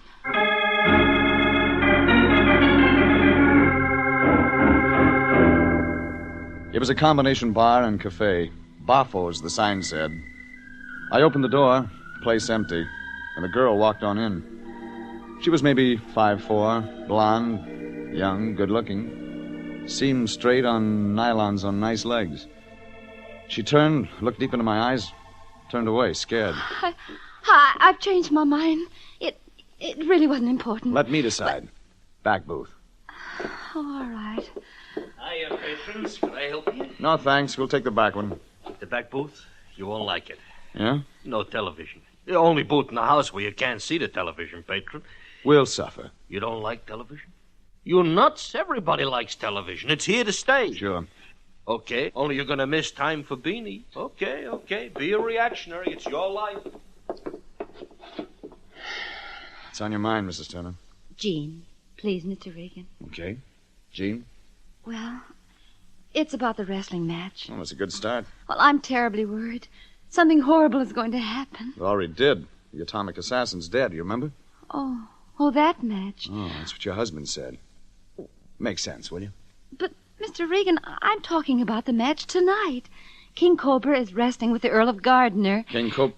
Well, what's that got to do with the murder of the guy last night? Well, I don't know. Maybe it has nothing to do with it, but Mr. Regan, if you don't do something, there's going to be another murder. I'm sure of it. So you don't like television, huh? Maybe you'd like to hear what happened to me with television? If you'll excuse me, Mr. Regan, I'll be right back. What's wrong with her? I didn't ask. You should have. She got tears in her eyes. Oh, well, where was I?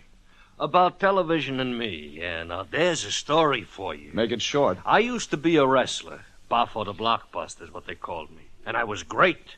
Until along comes television and they cancel me after my first match. You want to know why? I'm too pretty.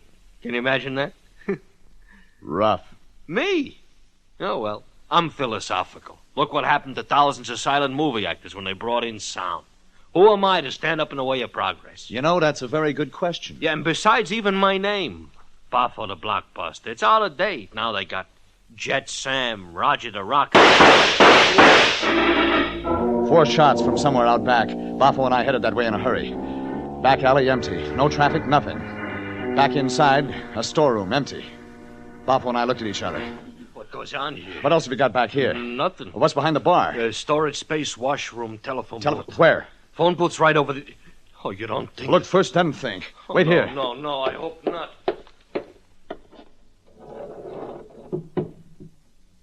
Oh, no, that's not true. My place. My place. Shut up. Jean Turner. 4 holes in her back. She was right, Buffo. There was going to be a murder. Hers.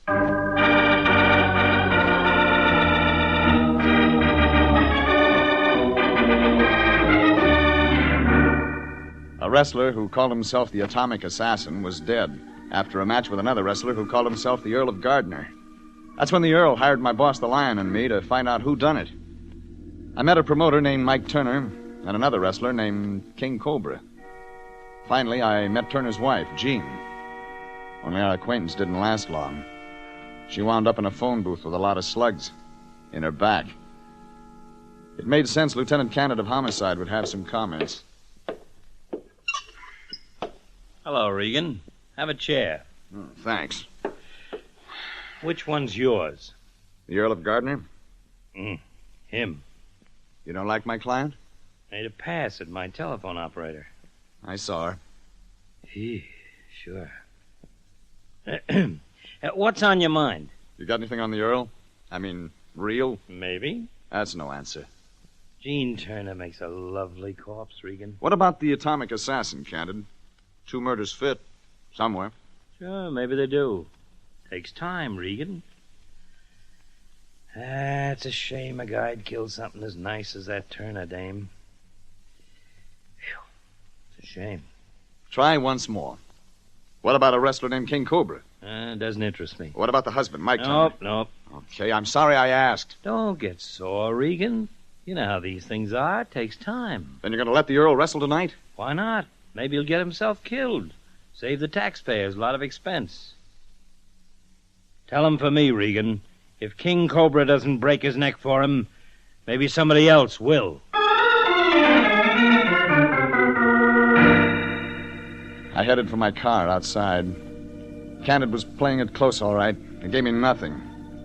But I did have a wrestler who makes passes at a cop's telephone operator.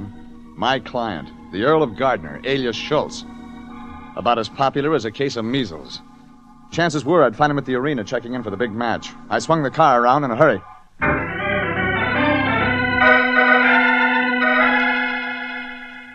I found him all right, stretched out on a table, getting a massage. He didn't seem happy to see me. Oh, Mr. Regan, I presume. Questions, pretty boy? Something troubling you, Mr. Regan? You. Go on, Mr. Regan. What makes you so popular? Me? It's ridiculous. People hate me. Why? My job, Mr. Regan. I'm a professional villain. I'm paid to have people hate me. You're taking your work home with you. Other side, Oil. Oh, okay. I'm listening, Mr. Regan. What about you and King Cobra? He says he's going to kill you tonight. It's publicity. Who's kidding who? Max. Huh? Max, you better leave. Okay, Oil. Now listen, Regan, I like you. You're working for me. But King Cobra and I, well, that's business. Gate receipts. Have it your way.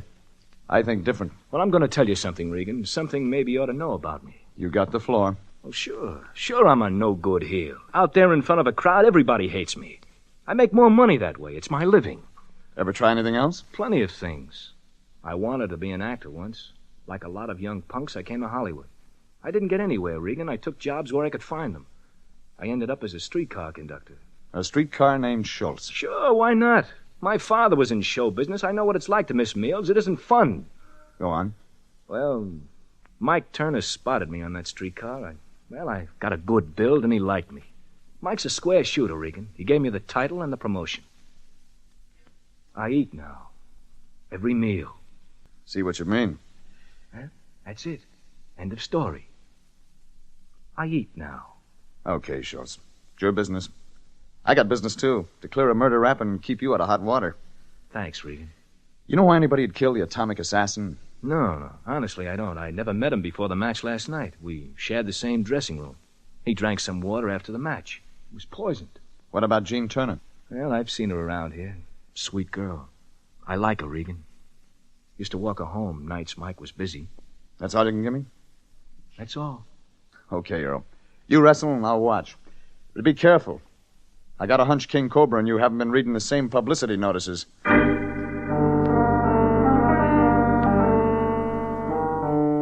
It was beginning to make sense now. The Earl of Gardner, professional villain, wrestles unknown name of Atomic Assassin.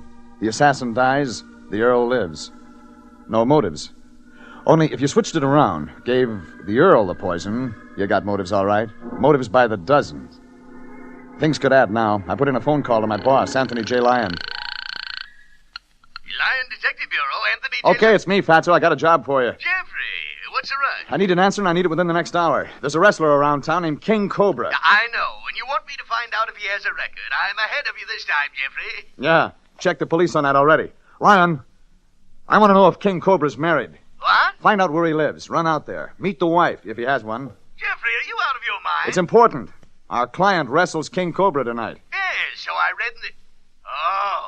Oh, so that's your scheme, is it? Send me out on some wild goose chase while you enjoy the wrestling matches. Probably put it on the expense account, too. You guessed it, Fatso. Jeffrey, I'm sick and tired of having you pad your expense account. Not only do you include yourself, but tonight you'll probably take some lame-brain numbskull along. Lyon, you're absolutely psychic. Psychic, schmichic, this has got to stop. What bum are you dragging along this time? You, Fatso. You see, what? Well, I figured you'd like to see the matches, and that way we could both put it on the expense account. Jeffrey, what a brilliant idea. Positively brilliant. Yeah, and bring that information I need. King Cobra's wife. It's business, Fatso. Jeffrey, what on earth are you insinuating? Never mind. Get busy. You may be the difference between just another wrestling match and murder.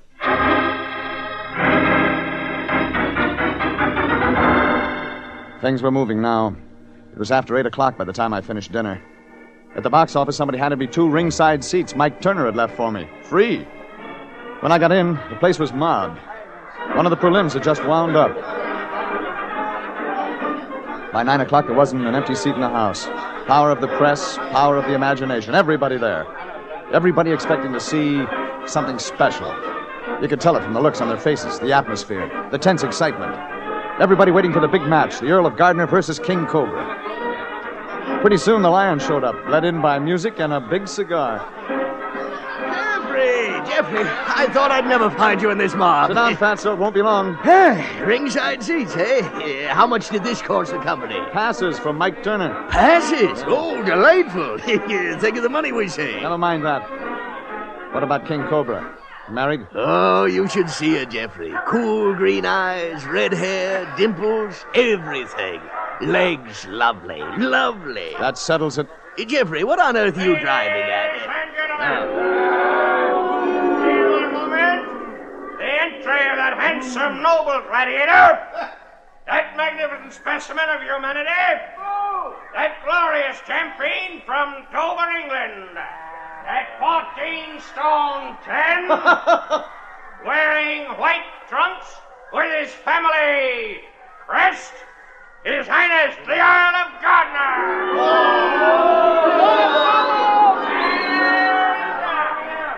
From the wilds of the timberland of the Northwest, from the rugged earth of our great nation, comes that giant, that modern-day Paul Bunyan, that towering figure of humanity, at 311 pounds, wearing black trunks, King Cobra! Jeffrey, you still didn't tell me why you wanted to know about King Cobra's wife. Later, Fatso. We came to see a match, remember? Hi, Regan. Mind if I join you? Oh, Lyon, Mike Turner. Mike, my boss, Anthony J. Lyon. Well, howdy do, Mr. Turner. How are you? Going to be a great fight, Regan. Great fight. But your wife couldn't make it. What? Oh. See what you mean. Think it's funny that I'm here, huh? My wife murdered? Maybe. Why lie about it, Regan? Jean and I didn't get along. We were split up. She didn't love me. Let's watch the match. It was 3 falls, 1 hour time limit. The referee gave them their instructions. Brief, simple. Don't kill each other. But from the look on the face of King Cobra, he didn't hear good. They started. The Earl, the King. They didn't have to be an expert to throw out the publicity theory. The aloof look was gone from the Earl, the crowd forgotten. Both of them tumbling, spinning, twisting, fighting.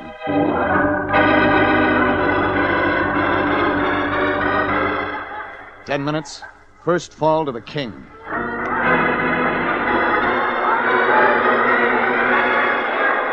"20 minutes. Second fall to the Earl.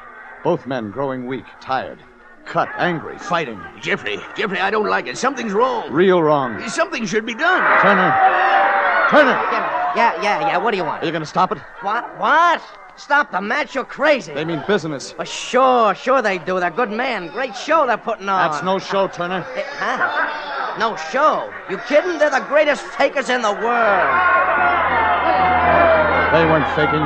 The crowd sensed it. The referee sensed it. Even the cops lining the aisles moved down a little closer to the ring.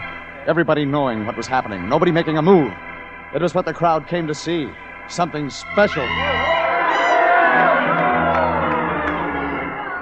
50 minutes gone, 10 to go. 2 beaten men, evenly matched. The Earl, lean, fast, clever.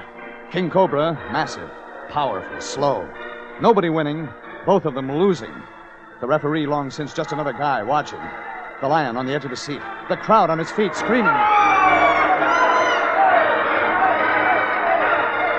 Then it happened. 5 minutes to go. Mike Turner got up. He hurried to the referee. They pried them apart. Turner talked to King Cobra, and then to the Earl. 5 minutes left. Match even, 1 fall each. And it looked like it was over. The crowd didn't like it. Neither did the wrestlers. And then Mike Turner signaled them to go back into the ring. And that's when I decided to move. Jeffrey, come back here! I got to the ring in a hurry. The police tried to stop me. The spectators tried to stop me. The referee tried to stop me, but I got there. I got there and grabbed King Cobra. What you doing? Give me that. I'll kill you for this. Give me what's in your hand, King. I'll kill you for... The police. All right, men. All right, grab him. Let go. I'll Let take me... the evidence, Regan. Sure. Here, Candid. Okay, Regan, clear out of here before you get yourself killed. The police will handle him. 20 policemen, Lieutenant Candid, King Cobra, and Jeff Regan left the ring. Alive. The cops led the interference, and we made our way to the dressing room. All right, King, let's have it. I do nothing. Nothing. Yet. Only a couple of minutes and... Nothing. Hey, what's the idea of stopping the match, Lieutenant? I want Regan arrested. He's got no right to stop a murder, Turner? Quiet, both of you. Regan was out of bounds, Turner. We can take care of that later. But I want an explanation as to where your wrestler got a small sack of prussic acid. Prussic? Poison, Turner. Chances are the same kind that killed the atomic assassin. King Cobra palmed it. I don't know nothing about it, see? If Cobra tried to pull a stunt like that, Cobra didn't pull anything, Turner. You gave him that poison sack when you went to his corner to talk to him. Yeah, that's why you interrupted the fight. That's nuts. That's right. Mike gave me sack. Okay, Turner. Talk. Look, you got nothing on me. You can't prove anything. You killed the atomic assassin, Turner, by mistake. He and Earl shared the same dressing room. You were after the Earl then, just like you were tonight. You got nothing. Nothing, do you hear? Just a bunch of lies. The Earl was a nice-looking guy, Turner. Women liked him. He used to be friendly with your wife, Jean. You drew some wrong conclusion about that. That's a lie. She and him were... Finish it, Turner. You killed Jean to keep her from telling what a jealous maniac you were. That would have been the real tip-off. You used the same stunt with King Cobra. Told him his wife was playing around with the Earl. Got him sore. Worked him up to a real anger. Almost got him to kill for you. That's right.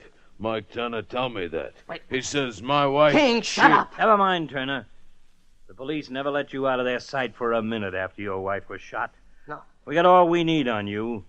Regan just brought things to a boil. Oh, thanks, Candid. Thanks a lot.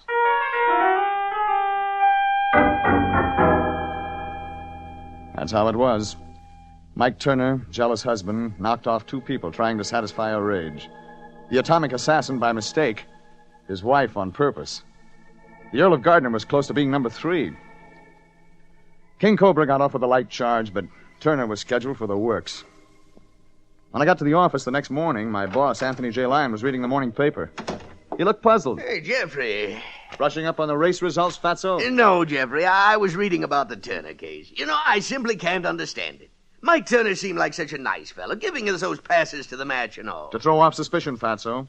And to have us right next to him in case anything went wrong. Well, I must confess it was clever of you, Jeffrey, to check up on King Cobra's wife. Imagine Turner using the jealous husband routine to inflame King Cobra to attempt murder. Jealous husbands, Lyon. You never know.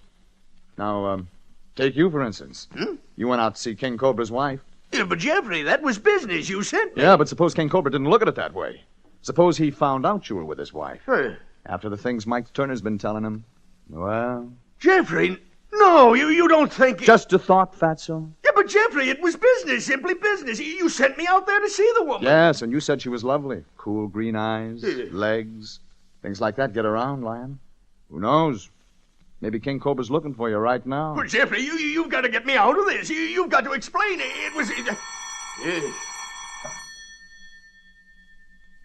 Phone's ringing. Yes, so it is. Well, don't you think you ought to answer it, Fatso? Never can tell. It might be business. Yes, of course. Lyon Detective Bureau, Anthony J... What? Who? No, he's not in. No, this is his assistant, Mr. Smith. Anthony J. Smith. That is John Smith. No, he's gone for the day. He may be gone all week. Yes, I'll tell him when he comes in. Who was it, Fatso? Wrong number, Jeffrey. Oh, really? Sounded like a woman's voice to me, Fatso. Anybody I know? Jeffrey, it was Mrs. King Cobra. She called to invite me out to dinner. Like I said, Fatso, never can tell.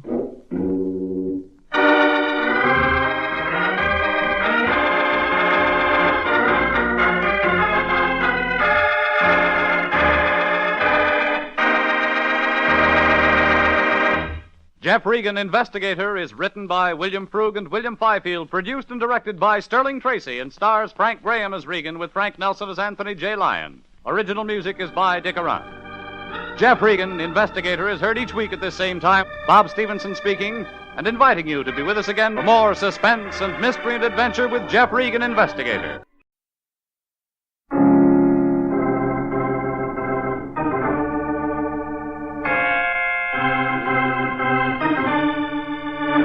My name's Regan. I work for Anthony J. Lyon Detective Bureau. They call me the Lion's Eye.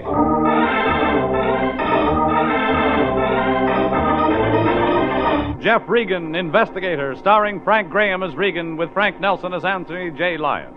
So stand by for mystery and suspense and adventure in tonight's story of The Gorilla That Always Said, Yeah.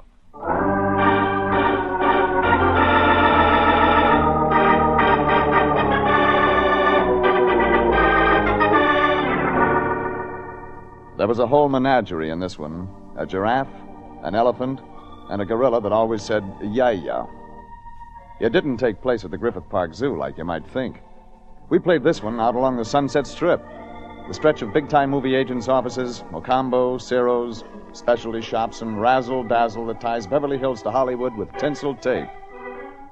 It started, as these things sometimes do, in my boss's office, the Lyon Detective Bureau.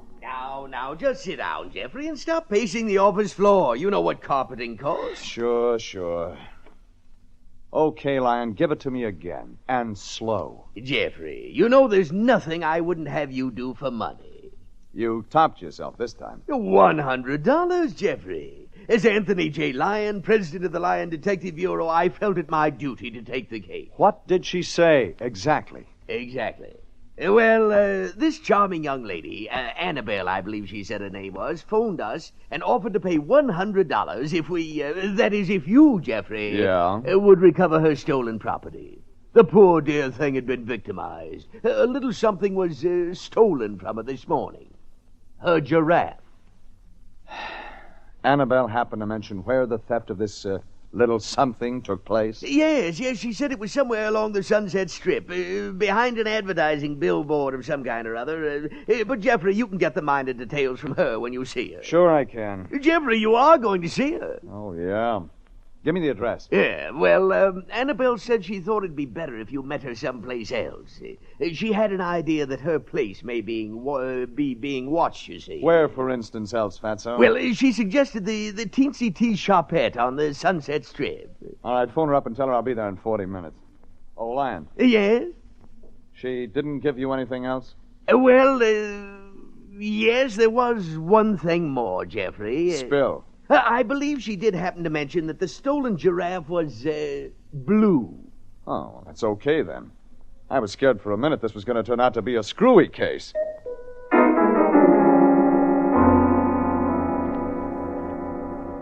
The Teensy Tea Shopette was on the gastronomical part of the Sunset Strip, next to the diet kitchen for French poodles only. I entered, clutched my wallet, made a run for the back booth, the smog lifted, and there was Annabelle. If somebody had to get a giraffe stolen from her, and I had to get hired to get it back, then Annabelle was the one it ought to be. Shall I order tea, Mr. Regan? It's a specialty here. Not for me, thanks. Your first name's Jeffrey, isn't it? Jeff. Jeff. You know, I don't care for tea. Would you like to see the place where my giraffe was stolen? That would be a good place to begin. Wouldn't it, Jeff?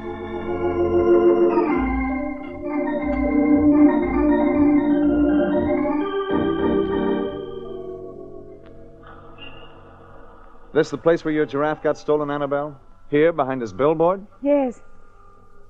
Here where nobody could see, Jeff. Yeah. I see what you mean. Jeff, come here. Oh, Jeff. Guess you don't know who copped your giraffe, huh, baby? I don't know his name. One guy did it? Oh, yes, the one that bought the elephant. Elephant in it, too, huh? Yes. Blue elephant like your blue giraffe? No, the elephant was orange. Oh. Maybe you better describe the guy, hmm? Well, he was shorter than I am, heavy set. He has a bald spot, and, oh, yes, his voice was, well, it was strange, hoarse, and, well, you might say it was cracked. Anything else? Well, naturally, I was bewildered, Jeff, having my giraffe stolen on the Sunset Strip in broad daylight. Naturally. So I hardly really noticed. Yes, I do remember one other thing. He kept saying, yeah. I mean, whenever he meant to say yes, or so what, or anything, he'd say, yeah. Well, that's something to start on. Maybe I can find him.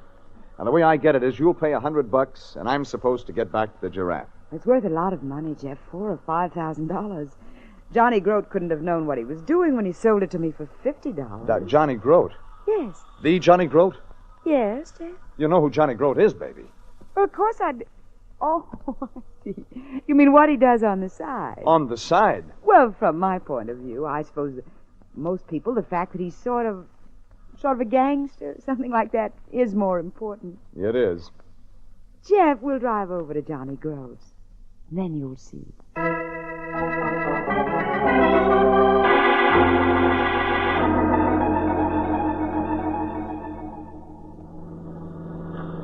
This place, Grote's?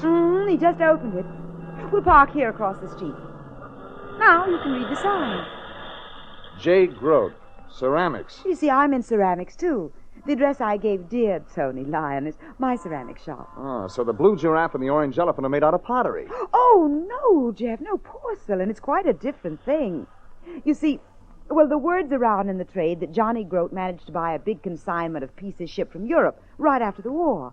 I dropped in this morning to see if there mightn't be something I could pick up for my own shop. And you bought the blue giraffe? Now, it was a queer thing. While I was looking around, that short, thick man with the odd voice came in. He bought the orange elephant. Now, for $50, they were a match set, the blue giraffe and the orange elephant. I was thunderstruck, Jeff. They were Viegli. No. Oh, I was beside myself. I knew that their resale would run into thousands of dollars. The great ceramist Viegli made his last porcelain figures in Berlin before 1750, and they've nearly all disappeared. Uh-huh, this begins to make sense. You bought the giraffe. The short guy with the cracked voice saw you buy it. He followed you. He hijacked you. Yes.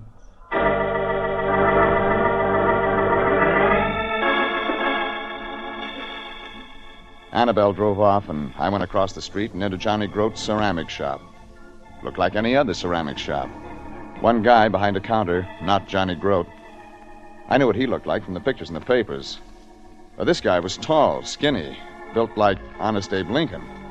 Only from the oily face, you'd think that maybe they left out the honest. He came up to me. Yes, sir. May I help you, sir? One of these exquisite Italian Capodimonte pieces, perhaps? I'm a private detective, Regan, Lyon Detective Bureau. I'm here on business. I see. You want a Johnny Grote salesman? Not exactly. A pardonable mistake on your part, of course. Thanks. You see, sir, Mr. Grote has only recently gone into the ceramics business. Until recently, he was in, other business. I read in the papers. Yes. Well, naturally, Mr. Grote knows very little about ceramics. He acquired a warehouse of stock and engaged me to manage his introductory sale. I engaged me to manage his introductory sale. I happen to be everyday a giveaway Wilkins, sir. Is that so? Ceramics expert, auctioneer, stock liquidator. Yeah, what I came in about, Wilkins. Yeah? A client of mine bought a porcelain animal figure here this morning. Blue giraffe. Oh, yes. Yeah. You sell it to her? As a matter of fact, I did. Well, she got a few blocks up the street and somebody hijacked it. Dear me, no. Yeah. You remember selling an orange elephant to a guy just before you sold her the blue giraffe? Yes, a short, stocky man. Remember anything else about him? Know his name? No, I don't know his name, and I did think he was an odd person to be buying a ceramic figure. Not quite, couth, you know. You mean he was a mug? You might put it that way. Thanks. Johnny Grote got an office in the back of the shop? Well, yes, he has. I'll see you. Mr. Regan, don't go back there. Oh, no? Why not? Well, Mr. Grote's, difficult. Very difficult. Even dangerous, you might say. Thanks, Wilkins. For the tip. I went back. Left every day a giveaway Wilkins trying to put his eyes back in his head. They'd popped out. Johnny Grote's office was at the back of the ceramic shop, but 250 pounds of strong arm was leaning against the wall by the door, reading the racing form. I went up to it, asked it what it liked in the 7th at Hialeah. It could talk. Gump. Yeah? I like Dora's sweetheart. So I don't know about horses. I lag quarters like a real demon, though. You got a 2-bit piece on you? Yeah. You care to lag? Uh-huh. Okay. I'll lag first, then you lag. For that crack in the floor there by the other wall. Huh. I lagged a quarter. He lagged a quarter. By a strange accident of fate, he won. He went over to pick up the 2-bit pieces, and I went into Johnny Grote's office. What?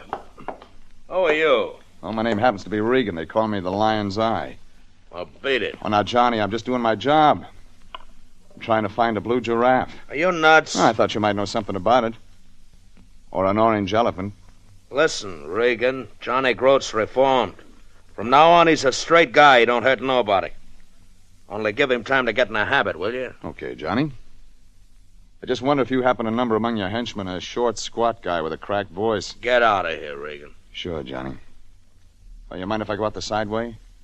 Fell in front of the door I came in. It might be sore at me.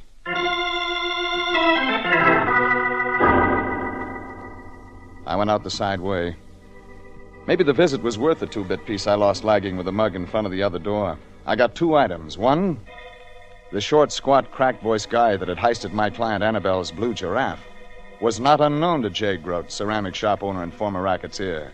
2, Jay Grote had only one thing written on his desk pad. I read it upside down, but it said, Sam. That was followed by a phone number. Sunset 931. The last 2 numbers were torn off. I went out the side door and started up the alley in back of Grote's shop. That was when something happened. The Southern Cal Chamber of Commerce was going to have to hush up. Footsteps came up behind me fast. And then all of a sudden, a big, bright, high-octane February California sun went out.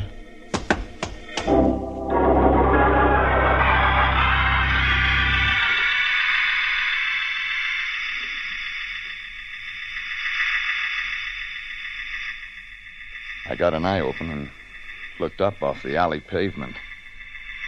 Something standing above me. There was a guy, about 14 feet tall. Kept dividing in half and snapping back together again. Funny. I heard talk. All I could make out was a name. Name Murphy. Murphy. Murphy.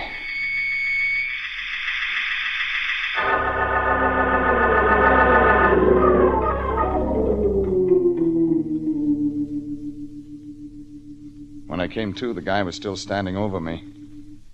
He wasn't 14 feet tall. Only about 7. Get up, Regan. Don't talk. Regan, you never heard of no blue giraffe. Or you don't live long, Regan. Johnny Grote says for me to tell you. Well, thanks, Murphy. You're wise, huh? Well, go back to sleep. I went back to sleep.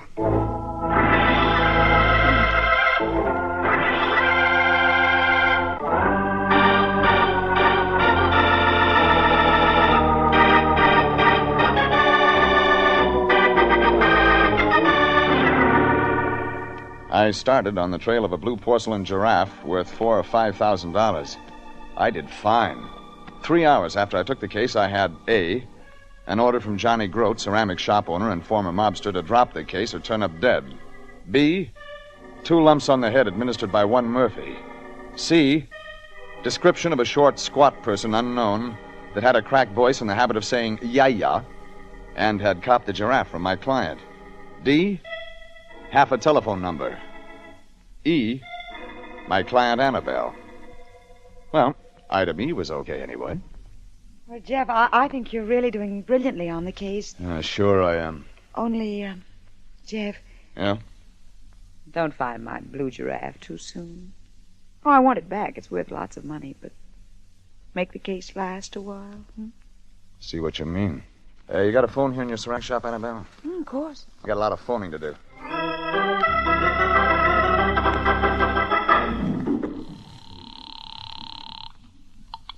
Anthony J. Lyon speaking. Lyon, I got a big job for you tonight. Jeffrey, you know this is the evening I take my French lesson. Parlez français, c'est soir, Lyon. What's that? French. Oh. Well, what does it mean, Jeffrey? Means no French lesson for you tonight, Fatso. You got work to do. Now, Jeffrey, why do you always put all the work on me? Yeah, why do I? Look, Fatso, I want you to do some phoning. Dial Sunset 93100. Yes? And then dial Sunset 93101. Then dial Sunset 93102. Hey, Jeffrey, is this your idea of a joke? After you get up to Sunset 93109, start with Sunset 93110. Sunset 93111. You get the idea? Jeffrey, this is absurd. Keep it up to Sunset 93199 if you have to. But if a guy answers with a cracked voice that says, ya, tell him you're the phone company. You want to check his address against the files. Then phone me and give me the address. And where will you be all this time, Jeffrey? At the Seaside Rendezvous, Lyon. Imperiling life and limb for the Lyon Detective Bureau.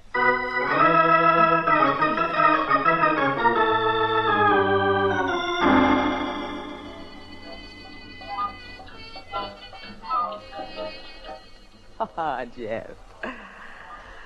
Oh, Jeff is wonderful. Real wonderful. It's dark here on the veranda. Mm-hmm. It's even nicer than in their dancing. See here. Jeff, come closer. Closer. Hey. Huh? Sorry to bother you at a crucial moment, like you might say, but you're wanted on the phone. Oh, you're the waiter. Phone. Yeah. Oh, yeah, phone, yeah. Yeah, I'll be right there, right there with you. This way, sir.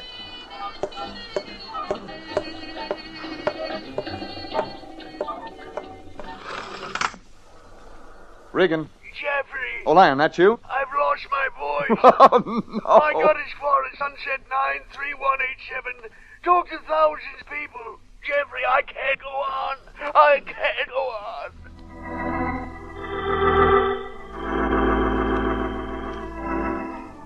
The Lion gave his vocal cords for the cause, but didn't get anybody with a cracked voice that said, ya. So that left it up to me. I took Annabelle home. Went to a phone booth with a handful of nickels and started in at Sunset 93188. I was luckier than the Lion. I was only on my second back of nickels when... Yeah? This is the telephone company calling. Yeah?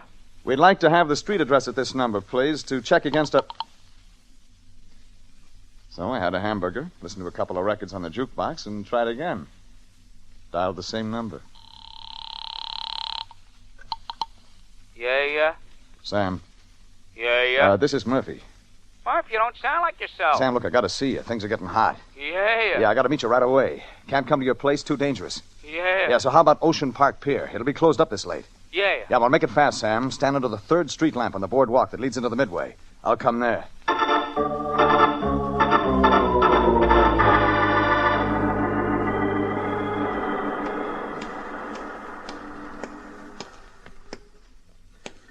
Got a match, Bud?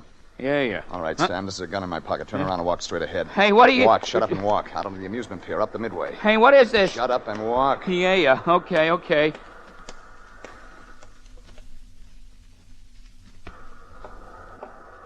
Pier deserted, nobody out there. Dark, empty booths, fronts pulled down. Tunnel of joy, a black mouth. Surf against the piles under the pier. Girders of the amusement rides, jutting skeleton bones in the moonlight. Okay, this'll be all right. We can talk here. Who are you, mister? Skip that. Or, you can call me Murphy if you want it. You was the one that phoned. Yeah. I didn't think it was Murph.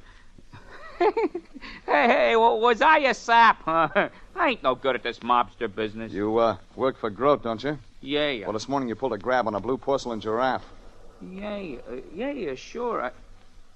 Hey, mister. Talk. Well, I don't know exactly what you got in mind getting me out here, but if it's like I was reading in the papers, I mean, if you're a guy from the East or something, well, I got points 1 and 2 to make bearing on any decision you might have took to rub me out. Gimme. Point 1. Johnny Grote's going straight. All us regular mobsters is on 2 weeks' notice, and Johnny's lawyer is working on what Johnny can do about the special guys like numbers racket experts, which have got non-cancelable contracts with Johnny. Point 2? Point 2. Even if Johnny's conscience can't stand his going back on former obligations, I'm finished in the rackets. I ain't no good, mister. I done the best I could, but I just ain't suited to the work. Temperamental. Sam, the blue giraffe. Did I heist it off that Judy this morning? Hey, she was pretty. What was the angle behind that heist, Sam? Well, I don't know as it would be ethical for me to say about that. Why, sure it would, Sam. Yeah? Yeah, now that Johnny Grote's going straight. Yeah, but that ain't it. Hey, there's somebody behind you coming up, mister. Look. Don't try to pull that old one on.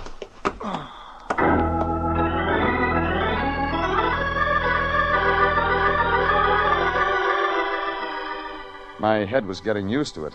I came out of it quick. Yeah, but I was all alone on the pier. The unsuccessful gorilla with a cracked voice, Sam, had disappeared. I patted around among the booths a while, came up with nothing. So I phoned police headquarters and gave them a description on Sam. It was past 1 in the morning, and I went home to my place on Taft. Opened the door and went in. Then, like they say, that was the moment my whole life passed in a flash before my eyes. That's what they say happens the moment before you die.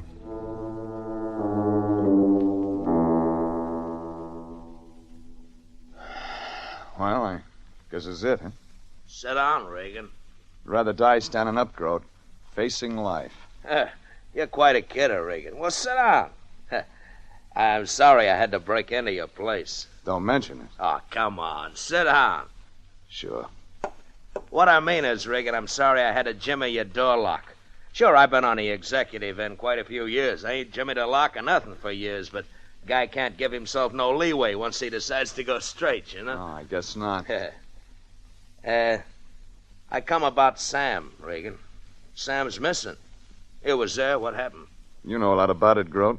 Well, I got guys that's still under contract to me. I get it. Listen, Grote, let's cut playing games. You're going straight, huh? Well, then why the gun in your hand? Oh, I was forgetting. Regan, you better toss your heater on the table, huh? Sure. I'll just stick it in my pocket, huh, Pally? Thought you might. See? Mine ain't even loaded, Regan. Hey, it's not. Oh, I couldn't trust myself to carry it loaded. Old habit might come back on me all of a sudden, like, you know. But the weight of it sort of feels good in the shoulder holster, you know. Guy can't bust off from everything he's used to all at once. Grote, maybe you're on the level. What? Oh, well, sure I am, Regan. And I ain't never had so much trouble. You seen in the papers? Only, Grote, what about the grab job on my client's blue porcelain giraffe? Well, I don't know nothing about that. Murphy said different. I don't know no Murphy. You haven't got a 7-foot muscle with a busy blackjack guy named a Murphy working for you? Never heard of him. Grote, you're hard to believe. Yeah, I know. I got a bad reputation. Yo, Regan, and your pal, don't move. Speaking of Murphy. Toss out that rod on the table, you. It ain't loaded anyhow. Okay. Johnny Grote send you with another message for me, Murphy? Yeah, he did. About laying off that blue giraffe heist, Regan. Johnny, you told me the truth. That guy doesn't know you. Well, sure, Regan. I give up Lyon, like I said. Besides, today's George Washington's birthday, and you know that he never told Hey, what no. are you guys yakking about? Who do you really work for, Murphy? You must be an out-of-town hood, way out of town. You don't know Johnny Grote. Grote sent me like I told you. Grote sent me. Oh, yeah? Well, take a good look, Murphy. This is Johnny Grote right here. Huh? Take a good look. Before I turn out the lights. Huh? Hey, turn those lights on. I got the light switch. Put the three of us in the dark. Murphy fired a couple of times, didn't score. I couldn't shoot back. Johnny Grote had my gun in his pocket. Okay, Johnny, we're working together. I draw his fire. You take my gun, aim for his flashes, plug him. What? Well, gee, Regan, I can't shoot no guy. I'm going straight. Johnny, this is self-defense. This guy busted into my apartment. What? Hey, Regan. Hey, you're right. Yeah. Okay, Regan, you rush him and I'll plug him. I'm coming, Murphy. Stay back. I'm coming. All right, Regan. About the flashes, Johnny? Yeah, I sure did.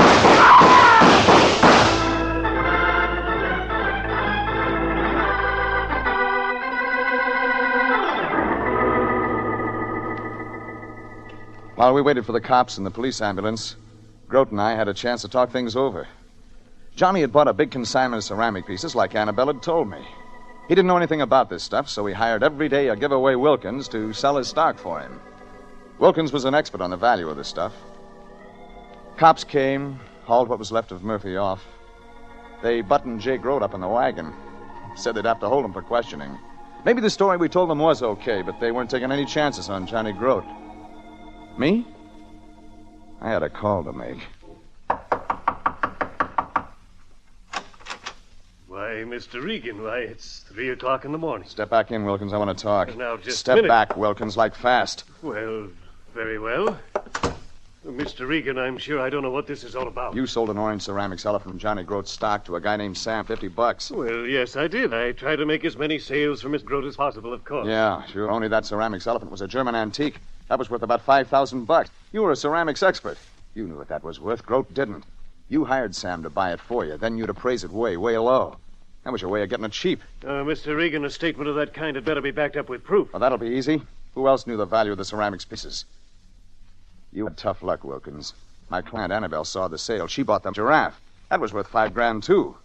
You had to sell it to her for $50, only you had Sam tag her and heist it from her. That way you got both pieces. Mr. Regan, if the ceramic pieces are valuable, as you say, there might be a handy profit in their resale.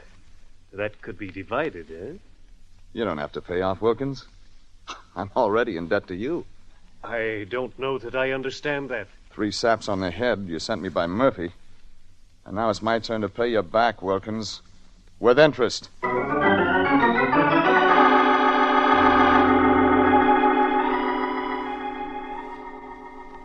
That cleaned it up.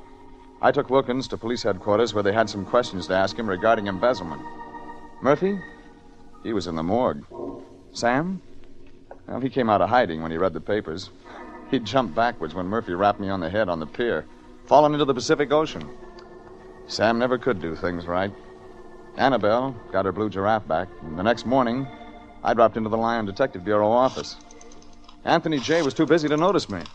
9, 3, 1. Lyon. Oh, it's you, Jeffrey. Can't talk. Save my voice. Let me see now. 7, 3. Yeah. Hello? I seem to have the wrong number. Lyon, the case is over. Yeah, I know that, Jeffrey. Now, don't bother me, my boy. Yes.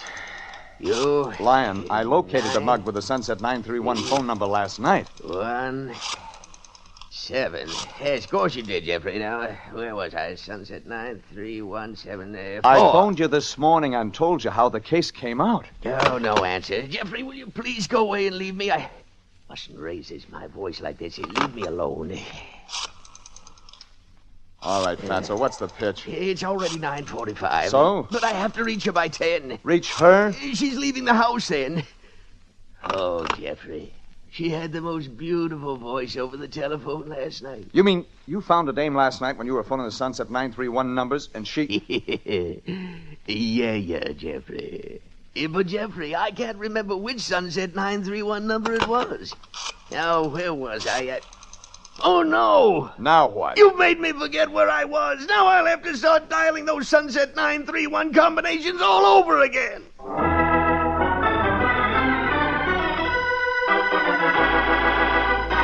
There's a lot of guys in L.A. who wear black suits. Ushers, waiters, floor walkers, and the crew down at the coroner's office. Petticini wore a black suit, but he didn't do any of those things. He had a different angle. I found that out the first time I saw him. A big guy with a lot of black hair and a pair of hands he could have rented out to a shovel company. It all started last Thursday in a one-arm joint on 6th Street. I was working on a cup of coffee that would have been Exhibit A for the Restaurant Commission when the skinny guy who runs the place got ambitious. Hey, Bud. Something to go with your coffee or bear claw, maybe, huh? I'll chew on the coffee a while. I made it myself. I got a special recipe. It's a secret. Save it for the next war. We'll need some weapons. Oh. Try to please the public, and what do you get? Nothing but talk. Everybody gotta have an answer.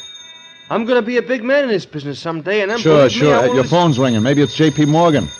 Well, you're a wise guy or something, huh? Oh, so it's only a girl. I ain't got one. A girl ties you down, you can't get nowhere. It's a bad business. Hello, ye Bear Claw Coffee Shop, you who? I'll ask him. Hey, Bud, is your name Regan? Who wants to know? A guy named Lyon. Hang up on him. Bad business, hanging up on people. Here. Okay. Yeah? Oh, Jeffrey, I'm glad I finally located you. I know this is your day off. I'm busy. So long. Now, wait. Don't hang up. I wouldn't think of interfering with anything you have planned today. I just thought I might be able to help you relax, relieve the tension. What's in it for you? Oh, now, Jeffrey. I intend to watch the workouts at the Lacey Street gym today, but I can't make it myself. Now, if you'd care to go, just use my name at the main gate. They'll let you right in. Who's the client? Client? Client? I didn't say anything about a client. Of course, if you want someone to talk to, someone who knows the ins and outs of the fine, manly sport of boxing, there's a chap named Petticini. Be sure and look him up. Give him my best regards. Old friend, roomed together in college. What college? What college? Well, at the moment it escapes me. So did I. So long. Now, wait. Oh, the truth is, Jeffrey, I don't really know this Petticini guy at all. He retained us. But I thought you could enjoy yourself at the gym. Meet Petticini, talk to him, find out what he wants. Then the first thing tomorrow, you can start right in, show him the kind of service International... That's bad business, you're hanging up on people. Oh, shut up. Every time I get hot under the collar, I always sit down and drink myself a cup of coffee. You want some? I'm not that hot. Oh, is that going to be for you, that him calling back, huh? Try hello. You'll pick it up from there. Hey, where you going? What'll I say to him? Try hello. You'll pick it up from there. That's what you just said. Yeah. I had my choice of talking to the Lion again or going straight out to the Lacey Street gym and talking to a guy named Petticini. I already knew what the Lion had to say. So I drove out Sunset past Alvarado, found it in the middle of the block. Big pile of cement that might have been a soundstage once. I drifted through the gate and started up the ramp. That's when a little guy wearing a hat he could have used for a snoot stuck out a hand. Price is 50 cents. 50 cents to watch. I worked for Anthony J. Lyon. He said to use his name. All right, you used it. 4 bits. You always this nice? I won first prize this week. You must have cheated. Look, the name's Joey Archer. Used to fight bantamweight. Now, you're tempting me, and it'll be an assault with a deadly weapon if I hit you. I'll wire for help. Oh, cut it out. All the time answers. Look, I came here to see a guy named Petticini. And Joe is making it tough for you, is that it? Huh? My name's Petticini. You looking for me? Oh, yeah. Yeah, Lyon sent me. You be Regan? Joey apologized, don't you, Joey? Yeah, but this guy... Oh. Okay, Regan. Think I'm still fighting sometimes. Thanks for coming. Look, I've been working out with the boys. I want to get out of these clothes and catch a shower. My office is upstairs. I'll be right up. Make yourself at home.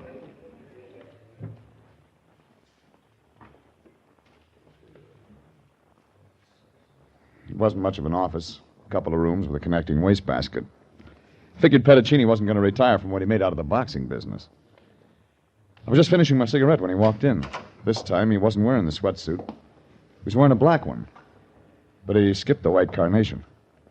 I didn't figure to do much for that white collar he was wearing backwards. Father Petticini? Yes, that's right. I didn't know you were a priest down there. Well, you can't punch a bag wearing a cassock. You're surprised, aren't you? I'm 38 years old, Regan, and I get surprised every day. There's no other Petticini around here. No, I'm the one you're supposed to see. Well, maybe the Lion didn't know you were a priest either. Well, come to think of it, I may not have mentioned it when I phoned him. Yeah, I thought so. Well, Father, we'd be glad to help, but I'm not sure you have anything to be in our line. This is in your line. Oh? All right, Father, what can I do for you? Find Davy Lang. Do you know him? Middleweight? Mm-hmm. One who topped Al Shummer 2 nights ago. That's him. Gee, a guy like Davy'd be hard to lose. Not so very. You know anything about him? Well, I've seen him fight. He's a comer. Turned pro a couple of years ago, that's all. I'll tell you the rest. He's got a good right hand, and he keeps in training. He's one of my boys, Regan, and I want him back. Well, a guy like Davy can take care of himself. Nobody can take care of himself. Davy's on parole, Regan. He made a mistake once. And you don't want him to make another one. He's due to report at the parole office before Saturday. Well, what's he waiting for? An engraved invitation? I don't know, Regan. I haven't talked to him lately. Oh, he's disappeared. Yes. They gave him a rule book when they let him loose. He knows what he's doing. And you and I both know what it means if he antagonizes those people. It'll be rotten if they send him back up. Rotten. You can only do one job, Father. I'll do a dozen if I have to. That's why I wear this collar. Have you got a light? Yeah.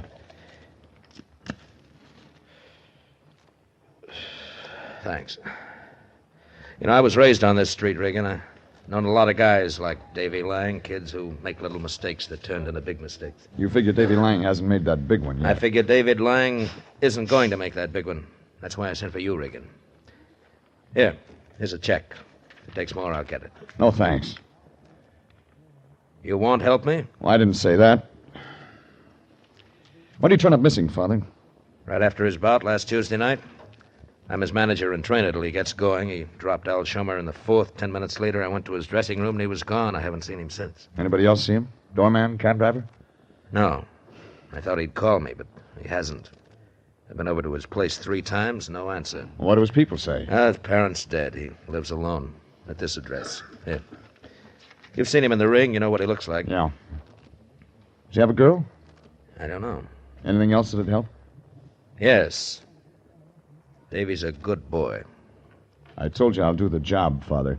You'll do it better if you believe in him. Suppose it turned out different. Suppose I tell you about a middleweight named Ignatius Loyola. Look, nobody's going to put Davy's picture on a church window. You don't have to be a saint to make the finals. Even the Bible says sin's here to stay. And that's why people like me will always have a job to do. All right, Father. I'll let you know when I have something. Thanks, Regan. Oh, Regan. Yeah? You didn't ask me why I didn't call in the police. I didn't have to. Davy's not in violation until Saturday. Crosby did it. I don't know why I couldn't. This is the ultimate. I left him standing there blowing smoke rings. A kind of smile came on his face, like maybe he just got some inside dope and something real big. But I didn't feel like smiling. I climbed in my car and drove down to Missing Persons Bureau. They hadn't picked up anybody who looked like Davy Lang. Then I went through the dead and unclaimed records over the city morgue. Nothing there. Lincoln Heights and City Jail, all the hospitals turned up the same. Nothing. It was after 7 when I got to the address Father Petticini had given me. A red brick apartment house in South Marathon. Davy's place was on the 2nd floor. I pulled out a ring of skeletons and won my letter on the 3rd key. I didn't expect to find anything. I was wrong. A blue suit with a scar across his face was standing in the middle of the room.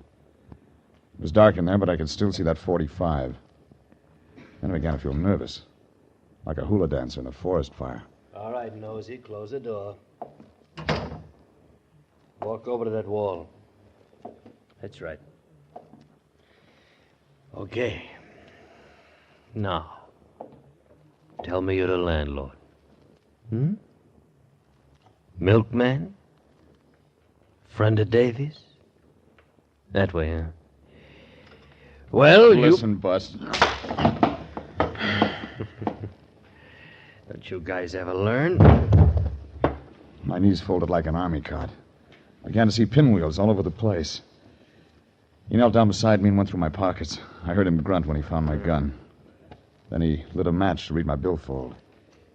He didn't like what he found there, either. Your name is Regan, and you're gum healing for Davy Lang. Who sent you? Oh. I ask you one question. Who sent you, Regan?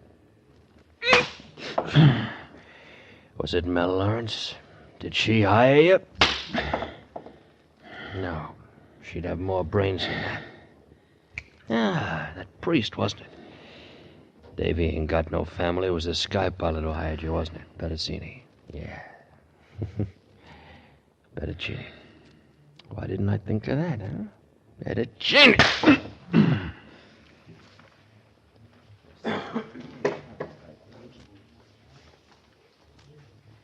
good show, but I didn't catch the last act. I did remember the advance publicity. Any kind of preview would tell you Davy Lang hadn't just run out on a priest and parole board. There was a lot more I had to find out, and it figured Father Petticini wasn't going to like the way it wound up. It was an ice age later. I rolled over and found out I had some legs. Then I found a bottle of scotch on top of the stove, and that helped a lot. I tugged on it while I went around the place. There were 3 suits and an empty suitcase in the closet, and some shirts and things in one of the drawers. Wherever Davy'd gone, he was traveling light. I was trying to fit in the guy with the scar when I remembered him talking about a girl named Mel Lawrence. I polished off the scotch and tried the telephone book. I was lucky. It said Mel Lawrence lived over on Melrose.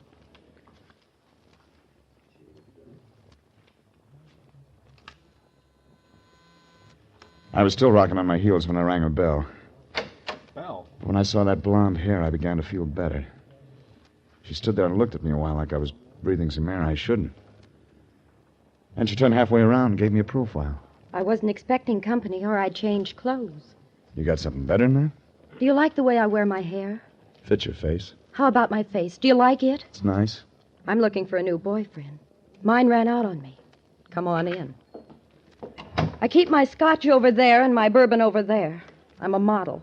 I work 3 or 4 days a week, and the rest of the time, I don't have anything to do. Well, if things are that good, why'd your boyfriend leave? You tell me. Maybe I can help. Sure you can. Just put your arms around me and kiss me. My name's not Davy. Shut up and kiss me.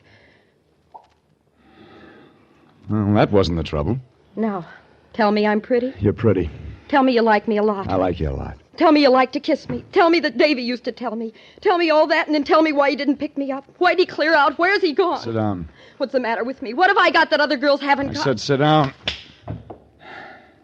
You hit me. It's time to talk sense. Who are you anyway? My name's Regan. I'm looking for Davy Lyon. What do you want with him? Father Petticini hired me to find him. Father Petticini. Who wants to make sure Davy keeps his nose clean. You didn't mention your name. I never met him. Davy's told me a lot about him. Only Davy isn't around anymore to tell me about him now. Davy ran out on him. He ran out on me. Maybe you didn't. Oh, yes, he did. When Davy goes someplace, he just goes, that's all. You aren't going to find him. A blue suit with a .45 and a scar said different.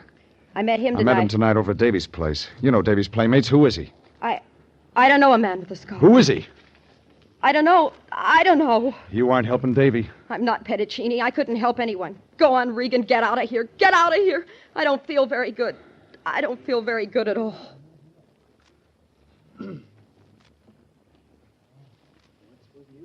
Well, I knew she had some more to say, but I knew she wasn't going to say it then. So I left her sitting there and got in my car and drove home. I wanted to think. I wanted to get one good reason that said Davy Lang wasn't playing on the wrong team. When the Lion's around, you don't do any thinking. The Lion was around. Jeffrey, I'm glad you got home. I wanted to talk to you about Petticini. He's a priest, isn't he? Yeah, why? Run any expenses yet? No. Good, then we'll drop it. I'll phone him first thing in the morning, recommend another agency. I've been thinking... You've been thinking wrong. We're staying with this one. Well, now, see here. I'm the president of International Detective Bureau, and I can't collect a bonus from a member of the clergy. It wouldn't seem right. You better not try. Oh, I wouldn't. Those men take the vow of poverty. But we haven't taken any vow of poverty, and the agency has expenses. Now, get this. We're hired to find Davy Lang, and we're going to find him. Why? Why should we? Because everything doesn't add up to a $sign. No? What does? A priest named Petticini. A guy named Davy Lang who's got a date with a parole board. Now, wait a minute, Regan, wait. You've been touched by this thing. Get out of here. There's something in all this has got to you. The humanity of the thing. Oh, I can see it now, Regan. Your picture on the front page. Me standing beside you. Brotherhood. Yeah, sure. Yeah, don't shout. The agency held up to public acclaim. Perhaps the paper starts a fund to repay us for our humble efforts. Out. Hey, Jeffrey, I haven't finished. You can't shove me out the door that way. Jeffrey, let me in. What's the meaning of this?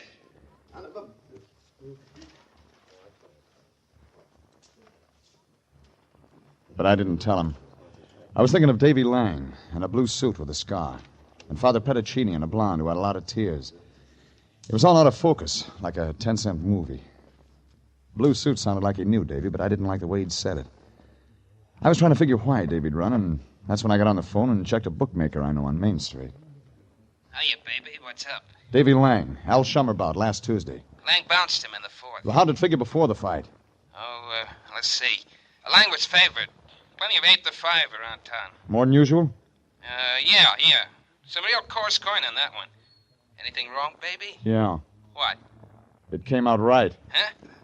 Hey, I don't get it. Neither do I. No, I'm going to throw that one away. But an hour later, it started to work through. It figured that Al Shummer, the other fighter, might be able to fill in some bald spots. I got his address from the Times sports desk and went down to his hotel, a place on Soda Street. But Al Shummer was through answering questions. He was lying on the floor when I got there. A knife the size of a baseball bat was sticking out the front of him. And he had company. Father Pettacini, picking up where that knife left off. You'd better phone the police, Regan. Who did it? When did it happen? What? Regan, just call the police, that's all. All right, I'll do it. But, Father... I know enough law for this one, Regan. I'm suspect number one. This is CBS, and you are listening to the story of the Man in Black. Tonight's adventure with Jeff Regan, Investigator.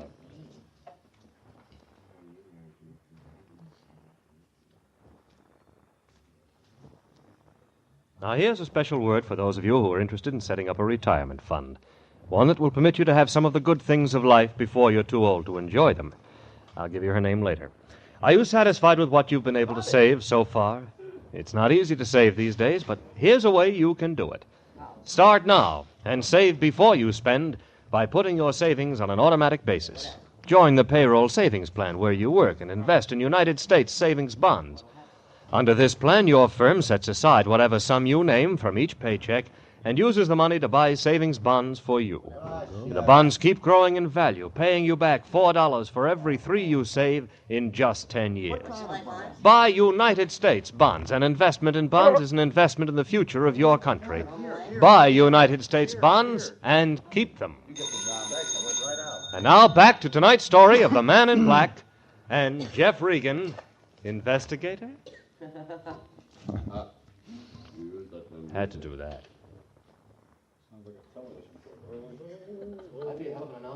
When I walked in that hotel room and found Father Pettacini standing over what was left of Al Shummer, it didn't take 20/20 vision to see Davy Lang was running hard. And Pettacini was blocking for him. Well, I phoned homicide, and they showed up 10 minutes later. Sanducci was handling it. He changed 8 shades when he saw who he had to ask questions. But Sanducci's a cop. Took him 13 years to get that double-breasted suit. And he started in. All right, all of you. Clear out. Beat it. We'll dress it up later. Well, Father, you know what I gotta do? We all have our jobs, Lieutenant. I'm gonna ask you first, Regan. I came over to see Al Shummer. And he found me beside the body. I was administering extreme unction. He was still alive? I wasn't sure, in a case like yes, that. Yes, I know, Father. What business you got with Al Shummer? He called me, asked me to come. Why? I don't know. I found him this way. Regan, how about you? I wanted to talk to him. About what? Fight. A fight, huh? That's all there is to it. Tu sei un grande bugiardo. I speak Italian, too. Se tu vuoi sapere qualunque, allora domande da me. Se tu domande, non sono esauriente. Provatemi. Padre, io ho una missione e lo devo fare. Regan, io ti domando un'altra volta. Look, once more, Regan. Tell me why you want to see Shummer. Regan works for me. Ask me the question. All right, I ask you. Not here. Down at headquarters, Lieutenant. Headquarters? You want me to arrest you? Regan found me in a room with a murdered man. That's enough to take me down for. But I... All right, Father. I take you into custody. And, Regan, you know what you have to do. I know, Father. Well, let's get busy. Father? Yes? I've made 1,000 arrests in my day. I've taken them in for everything. You sure you want me to do this? Like you said, we all have our jobs to do.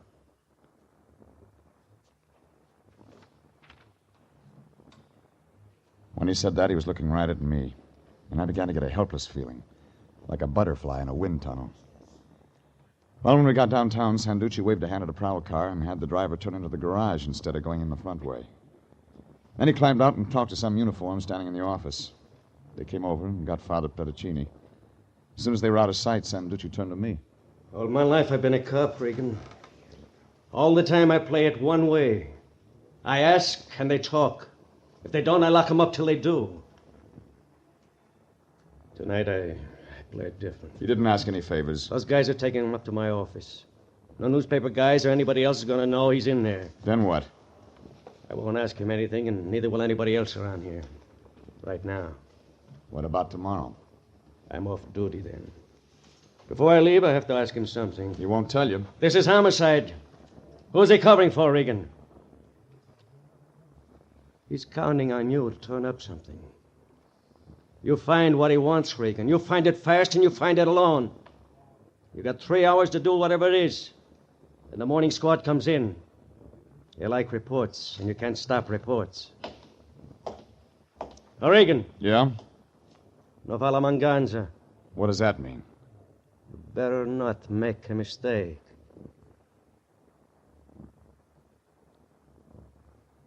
Sanducci was bending over backwards to give me time.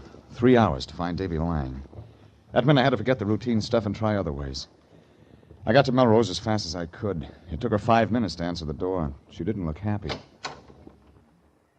What are you doing back here? I forgot my homework. Say you can't. I just did. Why, Now, look, lady, we can pass up the preliminaries, get to the main event. You... I want information. I want it fast. Where's Davy? I don't know. I lost my head and told you too much when you were here before. Where's Davy? You're hurting my arm. I'll break it if I have to. If you love him, tell me where he is. I don't know. Really, I don't. It's just like I told you. Come on. All right. I was afraid. Talk. Davy told me he meant to throw that fight with Al Shummer Tuesday night. That he'd make a lot of money doing it. That we'd go away and get married, maybe. That's all I know. That isn't enough. The odds were with Davy. He won. Well, then ask Al Shummer what happened. He's all used up. Somebody stuck a knife in him tonight. What? And homicide's holding the priest. Father Petticini? You know why? I don't. Because he thinks Davy Boy is still number one on the good parade. Now, you and I know different. Now, tell me the real setup. I can't. I don't know. Then I'll tell you. Davy was going to throw that fight. Then he found someone who'd pay him more to play it the other way. So we got together with Shummer. Shummer laid down on the fourth. Davy walked out on you and everybody. Maybe he did. But he didn't kill Shummer. I think he did. Shummer was going to talk. Davy wouldn't kill a man. He's not bad. I heard that before. But he's not bad. He didn't show up for you, did he? No, but... He double-crossed Petticini by fixing a fight. Then he doubled back, didn't throw the fight. He was probably trying to double on Shummer tonight when he stuffed that shiv in his ribs. No, that's not Davy. Not Davy at all. No, lady. No, that's not Davy. Of course not. Davy's a real good boy. Well, I thought I had most of it when I left there. You'd figured Davy'd got a bright idea somewhere along the line and bet on himself to win.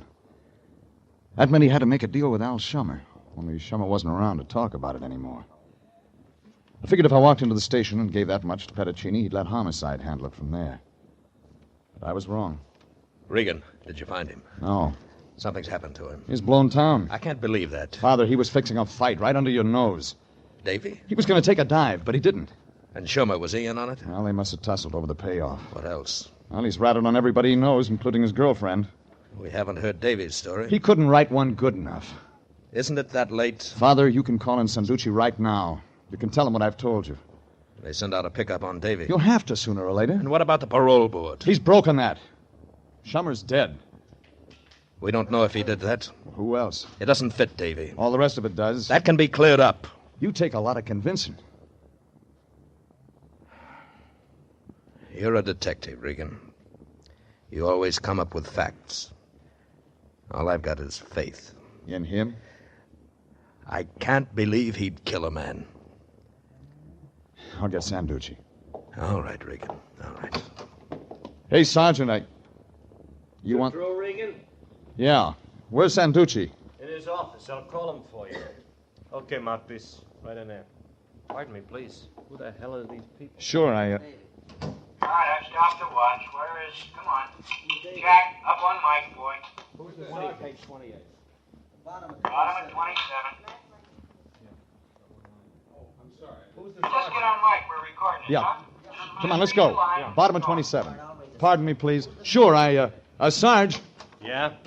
Never mind calling. Suit yourself, Regan. What did Father Petticini send for a mouthpiece? He didn't. The guy just showed up, said he was a lawyer, wanted to see him. Why? I don't know. All right to send him in, wasn't it? I didn't answer that because the guy who'd passed me in the hall had his coat collar turned up. The glasses made it look good. But if he was a lawyer, he'd gone through law school in one day.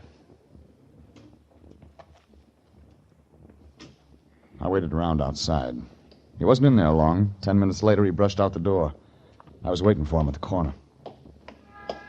Hello, Davy. How's murder these days? Easy, kid. This is a gun. You're no cop. I don't know what you told him in there, but I don't listen easy. Oh. You must be Regan. You've been looking for me. Yeah. You slip around fast. That gun doesn't make you look that good. I saw the guy with the shiv in him. You might have used the same line on him. Father Petticini told me how you figured it. I can't blame you. I know it must have looked that way. You got something different? I'll tell it to you. I don't expect you to believe it. Did he believe it? About me fixing up the fight? That's right. I was going to lay down for $2,000. But you didn't.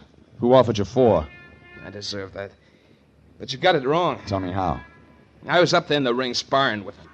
It was one of those crazy things. I wanted to make it look good, and... well, Shummer's got a glass jaw. One connected, and he went down for the count. Sounds like a fairy tale. I told you it wouldn't be easy. I had to run after the fight. Benton doesn't like things not to work out.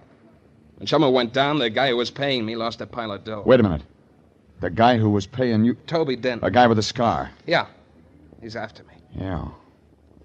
Yeah, he sure is. What's the matter? Well, my arithmetic's lousy. When I added this thing up, I put you in, but I left the scar out. What's that mean? It figured you killed Shummer to stop him from talking. I didn't.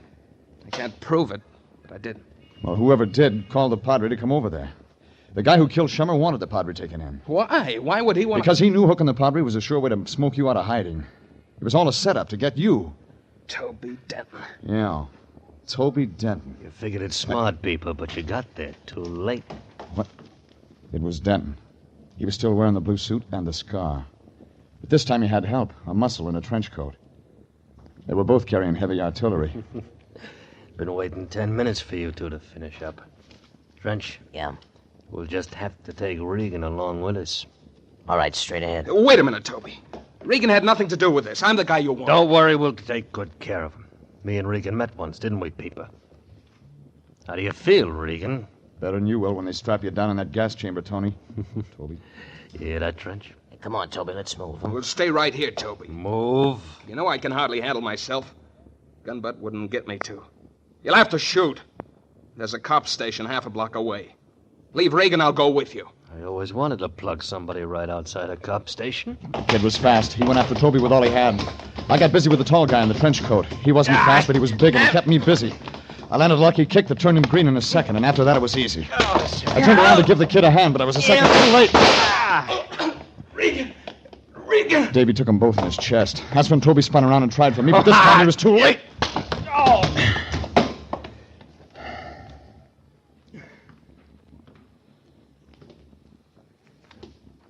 Lie still, kid. I'll get a doctor. Regan, I done everything wrong. I didn't want him to get you, too. Don't talk. You made up for it all.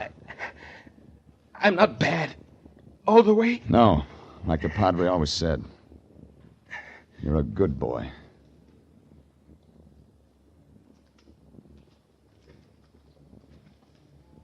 Well, the ambulance got him to emergency hospital, and they went to work on him. I waited around with Father Petticini all night until a nurse walked out, said that they were going to have to give Davy some transfusions, but he'd live. Then I got over to headquarters and explained the whole thing to Sanducci. He said it didn't make sense, but when I got Father Petticini on the phone, they talked it over in Italian, and Sanducci seemed satisfied. So it was about 10 in the morning when I dropped in on the Lyon on the way home. He was stretched out on a couch in his office. It was sagging in the middle.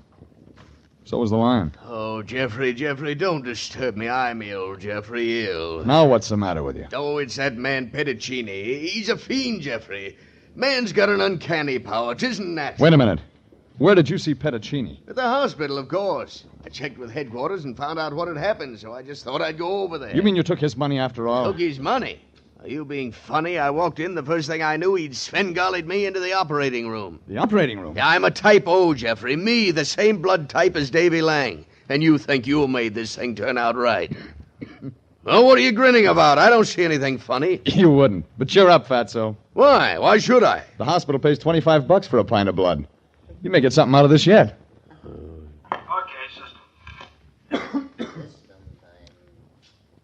CBS, the Columbia Broadcasting System.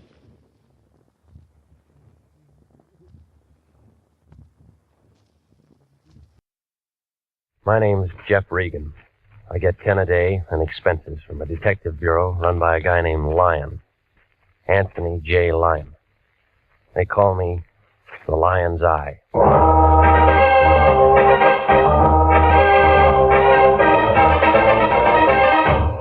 With Jack Webb as Jeff Regan, investigator, stand by for hard-boiled action, mystery, and thrilling adventure in tonight's story of The Man in the Door.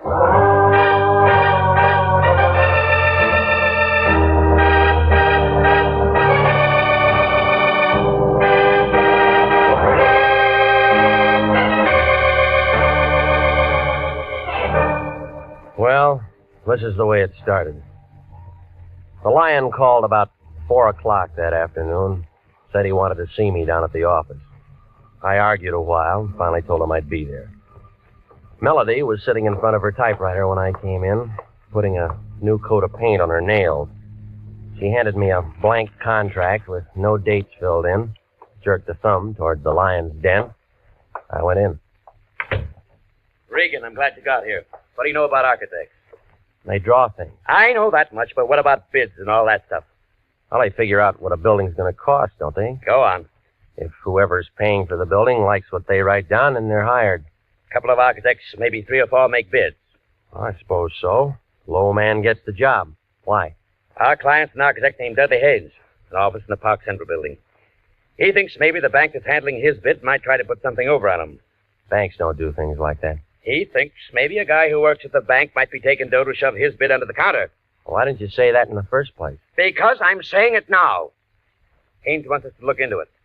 All right, who do I see? Haynes first. I only talked to him on the phone. I told him we'd have to have a contract and retainer before we did anything. That figures. So hop over there and find out what's what and make him sign that contract and get a check. Anything else? Make sure it's certified and call me if you run into any trouble.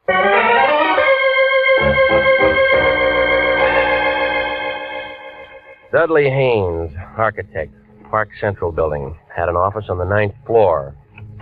When I went in, a girl with hair that figured to be blonde right down to the roots pulled off her glasses and put out her cigarette.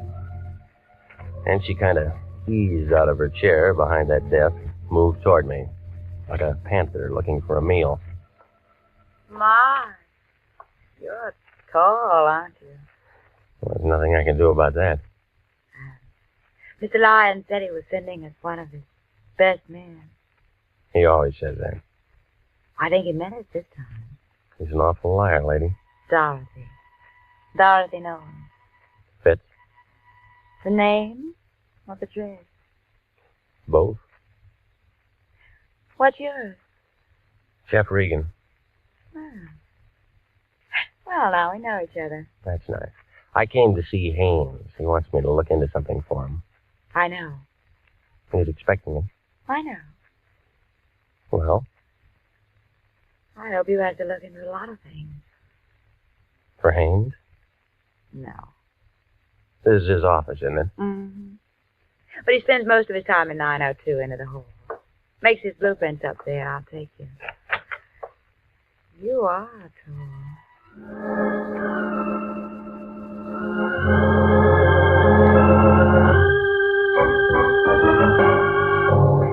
Well, we started down the hall. We got about 10 feet from the frosted glass door at the end. We both stopped.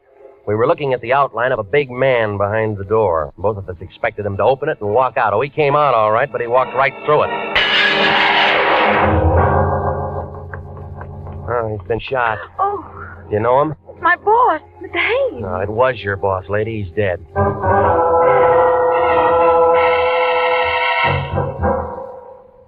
Lieutenant Salvatore Wendetti, Central Homicide Detail, showed up about 8 minutes after I called. He had his whole goon squad with him and a couple of guys in double-breasted suits from the district attorney's office. They roped off the entrance to the building, got hold of the elevator operators and the man who runs the cigar stand, and asked them questions. Then Wendetti looked at what was left of Haynes and started yelling into a phone. Send a basket over, but don't move until my fingerprint boys get through. Yeah. Okay, sis, where the guy lives? At the Biltmore Hotel. Where's his wife? We didn't have one. What do we tell? We didn't have any family. So no one's going to cry. Well, that makes it easier. Regan, was he your client? No, nobody's a client until they sign a contract, Sally. Well, you would bring him a contract to sign, and then you would do something for him. What? Well, I didn't talk to him. Sis? Mr. Haynes had made an estimate on a little office building in Beverly Hills. He thought that a man named Adler at the bank might be taking money from someone to hold his bid out. So he wants an investigator to look into it. Why do you think that? Well, I don't know. You work for him. Well, I don't know everything. Neither do I. Hot, isn't it? Who's Adler? Oh, just a name. Who else? Who else? Architects. Who else was making a bid? Well, I don't know that. Now, where are we? Kelly! Yes? Guy named Adler at the Grand National Bank. Bank. Pick him up and have him down to my office in half an hour. Yes?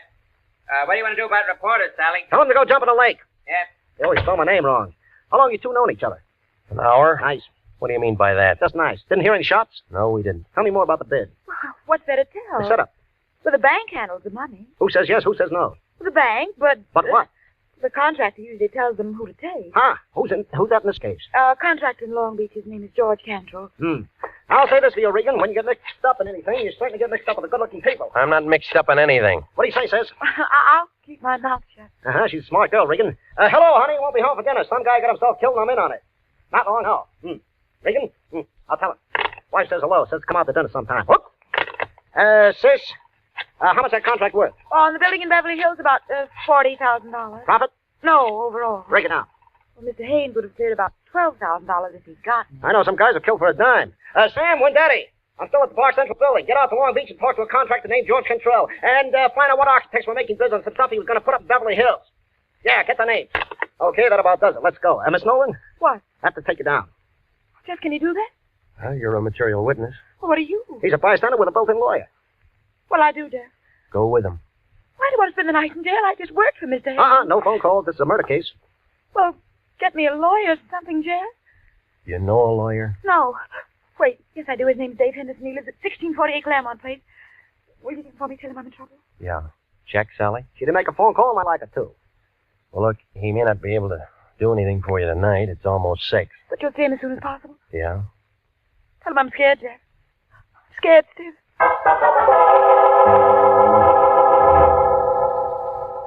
Well, I stayed there and phoned the Lyon, told him what had happened. Oh, he got mad and yelled something about me being a jinx on all our clients, and then he hung up. So I went through the classified telephone directory under attorneys and Henderson. There was a Ben, a George, a Joe, a William, but no Dave Henderson. So I drove out to the address that she'd given me. It was a blue apartment house 4 blocks west of Vermont over by the Coliseum. Somebody was cooking hamburgers somewhere, and somebody was all worked up over a ball game on the radio. I picked the baseball fan. Well, what'll happen now is anybody's guess, but let me tell you that this ball game is a long way from being up. Hey, what'd I tell you? It's outside the ballpark, and they're coming in like homing pigeons. Bases are loaded, and they're all coming in. Oh, it's going to be 8-5. Come on, the ball game's not that good. What's so important, Pilgrim? I'm with the ball game. I'm looking for a man named Dave Henderson, a lawyer. So what? Somebody told me he lives in this apartment house. Who told you that? A lady. Ha! Does he live here? You try looking at the mailbox? No name. You cop? Private type. Ha! Does he live here? Sure he lives here. Well, where? Enter the hall, 106. Thanks. So he's a lawyer, is he? With his kind of friends? Ha! What does that mean? You're young, ain't you, Curly? I got a driver's license. Let me tell you something. Don't go knocking on no doors and hear a ball game. Remember that. Yeah, I'll remember. And you can tell him Tessie Bogart to start to that one.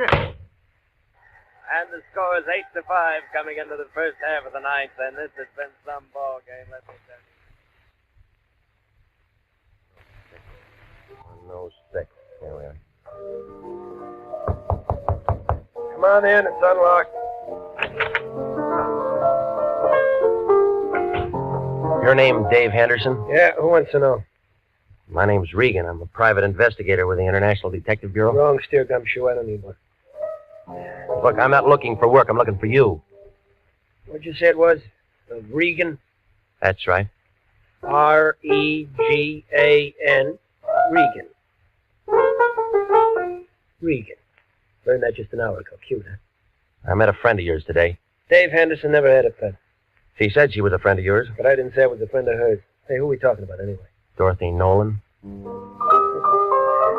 How is Dorothy? Not so good. Thought you were a detective. I am. You sound like a doctor. Look, you sound like a guy with a chip on his shoulder. Like a lot of things. You're trying to be tough, baby. No wonder you aren't in the telephone directory. I'll just skip that. She said you were a lawyer. They say I drink too much. Haven't seen you drinking, have you? She wants you to get in touch with her. The man she was working for was murdered today. She kill him? Well, they're holding her. Material witness or suspect? Material witness right now. She doesn't want to spend the night in jail. Who does? That's why she isn't feeling so good, huh? He wants me to get her out. Something like that. Who's handling the case downtown? Detective named Wendetti. And where do you come in? Well, he didn't give her that one phone call. Yeah. You're sensitive. What if I said no? Well, that's your business. You know why she asked you to see me? Because I'm a guy she knows. And every guy who knows little Dorothy does a little something for her. Ever met him like that, Regan? Sometimes. I'm just checking. Checking what? She's pretty good with the works. Eyes just right for the job. Hair just right.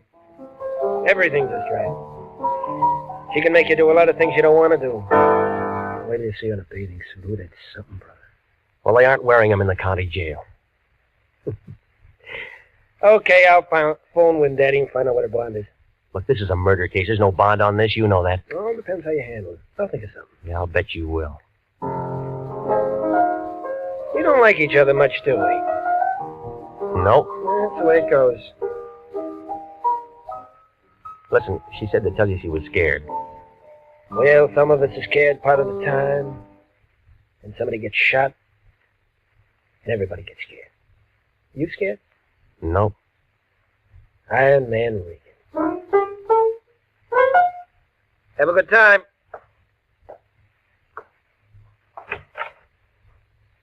Did I say Haynes was shot? No. You didn't say a thing. See you somewhere, Peter.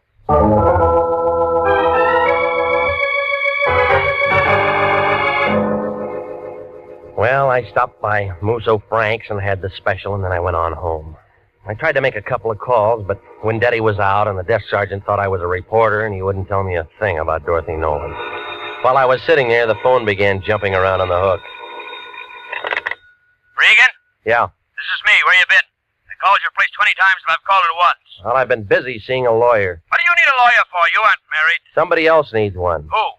Dorothy Nolan, that blonde who worked up in Haynes' office. Wendetti's holding her. Good. I want you to go down and see her. What for? We can still make something on this thing if we play it smart. When I talked to Haynes on the phone this afternoon, I told him I wanted a certified check. So what? So that means there's a check for $100 lying around his office somewhere, and it's made out to International. Look, he's dead, remember? Everybody dies. Don't worry about it. We weren't even hired. We had a verbal contract. We had nothing. That check's no good to anybody but us.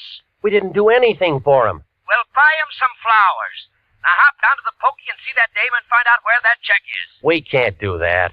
I talked to Harry Presidio, and he'll give us a lien to get in. Hello? Hello? Regan, you're still there? I was still there, but I wasn't listening to the Lion. I was looking at a skinny little man with one leg. Hey, Regan, you're still there? Now, don't ask me how he made it inside my door. He was just there, propped up on a pair of crutches, swaying back and forth, watching me with a couple of sick gray eyes that were so full of water you'd think they were going to float right out of his head. All at once, he went down like a busted sugar sack. He'd been shot twice through the neck with a small caliber gun, a 25, 32, I don't know. I found a dozen razor blades in one pocket and 24 sets of shoelaces to go with them. There wasn't anything that told me his name, but there was a picture inside his shirt pocket. One of those things that you have taken in a penny arcade, you know, in front of phony pasteboard props. Well, the man with one leg was looking out from between a pair of painted angel's wings, and the guy standing next to him, who was smiling up at the halo, was the same man that I'd seen that afternoon. An architect named Haynes. A man who needed the private detective. A man who walked out a glass door and then dropped dead. And the one printed word above that picture stuck out like a wart on an egg that said, Happy Land.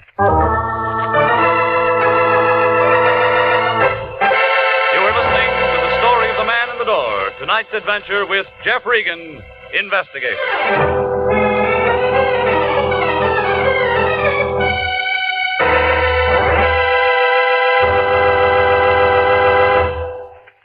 Here is a special and important message to every businessman listening. to every businessman, regardless of the size or the type of his business. Gentlemen, do you realize that the schools of this community help you every day that you're in business? That's right. For one thing, our schools teach the boys and girls of this community to cherish the human rights, the free enterprise on which our country and your business are founded. With each new generation graduated from our schools, the Army defending our way of life, and your business grows stronger. What's more, good teachers and well-equipped schools do a better job of developing our children's talents. The result? School graduates who become more skilled and more efficient employees. So remember, any time and taxes that you contribute to improving local schools are an investment in your own business future. Education is good business. Education can maintain our freedom. And freedom is everybody's job. And now, back to the story of the man in the door and Jeff Regan, Investigator.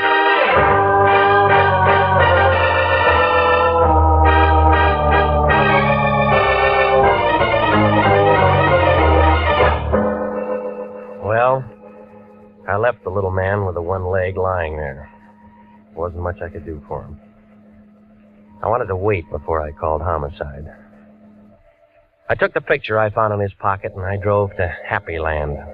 It turned out to be an open-air penny arcade on 5th and Main. Smelled like all the hot dogs in the world had been made right there. There were machines all over the place telling you how strong you were, how rich you'd be, and who you'd marry. All for a penny. I guess it wasn't much of a bargain. The only customer was a sailor trying his luck at the shooting gallery. Back in the corner, a tired-looking girl in light blue slacks and a dirty gray sweater was sitting on a stool by the hot dog counter staring at nothing. Want some pennies? Not right now, no. Oh, just looking? Go ahead. When you figure out where you're going to spend your money, come back and I'll give you some change. You got a picture gallery here? Oh. Don't tell me you're a real big spender and want to have your picture taken. Maybe. You got one? Yeah, we got one. Where is it? In there. If you really want to get your picture taken, I'll climb off this stool and take you back. I want to tell you now, if you're just trying to be sociable, you can go and fly kites. You run the picture concession? I run the picture place and the hot dog place, and I sweep out in the mornings. Oh, I wish I had better brains than to marry that slob and get myself stuck in a cheap dump like this. All right. Do you remember taking this picture? How would I know? I take a lot of pictures. Well, come on, look at it. All right. Yeah, I took it. That what sold you? When? How do you think I am? Can't remember what night it is every time a pair of drunks comes in and wants their pictures taken together. Well, try to remember, will you? You're a real wise guy, mister. You don't want no picture. You just want some talk. You're a cop. Friend. I met the little guy in the picture once. Dusty? What was that? I thought you said you met him once. Well, we weren't introduced. I just met him. Who is he? Dusty Rhodes. Works the circuit. What circuit? 5th and Main, STEM. Business section. What kind of business? Dusty handled the razor blade and shoelace traffic. He hates pencils. What did he do when he wasn't working? What does anybody do? He went out and got loaded. Go on. And you don't know him very well for a friend. How am I going to know I'm not getting Dusty in trouble talking to you like this? Nobody can get him in trouble anymore, lady. What do you mean? He was shot tonight. Oh, no. Oh, poor little guy. Do you know where he lived? Seashore Hotel. The Seashore Hotel. Oh, gee, Miss, I'm sick. Oh, I'm real sick.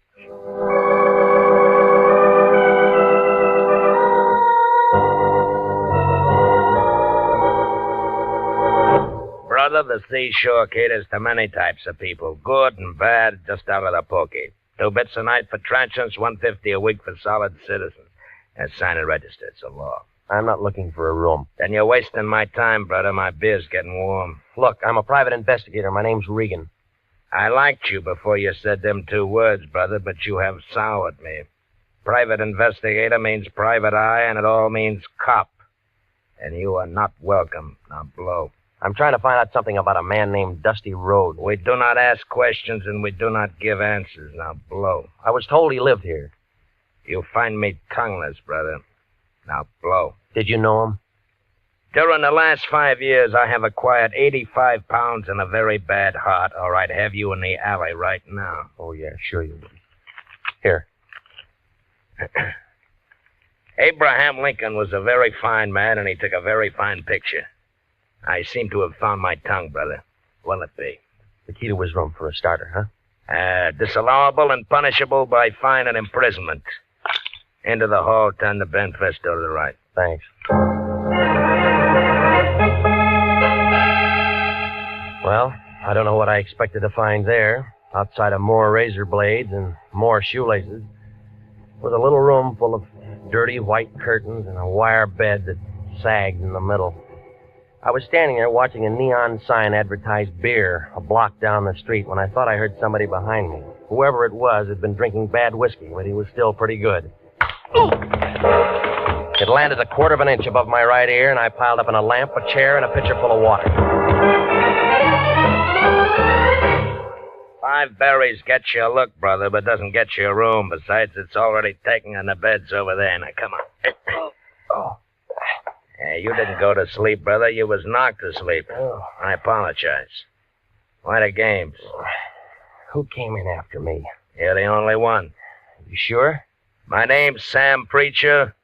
Brother, I'm very sure. Well, maybe he was waiting for me, huh? I don't generally ask him, but the question is this. Why? Oh, I don't know. Unless... What's the matter? Something missing? Just a picture. You can get lots of pictures. You didn't see anybody?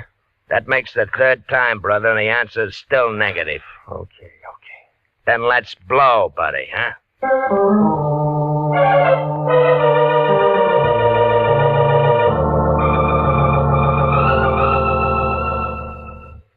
Coroner's office.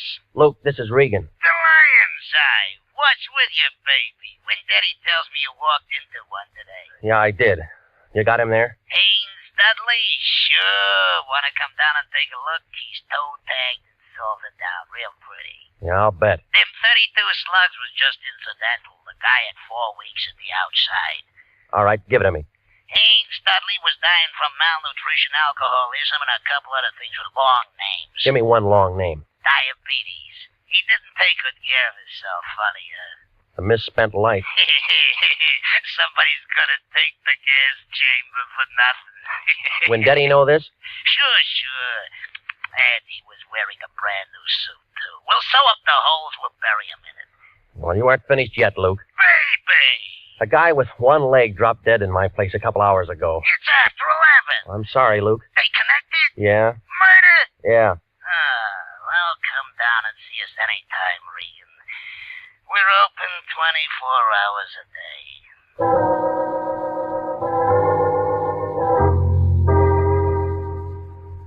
Fell at the homicide office. They told me she'd been released about 10 o'clock. They said a lawyer named Henderson had put up the bail and handled the whole thing. They gave me an address on her when I went out there. It was a bungalow court on Normandy, and it took her a long time to answer the door. Oh, you. Yeah, tell me how tall I am. I'd love to, but not right now. They told me you'd been out since 10 o'clock. Maybe I should have come sooner. Dale gives me the willies. I'm about to take a shower. I was kind of hoping we could have a drink. I did better than I thought with you. I got a hold of a lawyer for you, didn't I? Yes? Well, doesn't that rake me an invitation to have a drink? I said later, I'm really tired. I said no. Wait a minute. Well, if you're that thirsty, all right. That's better. Isn't every day my boss gets killed and I meet a private detective? I need a drink. I was slugged tonight. Slugged? Yeah, right here, see? Oh, it looks nasty. Why didn't anyone do that to you? Wanted a picture I had? Whistler's mother? Just a picture of a couple of drunks who are dead now. Maybe whoever did it was a relative. Guess again. I don't like games. But you play 'em all the time. Don't we all? I know a psychiatrist who says we can't help ourselves. You can. I liked you when you walked into the office this afternoon, but I'm not so sure I like you now. Maybe you better go. expecting somebody, huh? Doing you let go of me. Let go Oh, of no, me. baby. You got real nice eyes. I want to look at them. Let go. He's crazy. You. Hello, Dave. We didn't hear you knock. Did you bring your piano? What's the idea? He gave me. Why don't you tell him to go away, baby? Anybody can tell we're busy. Let it go, Regan. You want to break us up? Can't you see he's just trying to make you jealous and say things? Come here, honey. No. You don't have to do that. I said let her go. Is that the same 32 you killed the one-legged man with? Over, Gumshoe. Don't be a fool. Stay right where you are, baby. You're first. Listen to me, I Daddy. listened to you too long. He's only guessing. He doesn't have any proof of anything. You can cry if you want to, baby. This is going to hurt. She spun around and fell into a coffee table and then lay very quiet on the rug. Her eyes were open and she didn't say anything. She just lay there looking up at him. I couldn't tell where she'd been hit. He seemed to forget all about me because he walked over to her, knelt down beside her, put the gun right up against her head. This is awful close range, baby, but I can't afford to miss. Neither could I.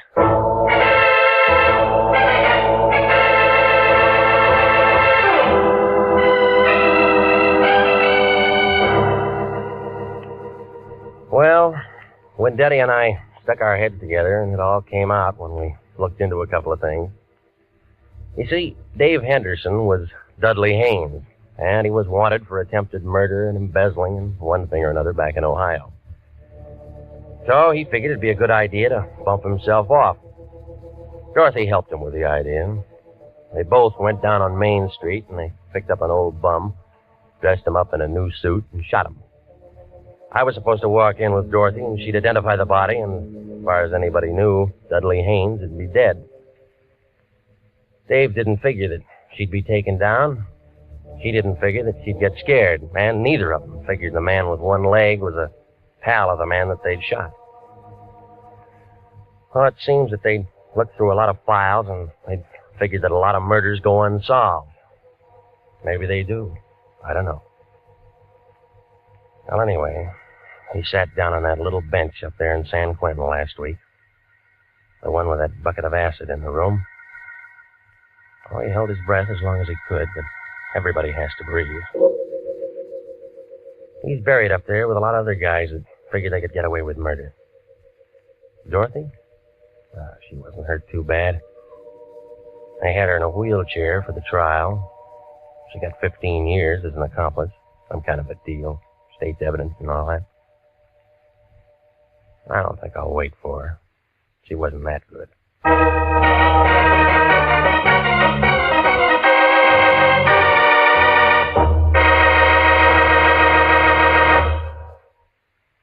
Jack Webb is featured as Jeff Regan, with Wilms Herbert as Anthony J. Lyon. It's CBS at 9:30 next week for more hard-boiled action and mystery with Jeff Regan, Investigator. Written by E. Jack Newman and produced by Sterling Tracy.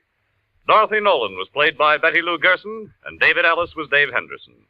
Lorene Tuttle, William Conrad, and Lou Krugman supported.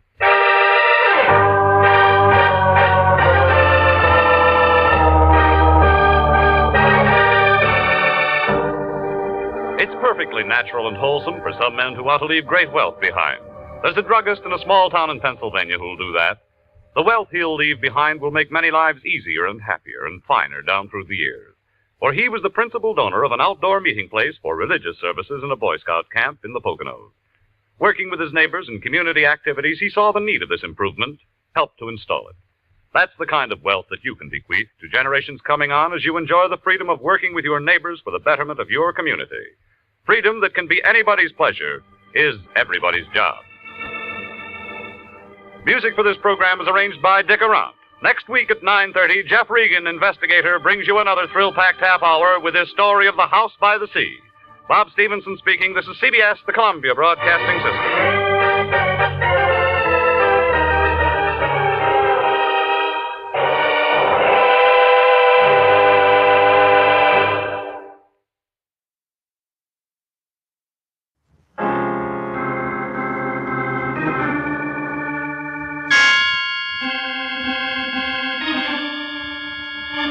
My name's Regan. I work for Anthony J. Lyon, International Detective Bureau. They call me the Lion's Eye.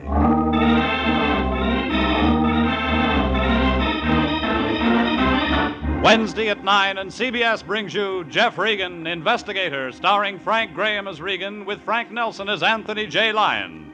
So stand by for mystery and suspense and adventure in tonight's story of The Lady from Brazil.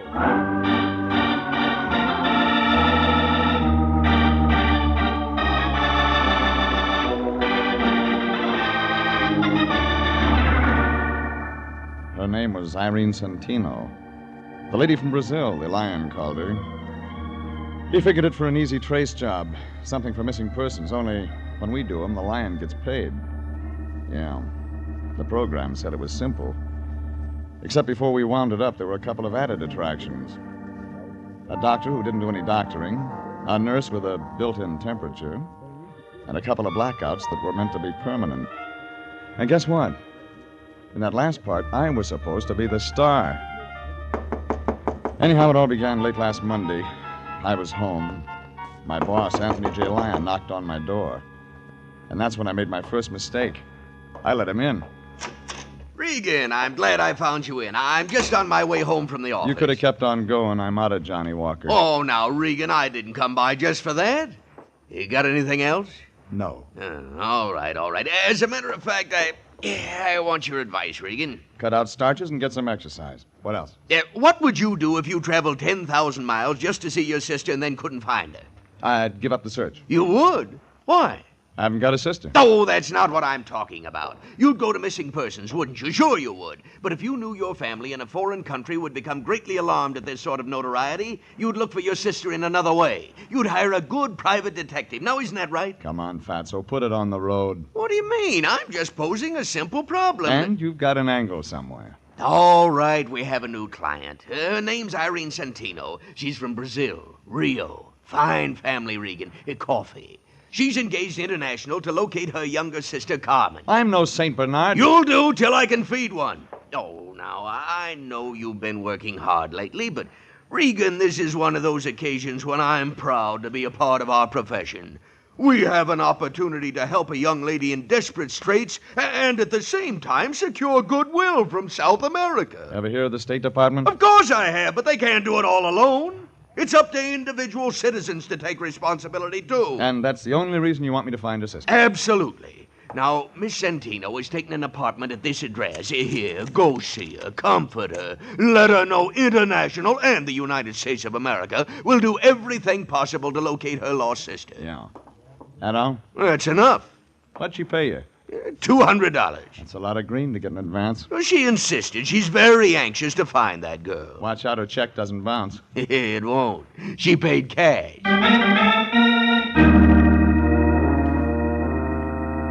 That $200 was already making a lump in the Lion's coat, and I knew the next spot for it was his mattress. Well, maybe that's the reason he's a bachelor. I left him in my place and drove over to the address he'd given me.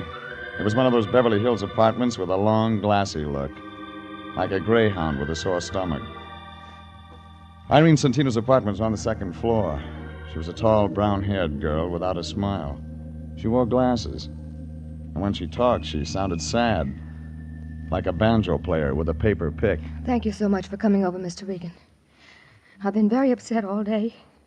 I just had to do something about Carmen. Your sister? Yes. She's the one I came to California to see. I heard. It's an awful vacant feeling. I thought she'd meet me at the airport, and then she wasn't there. And when I went to her address, we were very close. She's from Rio, too? Yes. How's yes. her English? Well, the same as mine. We were both educated in the United States. You older than Carmen? Yes, 2 years. She's 25 now. Carmen left home a year ago. She's always been very independent. And, I received this letter from her a few days ago. It was the first word since she left home. You came this way? Yes. No envelope? Oh, I threw that away. She wrote her address there at the end, and I didn't see any need for keeping the envelope. And she wasn't at this address? There isn't any such address. What does Carmen look like? Well, I gave her a snapshot to Mr. Lyon. Didn't he give it to you? He forgets things. Well, no matter. I have another. Of course, it's old and not very good. I think it's right here in the suitcase. You'll pardon things strewn all over. I haven't had time. Oh, here it is. Here. There you are. See. She's blonde? A little lighter than mine. The same height, too. We used to wear each other's clothes. Oh, Mr. Regan, you will be able to find her, won't you? I don't think you want me to. Mr. Regan, are you trying to be funny? You hand me a snapshot so old it could be anybody, and a letter that says nothing, and you want me to turn up a blonde. But I thought those would be leads. She mentions the name of her doctor. Is he the man? Man? She left home a year ago. She wasn't following the crops. There was a man in it. I've got to have it all, lady. All right, all right. There was a man. His name was Frank Martin. Carmen met him once in Mexico City. She thought she was in love with him. He lives out on Laurel Avenue. You talked to him? No. But I asked questions around. I'm completely satisfied he knows nothing about it. Perhaps if you'd see the doctor, my sister mentioned... You want me to find your sister? Yes? But you don't want me to see this Frank Martin. I didn't say that. You didn't have to, lady. Okay. You'll get a report when I've got something. Oh, just one more thing. What's that? How long did you stop off on the way to shop in New York? Why?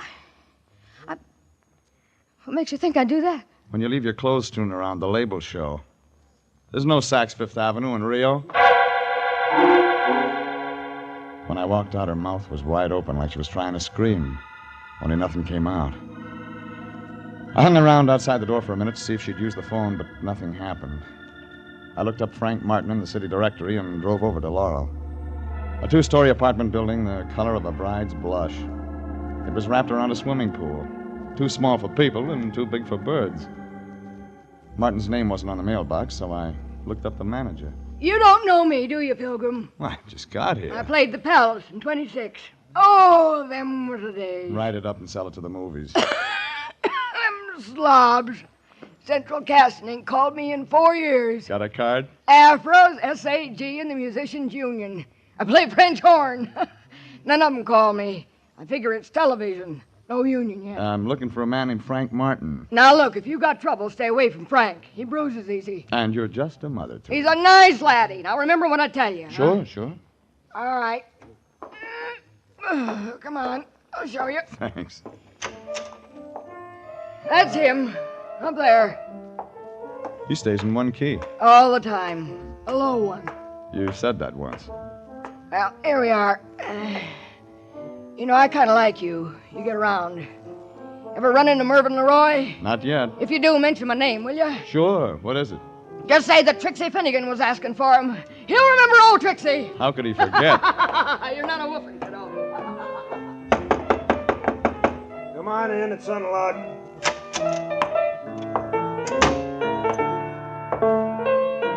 Your name Frank Martin? Yeah, who wants to know? My name's Regan. I'm a private investigator with the International Detective Bureau. Wrong steer, Gumshoe. I don't need one. I'm not looking for work. I'm looking for you. What'd you say it was? Regan? Yeah. R-E-G-A-N? Regan. Regan. Just wrote that one. Pretty cute, eh? I'm looking for a friend of yours, Carmen Centino. Oh. How is Carmen these days? I don't know. But you said you were a detective. I did. You sound like an amateur to me. You sound like a guy with a chip on his shoulder. You sound like a lot of things. You're trying to get tough, baby. It figures out when your name isn't on the mailbox. Yeah? Nobody would ever write you. I'll just skip that, Regan. Well, who hired you to do what? Your sister's in town. She's looking for Carmen. Didn't know Carmen had a sister.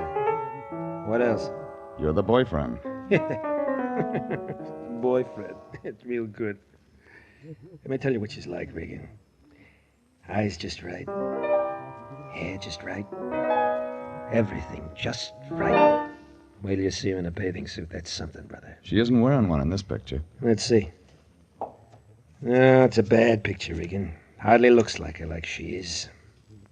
Ever met him like that? Well, we're going to be married, Regan. Only she decided all of a sudden she didn't want him. Just like that. It was her idea. Haven't seen her since. You try? Once. She moved, no forwarding address. That's all. Makes good story. Yeah, but you don't believe it. Now, let me tell you the reason we broke up. It's a dilly. My hearing's good. Well, you've heard about the happy couple. The guy keeps getting loaded, can't lay off. Well, this is different. This is the big switch. Carmen. Yeah, Carmen. And why she was seeing a doctor? Carmen, seeing a doctor? Look, why don't you get out of here? We don't like each other. Sister thinks something might have happened to Carmen. She's scared. Yeah, some of us are scared part of the time. When somebody makes a lot of noise looking for somebody, then everybody gets scared. You scared, Regan? Yeah. What about? Carmen Santino. I might be looking too late.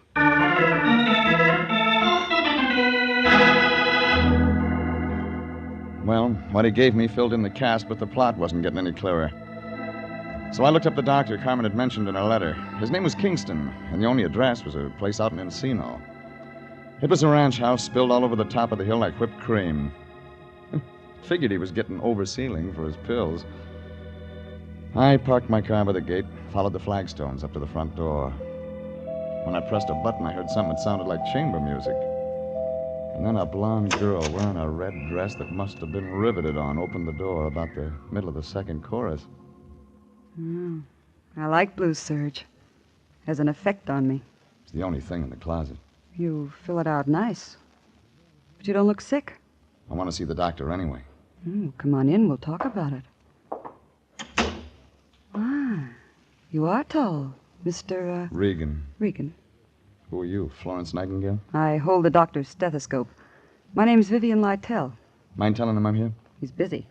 He just opened another bottle. Well, I'm right on time. Oh, Rex isn't sociable like me. He drinks alone. He gets more that way. Let me entertain you. Easy, Angel. I don't know how to fix a fracture. I've already got a man who can do that. I want one with brains. What's the matter with the doctor? Keeps his in a bottle. Hasn't used them for a long time now. He's done all right. This? He'd be selling papers if his wife hadn't left him a good insurance policy. Don't you like his money? Oh, don't get me wrong. It's just that a girl has feelings, too. Yeah, they show. I'm glad I met you. We're going to have some nice afternoons. I thought you worked for a living. Got lots of free time. Besides, I should have at least one outside interest. Keep looking. You'll find one. You smile good, but you talk nasty. I only came to see Kingston. Well, there's always the phone. Call and make an appointment. Now, get out. Oh, Vivian, Oh, I didn't know you had company. I'll talk to you another time. Just a minute, Doctor. This is Mr. Regan. Huh? He's your company, but he doesn't have a business card. Oh. Well, look, Mr. Regan. I'm no longer in practice, just doing research on my own. I have all the medical equipment I can use. I turned all my patients over to another doctor. I know one you forgot. Well, tell me who. Carmen Santino. Carmen. Go ahead, Vivian. I'll speak to Mr. Regan. Watch yourself, Rex. He doesn't know how to be nice. Only take a minute. I'll crack some ice. You'll need a drink. She's a very fine nurse. Yeah. It's a nice uniform. Well, working on my own, very casual. You said I had a patient named Carmen... What was that? Carmen Santino. I'm afraid you're mistaken, Mr. Regan. Who told you that? Well, I read about you in a letter. That must have been another Kingston. There's only one with a license. You're a relative of the girl's? Friend. You're a detective, aren't you? Yeah. Want to show me your files someday? Why not today? This way, I keep them right here in my lab.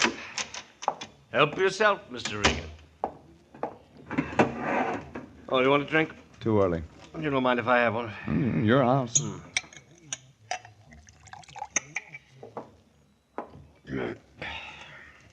Didn't find anything? Not under Santino. She could have used another name. Oh, that's possible. When was I supposed to have treated her? Well, about a year ago, according to this letter. Here, this is a picture. No. Oh. I've never treated anyone who looks like that. Sure. Positive. What was her illness? Might have had something to do with that stuff you're drinking. They die from it sometimes. I see. You can't see it from this window. But just over the hill, my wife is buried. I had special permission from the county, of course, bury her on my property. She was a great comfort to me. We were very close. I haven't been the same since she passed away. And that is why I am no longer in practice. I didn't ask for that. Oh, but you did, with your eyes. You're a strange man. Do you enjoy making a living this way, prying into other people's lives, searching for what is best left alone? He's still here, Rex? Yes, Vivi. He's just leaving. You gonna find your way? Yeah. Bye, Blue Surge. You're a real disappointment. Don't give up. I'll be back. Don't bother, Regan. The doctor will be out.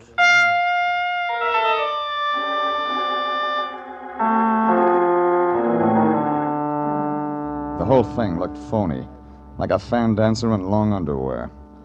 But when I left the two of them, I was beginning to get an idea, just beginning. I walked over the side of the hill to look at that grave. It was there, all right, like he said. Irene Kingston, 1922, 1948. Well, maybe that explained it. Maybe it didn't. I was remembering those New York labels I'd seen on my client's clothes. I called up a friend of mine in the CAA. He checked into it and told me nobody named Santino had come in from Rio on any flight in the last week. And the immigration people didn't have a passport or visa record on her either. I was home thinking about all this when my phone began ringing.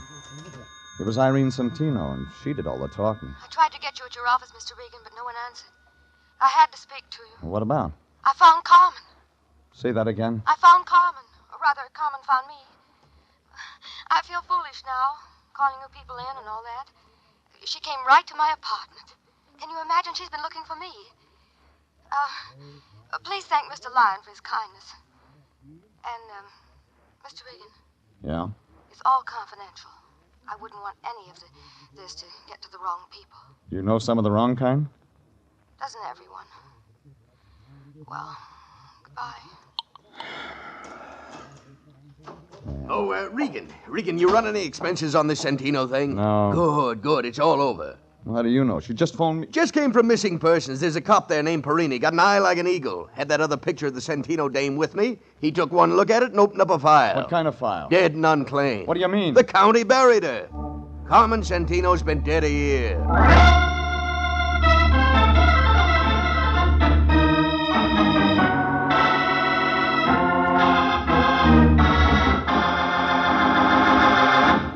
This is CBS, and you are listening to The Story of the Lady from Brazil, tonight's adventure with Jeff Regan, Investigator.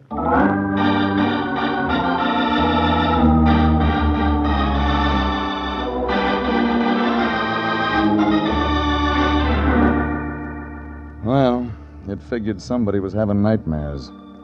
I didn't say anything to the Lion and went down to the Hall of Records. There was a little guy sitting at the desk in vital statistics. His fingernails were dirty, and that wasn't a Harry Drucker haircut he was wearing.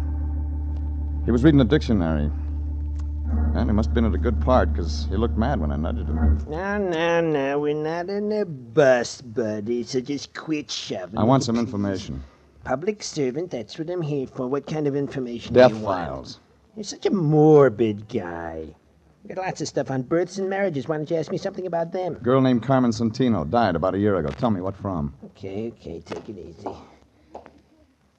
How do you spell it? Just like it sounds. Santino, huh? Yeah, Santino. What's that? Sabatini, Sailor, Sanaki, Sanford. That's what happened to old Sandy.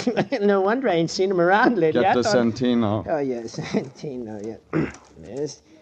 Santino. Date of death, 15 October, 1948. Cause of death? Alcoholic poisoning. Yeah, that's right. How'd you get it? Never mind. Who signed the certificate? Rex J. Kingston, M.D. Okay. Now, here's one more for you. Look up Irene Kingston. The doc's wife? Look it up. Okay, yes. Let's see. Kingsley. Oh, here. Kingston, Irene, 13 October, 1948. Cause of death? You guessed it again. The same. Alcoholic poisoning. Hey, this guy couldn't keep a patient.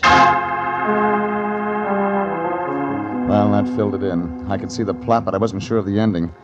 So I didn't waste any time getting over to Irene Santino's place. But I wasn't fast enough. The door was halfway open when I got there. All the company had left, but Irene was still around. She was sitting there looking at the phone like it was all she had to think about. Miss Reed. What's so funny? Excuse me for not getting up, but I didn't expect you. I told you I found my sister, didn't I? You told me, but you didn't tell me she was dead. I didn't even tell you that I haven't got a sister. Did I? Come on, lady, give it to me. What are you talking about? This little red spot on my arm. It doesn't look like much, does it? But you just wait, Mr. Regan. You just wait. You just wait.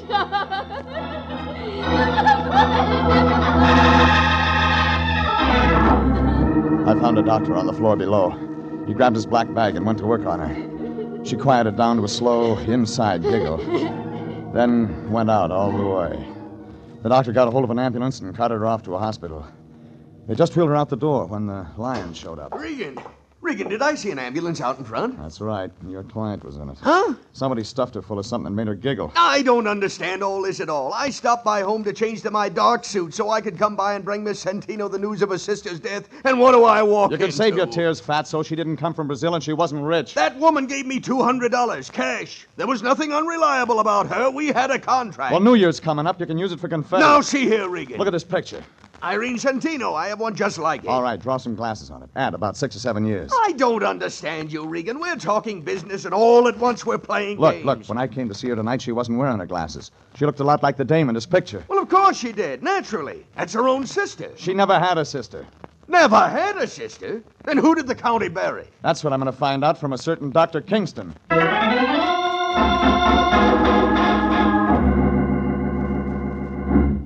I had a feeling you'd be back. I built a fire. I forgot the marshmallows. We'll think of something else. I'm not mad anymore. I'm still looking for your doctor. Well, let me take care of you. I have a way with men. Didn't we do all this once before? Well, it's night now. I'm better with the lights low. You can ask me some questions. I know some swell answers. I'll bet. How do you like it? Your way. There. That's better. Now let's have a nice, quiet evening. Just you and me. That why you wore that? You like it? You got talent, lady. Will discover me. There's been a famine of men like you. You don't look underfed. Come on, you haven't touched your drink. I want to see him. Oh, all right. We could have had such a nice evening. Rex. What is it? Mr. Regan's here again. Oh, yeah. Hello, Regan. Didn't I tell you I'd be out? You told me that, but you didn't tell me what I wanted to know. Had to go to Vital Statistics to get it. What? You don't have anything in your files about Carmen Santino, but you signed her death certificate. Now, you get this, Regan. I don't have to talk to anyone who comes here without a warrant, and you haven't got one. When I tell the city attorney's office what I've got, they'll have somebody out here to open that grave on the hill. What do you mean, Regan? Irene Kingston died 2 days before Carmen Santino of the same thing. Dr. Kingston signed both certificates, and he collects on his wife's insurance. Only I don't think his wife really died. I think that extra grave on the hill is window dressing. My wife didn't die, Regan. Where is she now? I don't know. But she could be around town using the name of Irene Santino. It was a shot in the dark, but it brought results. Kingston swung a lamp base around that connected on the side of my head. When I came to, I was in a white room in the back of the house. Nothing worked. Irene, So I will just you laid please there. bring a bottle? Vivian was standing there with Kingston. He looked sick, like an ostrich with a Will you sore throat. Please, Irene. He had a needle in his hand. I got the shakes. You do it all right, Rex. Go ahead. It's the same treatment you two tried to give Irene. You should have stayed out, Regan. I wanted one more look at you, I baby. hate to see the nice ones go, but it'll be all over in a minute. All right, Rex. Give me a drink, Vivian. I gotta have a It drink. won't help. I found Irene in time. She's in a hospital. What? She's gonna live. She's gonna talk. Go ahead, Irene's Rex. still alive? Rex, give it to him, and then we'll clear out. I didn't kill her. I didn't kill You'll her. do better this time. I can't. Go ahead. No, I won't. I said go ahead. I'll shoot you, Rex. I'll shoot you if you don't. No, you won't. It's all over, Vivian. It's Vivian all looked again, over. but Kingston was too much for her. All of a sudden, it began going off. Vivian started to look pale. Then she went down, slow.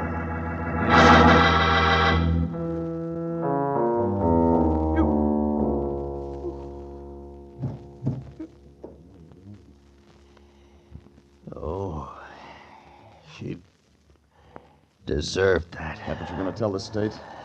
Regan, is Irene really gonna live? That's what the doctor says. Oh, good. Regan, look, no. Don't try to move. I gave you a shot of preparatory solution. You won't be able to move for another hour. I suppose I ought to run. You won't get far. I know. Listen to me. Irene is my wife. She's innocent of all this. When you tell the police the real story, I haven't got it all. I know it started with Carmen Santino. Oh, she stumbled in one night, dropped dead before I could do anything for Alcohol. her. Yeah. Before she died, she kept talking about a man named Martin. Lives over on Laurel. But I didn't get in touch with him. I had a better idea. She looked a great deal like my wife, Irene. It was really quite remarkable. The insurance. Yeah. Irene didn't want to do it, but she loved me, so she finally agreed to hide out in New York. I used one body for 2 death certificates, buried an empty box up on the hill. I was supposed to join Irene later. We were going to start a new life together. Vivian. Yeah.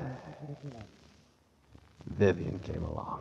I was drinking one night. She found out the truth. I was trapped. Would have stayed that way if Irene hadn't hired you. Well, it figures she made up that story about a sister from Brazil just to scare you into getting rid of Vivian. It worked, too. I'm scared stiff. Yeah, like that guy Martin said. Somebody gets scared, and then you... Everybody. Regan? Regan, can you hear me? Huh? Oh, sorry. Stuff's making me sleep. Yeah, that'll wear off. I'm going now, Regan. See that Irene gets a fair shake. I'll try. He picked up a bottle and started out the door. He didn't even look down at Vivian's body on the floor. I tried to move, but like he said, nothing worked. It was more than 2 hours before I could get to the phone and call homicide.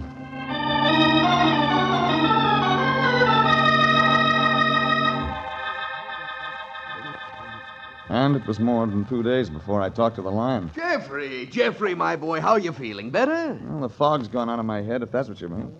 Otherwise, I feel lousy. Oh, don't take it so hard, my boy. All in a day's work. Besides, there's the brighter side. Yes, indeed. Like what? Well, for one thing, they got that Dr. Kingston. He only got as far as Las Vegas. Crime doesn't pay, Jeffrey. Crime just does not pay. Doesn't, huh? What's this? Now, wait a minute. Give me that. Application. Consolidated Insurance. It's nothing, I tell you. You mean to tell me you're going to try to collect rewards? Well, we did expose an insurance fraud, and there's nothing in the world that stinks like a fraud. I'll say. Hey, wait a minute, Regan. Where are you going? Out to buy an Airwick.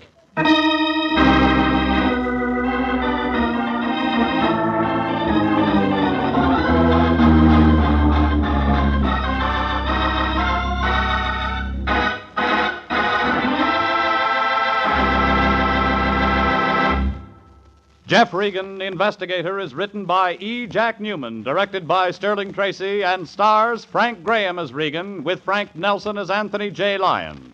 Original music is by Dick Arant.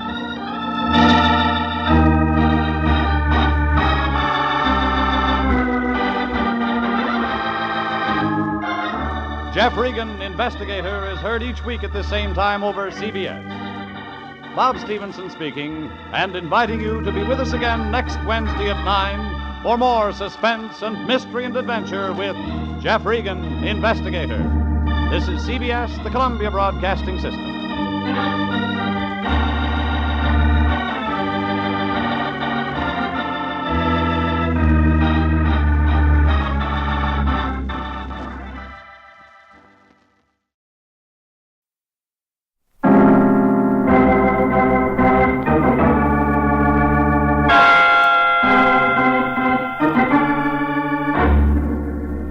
My name's Regan.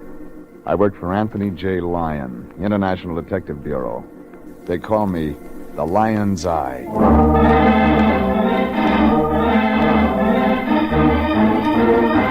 CBS brings you Jeff Regan, Investigator, starring Frank Graham as Regan, with Frank Nelson as Anthony J. Lyon. So stand by for mystery, suspense, and adventure in tonight's Jeff Regan story of The Lady by the Fountain.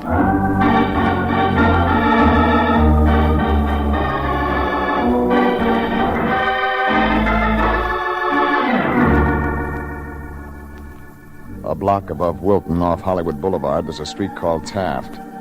And the first dirty gray apartment house on the right-hand side's where I pick up my laundry. 428. I'm finishing out the lease for a guy who's up at San Quentin waiting for the second week in December. That's where the state's going to help him forget a blonde he never should have remembered. Well, it's a place to live. I've got a leaky faucet and a bed that comes out of the wall. And that's where I was last Monday morning about 6 o'clock when somebody began pounding on the door. I figured the place was burning down, but it turned out worse. My boss. A couple of 100 pounds of black cigar stuffed into a blue suit. Regan, it's me. The Lion. It's a nice morning. The sun's up. The birds are up. What are you doing? Just hoping somebody'd drop in. What do you want? Hey, get your pants on. We got lots of work to do. This is going to be a busy day. The last time you threw that line, I spent 6 weeks in a hospital. You're always suspicious of people. You should learn to trust your fellow man. You can't go through life not having faith in people. Follow my example. Every man is my brother, Regan. And if you figured there was a buck in it, you'd sell him to a chain gang. And now see here. And you'd be the first one to turn him in if he got loose. That kind of talk doesn't set well with me, Regan. Remember, I have you under contract to International, and I hold your bond. You can let loose any time you want to. It's no season pass to come in here in the middle of the night. Now, there's no need for you and I to argue. I guess I'm a bit edgy. Been up all night long. Mind? Yes, I do. As I said, I've been up all night long. Thanks. Regan, somebody got Tim Vickers, vice president of American Casualty Company, out of bed at 3 o'clock this morning. He was at the same party with you? They don't get old Tim out of bed unless there's dough involved. I looked into it. Headquarters tells me that a guy named Albert Colby made the call. Lives out in Bel Air. Fine family. Oil. Put it on the road. I wish you'd buy better stuff. Well, last night Colby got himself married to a tomato named Frances Shaner. Somewhere around midnight, the new Mrs. Colby and 50 or 60 other guests are heisted as nice as you please. And the police are working on it. Goodbye. No, you and me, we're working on it. When they call American Casualty, that means whatever was taken was insured, and they've got their own man on it. And it means they want it back bad enough to start paying a reward to anybody who can find whatever it is. And it means the insurance company and the police department will be working on it, and they don't want anybody else sticking their nose in. Oh, those cops can't pick up reward money, and neither can those company guys. Now that leaves you and me, Regan. And International can use some extra dough. Try the Morris plan. I got a better one. You hop out to Colby's and get some details. I'll hang around headquarters and see what kind of story they've got. You set them up, but they never come off. If we find out what's gone, who took it, and get it back, we've made rent money. Yeah, I haven't had my breakfast yet. What's the matter, Regan? You look worried. I am. That's my only bottle. Oh, you got nothing to worry about anymore? Here, it's empty.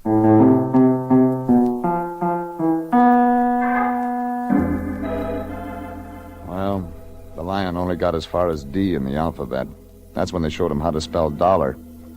And this Colby thing had a dollar sign in front of it as far as the Lion was concerned. And that means it's no use arguing. So I threw on some clothes and drove out to the Colby place. It turned out to be a lot of brick and grill work on top of one of those canyon roads right after you turn off Sunset into Bel Air. When I drove in the gate, I got a feeling somebody better check with London to see if Buckingham was still there. 2 guys in uniform stopped me. I showed them my license. They let me through.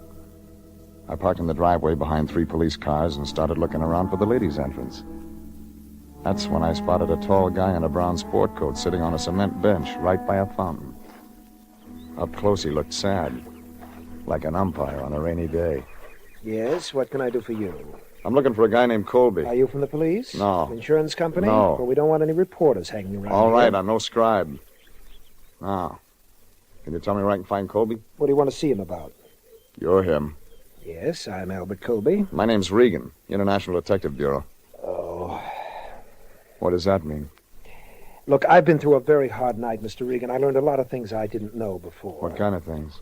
The police tell me that when a group of jewelry is stolen, that it's more or less kidnapping. It's held in ransom until it's brought back. And that the procedure is to wait to be contacted by one of the thieves. That's one way. Yes, so I understand. It also can be broken up, disassembled, and sold on the market. Yeah. Very interesting and very sound economic structure.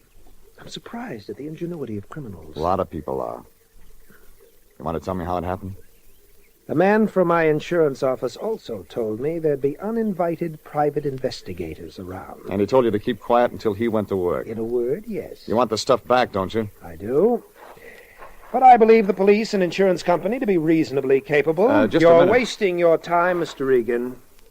Good morning. He was right. I was wasting my time. The lieutenant in charge made a statement a half hour later that told me no more than I'd got from the Lyon. It was easy to see they wanted to sit tight and wait for a contact. They were playing it coy. And I gave up after a couple of hours and walked out and got in my car. That's when I met her. A tall brunette with equipment to match. She looked good in that sable coat, but she'd have looked good in a fishnet. She didn't waste any time. She climbed in beside me. I own one Cadillac and 2 Buicks, but they're all on the fritz. You can help me a lot. Want me to buy you the Super Chief? I want you to drive me to Wilshire and Fairfax. The cab boys might think I'm cutting in. Look, I don't know who you are, but I've been up all night answering questions and talking to a lot of nosy cops, and I'm tired. Be a good boy, huh? You were here when it happened? Do I have to go through all that again? If I take you to Wilshire and Fairfax, you do. All right. Mind giving me a name? Regan. All right, Regan. I'm Francie Colby. I'm not used to the name yet. Best wishes. For what? Isn't that what they say when you get married? Yeah. You ever met him? Yeah, in your garden. Doesn't talk much. Bert's that way. What do you want to know, Regan? When it happened, how they did it. Oh, boy. I'll tell you my story, and you pick out what you can use. Let's hear it. It was 2 hours after the ceremony. Everybody was out in the garden for the reception. I don't know where they came from, but there were 3 of them. What'd they look like? They were tall, wore masks. One handled a gun and lined up everybody, and the other 2 had pillowcases. They went down the line and took everything that glittered. Strictly jewelry. Anything big? 20,000 from the rest of them. I was queen. Hmm? I was wearing a thing called the Colby Group, necklace and bracelet belonging to Bert's mother. What price? 100,000. Ooh, there'll be a real payoff on that. Oh, so that's your angle. What else? How'd these guys get away? They backed out, tipped hats, and left. 4th man in their car? No, one of them went ahead of the other 2. Anybody go after him? That's why I couldn't drive myself. All the cars were jimmied. Phone lines cut. Neat. I suppose so. That all you wanted to know? Enough. Tell me, what kind of friend have you got who drives a green coupe? What? I haven't got any friend who drives a green coupe. Neither have I, but he's been following us ever since we left your place. What? Now look, I'll stop at this next corner, jump out and run into the drugstore. You'll have to follow me. You're a nice guy, Regan. I hope you make the grade on this. Now. So long. She made it to the drugstore, and he stuck with me.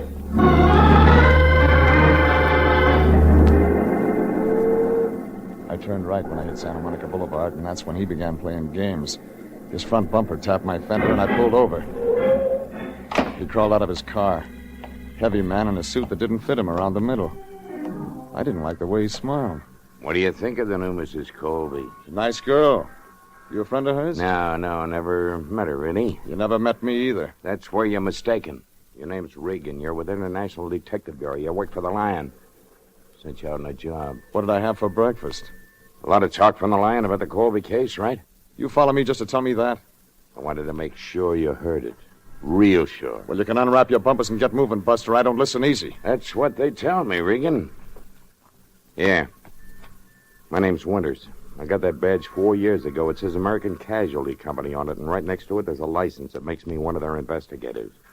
Right now, I'm working on one of their cases. You're wasting a lot of time. No, you're wasting the time, Regan. This is a one-man show. I'm handling it, and I don't want any private peepers snooping around trying to fall in the cracks. You talk like you got it all figured. I got so much of it, there isn't any left for you and the Lion. You really know that much? I really know that much. Name me 3 hoods in black masks. I'll have their files by 6 o'clock tonight. Show me some important stuff called the Colby Group. I'll have that, too. Are they going to close it on talk? Regan, I went to a lot of trouble to make sure you understood that you're not wanted. There's nothing in this for you with the Lion. No reward. Nothing. You're not wanted. Clear? Yeah. So clear, I'm taking your license number right now. From here, I go to 3500 Hope Street, City License Bureau. They're going to tell me if you're what you say you are. But no matter what you are, if you get in my way, Buster, I'm going to look you up. And if you want to keep your arm, get it off of my car.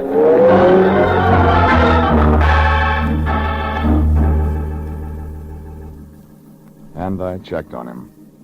He was with American Casualty Company, all right. And a phone call at their office told me he'd been put on the Colby thing. So I gave up on that one. It was like trying to do a toe dance in a pair of hip boots.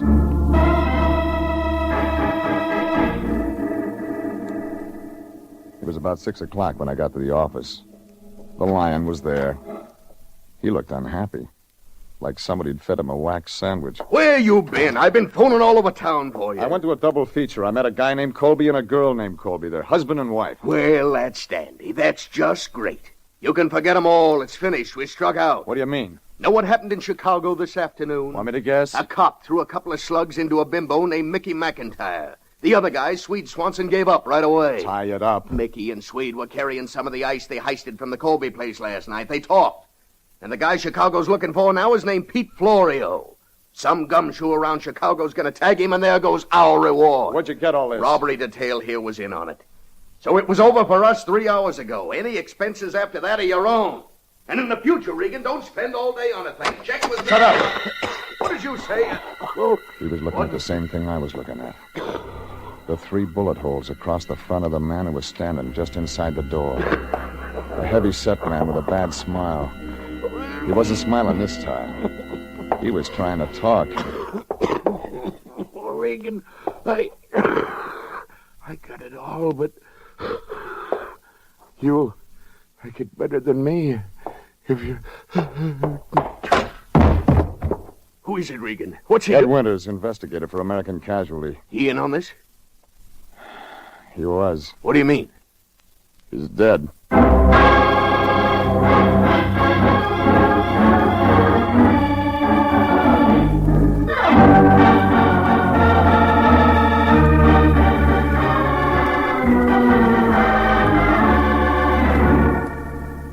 The whole Colby thing looked as phony as an undertaker in a pink derby.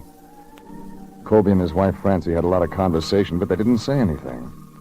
But the insurance investigator, Ed Winters, talked like he had something. Only didn't get a chance to tell his story. He fell in our front door loaded down with slugs. And it didn't take 20/20 vision to see that all the action wasn't going to be around Chicago, where they picked up 2 of the 3 hoods. The Lion didn't waste any time. He locked the door and pulled the shades. Then he turned around to me. His eyes looked like dollar signs. Regan, this is a stroke of luck. We're in business again. You got it wrong. The coroner's office got something to do now. Look, we aren't calling up any office until we find out who killed Winters and why. You're out of your mind. Remember, there's a reward for that Colby stuff, and we can still collect with this insurance company guy out of the way. This is homicide now. Call him. And let some rookie walk into the answer? Not on your life. Regan, somebody here in town's in on this. Big. And you're going to find out who. What about him? He isn't going anywhere. Listen, we're the only ones who know about him. We can keep a secret for a while, and that gives us an advantage. He had a secret. He didn't play it smart.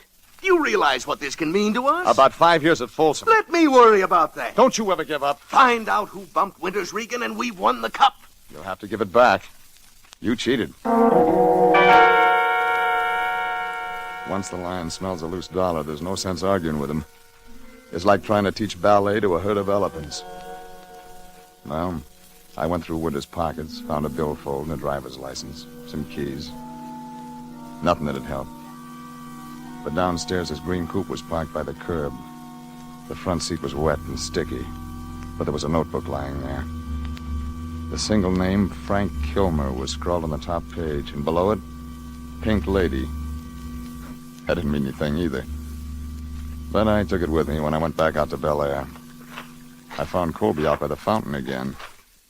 He read the opening line. Hello, Mr. Regan. What do you want now? Information? All right, here's something up to date. They caught 2 of the 3 men in Chicago this afternoon. I know that much. And the Chicago police expect to arrest the 3rd one, Pete Florio, any minute. And when they arrest Mr. Florio, that will be the end of it. You make it sound easy. Facts are facts, Mr. Regan. There's another version. What is that? Inside work. I don't know what you're looking for, and I don't think I particularly care. I'll just ask you to leave these premises and not bother me nor my wife anymore. Hello, darling. I didn't know we had company. Francis, sweetheart, this is Mr. Regan. I was just telling him I didn't like him. Hello, Mr. Regan. Have you heard the news? I'm going to get my jewelry back, so things aren't so bad after all. That's what Brooklyn thought today. My, you sound vicious. I've met him twice, darling. He always sounds this way. He doesn't think the police will apprehend Pete Florio. Do you, Mr. Regan? You're a long way from the end, Colby. Well, if he feels that way, Bert, and it does happen to work out that way, you'll buy me another bracelet and necklace, won't you? Of course, sweetheart. Now, Regan, you can see how worried we both are about this whole thing. I'm certain there's nothing more for you to do. You're wrong. I got 2 things to do. Yes? Find out who Frank Kilmer is, and look up the Pink Lady. Good night. Just a minute. You have to swing wild in the preliminaries. Colby and his wife figured to be in on the main event. I started with the phone book. It didn't turn up a Frank Kilmer, but it did show a Pink Lady nightclub in San Marino. It wasn't much. There was a little pale guy playing piano in one corner. Figured he'd never been out for a music lesson. I put the question to the bartender. Nope, never heard of a guy named Frank Kilmer. Just got here from Cheyenne myself. Worked at the Frontier for 4 years. Nice place. Yeah, sure. Anybody else might know? I don't know, Pilgrim. Why don't you ask somebody? Oh, ask her. She's the cigarette lady. Kitty. Kitty. Yeah, Tom, what is it? Oh. This is Mr. Regan. Yes, Mr. Regan. He wants to ask if you ever seen a guy named Frank Kilmer. He don't know what he looks like. Oh? See? She don't Tom, know. why don't you go crack some ice? We got plenty of ice, Kitty. Enough ice to last It's going to be a hot night. Beat it. Oh, all right, Kitty, all right. And the music, Betty. You know the other guy, Mr. Regan? Maybe. What'd he look like? He had a name, and he paid for his information. Yeah. His name was Winters. He was around this morning, knocking on my door. What do you want to know? What you want to know about Frank Kilmer? Oh. Go ahead. I'm listening. Wait a minute. Is Frank in trouble? He's a name on a scratch pad to me, lady. I don't want to get anybody in any trouble. Just tell me what you told Winters, okay? I met Frank 2 years ago. We used to go out once in a while. Then, a little over a year ago, we didn't. What happened? He met somebody else. Yeah. He met somebody else. Who? A singer named Francie Shaner. Uh-huh. They picked up together, Frank and Francie. They were lousy, Regan. I hated her. Then what? They went over to Las Vegas one night and got married. When was this? Over a year ago. I haven't seen them since. But I saw Francie in the paper last week. All about her marrying some guy named Colby. What'd Kilmer do for money? Money? I don't know. He had money sometimes, and sometimes he didn't. I lent him some. Why? Does the name Pete Florio mean anything to you? No. Should it? Mickey McIntyre? Swede Swanson? Thanks, Angel. This helps. Regan, you meet lots of people. Maybe you understand things. Like what? Like why she'd take him away from me and then not use him. Why would a girl do a thing like that? I don't know. Maybe she did use him.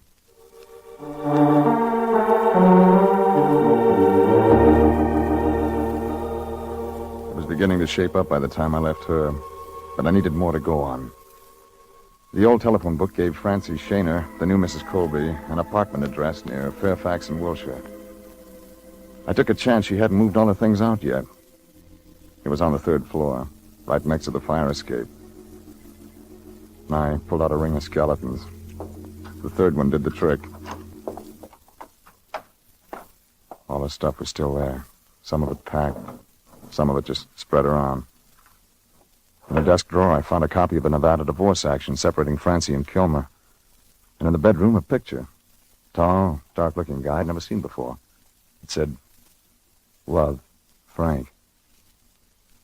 I was still looking for things when I heard the front door open. I clicked off the light and waited. He was a tall, black shadow to me. I couldn't see his face. But that .45 stood out like a wart on an egg. His didn't come near me, but I had better luck. I spun him around enough to start him back down the hall toward the fire escape. I had to take cover. I got to the fire escape in time to see him run out of the alley and jump in a car. Whoever it was, he was carrying one of my slugs in him.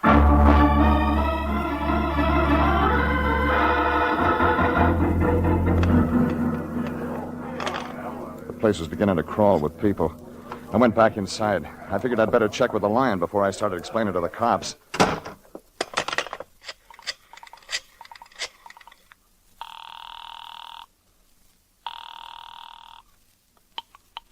Yeah? I'm calling from her old apartment. I was looking through his stuff when somebody began throwing lead. Lead. Gunplay. Regan, how many times have I told you? Shut up and listen. I hit whoever it was, but he got away. The cops will be here any minute, and I'm going to have to do some explaining. And when I tell it, they'll want a story from you about that stiff in your office. Now, look, Regan, we're about at the end of this thing. What do you know? Francie once had a boyfriend named Kilmer. She married him, divorced him. But Kilmer, that doesn't... not Frank Kilmer. Give it to me. Pete Florio has an alias. It's... Frank Kilmer. I left my card with a skinny guy in blue pajamas so they could find me for the quiz games down at headquarters.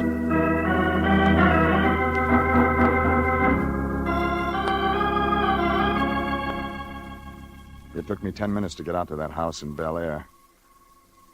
I parked outside the gate, walked through the garden to the back. Somebody had drained the fountain.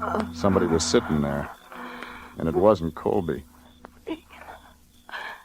Regan. It was Francie, and she had a big hurt. Regan. I'll have to get a doctor. Too late for that. Who did it? Pete Florio. He thought I tipped Chicago. But you don't know. I know you were married to him when his name was Frank Kilmer. I know you worked this thing out with him.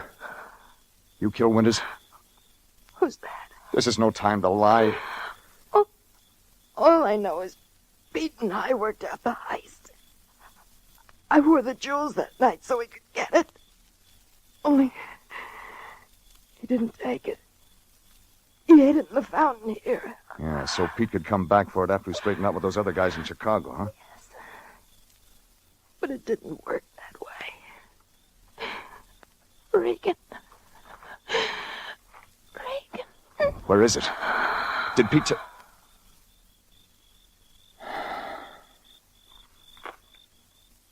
So bad. And they're not making that model anymore. Don't move a finger. Plane service good from Chicago, Pete? The best. I've been there and back in 24 hours. You get around too, don't you? What's your name? Regan. Regan, I'm going to plug you. Stand up. You're making all kinds of mistakes tonight. My mistake was tying in with Francie. Bust up $100,000 to stick that knife in her. Now I don't know where the stuff is. Somebody else had a part. Hot air. Wait till you try our gas chamber. Turn around. Now, stand real still. That's it. I want to watch your collar wilt. It was Colby. One hand was hanging like he'd never use it again. The other one was doing all right. He just kept on. He grabbed for the bench, then slid down and shook all over a couple of times like he was saying no in a big way. It was finished.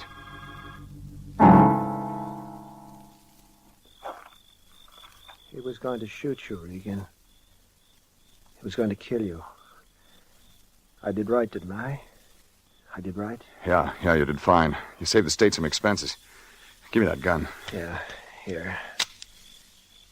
Same one you used on Winters? Yes. He came to me for money. He found out the same thing I caught you finding out. That my own wife had planned to steal from me. How did you tip to it? A week before we were married, I saw Florio, or Kilmer, whatever you call him, watching the house. I'd seen his picture in Francie's apartment. I found what they were planning. I listened in on the phone. And you wanted him to get away with it. So you could get the stuff out of the fountain before Florio got back. So you could stick the insurance company for the payment. I didn't think you needed dough that bad. Regan, it wasn't for me. It was for her. All she wanted was money. Now look at her. Regan, all I wanted was her. I didn't care if she stole from me. All I wanted was her.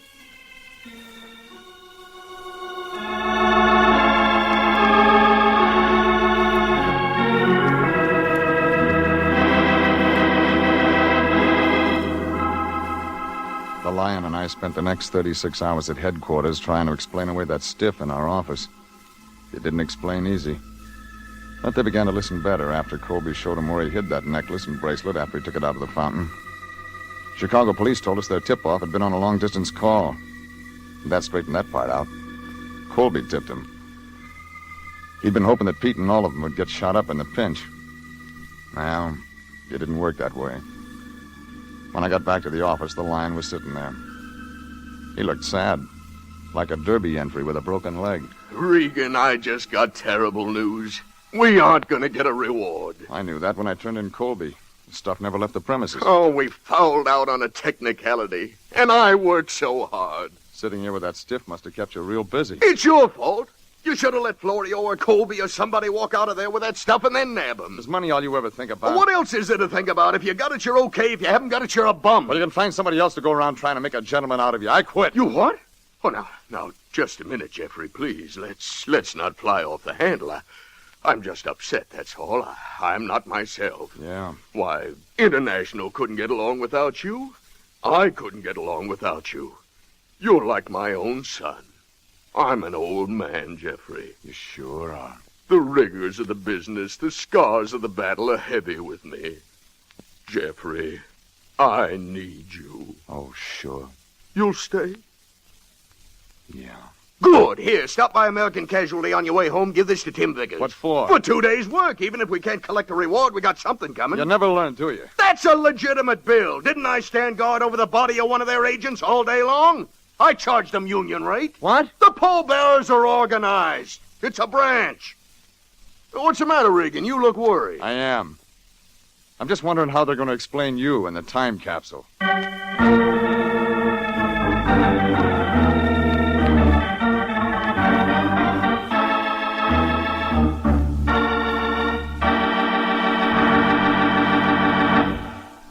Jeff Regan, Investigator, written by E. Jack Newman, directed by Sterling Tracy, is heard at the same time each week over these same stations. Frank Graham plays the title role. Frank Nelson is Anthony J. Lyon. Original music is by Richard Arant.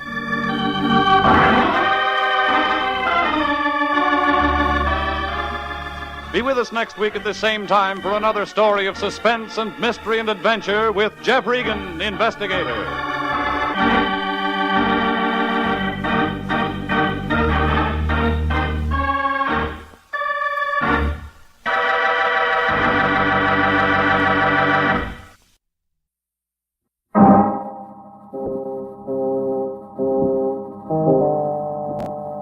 My name's Regan.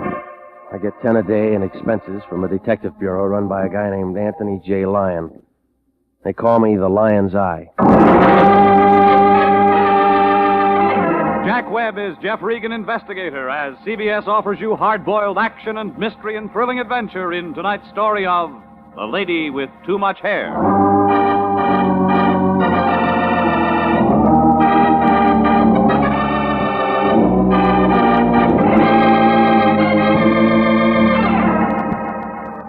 It's Suite 308 in the Cosmopolitan Building on 7th near Olive. The letters on the door say International Detective Bureau, Anthony J. Lyon, President. They used to be in gold, but the Lion scraped them off one day and made some kind of a deal with Fort Knox. Oh, it isn't much of an office. One room, the size of a cigar box, and it smells about the same. There's an overstuffed chair in one corner with a loose spring that's a menace. Right over it, there's a crack in the ceiling. But the Lion doesn't seem to mind. He says the place is rigged for comfort. Well, that's where I was at 5:25 last Wednesday night. The Lion was sitting behind the desk looking at himself in a mirror. What he saw should have scared him. A pair of shoe-button eyes mounted in a head like a Spanish onion. You know, Regan, I don't feel like I used to. Neither do the Republicans. Think I've got that middle-aged look. Just the spread. It's getting a little scarce on top. Change your shampoo. I shouldn't be getting bald at my age. I'm only 39. Your addition's kind of bad, isn't it? I guess it's because I got so much worry. None of this business takes a lot out of a man. Takes more out of your clients. They get good service at reasonable rates. Well, I've heard the commercial. Regan, cancel all arrangements for tonight. You're going to be busy. Doing what? That's the trouble with you, young man. Too hasty. Learn how to relax. like me. Tell that to your ulcer. Ever hear of a lady named Hazel Carr? No? Well, you go with her. She's a businesswoman, and we got business with her. What kind? Later. When? Anthony J. Lyon, International Detective. Yeah. 1302 Beechwood. Right away, Mrs. Carr. Okay, there's the kickoff, Regan. Who's playing? You and a red-headed guy. Hop over to this address and hide behind a tree or something. I forgot my beard. You'll see a red-headed guy coming out of the house in about 45 minutes. Get a real good look at him. Why? He's the guy you're going to study so you'll know him anytime you see him. Where does Hazel Carr fit? She's inside the house. After you spot the guy, go in and see her. Fill in the rest. She'll give you all you gotta know. Now get moving and stay on the ball. I work for you. How can I get off?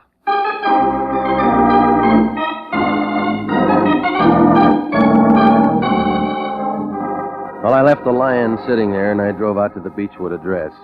Turned out to be a corner house stuck on the top of a hill, and it figured a good rain would wash it down the drain. Well, I parked across the street and lit a cigarette. Watched a kid on a bicycle throwing newspapers. His aim was real good. He got them all on the roof. I watched him finish the block, and that's when my knee action began to suffer. A heavy guy in a trench coat had his foot on my running board. He had a big face, and he turned it sideways and stuck it in the window. What's the matter, buddy? Out of gas? No, my foot fell asleep. Oh. How about a light? Want a light? Got one. Okay. Out of fluid, anyway. Well, pull your head out of here before you lose it. It's all right. I always carry a spare. Come on, beat it, Buster. You spoil my view. Oh. Peeking, huh? Maybe. You say maybe. I say yes. All right, what do you want? Same as you. You're looking. I'm looking. Whose side you on? Depends. On what? Whose side you're on. See ya. That was when the front door of the Carr house opened and 6 feet of pinstripe gray came out on the sidewalk. His 200 pounds was topped off with a bush of red hair, and he had a face to match. It had a flushed look, like a high school boy at a burlesque show. He started down the street. The guy in the trench coat crossed over to the other side and moved after him, kind of slow. Then they disappeared around the corner. Now, he was playing his hand, I was playing mine. I climbed out of my car and walked up to the door of the Carr place. The bell sounded like something that should have been in Buckingham, but the woman who answered wasn't any queen. Yes? My name's Regan, International Detective Bureau. Oh, Lion's Eye. Please come in, Mr. Regan. I'm Hazel Carr. All right. You saw him, I suppose. The redhead? Rather large, isn't he? The Dons are missing a bet. Sit down, Mr. Regan. May I offer you something? I'll try a story. We'll get to that in a moment. What's wrong with right now? We have other things to discuss. You have a dark suit, I suppose? Yeah, I got it on. Well, get it pressed. You're going out tonight, Mr. Regan. I'm already booked. Then disappoint her. You see, from now on, you're working for me. Come on, strike a match, lady. I don't like the dark. You're going to meet the 7:10 at the Union Station. My daughter Phyllis is coming in. She's been at an Eastern school getting finished. How'd she turn out? Just a vacation. She's dying to see Hollywood. She should have a young man. Well, I'm no escort bureau. I want more than an escort for Phyllis. I want a man with authority. She play that rough? That redhead you saw. He thinks he's in love with her. We all make mistakes. But he's impetuous. Follows her all over. He even threatened her. He says he'll kill her and himself if she doesn't marry him. Well, either way, he loses. I don't care about him. It's Phyllis that worries me. She's so young. Mm-hmm. But I don't want her to know that things are so bad she needs protection. You must remember that. Maybe she'll figure it out herself. Don't let her. Anyway, I've wired her that a young man was going to meet her at the train to show her around. A nice young man. Can you act the part? I'll try. See that you do. Who's that boy out in front in the trench coat? I don't know what you mean. Okay. Anything else? I made your reservations for dinner dancing at the Grove. Now show her a good time. You're paying the bills. And keep her occupied until I figure out a way to get rid of that redhead. Murder might work. Think about it. Call me after you pick her up. Sure. Now, you better go. Okay. Oh, Mr. Regan. Yeah? Here. What's this? Emily Post. Read up on your manners.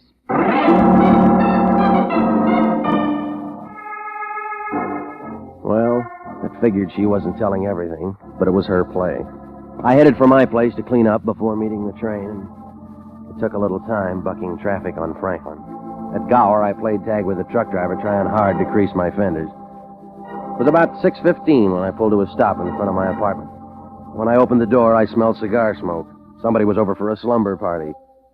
The short, stocky guy with a stub crammed in his face was sleeping on the bed.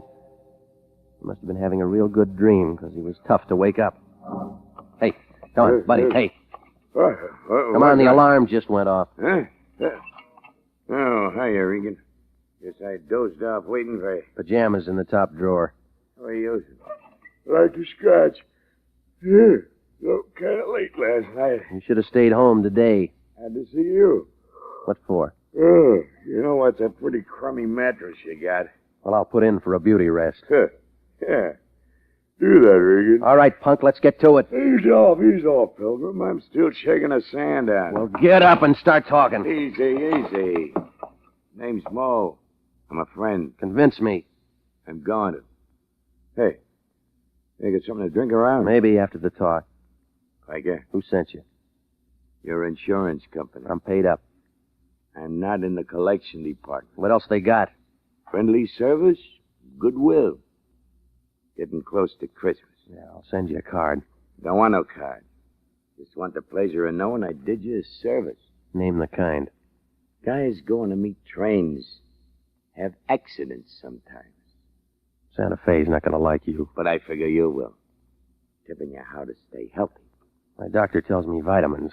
Mo says it's a wrong dope. Skip the train and take in a show.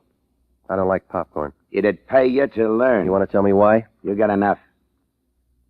How about that drink, friend? You didn't earn it. Suit yourself, Peter. But being nice is really an act with me. I'm pretty nasty. That won't get you an argument. I'd even hit a guy 2 feet shorter than me. Yeah, I'm turning pale. That's a good color for you, Regan. Stay that way.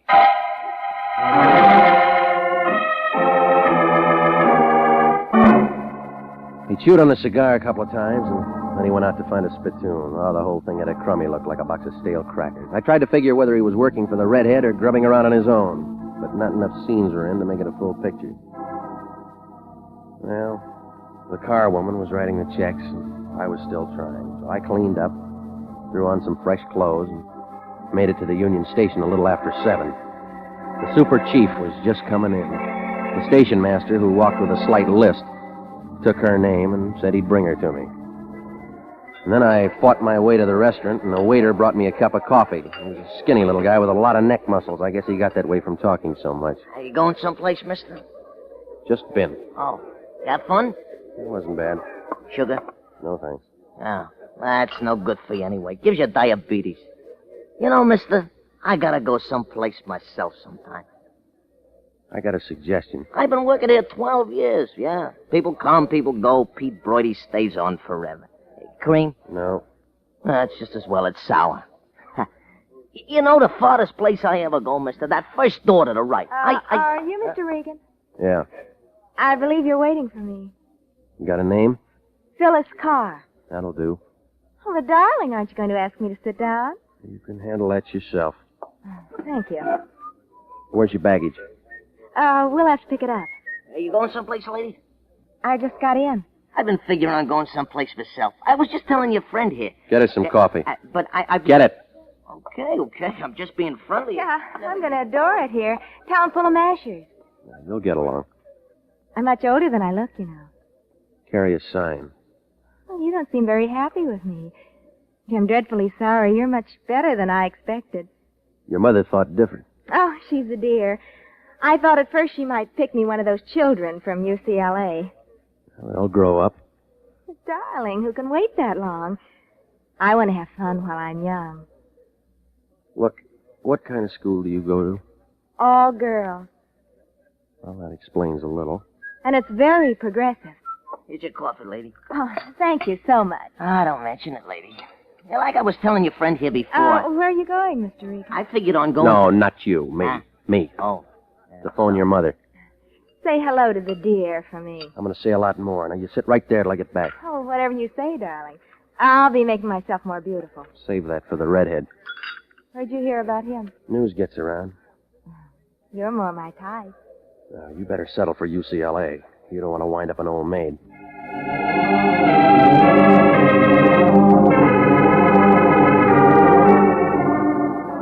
Well, it wasn't appealing. Nursemaid to a junior miss, trying hard to work up a sweat. The curtain wasn't down, but I was ready to call off the show. I scratched around for a nickel, and I found the phone booth between the newsstand and a broom closet. There was some old gal inside with a waffle for a hat having a private filibuster. When she finished, I went in and started to dial Hazel Carr. That's when I spotted that redhead in the pinstripe working his way through the crowd. He had an eager look, like an English setter flushing quail. I threw the receiver back on the hook and started for Phyllis. As soon as I stepped out of the booth, the thunder broke. Somebody threw 2 slugs into the redhead and his light went out. The crowd began to gather, so I went back for Phyllis. It was hard going. I was moving against the grain. Hey, watch out where you're going. What? Let me throw it. I heard the shot just come out. Look out. Hey. Hey, you. Some excitement outside, hey, mister? Call homicide. I've been working here 12 years, seen a lot of things. Where'd she go? One day a whack chased the major all over the place. Listen. Hey. Now, listen. That blonde sitting over in the corner with a high meter reading. Where'd she go? You're spilling the coffee. Now see what you done. What happened to her? Leave me alone. Give it to me. She went out. When? Well, just after you did. Before or after the shots? I don't remember. Well, think. Before. Yeah, before. I remember watching the way she walked. She get a date? She tried, but she said she was going steady with a red-headed guy.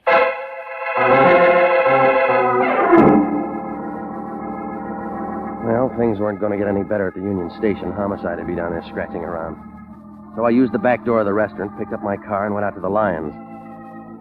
When he opened the front door, he had a bottle of beer in one hand and a chicken sandwich in the other. He looked unhappy, like a beaver with a loose tooth. Regan, where you been? I've been looking all over for you. Did you try missing persons? Called your place 3 times, nobody answered. You knew I was working. That's what I called you about. I got something to tell you. Well, wait your turn. What's the matter with you? In trouble again? No, you are, big shot. Another bum client. International detective never had a bum client. Well, those 2 women just spoiled your record. You've been drinking. You better call homicide and get us off that hook and then turn back Carr's retainer. Regan, what are you saying? You heard me. But it's unethical to return money. When Anthony J. Lyon Oh, stop gets it, will his you? word- You quit giving blood when you found out somebody'd pay for it. You're out of line. Every time you cut yourself, you make a beeline for the Red Cross to get it back. International detectives under obligation to Mrs. Carr, and we're going to see it through. All right. You hold her hand in the gas chamber. What does that mean? That's where she's going to be after the police get through. What happened? That redhead got himself a free ride to the morgue. It looks like her daughter, Phyllis Carr, called the play. You're out of your mind. Look at this telegram. Let me see. It's from Phyllis Carr in New York. She just ran away from school with a Princeton man.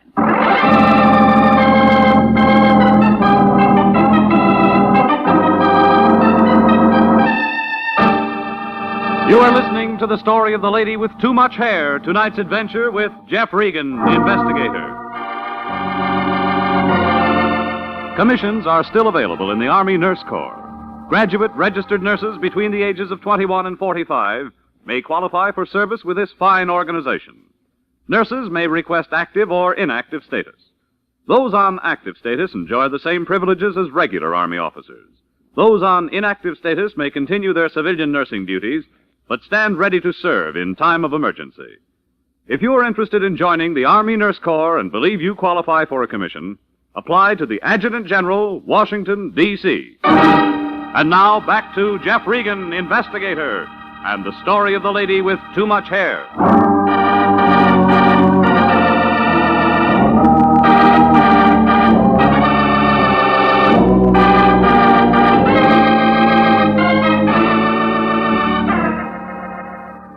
Well, it all made sense, like a girdle on a Siamese twin. Started out with a redhead and a pinstripe and wound up a nursemaid job with a girl named Phyllis. While I'm in a phone booth, somebody throws a couple of sleeping pills at the redheaded guy. The smoke cleared and Red's doing the big sleep in Union Station and my date's somewhere else. The Lion makes it a Sunday special with a telegram that says everything is off. Well, it didn't take 20/20 vision to see that the girl in the station was a substitute or the telegram was a phony. Well, it was easy to figure my next move. I went across the street and I found a booth way over in the corner. I was 2 drinks into the house when the skinny guy in the trench coat eased down beside me. Hi, Regan. Think it'll help? You get around. So do you. Still following people? I gave up. You? You got something to say? I'm just here for a friendly drink. Try the bartender. I like conversation. What kind? All kinds. Bourbon and water. Now, don't look so worried, Regan. I'll pay for my own. You're going to make a night of it? I can't. Got things to do. Got to find a man who shot a man. What man? The one I followed. The one you watched. Any idea? Yeah. Who? You. Bum joke, Regan. Well, why'd you follow him? My business. Besides, I lost him in a traffic jam. Here you are, Mac. Thanks. Well, here's to the newspapers. Seen this one yet with pictures? All about our friend. Fine murder story. No, I work the crosswords. Oh, give me crime and lots of it. You know why? No, tell me why. It's sin, and sin is here to stay. All right, you said your piece. Unknown assailant fires 2 shots into traveler at Union Station. Listening? It's an old story. Think so? He got his red hair dirty on the floor. Wrong caper. Well, I'll catch up later. This guy was different. How? Bald, like a boiled egg. Crazy. Give me that. See what I mean? The guy in the picture ain't got red hair, got no hair. What's your angle, Buster? Like I said, I read papers. Why? Thought maybe you belonged to the Barbers Union.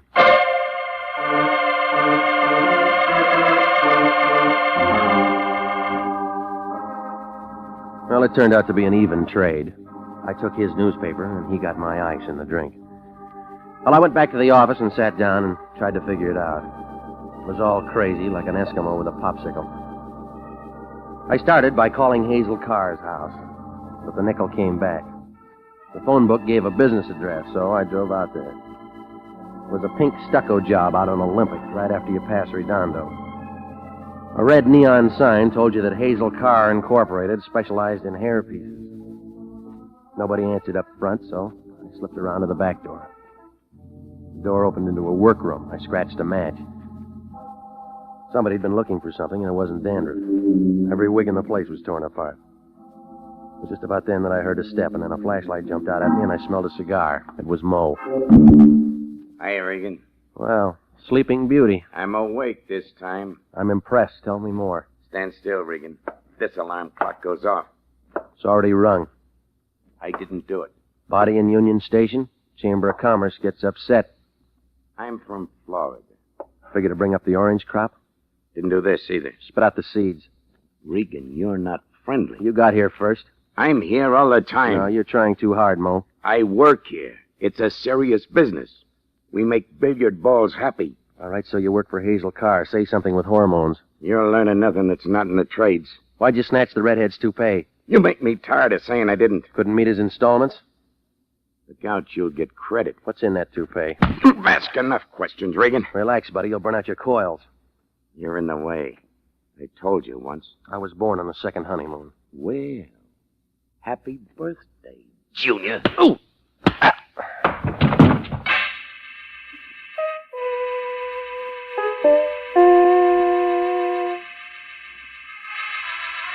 I was lying face down in a pile of Santa Claus beards and yak tails. When I rolled over, there was the Lion.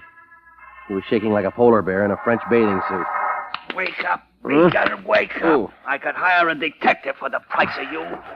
Get a midget and he'd starve to death. We got a client. She needs you. What are you, Silent Arrow? I'm a nursemaid with you around. She called the office. Gonna have another daughter? I told you it's legitimate. She didn't know nothing about the phony. Where is she now? 1629 Locust Avenue. Why? She's in the middle of a smuggle. You sure? It adds up. She pays the bill. She's straight. How'd you meet her in the first place? I got a right to a private life. Not at your age.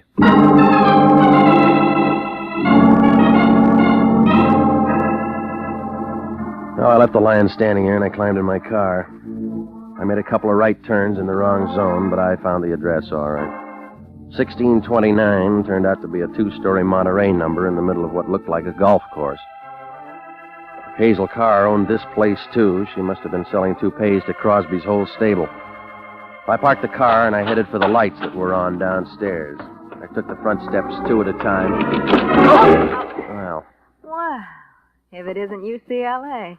I just got in from Berkeley. Oh, don't be bitter. I'm not. Where you been? Jealous? You're fickle. Just when I'm in college. Lucky student body. I didn't know you noticed. Well, skip it. It was a lousy act anyway. Good enough to fool you. Going somewhere? I got a date. If it's with Mrs. Carr, don't bother. I sent for you. You better try again. Your boss just got a phone call. Well, if I put on one act, I can put on another, can't I? You didn't kill Red. Not important. Yes, it is. Come on back inside. We're going to have a threesome. I like it better at the zebra room. You could find a dark place. That'll come later. I'm leaving. No, you're not. Inside, sis. You don't have to coax me. Where is she? Mrs. Carr. Look, it wasn't me. She's been dead a long time. So's your alibi. I've only been here for 5 minutes. You're lying. I'll make you listen to me. Look out. Drop it. You pick up that gun and I'll break you in two. Oh, stop it. Get me a drink. Some over there. All right. Look, I didn't kill him.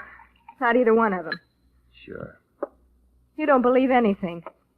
Depends on the source. Here, this will slow you down. Thanks. All right, now let's start talking. You got me into it. Mo, Maybe. say yes. Don't be personal. You get me out of the way so he can plug the redhead and snatch the toupee. Mo's impulsive, that's all. Forget about him. But the toupee was empty, so the two of you have to scratch around some other places for it. Shall I run my fingers through your hair? Let's stick to the subject. I wish you would. Did the redhead know he was carrying an empty load? Nobody did, except Mrs. Carr. It was a smuggle, and she was holding out. It's a mistake for a woman, don't you think? They had a trio, and she wanted to sing solo. The boys weren't smart like you are. Maybe she was worried about her daughter. Maybe she wanted to go straight, and the boys didn't want her to. You're wasting our time. Let me show you where I fit in. No, you're on the wrong floor. There's a way to fix everything. You're an accessory. I can become essential. You'd get lipstick on my expense account. Come here. Now, break it up, baby. You scratched around every place. You still can't find the goods. I think I found it. You figure the old lady used me as a safe deposit box? Where else could it be? All right, supposing I got it, what next? Do I have to draw a diagram? You might as well be realistic about this thing. What's it worth? $50,000 of the white stuff. I don't like to dream. You look like you could use one. I'm extra. Meet the contract there. Oh, Oh, yeah, this act figured to do it. Mo. Got a good memory. Mo, baby. Skip it. Stand still, Pilgrim. I was trying to get it from I you. heard the song. That Regan might like to hear the chorus. Oh. Mr. Bet, Regan. You should grab an offer when it's hot.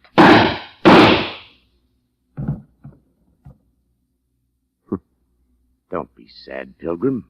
She smiled at all the boys. Come on, let's get out of here. You'll look better with slow paralysis.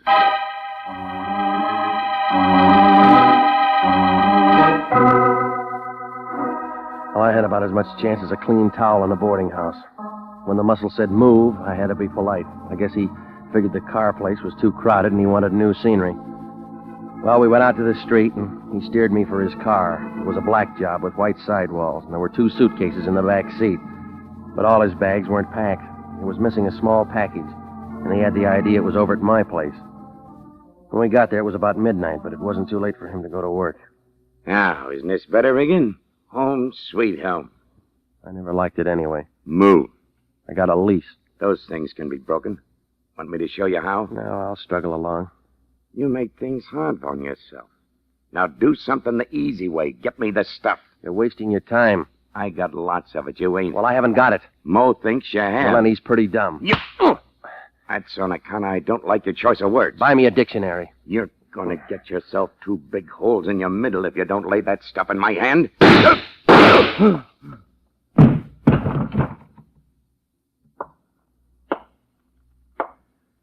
Sorry I had to do that to him, Regan. I forgive you. I just came up to get my newspaper back, and he was acting nasty. The little guy in the bar. My boss doesn't like it when I shoot people. Uncle Sam, huh? Mm-hmm. Narcotics. I tried to tip you off before, but you weren't listening. Somebody should have tipped Mo. Weren't you watching? I just did.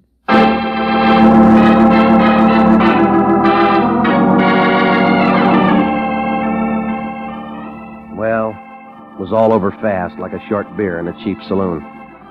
They took him away in a basket, and all I had left was a spot on the rug. They had a good thing until Hazel Carr got anxious and decided to pull out. Only she wanted to be clean and have the stuff, too. That's what started the scavenger hunt. The only thing straight in the whole corkscrew was the part about the daughter needing protection. But I guess she got it back at Princeton. The stuff? Oh, it finally turned up. Hazel Carr had found herself a good place to hide it. The feds spotted it the first thing the next morning when he saw the Lion. How could he miss? The Lion looked awful in that red toupee.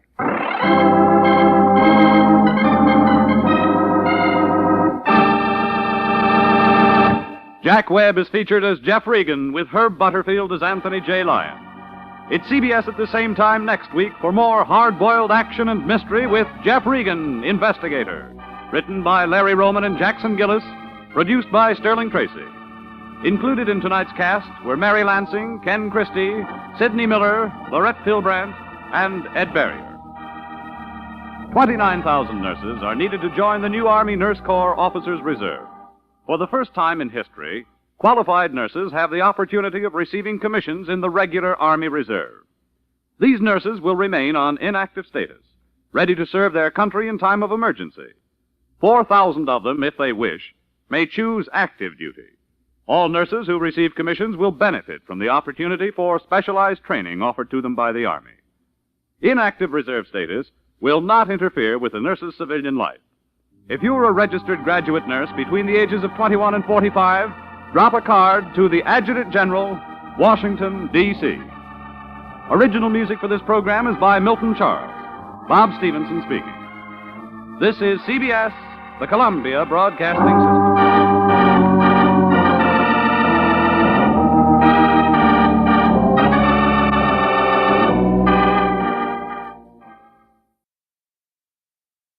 My name's Jeff Regan.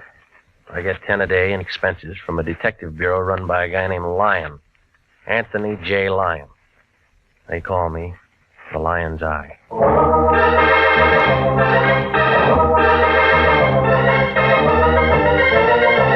With Jack Webb as Jeff Regan, Investigator, stand by for hard-boiled action and mystery and thrilling adventure in tonight's story of The House by the Sea.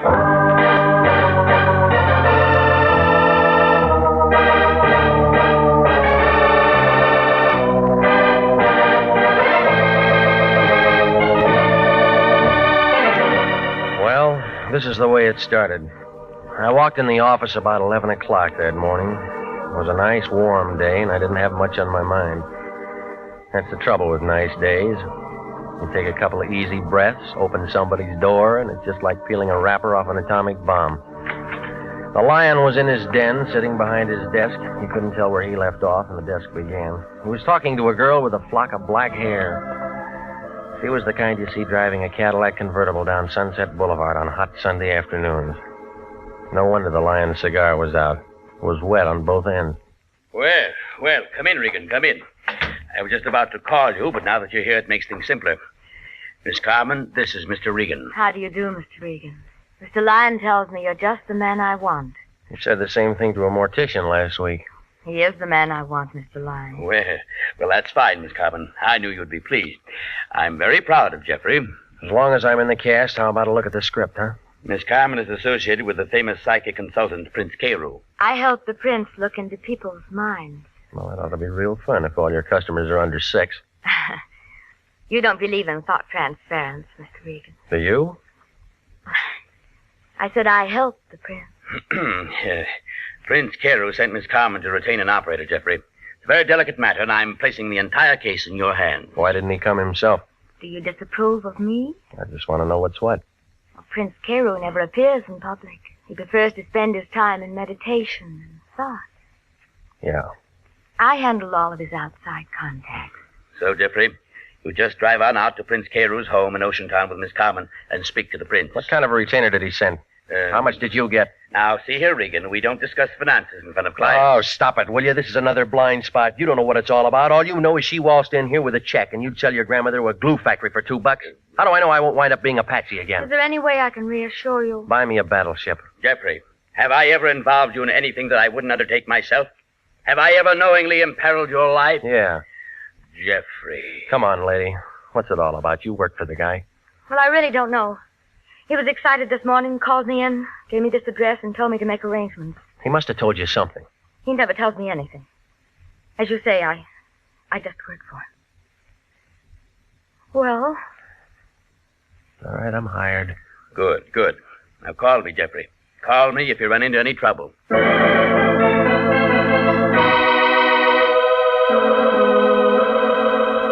Well, I asked her how about lunch. She said no. I asked her about dinner. She said something that meant no, so I gave up. You know, it's like that sometimes. The flag's up, the meter's ticking, and you're not getting anywhere. But from a couple of things she told me, I got the idea she was doing more than just helping the prince read minds. Well, his place turned out to be a good hour from downtown Los Angeles, up 101. It was a couple of stories of glass and concrete leaning out over the ocean. It was high and dry and quiet up there. And you got a feeling you should be hearing things and feeling things when you looked down and saw that water banging around the bottom of the cliff. She unlocked the door, and a guy in a white turban and some pants that looked like oversized diapers and a pair of tennis shoes was standing there. He had a big curved knife hanging around his waist, and he put his hand on it when he saw me. Right this way, Mr. Regan. Who's he, the butcher? Oh, that's Telly. He works for the prince. Manservant. He's from India. Yeah, I'll bet the Indians are glad to get rid of him. Telly's harmless, tongueless, and he doesn't hear. I like you, Mr. Regan. Come in, come in. Thelma, my dear, you've returned with spoils. Welcome, sir, welcome. Mr. Regan, this is Prince Carew. Regan, the Lion's Eye. I've heard of you, Mr. Regan. I'm honored. Sit down. That'll be all, Thelma. Charming girl. Hmm? She handle all your outside contacts? Most efficiently. Except, of course, for matters that I must handle personally. What kind of matters? I'm in trouble, Mr. Regan, and I beg your assistance. Well, it's all paid for. Correct. But there's a personal bonus in this for you. Why? Because, sir, I want you to save my life. You look healthy to me. I am healthy, let me assure you. But my life has been threatened. Well, that'd come under police business, wouldn't it? Normally. Didn't Miss Carmen explain that this was a delicate matter? Yeah, she did. Why didn't you call the police? I'm hardly in a position to ask the police for assistance, Mr. Regan. It is a delicate matter. Outside it says you're a mind reader, all right? What am I thinking now? That I'm a charlatan, a faker, and that I'm trying to hide something from you. That gets you the cigar. It's been a very lucrative arrangement for the most part and very satisfactory. Except, of course, for the annoyance of having my life threatened. Who's the guy? It would be of no consequence if it were a man. It's a lady, Mr. Regan. A very beautiful and lovely creature. And she'd like nothing better than to see my carcass go out with the tide. Why does she want to kill you? A matter of confidence. Suffice it to say that she is thoroughly capable of doing just that. How do you know? 1, she is erratic, ill-tempered, ruthless. 2, she called me this morning and told me what she intended to do. She giving you a chance to reach for your gun? To reach for you, Mr. Regan. What do you want me to do? I feel the entire matter could be settled amicably if you were to call on her. Inform her that you are my personal bodyguard and that you are here to protect my life. You think she'd go for that? I'm positive. How long you been blackmailing her? What? Well, your racket might last 6 months or a year, but not long enough to pay for a place like this. The answer's blackmail, isn't it? Okay. I should have told you. How do you do it? I can slip them into a trance. They spill a family secret or two. I push a buck that way. That's nice. If they want their minds read, I read them. $25 a brain. And shakedown. The guy's got to eat. You put the squeeze on her. She's an actress. She was in on a deal at the studios. She wouldn't shake? At first, I just told her I had to have a larger fee. Then they come out with it, cold turkey. And she said she'd blow your head off. Yeah, she's the kind. I went wrong on this one. I'm in a spot. Who is she? Grace Nichols, movie actress. Ever heard of her? Redhead. Makes you want to go home and kick your wife downstairs if you got one. That good? Better. But she means this business about bumping me. And I won't look good dead. All right, where's she live? Over in the Palisades. Here's her address. You going over there now? Yeah. Be careful. She isn't gunning for me. That isn't what I mean. There's a skinny boy there. He's nasty, no callers. Name of Tim Rogers. I'll remember that. I hope you can talk her out of it. I've been sweating. I don't want to shake her down. I just want to get a little sleep at night.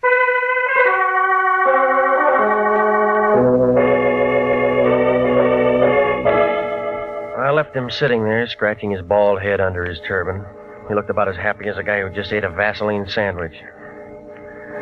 Well, Grace's place was too big for a marble game and too small for football. I think I remember reading something about how she got it from her third husband. There was a big wire fence all around it and a sign every 15 or 20 feet telling you not to trespass. So I parked my car outside the driveway and walked up to the front door. A guy in a chauffeur's uniform was standing there. He looked like a razor blade with arms. He gave me the fisheye and blew smoke in my face and kind of nudged me with his shoulder. Move on, Pilgrim. No handouts here. I came to see Grace Nichols. Yeah. I got business with her. Yeah. So tell her I'm here. Blow. You always like this, or did you miss lunch today? I don't know who you are, Pilgrim, but I don't like you. Beat it. I know you. There's something about a guy in a lineup. Yeah? He memorizes real easy. Copper. Investigator. Private or city, I don't care. You all smell the same. This isn't hunting season. You always carry a .38? Does it show? Maybe you got a broken rib. A real funny guy. I met all kinds of funny guys. Drift. I said I wanted to see her. And I said she wasn't in. All right, I'll tell you once more. I got business with her. So do a couple of hundred other guys. Watchdog? Ah, you're getting smart. You weren't. Kind of a crack is that? I want to see her, I'm going to see her. Trick I learned a long time ago. Shoot a guy in the knee and he'll never walk straight again. You ever done it? Oh, yeah. That's how I learned. That's when I learned, baby. Well, I might have to get a new chauffeur. You looking for a job? I already got one, lady. Timmy's going to be awfully upset when he finds out what happened to him. When someone works for me, they have to be perfect. Want his job? They wouldn't let me in. I'll let you in. You, do that kind of thing often? When I have to. I suppose you have a name. It's Regan. I'm a private investigator. All right, Mr. Regan, you've ruined a perfectly good chauffeur and bodyguard, and you're in my house. What have we got to talk about? A guy named Carew. The prince? Must we talk about him? He thinks you're dangerous stuff. So do a lot of people. Tell me, Mr. Regan, what do you think? About what? Me. Right now, or when I'm a couple of feet away? Right now. Look, remember, I just got here. I know. You must have a first name. What is it? Jeff. Oh, Jeff, we'll get along. It's in the cards. Pretty fast deal. I like it this way. Fast. Might be a bum deck. Never mind. Deal.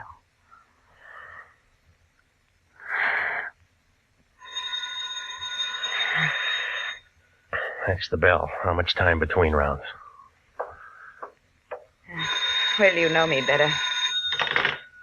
Hello? Yes? Yes, right here. You know a man named Lyon, Jeff? Uh-huh. He seems to be roaring. Give it to me. Yeah. Regan, is that you? Well, now, how do you figure it? Now, don't be smart. Who's the dame who answered the phone? Our client's friend. Sounds like she's a friend of yours now, or maybe you have been doing some road work. Did you have something to say, or is this the day you turned scoutmaster? I'm busy. Well, you can stop being busy, lover. It's all off. Don't tell me you're passing up a fee. I'm passing up nothing. Prince Carroll called me 10 minutes ago and told me to forget the whole thing, and that's what I'm telling you. How'd you know I was here? The prince told me, so it's all over. Finished. Forget it. I've already started something. I don't care what you've started. Now, just remember, you finish it on your own time and expense sheet. You look worried, Jeff. Anything I can do? I'm called off. You mean you're out of a job? I got one. Remember, you put my bodyguard out of commission. You owe me something. Oh, Tim, boy, he'll come around.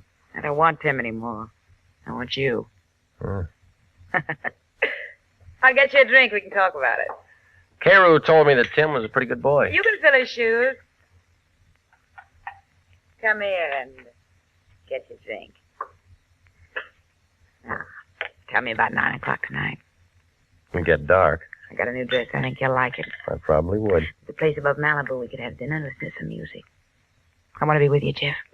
That deal's fast again. I don't care. I don't care. I just decided something, Jeff. I'm going to like being with you. I'm going to like it a lot.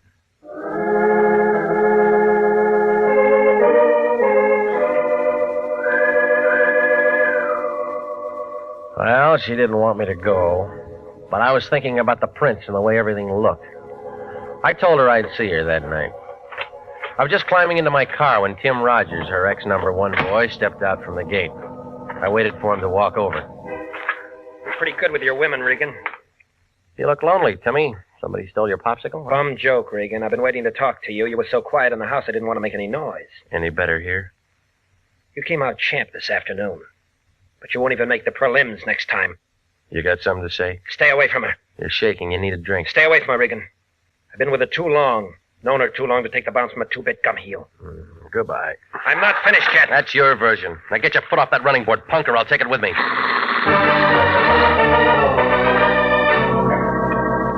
I left him standing in the middle of the driveway. If I'd have waited another minute, he'd have been crying. I stopped off and had some barbecued ribs at a drive-in out on Sunset. It was just getting dark when I got to my place. I had company. It was Velma Carmen, Prince Carews' right-hand man. She was sitting on the edge of my sofa. Her back was as stiff as a filing cabinet, and there was a little ring of white around her lip. She looked like she'd just been measured for a coffin. There was a .25 automatic sitting in her lap. I've been waiting for you, Mr. Regan. I asked the janitor to let me in. Yeah? He was very nice about it. I told him I was associated with one of your clients. Yes, I told him I was associated with one of your clients. Did you know that Prince Carew was my husband? Since when? Oh, a long time now, a long time. Not many people know that. Is that what you came here to tell me? No. I came to tell you that you don't have to worry anymore. None of us have to worry anymore. You mean you're calling me off the case? That's it. That's exactly it. I'm calling you off the case. Well, I've already been called off. My office phoned me when I was over at her house. Grace Nichols? Yeah. Then it was about her? Yeah. Well, then, we don't have to worry anymore, do we? No.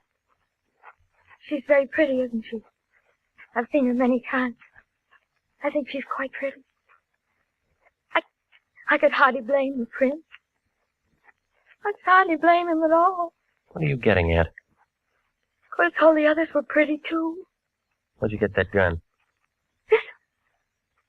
I bought it for $30. Let me see it, huh? Oh, yes. I brought it here so I could show it to you. I paid $30 for it. I paid $30. I'd imagine the air would be cleaner in there, don't you? What are you talking about? I mean, it's really very humane, they tell me. It's just like sitting down and never waking up. I've read all about it. You just walk in and sit down, and if you don't try to hold your breath, you go to sleep, don't you? You've met murderers before, Mr. Regan. Do I make a good murderer? Do I make a good murderer? Stop it, will you? You trying to tell me you killed him? Oh, Mr. Regan, that's why I came here. I shot him. I walked up behind him and I put the gun close to his back and pulled the trigger. They don't make such a great deal of noise, do they? I left him sitting there in his house by the sea, and he looks very much alive. Only he isn't alive at all. Now answer me. Now answer me. Do I make a good murderer? Do I make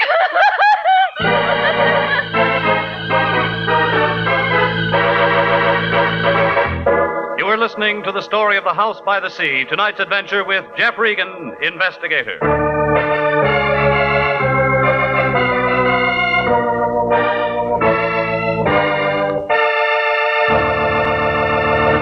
They're still available for qualified nurses. Yes, the Army Nurse Corps Reserve still has commissions available. If you are a graduate registered nurse between the ages of 21 and 45, you may be eligible for a commission in the Army Nurse Corps section of the Regular Officers Reserve. To find out if you do qualify for a commission in the Army Nurse Corps Reserve, apply to the Adjutant General, Washington, D.C. And now, back to the story of The House by the Sea and Jeff Regan, Investigator.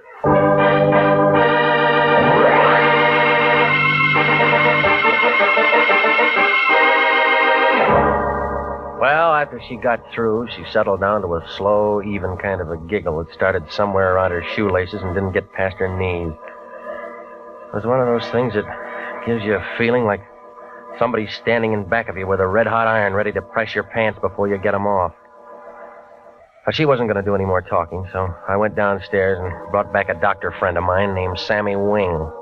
He brought his little black bag with him and gave her a shot of something, and she wilted like last night's orchid and went to sleep on my couch. Sammy began talking. Some playmate. Wish I'd have been here for the party. I had 4 appendectomies and 1 broken leg today, so dull life. How is she? You know her better than me. No, is she going to be all right? But she'll wake up in 5 or 6 hours and want some water. And then what?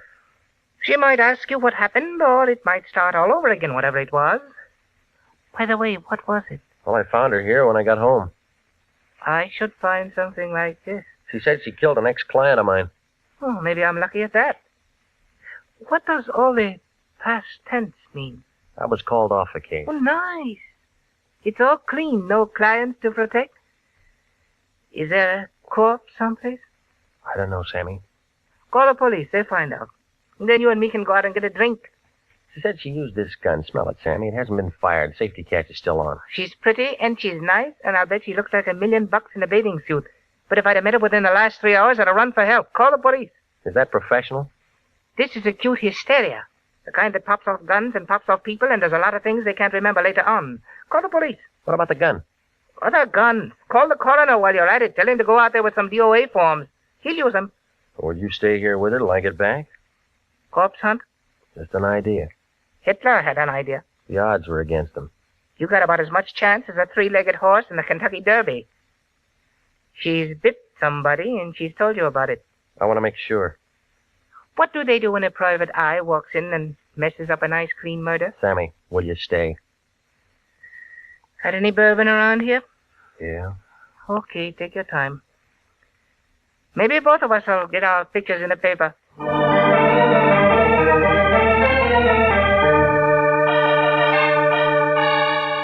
I left him with a kind of a soft smile on his face, like he had some inside information on Tuesday's winner at Del Mar.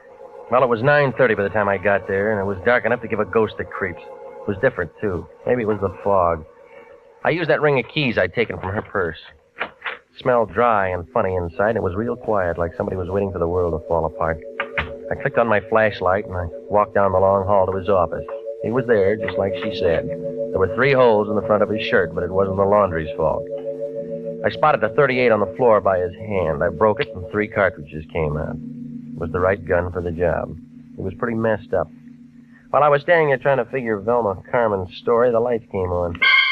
A fat man wearing a sheriff's star was standing by the switch. There was a taller man in a brown overcoat next to him. They both looked like they'd just finished dinner. Scavenger hunt, son? You don't talk, Charlie. Ain't much for him to say, is there, Cap? Guess not. Well, son? Well, it looks like you're going to be calling me names. What do you like best? Killer, murderer, or slayer? The papers use slayer a lot. I don't like any of them. Kinda breezy for a hot boy, ain't you? Mind giving me a name? It's Regan. I'm a private detective. It's Regan. He's a private detective, Cap. Yeah. Got a card or something with you, son? Yeah. Yeah, he's right. With International. Lyon still there? Yeah. Who's that? An old bum I used to know. Regan, why do you go around killing people? The Lion will be mad. Look, this is a fix. Now, why do you want to say a thing like that? Somebody tip you? Phone call a little while ago. Huh? Funny kind of a voice, a whisper. Said we'd find a stiff up here, but didn't say we'd find you. You're extra. Look, I just came here to see what it was all about. Same thing we did.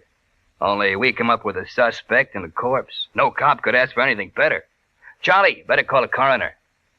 Oceantown, just a small place, Regan. Only me and Charlie around. We borrow from the county when we get something like this. I can find you a real answer in an hour. You let me and Charlie worry about that.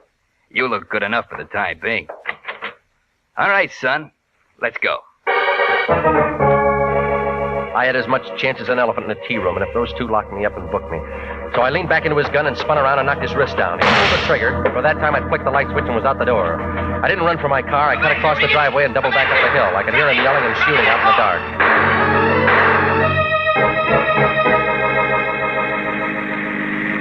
I hailed a cab about 5 blocks away, and he took me to the place above Malibu. I found her in the booth with a piano player. She was wearing one of those black strapless things, and it was worrying a couple of bald-headed guys sitting at the bar. You're late, Jeff.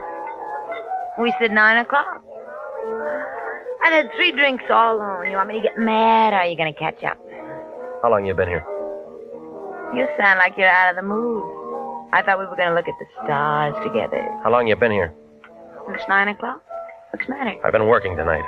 Well, it's after hours now. tell me how you like my new dress. It's the right color with the wrong cut for a funeral. I haven't read the obituaries today. It'll be in tomorrow's paper, only it'll make the front page. Have a drink? Let's wait for tomorrow. Your friend was killed tonight, What friend? Carew. He was no friend of mine. I told you that. So did he. Car smash up, or did he fall off his house? 38.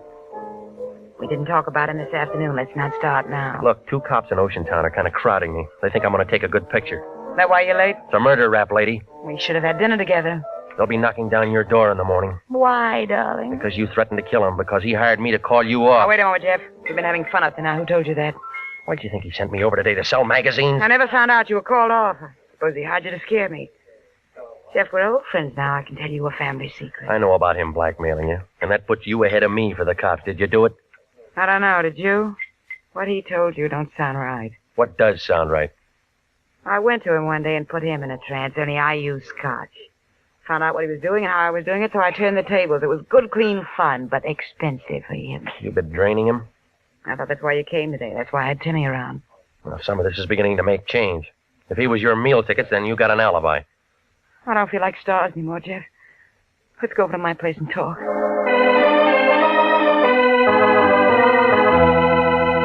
On the way over, she didn't have much to say, and I couldn't think of anything. I was all too mixed up. If she'd really been shaking him down, then she figured out. And the girl back in my apartment figured in. Only she had the wrong gun. And then there was a little business that I'd have to explain with the Oceantown cops. Well, when we turned in the driveway, I stopped figuring. Tim Rogers, the man with the guns, was there, standing on the porch. Oh, gorgeous. I've been waiting to see you. You're home late. I thought I fired you. Still tramping with this tramp, huh? I thought you'd be sick of him by now. For once, I'm glad to see you, Tim boy. That sounds cozy, but I don't want to see you. I know where your 38 is. You're wrong. It's her 38. And it's got her prints on it. Jeff, he's making it look bad for me. Ask him what he's doing here, will you? Just in for a showdown, Angel. You're tagged for his murder. They'll want you. I fixed it good. I can fix it so you can get away. How? A friend of mine shutting off at Pedro. 4 o'clock. To go all over the world. Jeff, if all of this is straight, I'm in a spot. Relax. This guy never did anything right. Tell me how I'm wrong. All right, that tip to the Oceantown cops was wrong. Trying to pile up a scare on me was wrong. Killing Carew was wrong, and this clinches it. Yeah? Well, that's where you're twisted, Pilgrim. I got a warrant out for you right now. Plugging a murder suspect is something they'll thank me for. You said her prints were on that gun? They'll find that out in the morning. And how was I to know? Just happened to hear on the radio they were looking for you tonight. I see you, I plug you. Everybody will be sorry, but it'll be manslaughter and suspended. I worked it once in Toledo. What do you say, Angel? Do I plug him and meet you somewhere in 2 weeks? Let me have a smoke. Let me think it over. Sure. Sure, go ahead.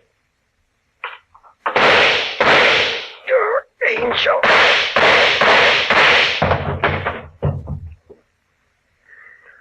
Well, the gun's empty now. I carried this for 3 years. I never used it. He deserved to die, didn't he?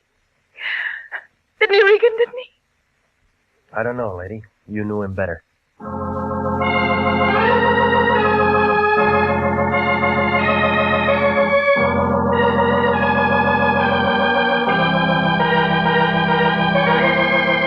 Well, it unwound like red thread in the Levi factory.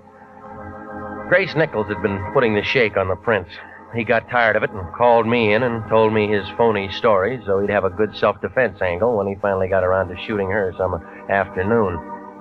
He had Tim planted there to keep me from really seeing her. Oh, it was a nice idea, only I bounced Tim and got inside. And then Tim made a phone call and the Lyon jerked me before I had a chance to compare notes with her. I guess Tim went kind of crazy seeing how well we got along together, and he figured Grace would do anything if she was wanted for murder. So he killed the prince and made her the patsy with those fingerprints. She'd handled the gun before, see. But then I had my caller, Velma Carmen, the prince's wife. She went kind of crazy, too, when she walked in and found him dead. It took 3 doctors a couple of weeks to tell her what really happened. When I told it all to the Lion, he was mad at first, but then he saw Grace Nichols' picture in the paper. He asked just one question. What was I doing at Grace's place all afternoon? I didn't even bother to answer him.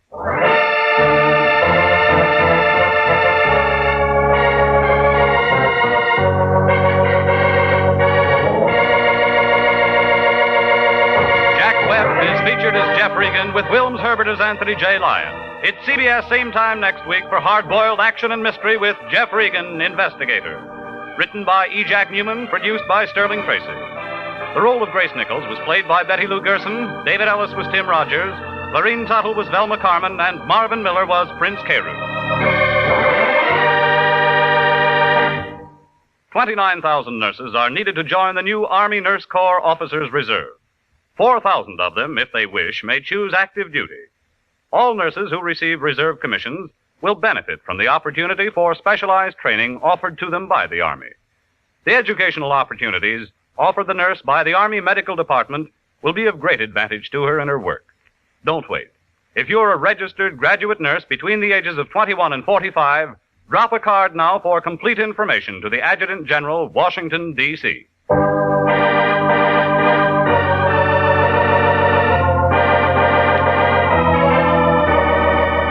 Original music for this program is by Dick Arant. Jeff Regan, Investigator, is heard every Saturday at 9:30 over CBS. Bob Stevenson speaking. This is CBS, the Columbia Broadcasting System.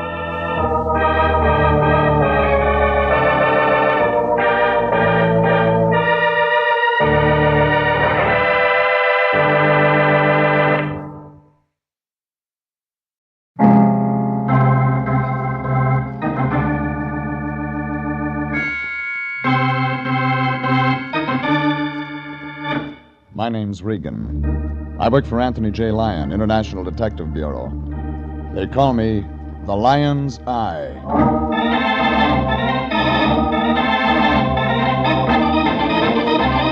Wednesday at 9, and CBS brings you Jeff Regan, Investigator, starring Frank Graham as Regan with Frank Nelson as Anthony J. Lyon. So stand by for mystery and suspense and adventure in tonight's story of The Lady Who Wanted to Live.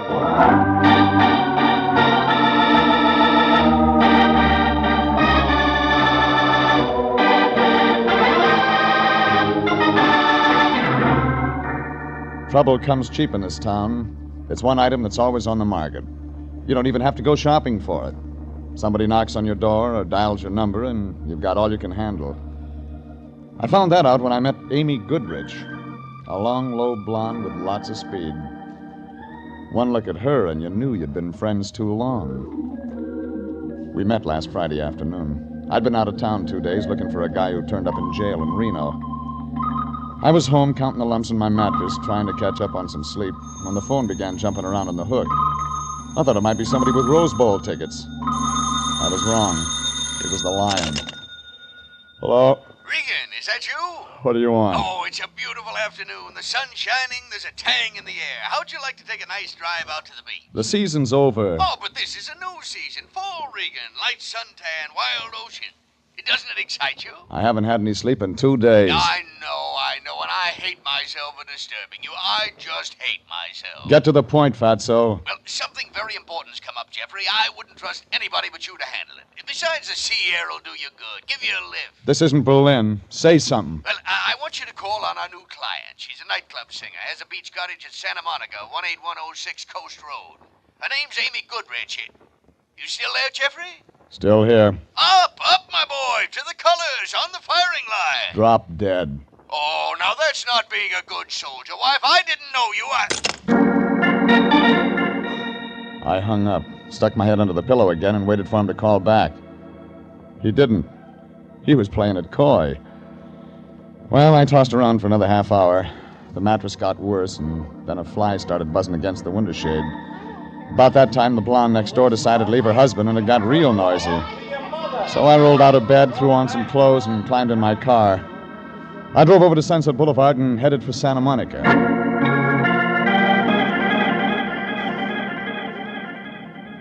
18106 Coast Road turned out to be a bundle of flagstone and glass brick piled up against the ocean. Had a lot of angles, like a shyster lawyer.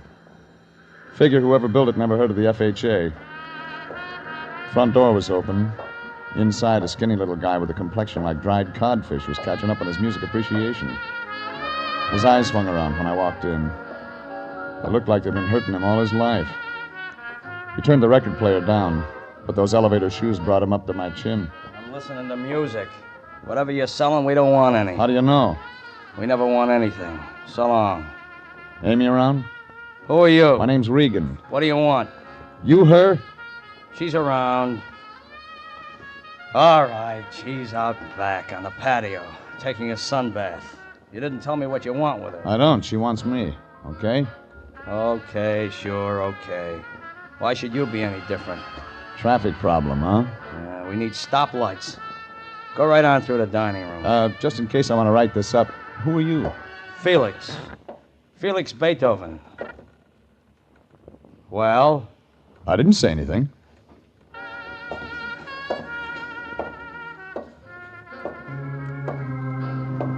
When I saw her on the patio by the beach, I knew why Felix was hurting. Amy Goodrich was the kind of blonde they put on those resort hotel calendars in Las Vegas. No matter what month it was, she'd always start you looking around for spring. There wasn't enough material in her sunsuit to make a good pen wiper. And when she smiled at me, I began to feel warm inside, like a radio with a broken coil. I know it's warm for this time of year, but you aren't wearing a sheepskin.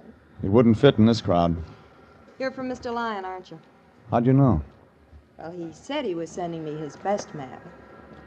So, Mr. Regan, come over here and sit by me. Sure I won't crowd you. Mm-mm.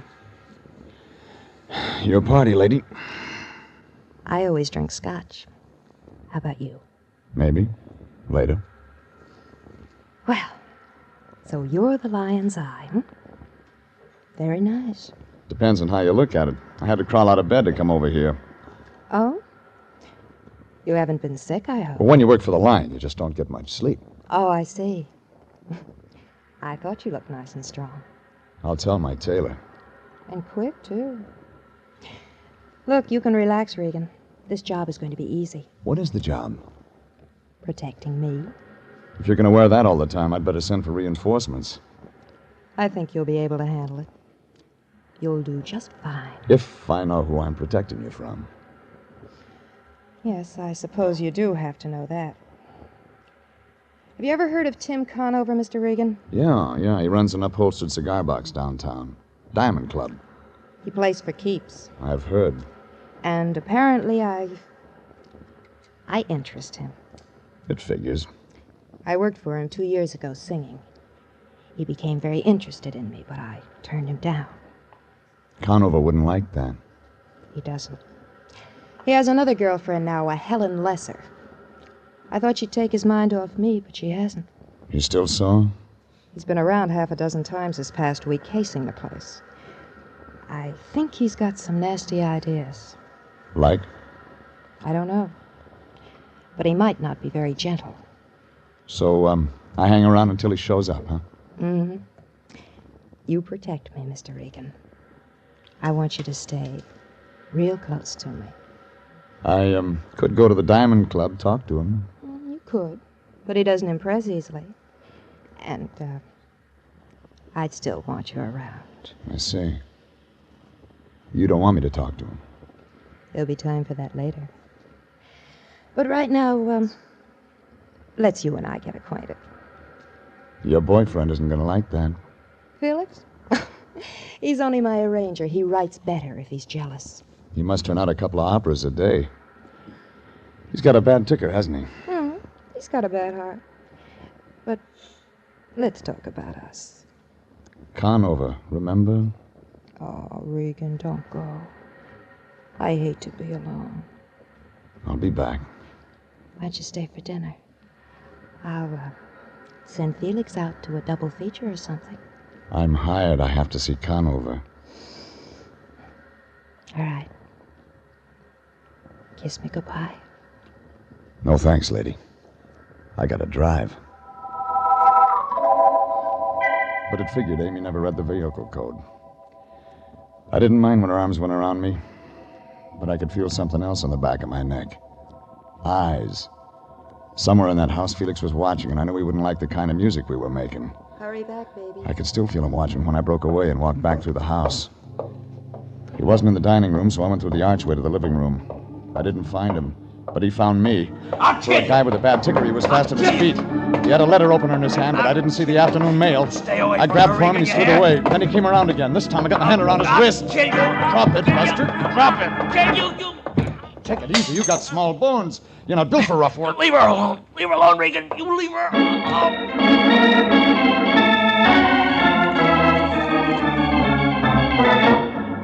Felix got his idea across all right, but he had a one-track mind. I tried some questions, but got no answers. I figured Conover might do better, so I got in my car and drove back into town. It was just getting dark when I parked in Figueroa near Olympic, in front of the Diamond Club. Things were slow when I walked in, too early for the Jindal You Spin crowd. When I asked for Conover, the bartender blinked a couple of wet stones at me. In back, bud, jerked in his the head back. toward the rear. I got as far as the shuffleboard table when a brunette eased out of the shadows. She wasn't wearing a coat, and it figured she was there to stay. May I help you? I'm looking for Tim Conover. I'm expecting him. Come on in. Sit down, Mr. Regan. Oh, so you're Jeff Regan. Ring a bell? I've heard the name before. It fits you. You're a private investigator. Yes, of course. Tim's not in any trouble, is he? Not yet. What do you mean? Maybe I better talk to him about it. Huh? Well, if it's that important, I better find him. Make yourself at home, Mr. Regan. If you like scotch... Thanks. I helped myself to that, waited around for about 10 minutes. The phone rang once, and I let it go. A guy in a blue suit stuck his head in the door, said something about getting the wrong room, and backed out. I was just catching up on my music when the door opened. Through the mirror, I saw Conover. A gray suit with a bulge in the front of his coat. There he is, Tim. Thanks, baby. I didn't know you played, Regan. Hello, Conover. I was having dinner. Helen tells me you've got something on your mind. That's right. Do I unload it now? In front of her? Why not? She's my baby. This is about another baby of yours. Do I go on? It's your show, Regan. Amy Goodrich wants you to know she's got protection. Oh? Well, all right, Regan. You did your job. You told me Amy's got protection. See you somewhere. She wants to be left alone. All right, she wants to be left alone. Anybody bothering her? You are, according to her. This guy's working in a weed field, Angel. I got over her a long time ago. I haven't seen her in 2 years. I believe you, Tim. All right, Regan. She believes me. This is where you get off. Amy says she's seen you hanging around her place lately. Makes her nervous. Wrong guy, Regan. You made a big mistake. Sure. So the guy who picked Michigan. Look, I don't know what your pitch is, or Amy's, but I'm not buying any. You may change your mind. You know, you've been in business too long, taking too many rabbit punches. You ought to start taking care of yourself. You ring, boss? Yeah. Get rid of this bum. They were a real pretty pair of muscles. One of them had a nose that looked like he'd been dipping it in an ink bottle all his life. The other one had an ear that could have passed for a golf ball. Well, they walked me out a door that opened onto an alley in back of the club. That's when the one with all the nose frisked me. Hey, just in case, Barry, just in case. Get your hands off me, punk. Easy, easy. We're just gonna... Gussie says take it easy. Hey, look. State of California. Gun and all. This guy's a gumboots. Max. What? I don't like no gumboots.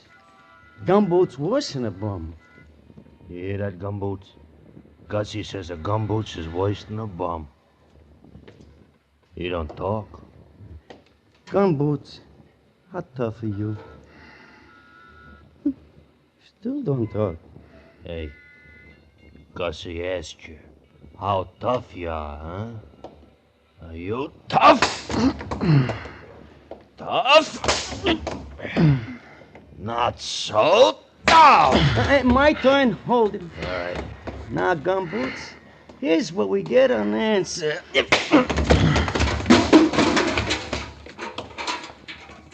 Very nice, Gussie. Thank you. Come on, Maxie. We'll be late for dinner. Yeah, what about him? Ain't you heard? He don't feel like eating tonight.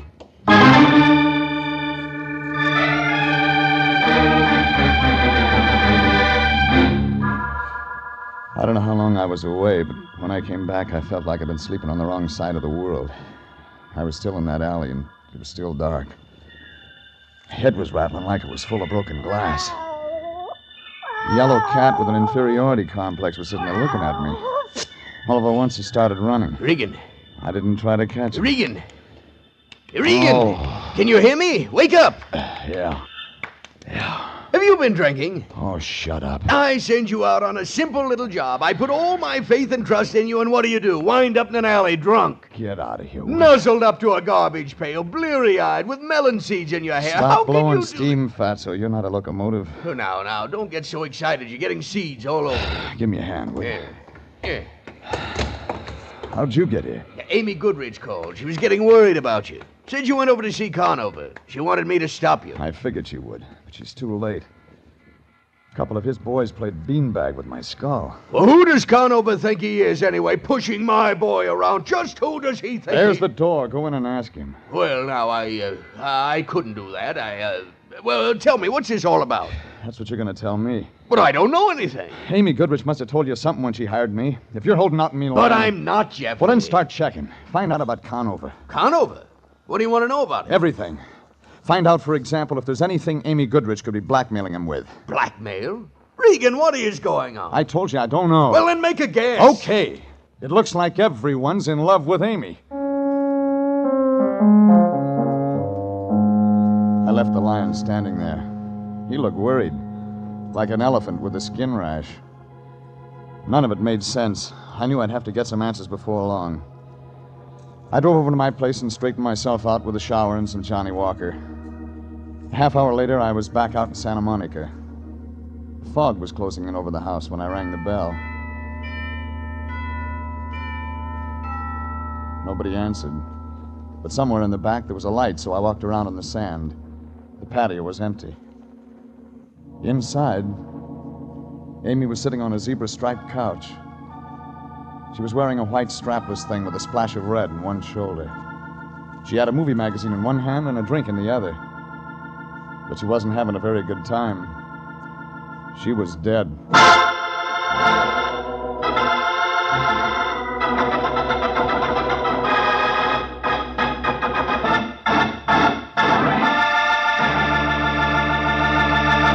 This is CBS, and you are listening to The Story of the Lady Who Wanted to Live. Tonight's adventure with Jeff Regan, Investigator.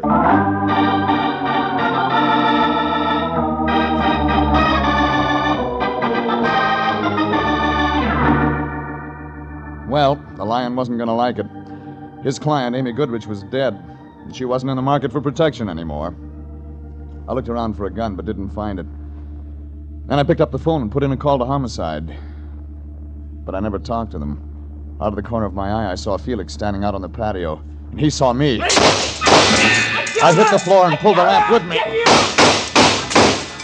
Even after the gun was empty, he stood there pulling the trigger. Then he threw it down and began running toward the ocean. I went after him.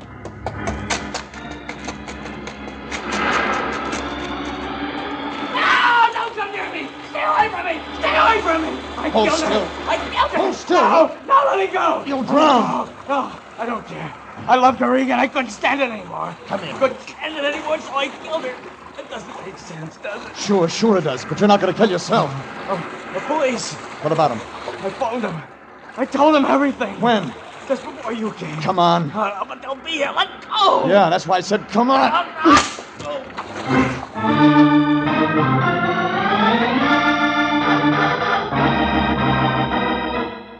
I dragged him out of the surf and got him into my car. He kept mumbling all the way into town. It was 2 minutes after 10 when we got to my apartment. 3 phone calls turned up the Lion in a Turkish bath. He kicked, but when I told him what happened, he said he'd come right away. 20 minutes later, he walked in. He still had a towel wrapped around his head. He looked like Sitting Bull in an Easter bonnet. Where is he, Regan? Where is he? In there, asleep. Asleep? Just like that, he can drop off to sleep after what he's done? I gave him some pills. What about homicide? He already called him. But they'll be looking for him down at the beach. We've got to stay clean, Regan. I'm going to phone homicide. Pick up that phone and I'll ram it so far down your throat you'll get a busy signal out of your hip pocket. This is murder. What's gotten into you? You're not going to toss Felix to the wolves. Regan, you'll find the girl dead. Felix has the gun. He admits killing her. What are you saving him for? What are you going to do with him? Stuff him and put him on your mantle? He's a fall guy, a patsy. He didn't do it.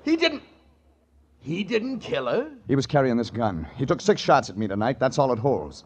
There's 1 bullet in her, and he didn't have any extra slugs. Huh. Now, What did you find out about Tim Conover? Oh, he's clean, Regan, absolutely clean. Unless you want to count a court-martial, he celebrated VE Day by poking a major in the chops. What else? He kicked him, too. All right, all right. Hey, where you going? Out. Look, you stay here and keep Felix company. Oh, of course, Regan. I'll do that. Run along. You needn't worry. I'll watch over Felix like a father. You'd better. But the cops will be here. It won't take them more than an hour or two to find him. Yeah, and I've got just that long to find out who really killed Amy Goodrich. All right, all right. I suppose I'll have to go along. After all, we're working hand in hand in this thing. In that case, I'll hide my ring. I didn't like the idea of leaving the Lyon there with Felix, but there was nothing else I could do.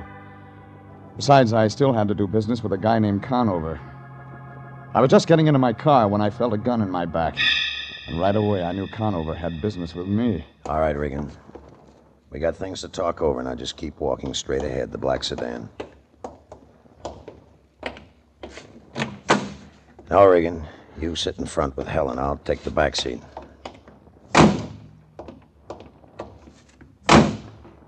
Okay, Helen. Where to, Tim? Nowhere. Regan and me can do our talking right here. It's quiet. Tim, are you sure you're doing right? Please, let me handle this, baby. All right, Regan, what's the play? I know Amy's dead. Now, let's just take it from there. Who told you? I was there tonight. Tim, you shouldn't. He'll involve you. He'll tell the police. I said I'll handle this, baby. So you were there. I know, don't tell me. She was already dead when you showed up. No, not quite.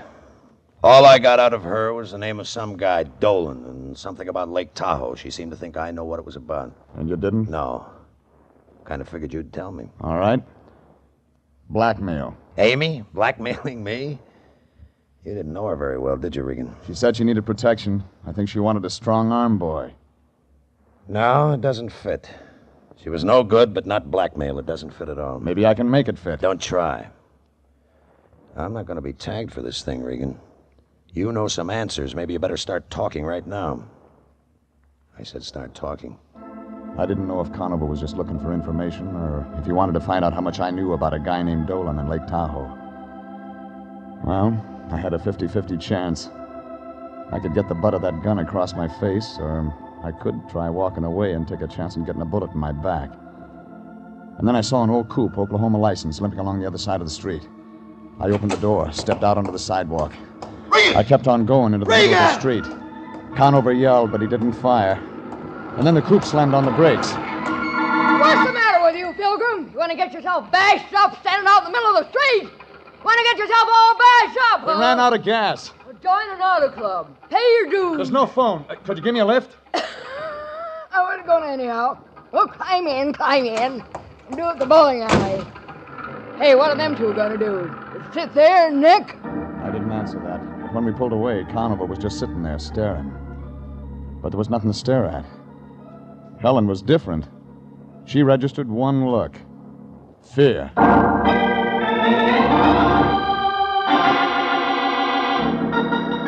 15 minutes later, the Oklahoma license dropped me off at Vermont and Franklin, where I got a cab.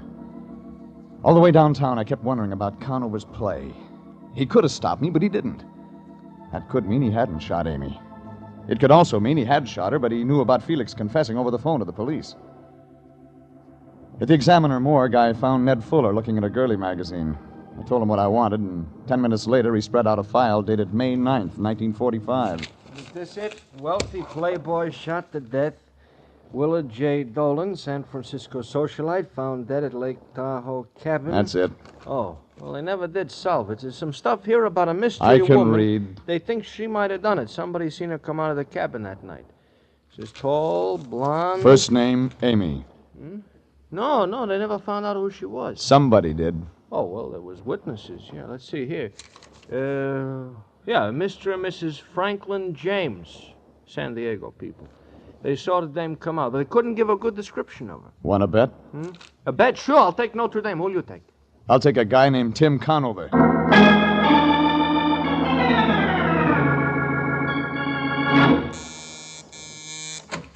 Regan. Hello, Conover. You're staying up late tonight.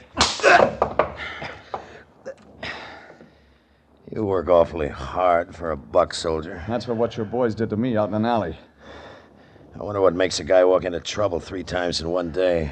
You got a lot of nerve, Regan, but you use it in the wrong places. I'm just getting started. All right, make your play. What's next? You talk. What about? Dolan, Willard J. I told you. Lake Tahoe, May 9th, 1945. Talk, Conover. All right, then I'll talk. A tall blonde named Amy Goodrich. An unsolved murder at Lake Tahoe. But there was a witness. When I first came over here, I guess she was blackmailing you. I was wrong. You were blackmailing her. You stink, Regan. I told you wouldn't tag me for this. Well, you're wrong. No, he isn't, Mr. Regan. Oh, so that's it. Thanks, Helen. Give me the gun. I'll run things from now on. I don't know what you get out of this, Regan, but you got your engine switched. Look, a mixed-up guy named Felix Beethoven actually thinks he killed Amy, and he didn't. I've got him on ice, but the cops will get him, and when they do, he's on his way to the gas chamber. Oh, Tim, please, let's get out of here. Let's not listen. Wait a minute, baby, wait. So I was blackmailing Amy. I had a good thing, but I shot her. And I was the mystery witness at Lake Tahoe. I thought you were a better gumshoe than that, Regan. What does that mean? The date was May 9th, 1945. You mean you haven't looked me up? All of a sudden, it hit me. Something the Lyon had said about V.E. Day and a major who got hit in the chops. And the whole thing came apart at the seams. Conover couldn't have been the witness. He was in a guardhouse in Germany. I began to feel helpless, like a glassblower with hiccups.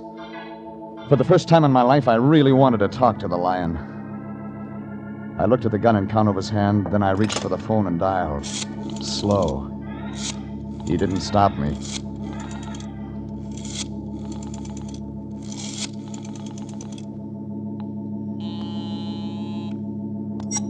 Anthony J. Lyon. Lyon, the cops. Oh, Regan. They're not here yet. Felix? Still asleep. Well, get him out of there. Regan, I can't do that. Get him out of there. We broke our pick.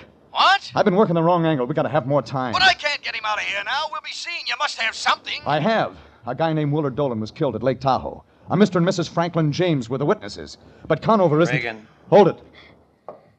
Yeah? That name. Damn. Mr. and Mrs. Franklin James? Hang up. Regan, what's going on? Hang up. Jeffrey, are you...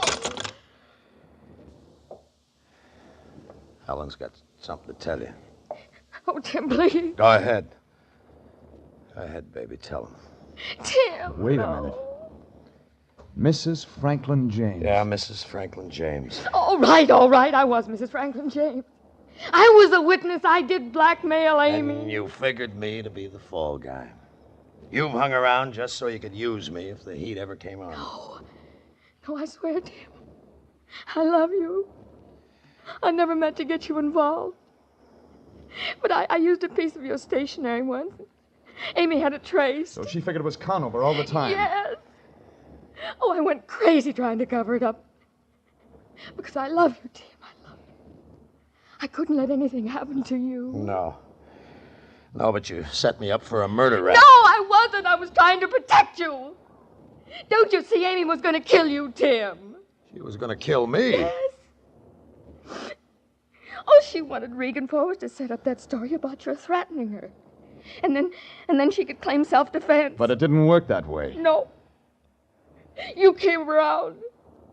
I couldn't let Tim find out. I couldn't let anybody find out. You killed her, didn't you? Yes, I killed her.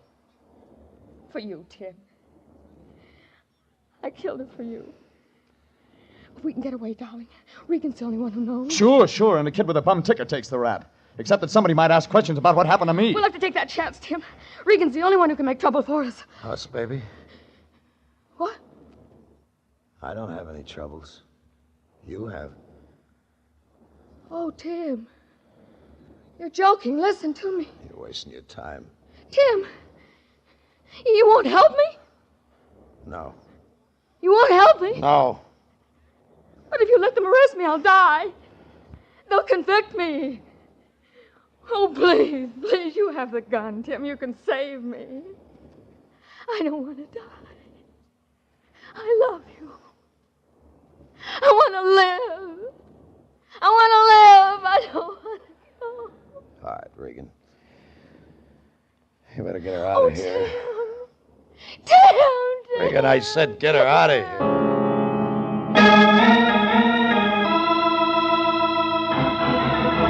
Well, that's the way it wound up. Helen went to headquarters. Tim went back to his club. I went out of town for a few days. When I got back, I drifted into the office. The Lion gave me the wind-up, a report on Felix. Yes, Regan. Those doctors worked on Felix Beethoven 3 days. Psychiatric medicine's a profound study. Profound. They finally convinced him he didn't kill Amy. Yeah. That's sad. He loved that woman as cruel as she was to him. He loved her a great deal. I suppose life will be lonely for him now that she's gone. You're wrong. What do you mean? I saw him in Hollywood today. He's got a new friend, one with red hair. You mean to tell me he's willing to do it again? To accept abuse from another woman? Why, that man's a natural for any woman's dominance. He hasn't got a thing to worry about. But you said she was a redhead, and I know redheads. Yeah, but Felix is bigger than this one. Besides, the new one's a Cocker Spaniel. Jeff Regan, Investigator, was written by E. Jack Newman and Adrian Jando, directed by Sterling Tracy. Frank Graham is starred as Regan, with Frank Nelson as Anthony J. Lyon. Original music is by Dick Arant. This is CBS, the Columbia Broadcasting System.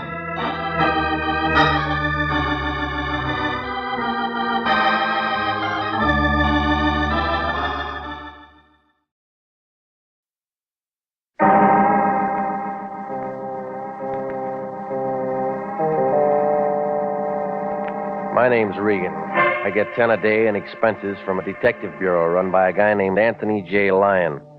They call me the Lion's Eye. With Jack Webb as Jeff Regan, the Lion's Eye, stand by for hard-boiled action and mystery and thrilling adventure in tonight's story of the guy from Gower Gulch.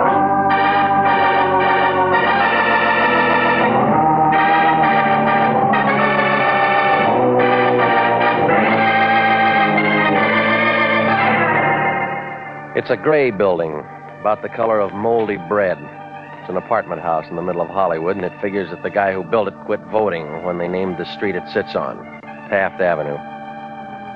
My place is furnished with war surplus from the Spanish-American War. Well, it's got a hat rack, and that's where I live, number 308. In back, where you get a view and some fresh air from the alley. One's about as bad as the other.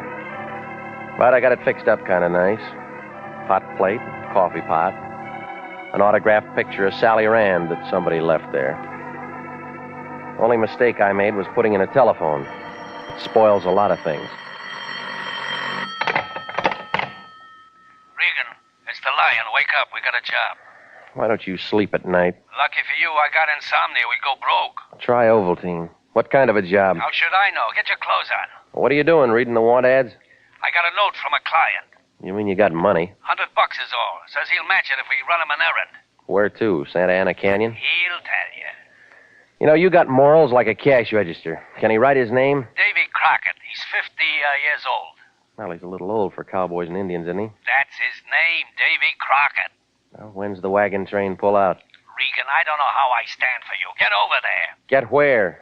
Listen, a guy works pretty hard. Building up a business like I have takes a lot out of him.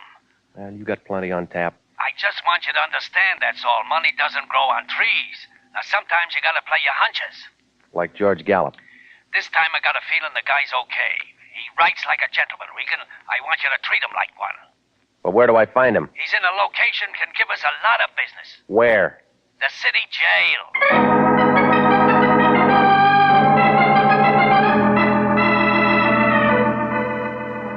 Yeah, that's the Lion. Born under the sign of the dollar.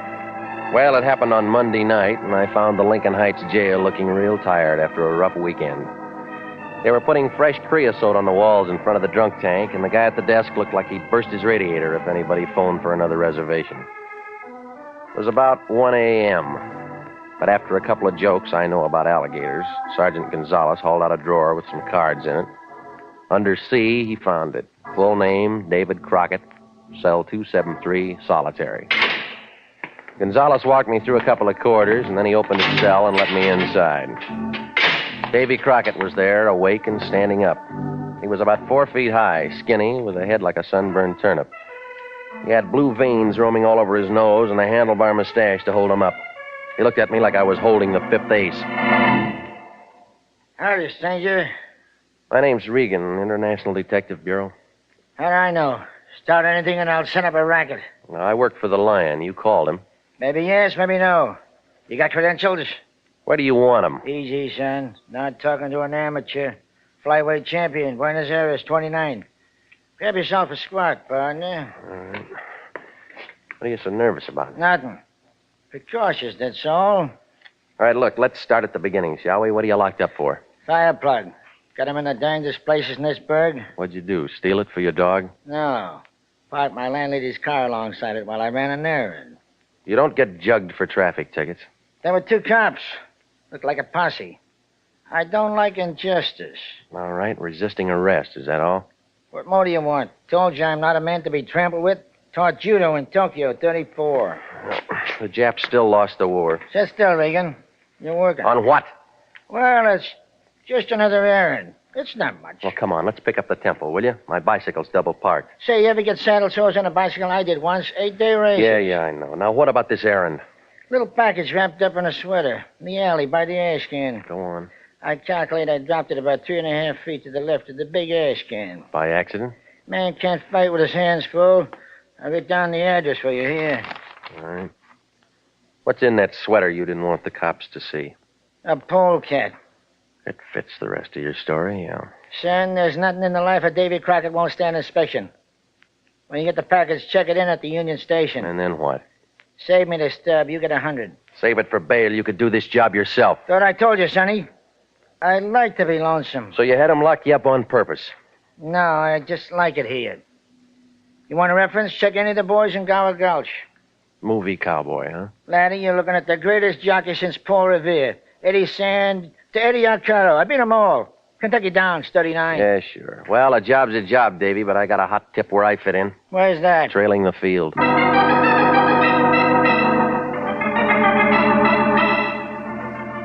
I left the little man running his fingers through an old copy of Variety, and I went out into the street. It was about 3 o'clock, and a truck was throwing some water out and giving the gutter a shampoo. I picked up my car and started out to play retriever. That's when I spotted the blonde tailing me. She was using a 37 Packard, and the top was down. I could see her in the mirror. I could tell she had yellow hair like a rag doll. It took a few fast turns to get rid of her, but then I was solo when I pulled to a stop by the alley off Gower. It was in back of some old movie studios. About then, a drunk came pouring down the street, did a loop around a fire plug at the head of the alley, and sat down. He was the talented kind, and I figured he thought I was Arthur Godfrey. Well, I scrambled over some broken beer bottles looking for the sweater. It finally showed, lying beside a pack of newspaper and some dame's torn petticoat. That's when the drunk lost his tilt and began looking at me. I picked up an old shoe, I wrapped it in a newspaper, and I started out of the alley. The drunk went back to his audition, moving toward me. Marie, the dawn is breaking. Marie, you'll soon be waking. Hiya, friend. Have a drink. That's not my brand. Don't be a mug. A little drink between friends is real nice. We haven't been introduced. My name's Maxwell. What's yours? Slipped my mind. That's the trouble with the whole world. No fellowship. Except for my girl, Marie. You know Marie? No, I don't. Sort of short and plump with a little sinus trouble. It's too bad. Thought you might have met her. Lots of fellowship in that girl. Every time you look, another fella. All right, move it, buddy. Now, you don't want to get by me, friends. You want to stand right there and have a little drink. You got the subject we're going to talk about? Yeah, sure. Here, what's in the package? Dirty laundry. Ain't that funny, though? I just got me a new Bendix. Why don't you go into business? That's what I'm going to do. You're my first customer. No, I lux my dainties. Yeah, don't go away, friend. I ain't through with my sales talk. Well, hire a skywriter. Hold up, I said. Get your hands off of me. All right, Regan, the round's over. Yeah, what makes you the referee? This does. Friend here wants to play rough, Red. Reconsider, Regan. It'll make you happy. All right, what do you want? The package. You heard what he said, smart guy. Why don't you work for it? Heavy, Max. Oh. Don't leave, Regan. We're not finished. I got the package, Red. Give him a tip for picking it up. Sure. Oh. Guess I overpaid him.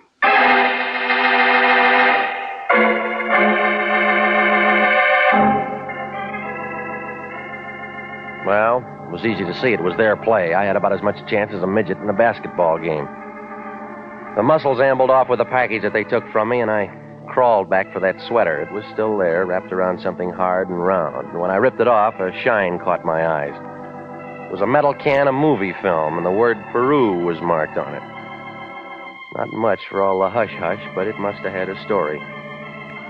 Well, I looked up a friend of mine who owned a camera shop, and I made a commotion with a $5 bill. That shook the sand out of him, and he rented me a projector with sound. The Lyon's house was the next stop. We threw up a sheet on the wall and turned on the film. That completed the night. We had a trip to a good neighbor without a passport. Turned out to be a Joan Fitzpatrick giving with some kind of a travelogue. One of the most colorful in the world. A temple of worship.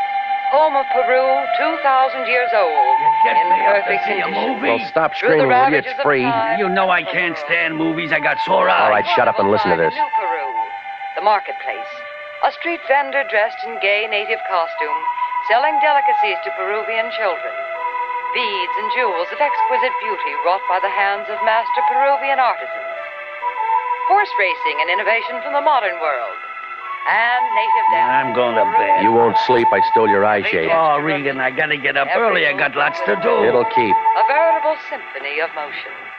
And so, it's with heavy heart we say adieu to lovely Peru, land of the Peruvians, land of charm and enchantment. And with the setting sun, we take our leave. Well, what'd you get out of it? A headache. Yeah, we'll talk about it in the morning. No, I can't wait. What you doing now? I'm phoning the city jail. Looking for a room? Looking for information. Davey will supply it. You've been drinking. Now listen, big shot. Somebody's after this film for some reason. I'm going to find it. City Jail, Sergeant Gonzalez speaking. Danny's Regan. Oh, hiya, Regan. I'm glad you called. I just got that joke about the alligators. Yeah, well, do me a favor, will you? Sure, pal, sure. Say, I told it to the lieutenant. He's still laughing. You know, it may earn me a promotion, pal. Let me talk to Davy Crockett. Oh, I can't do that, Regan. Well, you can say I'm his lawyer. Well, it's not that, pal. He's not here anymore. What do you mean? Some guy bailed him out 20 minutes ago. When I was telling the lieutenant the joke, this guy in the briefcase comes in, slaps down the bail. Out walks your friend. Well, he said he liked it there. Yeah, Davey must have changed his mind. Where'd he go? Not very far. Just over to the morgue.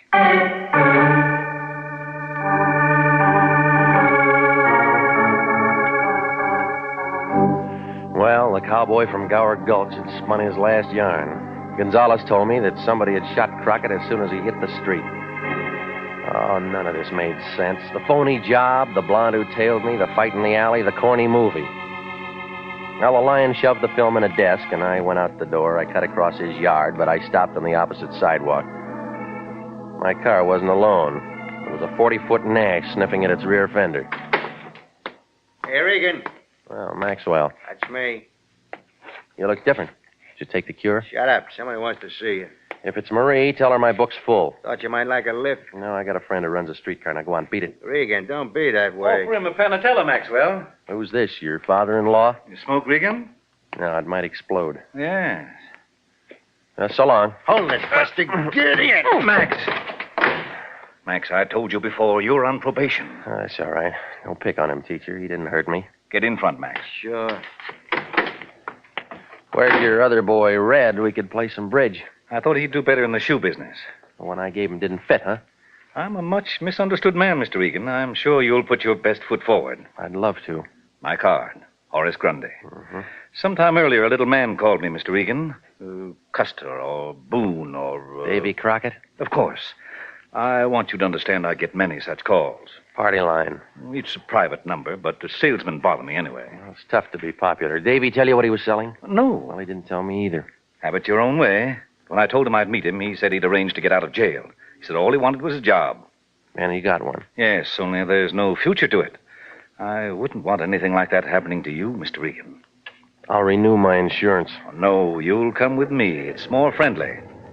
Suppose I don't like to talk. You won't have to, if everything goes all right. Oh, it's your taxi. And you're paying the fare. All right, Maxwell. Cloverfield.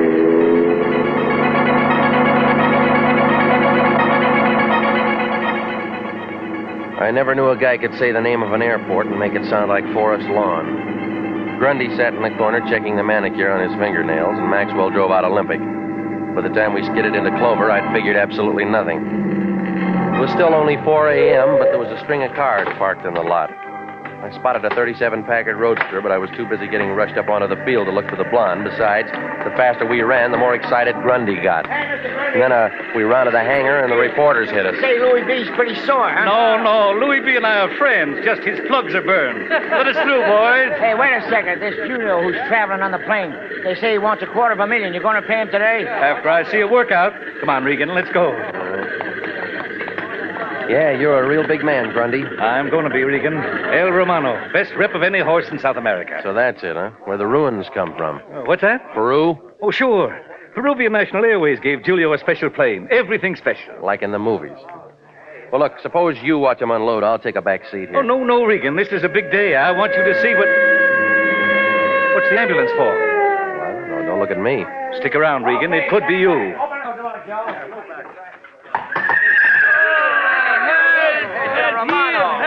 Hey, get that stretcher over there. Oh, he kicked me, hit me, kicked me. It's Julio. That the guy who owns him? Must be. I tried to hold him. The halter break. Oh, my rib. Take it easy, boy. We got you. What happened? Bounce. The landing, she is rough, that is all. Where is the doctor? You're going to the hospital. Lie down. I'm broken in 6 places. Lift up the stretcher. Come on, boys. Hurry it up. Oh, he kicked me. Move fast, boys. Yes, hot. Hey, Mr. Grundy! Mr. Grundy, the horse! Well, the guy by the plane started to yell just about the time they took Julio toward the rear of the ambulance. Grundy took a dive for the cargo door, and so did everybody else. Then I had to stand there while 6 feet of Big Shot cigar turned into a crybaby. Look, Regan. Look at the horse's leg. He's kicked himself. Okay, so he's clumsy. But he might not run again. He was going to be mine, Regan. That's too bad. Call a vet. I have already paid $50,000 retainer on the horse, Regan. I'll send you a lawyer. I got an idea you're connected with this. Oh, dry up, Buster. It's an accident. Yeah? I got an idea there's going to be another accident. Grundy, maybe you're right.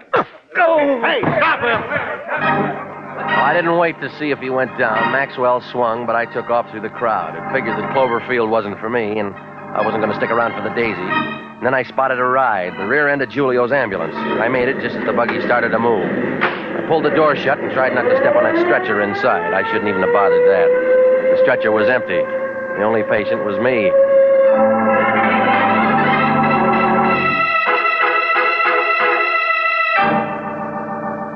You are listening to the story of the guy from Gower Gulch. Tonight's adventure with Jeff Regan, Investigator.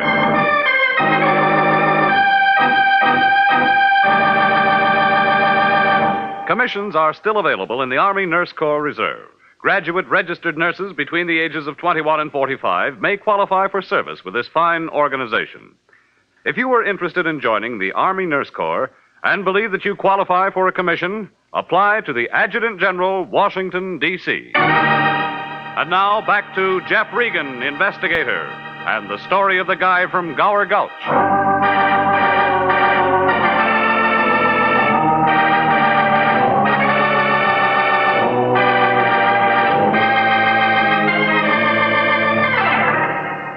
Well, things were beginning to move like a hula dancer with a hot foot.